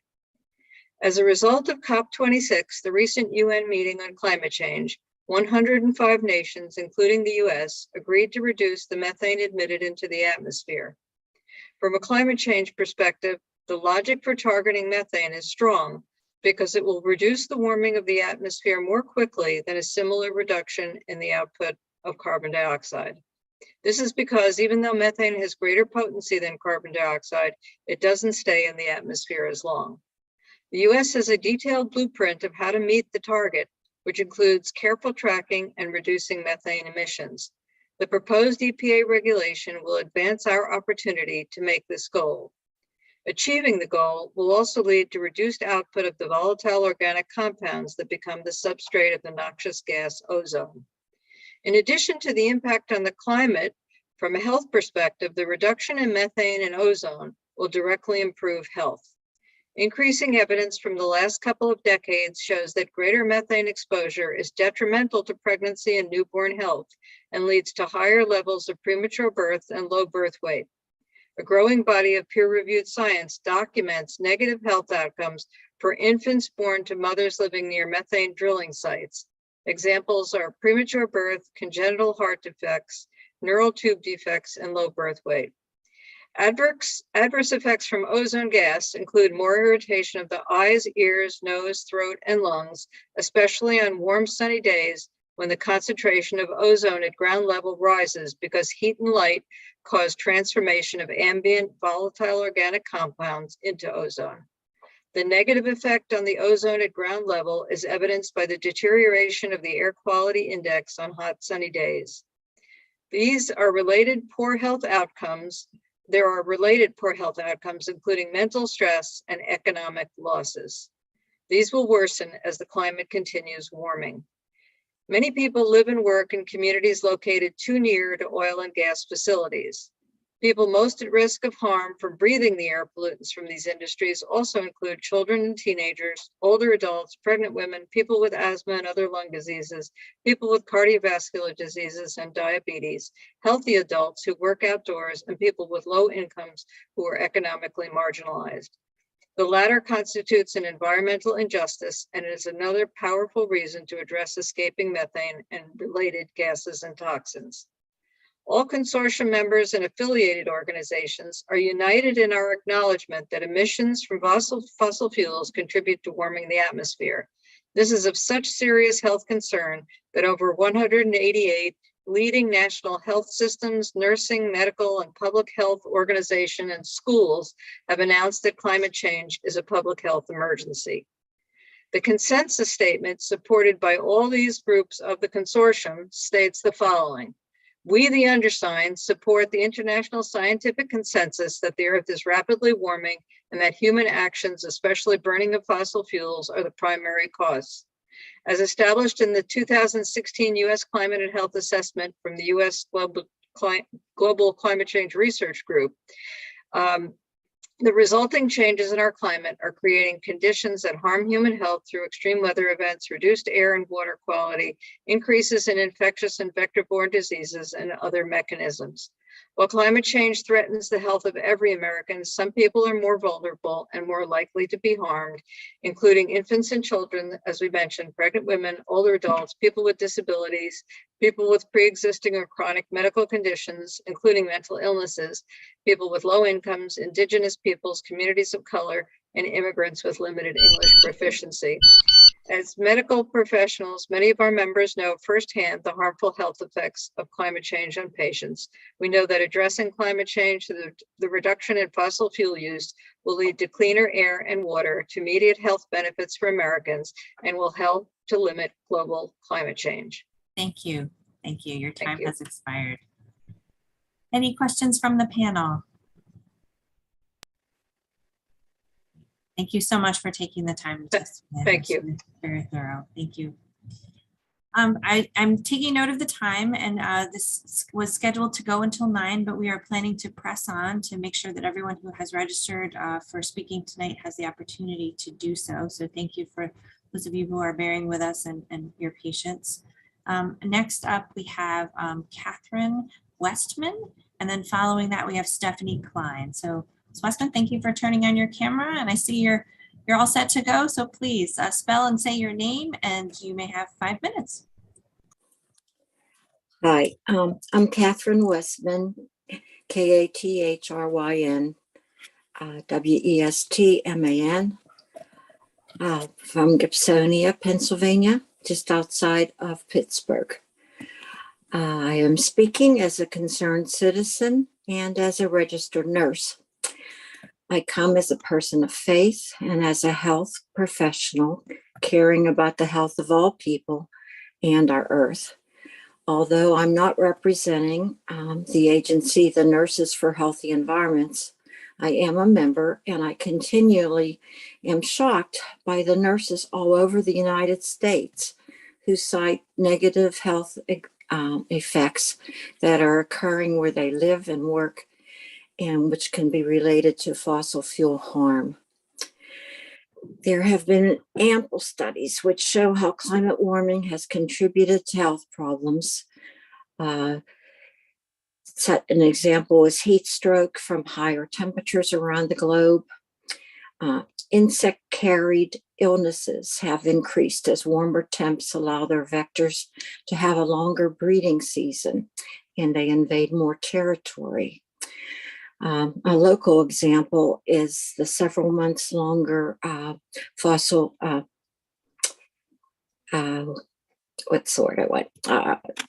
the season here in Pennsylvania for deer ticks has now expanded, and they carry Lyme disease. With the higher temps, we have seen that some of our food produced is actually less nutritious, such as evidence from grain crops out west.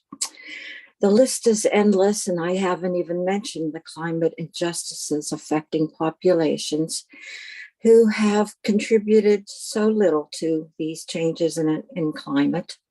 So today I want to voice my support for strong methane regulations, calling for the ones now suggested by the EPA, plus additional ones which are still needed. Methane is the most potent contributor to warmer temperatures. About 1/3 of methane emissions in the US come from the oil and gas industry. The EPA has estimated that their proposals would reduce methane emissions from regulated well sites and equipment by 74% in 2030, comparing that to 2005 levels. As a nurse, I am also concerned about safety, and I support the federal safety regulations. The agency cited the explosion of the Revolution pipeline in Center Beaver County, Pennsylvania in September 2018, which is a next door neighbor to me here in Allegheny County. This is one of several incidents nationwide that caused deaths, destroyed property, or released bursts of climate warming methane from high pressure lines previously exempt from federal safety oversight. The agency that has said that more than 1,000 metric tons of methane gas are emitted on average with each pipeline rupture. The methane rules need to be tightened. They should include independent monitoring. Many exemptions need to be eliminated, such as exempting well sites that release less than 3 tons of methane per year. We know better.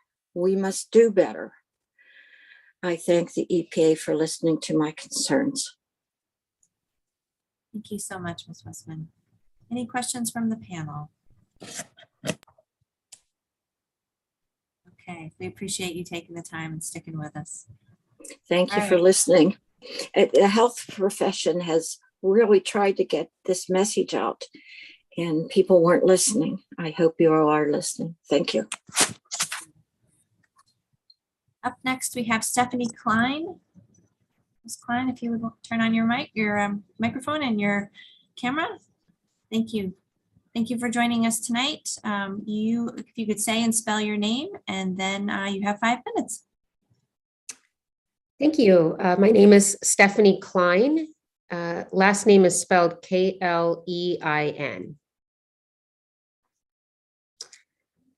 And I thank you for the opportunity to offer my comments today. I live in Washington, D.C., and I'm a field organizer with Moms Clean Air Force. I'm the mother of 2 little girls, ages 5 and 7. And I'm an environmental scientist by training and a former career employee of this agency. As such, I understand firsthand the immense importance of the opportunity that lies before EPA today.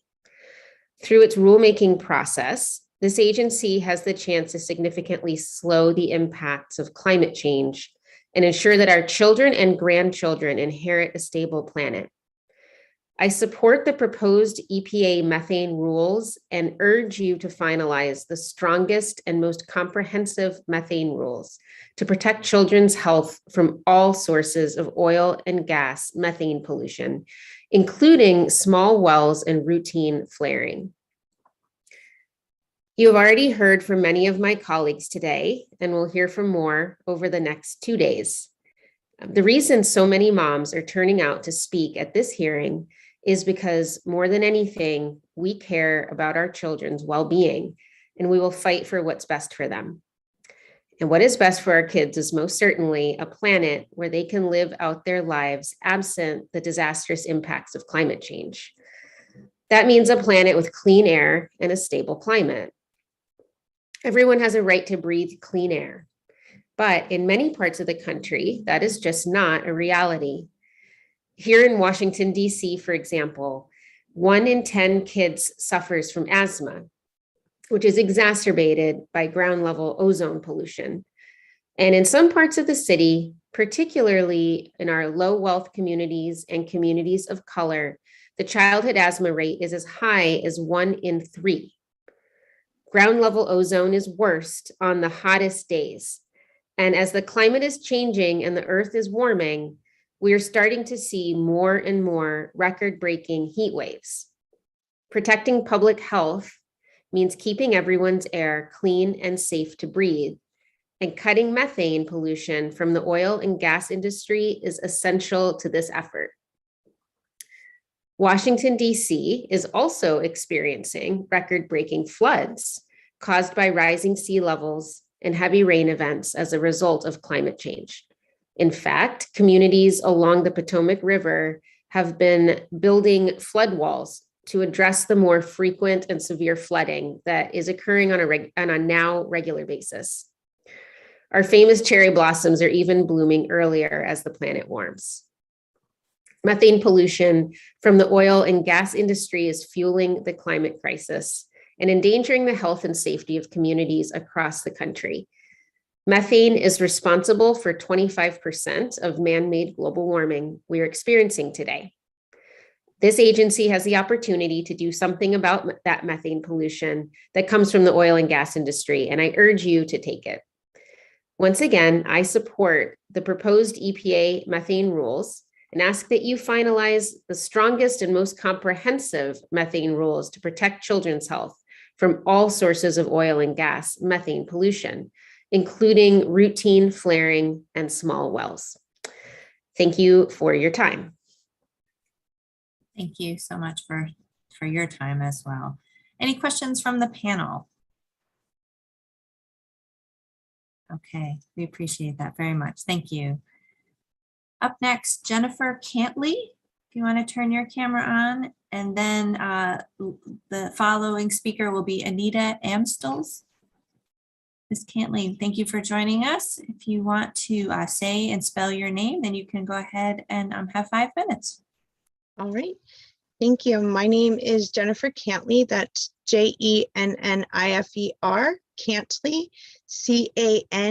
Cantley. Thank you so much for the opportunity to testify. I am an organizer for Moms Clean Air Force in Nevada.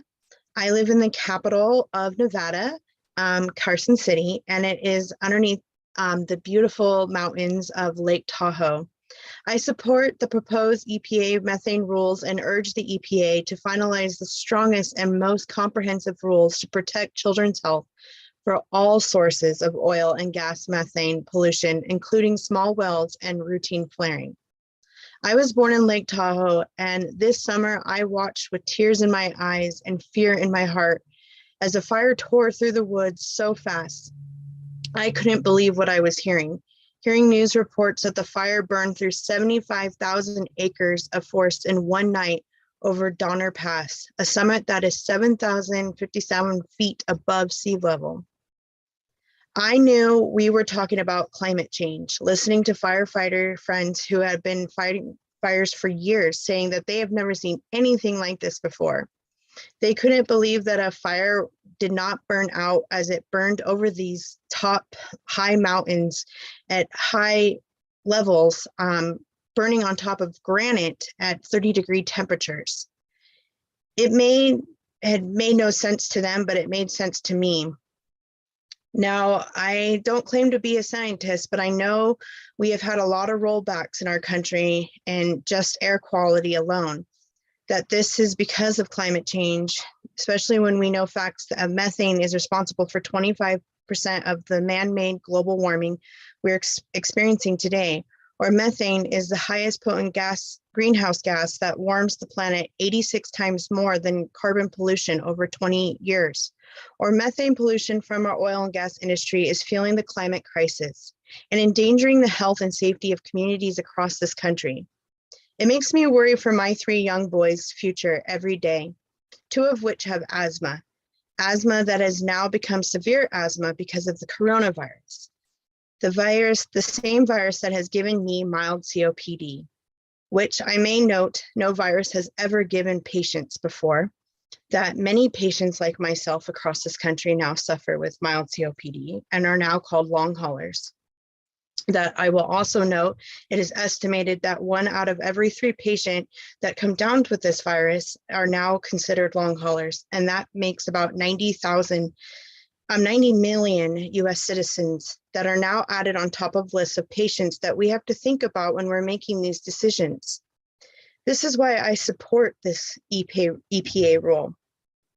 I don't want to be threatened by these fires on any more days anymore on lands that I live, that I call home. And I don't want to be scared anymore and thinking about the next air that I have to take a breath of. I don't want my children to be scared about their future anymore. I just want to be safe.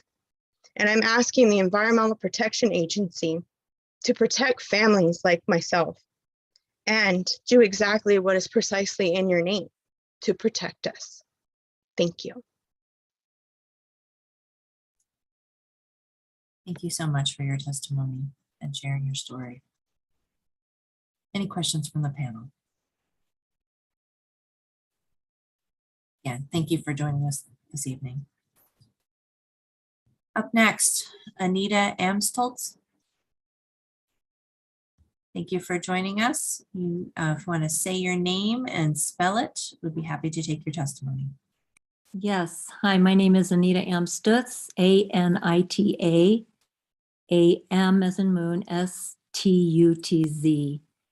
I'm calling in from Albuquerque, New Mexico, and I just want to say thank you to each of you as panelists for offering this opportunity and for your patience. I know it's late and you're continuing to listen to our testimonies, and that just shows such goodwill. And also to my really brilliant, articulate citizens from all over the country that are speaking in so many, just so informed. And so I speak from, I live in the Albuquerque Middle Rio Grande area. And so that's where I am speaking from, really between 2 major oil fields, the San Juan Basin, which you've heard about tonight, and also the Permian Basin, 2 huge oil producing fields. And we have methane that gathers in the Middle Rio Grande, just hangs on our high desert plain, can cause really poor air quality. As you can imagine, we're kind of like right down between both of them. I think there's so many things I wanted to say. There's so many things that people have said already. I think I want to just speak to 2 things. One is the moral obligation. I felt that the Moms for Clean Air spoke to you both. All of you have this time at this moment in history that you have the opportunity to make a huge difference in what is a real freight train that is bearing down across the world on humanity, which is global climate change. We've heard over and over and over that methane is the biggest driver, 80 times more potent at warming the planet than carbon dioxide. This is from the UN Environmental Program, 1 million premature deaths every year are caused by methane. And, you know, the moral obligation or the ethical obligation is that we are here, you know, you are in powerful positions that can cause no harm to our communities, not only human communities, but our creaturely communities who are also being, you know, the species loss that we are seeing. I am a beekeeper, but as well, and I've seen with global climate change, vast switches and unpredictability in weather. I live in a place which is a latitude that is growing very, very warm rapidly. We are losing, we're seeing aridification. And with that, bees are really destabilized. And so that's not only about what's our moral obligation to species and humans who are dying of cancers and asthma and cardiovascular disease from methane, but also creatures such as bees, which absolutely are critical for our food system. And so these are two things that, you know, really impact humans as well as the creaturely world. So every world religion has at its core reverence for creation. And I think we have an understanding that with nature, if we take care of nature, she will take care of us. And I think that is where we're at this point. I really support these methane rules, monitoring and containing abandoned and leaking inactive wells, ban flaring, and require the technology to capture heavy metals and volatile chemicals that are being emitted. It is our moral imperative. It is your moral imperative. And I thank you that you have created this opportunity for us to speak to that at this point in time, because we are at a real intersection. And as a person of faith who's speaking for New Mexico Interfaith Power and Light, as well as an ordained person, we cannot do enough to cause no harm, especially for an industry that has been self-regulated for too long and subsidized for harm. Thank you so much. Thank you so much for your testimony. Any questions from the panel? Oh, we appreciate you sticking with us. Thank you. Up next, we have Stan Renfro, and then on deck, Duncan Gilchrist.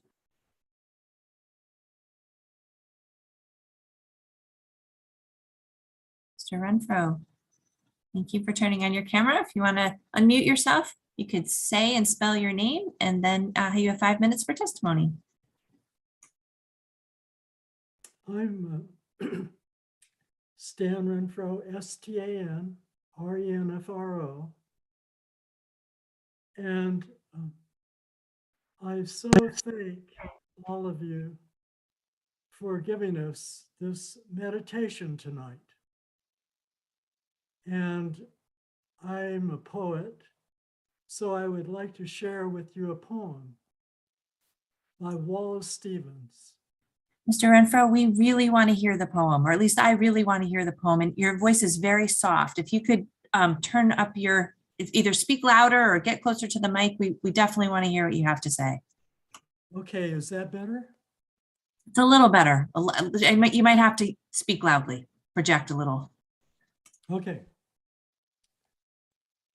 This is a Wallace Stevens poem. Light the first light of evening, as in a room in which we rest, and for small reason think, the world imagined is the ultimate good. This is therefore the intensest rendezvous. It is in that thought that we collect ourselves out of all the indifferences into one thing. Within a single thing, a single shawl wrapped tightly round us, since we are poor, a warmth, a light, a power, the miraculous influence. Here now, we forget each other and ourselves. We feel the obscurity of an order, a whole, a knowledge, that which arranged the rendezvous within its vital boundary in the mind. We say God and the imagination are one. How high that highest candle lights the dark. Out of this same light, out of the central mind, we make a dwelling in the evening air in which being there together is enough. I would like to thank you so much for uniting us tonight in this wonderful pageant of American people. Thank you, Ms. Noonan. Thank you for sharing that. Any questions for Mr. Renfro? We appreciate that very much.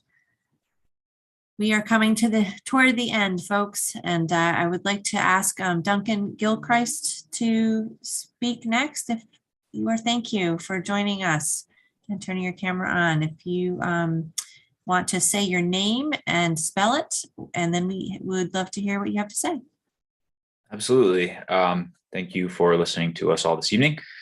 My name is Duncan Gilchrist, and that's DUNCANGILCHRIST. Good evening. My name is Duncan Gilchrist, and I'm a resident of Colorado. I'm also a policy analyst for the environmental nonprofit 350 Colorado. We're the state affiliate of 350.org. And I would just like to make a few comments this evening.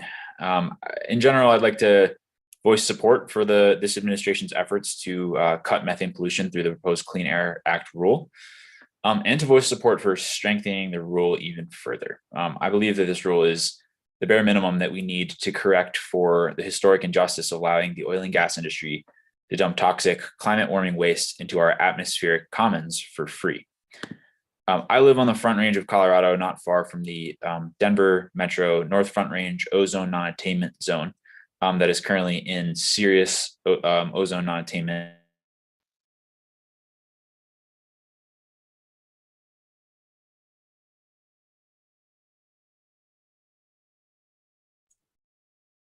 Is anyone else having Mr. Gilchrist frozen?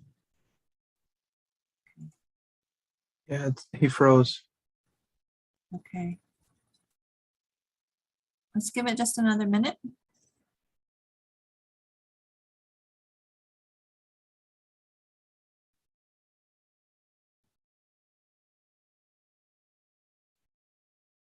Okay, I think what we will do is we will, maybe if someone could mute Mr. Gilchrist so he doesn't come back unexpectedly, and move on to Almeda Cooper. Ms. Cooper, are you with us? I'm here. I'm trying to start my video. I'm not sure what happened. Okay, we can see you. Okay. Well, thank you for hanging in here until this late hour. I really appreciate it. My name is Almeta Cooper, ALMETA, Cooper, COOPER, and I'm a field manager for Moms Clean Air Force. Moms Clean Air Force is a national organization of about 1.5 million moms, dads, friends, and supporters nationally. I live in Fulton County, Georgia, in downtown Atlanta. I've lived here for about 7 years. And Fulton County was flagged again with a failing grade by the American Lung Association in its most recent State of the Air report. So I really understand and appreciate the importance of clean air. During this public hearing, you've been hearing from multiple Moms Clean Air Force members, supporters, and staff from across the country. And our common message is that we support the proposed EPA methane rules and urge the EPA to finalize the strongest and most comprehensive methane rules to protect children's health from all sources of oil and gas methane pollution, including routine flaring and small wells. The specific reason that I'm here today is as a mom and as a member of my community, I care deeply about environmental justice, especially the connection between climate change and health equity for our most vulnerable populations. Climate change is an environmental justice issue and a major contributor to the health crisis in African American communities, not in some distant future, but right now, when severe heat waves regularly threaten public health, preying especially on older adults, pregnant women, and low-wealth communities in Georgia and elsewhere. It's clear that there is an uneven distribution of both benefits and harms from the activities that lead to climate change.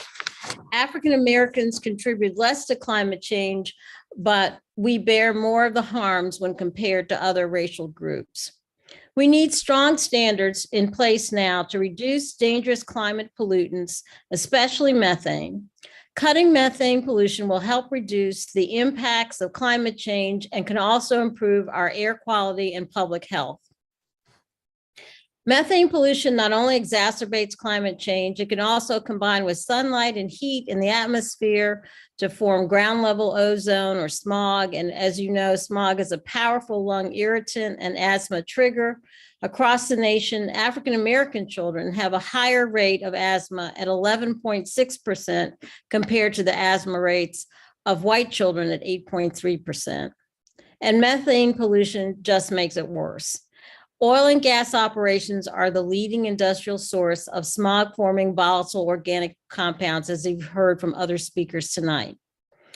As a potent climate pollutant, methane is accelerating climate change and is leaking from the oil and gas sector at the rate of more than 16 million metric tons a year, which is the equivalent of climate pollution from all of the nation's passenger vehicles in a year. And in Georgia, it's particularly bad for us because it's even threatening our state symbol, the Georgia peach. Georgia is the third largest producer of the nation's peaches, but unfortunately, the warming climate threatens the temperatures required to grow peaches here in Georgia. In our nation, African American communities face more dangerously hot days, temperatures above 105 degrees Fahrenheit than other communities. And on average, counties with greater numbers of African Americans living in them had 2 to 3 more days of dangerous heat per year. And that number could increase by 10 times by the year 2050. African Americans are twice as likely to die from dangerous heat compared to other groups. You have heard from a lot of people today, and you've been very attentive. And I'm not an expert, but I do know, even though we may not have the same problems with oil and gas operations in Georgia, that we're all under one sky and that we have to be concerned for the children, not only in Texas, or Nevada or Colorado, but also the children in Georgia.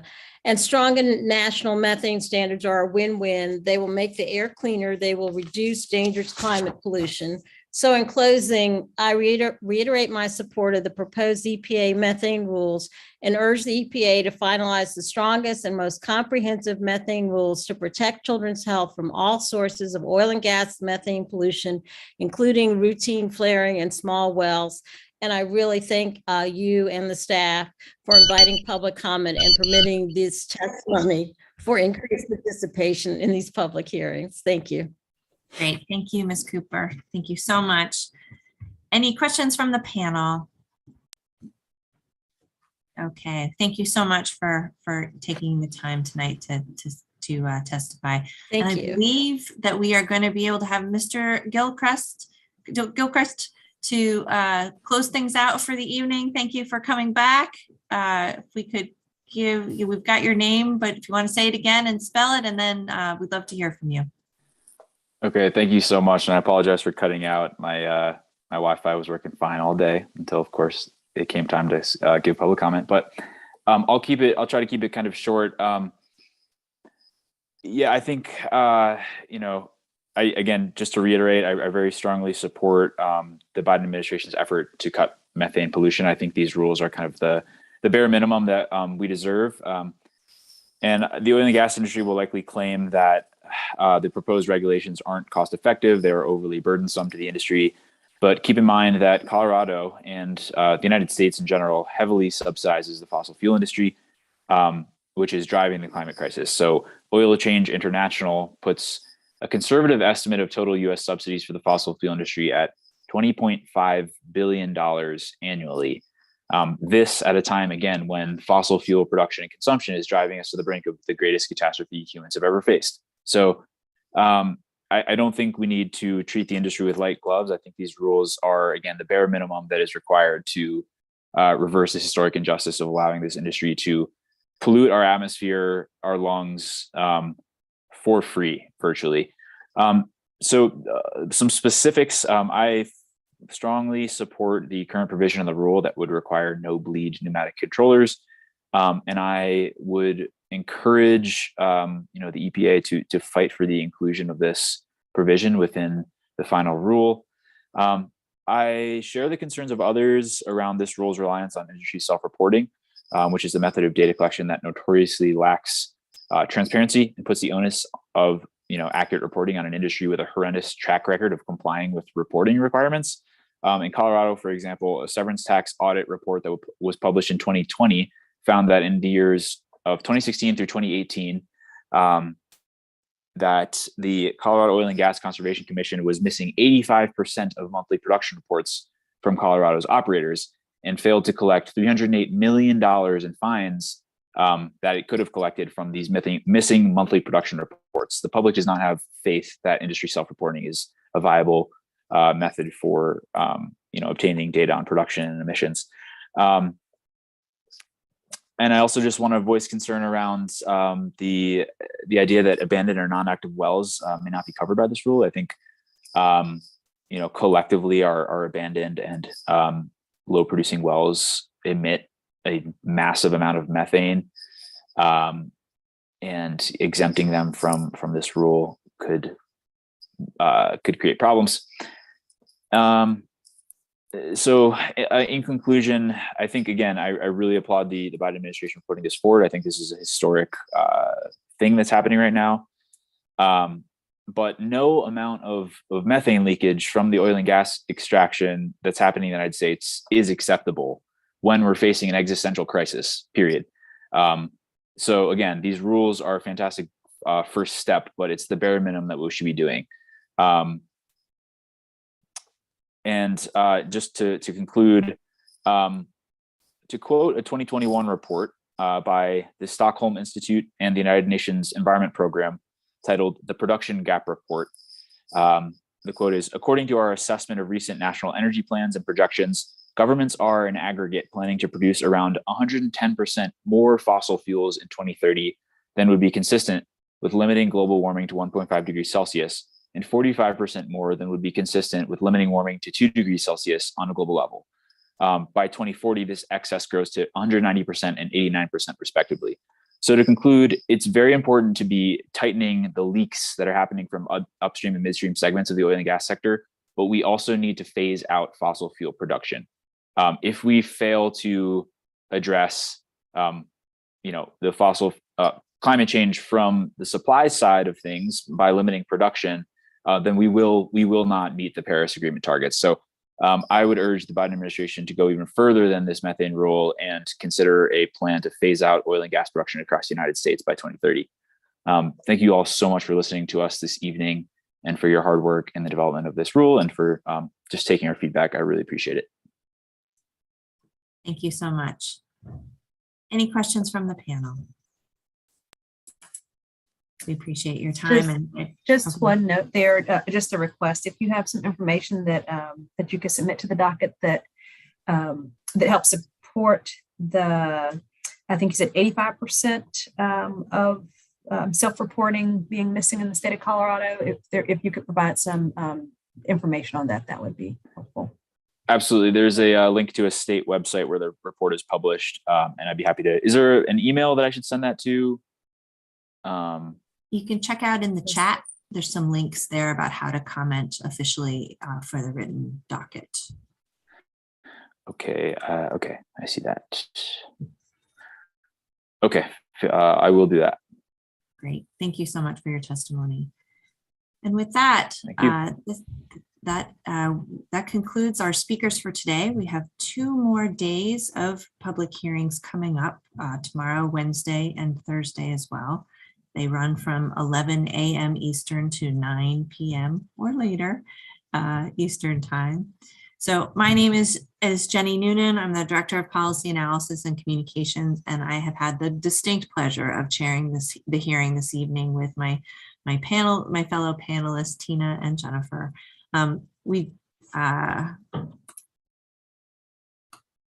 At this time, I want to thank my fellow panelists, everyone who's offered testimony today, and everyone who took the time out of their schedules to listen to today's hearing on the proposed rule, standards of performance for new, reconstructed, and modified sources, and emission guidelines for existing sources, oil and gas sector climate review. Remember, you can continue to submit comments on this proposal through January 14th, 2022. This hearing is now adjourned. Thank you.